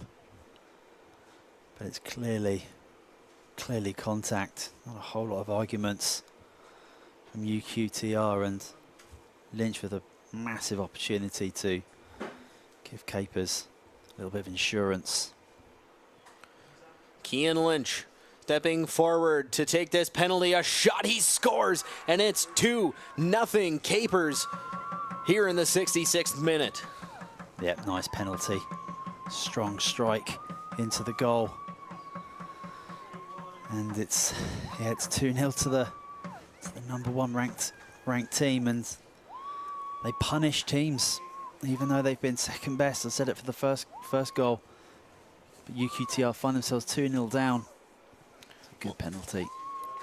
And likewise, some timely saves, a timely crossbar, a timely post at the other end. But that's how quickly the tides can turn. That big save off the drive from Lamy, and they go down to the other end and score it. Yeah, just looking at the Capers' schedule and their history this season, they've clearly got some ruthless finishers in their team, and you can see why they score so many goals. Now, stand corrected, Toronto Metropolitan's Justin Santos did score on a penalty kick earlier today. It's just been so much action that that one slipped my mind there. So the second penalty we've seen in regulation, and the 12th we've seen if you count the shootout as well. So lots of chances from the spot here through quarterfinal Thursday in Kamloops. It's been a long day for everyone here. So much action being had already. Plenty more to come this weekend. Zay Cunha trying to spring Lynch for his second of the contest. Now Raposo bringing it the other way for UQTR. Out the right side, Etienne Bertrand coming forward out the right back position. Centering, a touch from Seye. He gets it back off a header. Spinning, drive is blocked by Stolar. And now going to be cleared out for a throw-in. Yeah, UQTR certainly not rolling over in this one, even though they find themselves a couple of goals down. The philosophy hasn't changed. They're going to be direct. If they can get that goal and create a good opportunity, gives them a chance in this tie. Cian Lynch bringing it forward. 2-on-2 break here for the Capers. His centering feed attempt not going to find Owen Shepard. Yeah, Lynch just getting ahead of himself a little bit too much there, trying to push his team up. Didn't look up to see where Shepard was. It was a poor pass in the end. That pass intercepted by Fortuin. Pass from Jotanovic intended for Seye, but didn't get there, as definitely intercepted. And another interception as El Arabi tries to bring it forward. He's knocked off the ball. Zay Cunha looks to counter for the Capers. And that one knocked away by Thomas Serre. To the back line, Jamie Watson of the Capers will just clear it well upfield. And off and out of play from the captain for Les Patriotes, Guillaume Pianelli. A throw in along the far sideline now. And be aware of the risks and keep doing the things that you love. Talk to your healthcare provider about meningitis B and learn more at menbeaware.ca.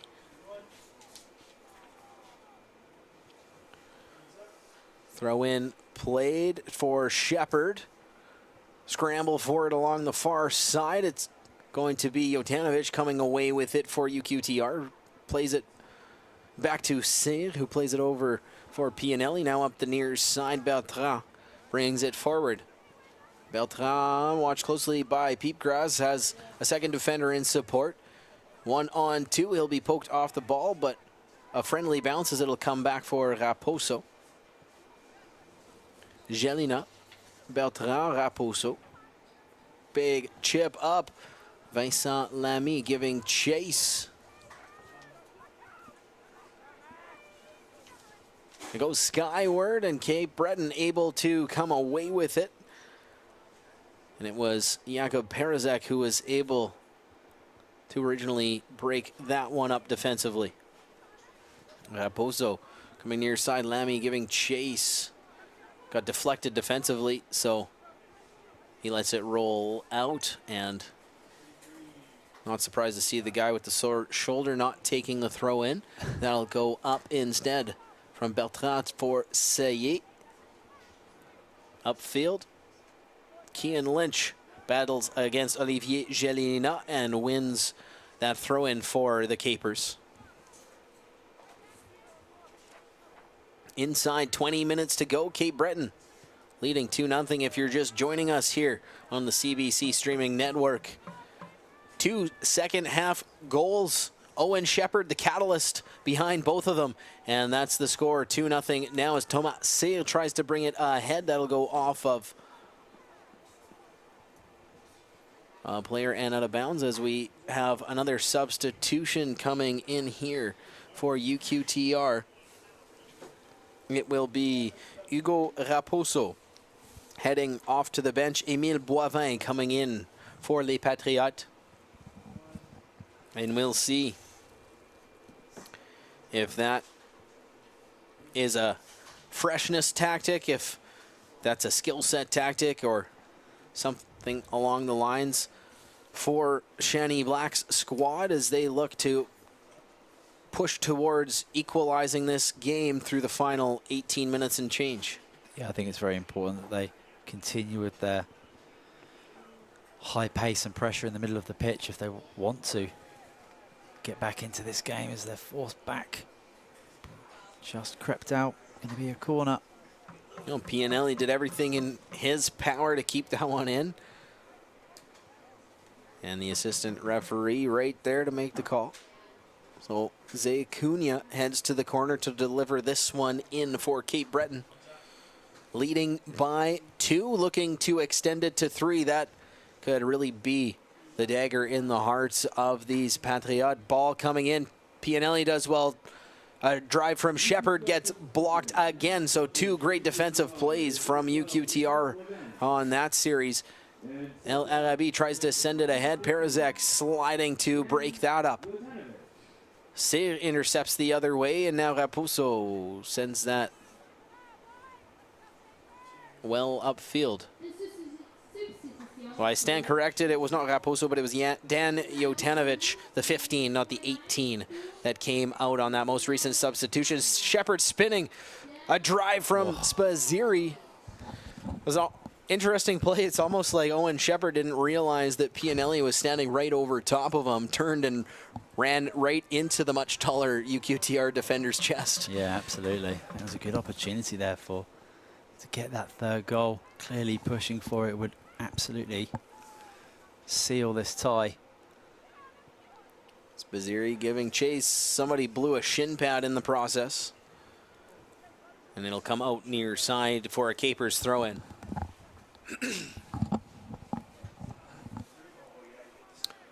Stolar to play it back in for Cape Breton. Good pressure from Gelina to win the ball off the opposing throw. Now Raposo through the middle of the pitch. Goes back for Saint, back to Raposo. He looks to bring it ahead. Watched under immense pressure from Kian Lynch. And they'll play it back to their keeper, Mathieu Lacharité. To Cyr, he'll take it back. La Charité will just send it well upfield. He didn't have any close options. Pete Gras with the header. And now Gelina trying to spring Hugo Seye upfield, battling against the defender, Fortuin.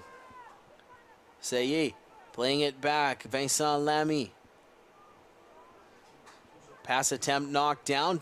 Now to the corner, Seye, but he's a step offside. And that will draw the attention of the officials as a couple more players starting to get warm along the far sideline. Curious to see Still substitutions to give on both sides, who may still be awaiting to come into this game. Yeah, big applause from Daniel Clark to his defensive line for being organised, forcing that offside call. And CBU now just need to be smart with the next 10 minutes, not to give up anything. I think the last thing that they're going to want with their late start today is extra time and more football.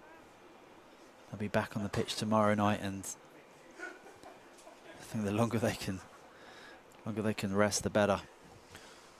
Well, and that could be advantage should they hang on to this 2-0 lead, because the host Wolfpack certainly went the distance in their quarterfinal victory earlier today, and could be an advantage as Pianelli getting taken down by Zay Cunha. That'll be a free kick UQTR. But always interesting as these tournaments develop, and the yellow card in fact shown to Zay Cunha. I'm always curious as the tournaments progress, that rest factor. You saw Montreal getting out to the early lead and got a lot of their key players rested early, whereas TRU on the opposite end of that really didn't get a chance to rest anybody, as they were all full press for a full 120 minutes tonight. Yeah, absolutely. And you know, these things come into play. TRU did have a week off, so they might be able to recover a little bit quicker. But the games come thick and fast, and tomorrow night, if the score stays the same right now, that game will be interesting. La Charité plays it across, and of course, you know, double the amount of games these teams are used to playing in a weekend. The typical U Sports calendar sees a double-header feature in a weekend, as that's La Plante taken down. That'll be a free kick attempt here right outside the top of the 18 for UQTR. And another yellow card is shown this time to Cameron Kilbride.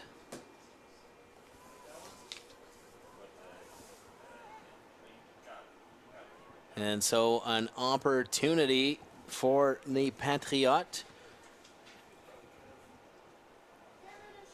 This is a really, really good opportunity. Lammy to get one into the danger area and really cause a problem. They have done so from corners, from free kicks from further away, but this really can be placed into a dangerous spot, probably with some pace. Lammy putting this one in, knocked away by the Capers defensively. It's sent right back, and Stoll are able to get a header on it. Cunha flicks it on for Spaziri, and they'll clear it past half. Just over 10 minutes remaining in the 90 here. Cape Breton leading 2-0 on 2 second-half goals. The first from Owen Shepherd, and the second from the PK spot for Kean Lynch. And that's where we stand as the top-ranked team trying to punch their way through to tomorrow's semifinal matchup against the host TRU Wolfpack. Pianelli trying to flick it on, did not have a teammate in pursuit. And so Clark does well to hang on. Yeah, we can see Pianelli playing as a utility striker now. Need to get a goal, and could be the player to maybe do something. Big figure. Clark sends that one well ahead. Nifty touch from Lynch, trying to spring Shepherd. Chasing it back is Jelena. They'll go to the corner. A big shoulder in from Owen Shepherd. That will draw some attention from both his opponents and the officials. But the keeper, La Charité, wisely keeping the play moving. Yeah, no time to lose. The road to the Canada Life Vanier Cup continues next Saturday as the RSEQ Dunsmore Cup champions travel to Ontario to face the OUA Yates Cup victors in the 2022 Mitchell Bowl.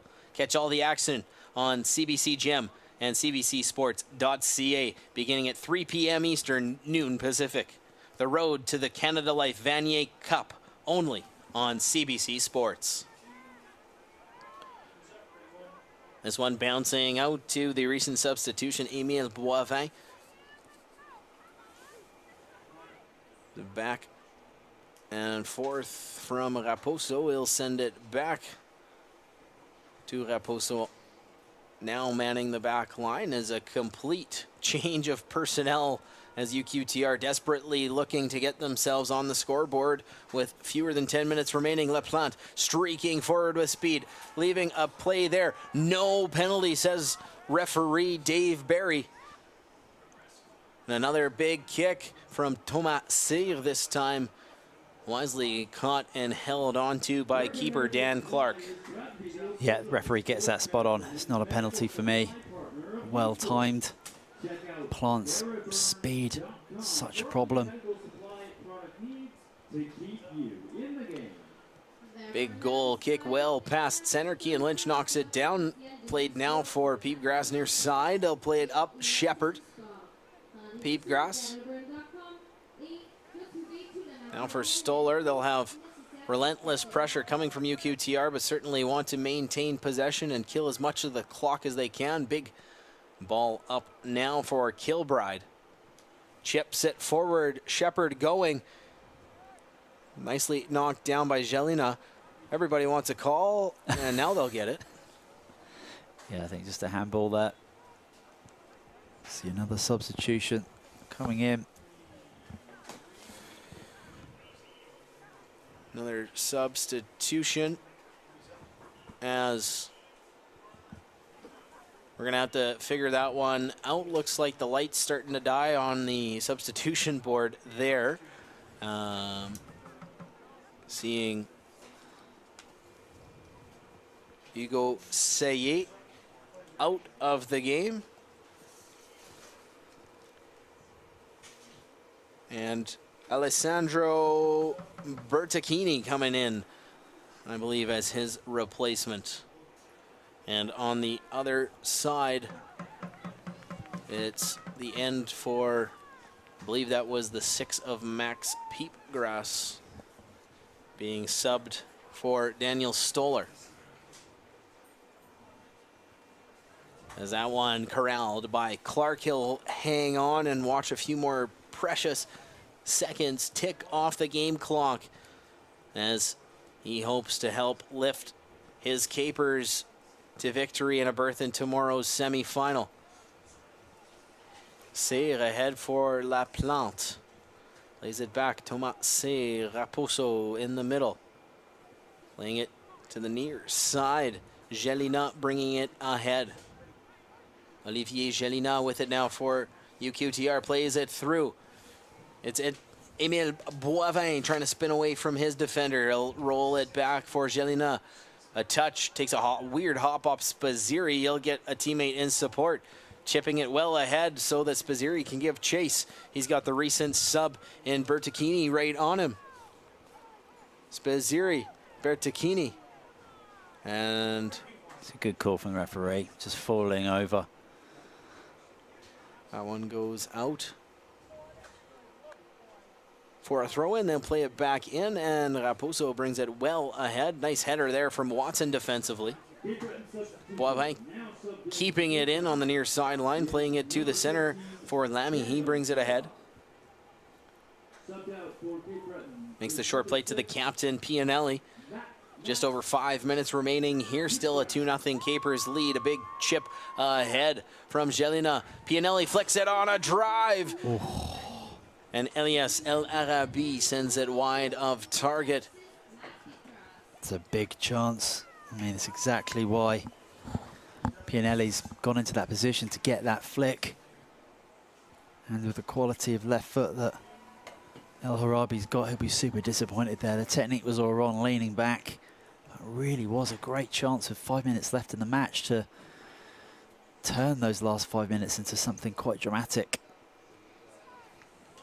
Bertacchini going up for it, hitting a plethora of heads before being brought down. Pianelli with the touch, trying to play it for Lamy. That one just slips through him, coming to the near sideline. Boivin giving chase, and he won't be able to get there in time. And subbed out for UQTR is number 17, Hugo Sayre.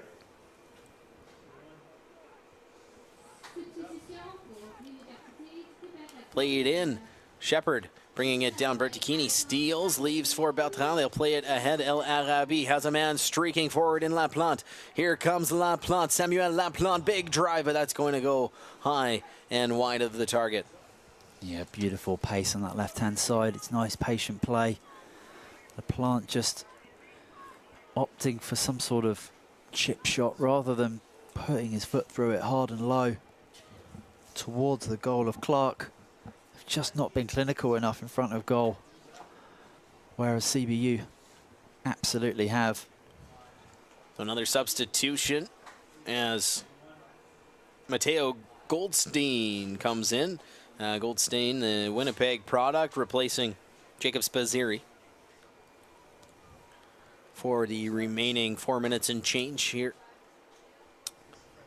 in this 90 minutes of regulation time. So UQTR with possession. Raposo through the middle of the field. Ahead for Elias El Arabi, trying to work against two defenders. Pokes it and gives chase as Daniel Stoller does well to stay with him and poke it out of play.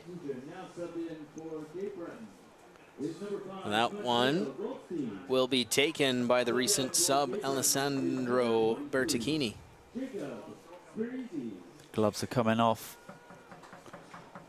Keeper's up for the throw-in. High throw-in. Bouncing around, Bertrand with a drive just past the outstretched glove, and they're going to say it got a deflection off one of the capers, whether that was a defender or the fingertips of Clark, and a corner kick pending here for UQTR. Yeah, it's a nice strike and goal. Pretty sure it's a good save by the goalkeeper just to parry it away. El Sharabi going to whip this one in. Keeper's up. Big ball coming in, headed away by the capers and cleared by Shepard. Oh, well defended as La Charité will head halfway back towards his goal. A big boot up. The keeper will have to retreat and chase after it, as Kilbride thought he might sneak a goal past him. Wasn't the worst effort I've seen. Big ball comes ahead. Pianelli knocks it down. His pass intended for Bertrand gets knocked down, but he recovers. Plays it back. Gelina. Boivin. Raposo up the left side now. Laplante brings it down. And it'll be Daniel Stoller spinning and kicking it ahead as brought back in. Pianelli. Chance in tight. Has Anthony Stolar tightly checking him, poked out for a corner kick. Well defended, but this offensive pressure not ended yet. La Charité pushes upfield again. Oh, they're really having a go, trying to make something of the last few minutes of the game. Keeper's up again. Quite something if we saw a goal. There's some keeper-on-keeper action in the 6-yard box. And a yellow. Daniel Clark gets the yellow. A yellow card shown to Clark. I had my eyes on the corner. Did you see how he went down there? I didn't see. I just saw him on the floor, and there's like some sort of collision. Well, Mathieu La Charité having his presence felt in front of both nets here in the second half, as a conversation ensues between the trio, the pair of keepers and referee Dave Barry.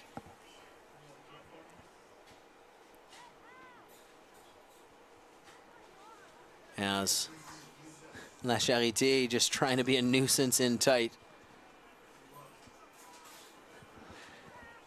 As that's ball going to come in low and tight, well deflected away and played it off of an attacking player.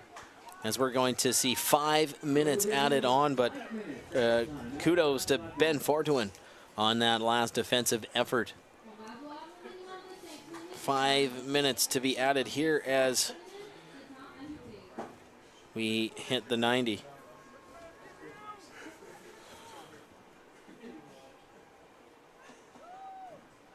Clark to deliver this goal kick upfield.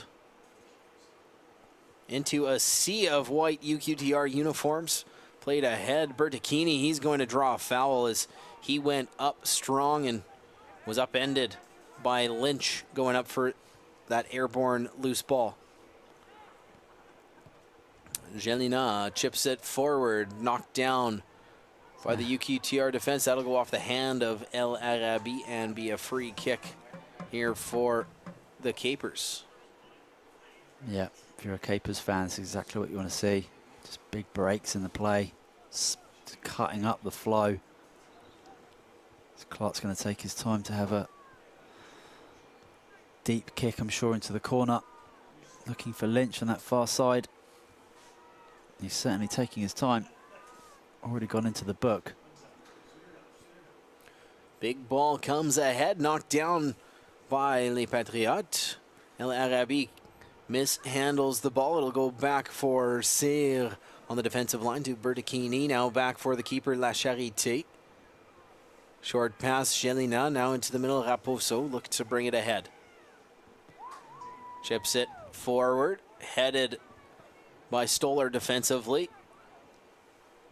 He still battle, balls loose, going towards the center of the field. Big play up, Watson collides with Vincent Lamy. And now it's Bertacchini who's going to play it to his right for Olivier Jelena. Emile Boivin. Short pass for Raposo. Looks to his left.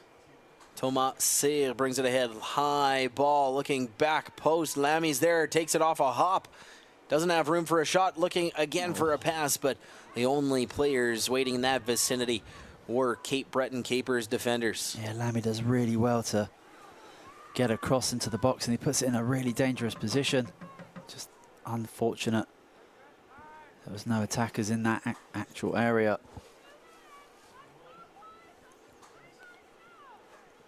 That one played ahead. Lynch takes a bit of a knock as he wins the ball for his team.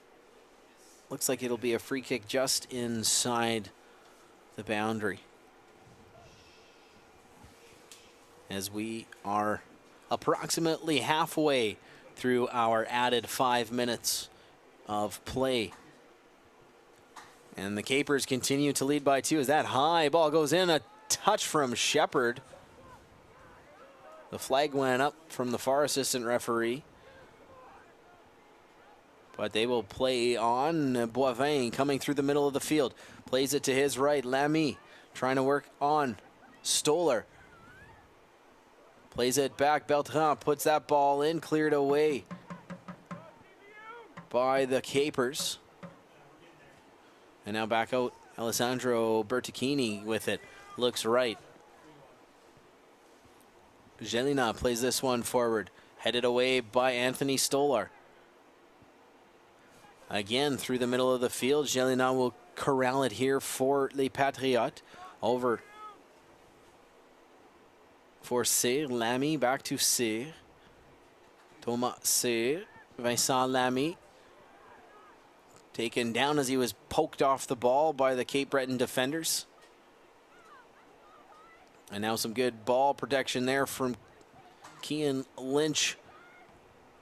And it's Daniel Stoller sending that one up, but out of play. Yeah, Lynch has done a really good job in holding the ball up and bringing his midfielders into it, especially in these later stages of the match when the pressure is just one way. Boivin does well to win that one for his team. Raposo gets it ahead and cleared away now by Stolar. Jelena bringing it ahead. El Arabi. Flag goes up and there will be the whistle.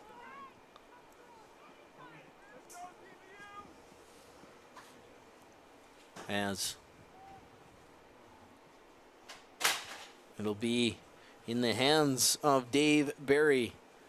Now, how much time exactly remains in this contest? And that's it. Cape Breton advances.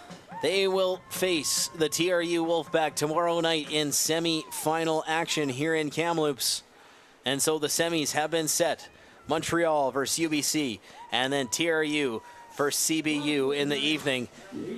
And a nod of the cap to Owen Shepherd for being the catalyst to lift his team to victory here tonight. Yeah, it was a really good goal to win the game. Good ball over the top and a brutal quality finish to make it 1-0, and then the penalty kind of sealed it. But UQTR, absolute credit to them. Worked so tirelessly to try and get back into the match. Well, it's the Cape Breton Capers 2, les Patriotes de Trois-Rivières 0. And they advance to the semifinals here at the 2022 U-Sport Men's Soccer Championship presented by RBC. When we come back, we'll have your Nike Team Players of the Game, and you're watching U-Sports on CBC.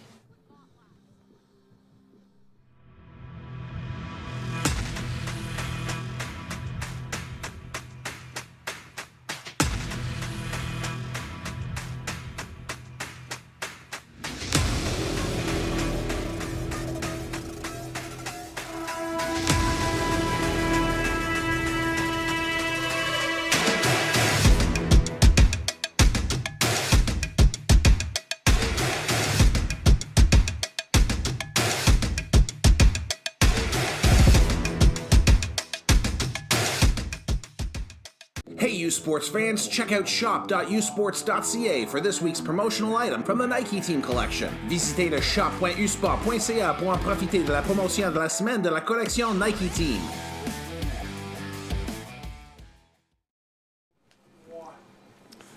And welcome back to Kamloops as it's time to present the Nike Team Players of the Game. And Simon, no questions here. The toughness, the grit, the chances for UQTR number 9, Vincent Lamy, getting the nod. And on the other side of the coin, he was the catalyst, scoring one and drawing the penalty that scored the other. Number 7, Owen Shepherd, takes it for Cape Breton. Yeah, both top performers in this game. Lamy working tirelessly for his team, driving them forward, creating opportunities to the last seconds of this match. But it's Shepherd who got the game-winning goal. Great composure, speed and quality when they really did need it, because their backs are against the wall when it comes to chances, but they're ruthless just like they've been all season, and they continue this brilliant unbeaten record. Well, that wraps it up for quarterfinal Thursday here in Kamloops. The consolation semis and then the championship semis still to come on Friday. Once again, the final score in this one, it's Cape Breton 2, UQTR 0. On behalf of Simon Brazier and our entire U Sports on CBC crew, my name's Jamie Shinkuski. Thank you so much for tuning in, and good night from Kamloops. Thank you, everyone.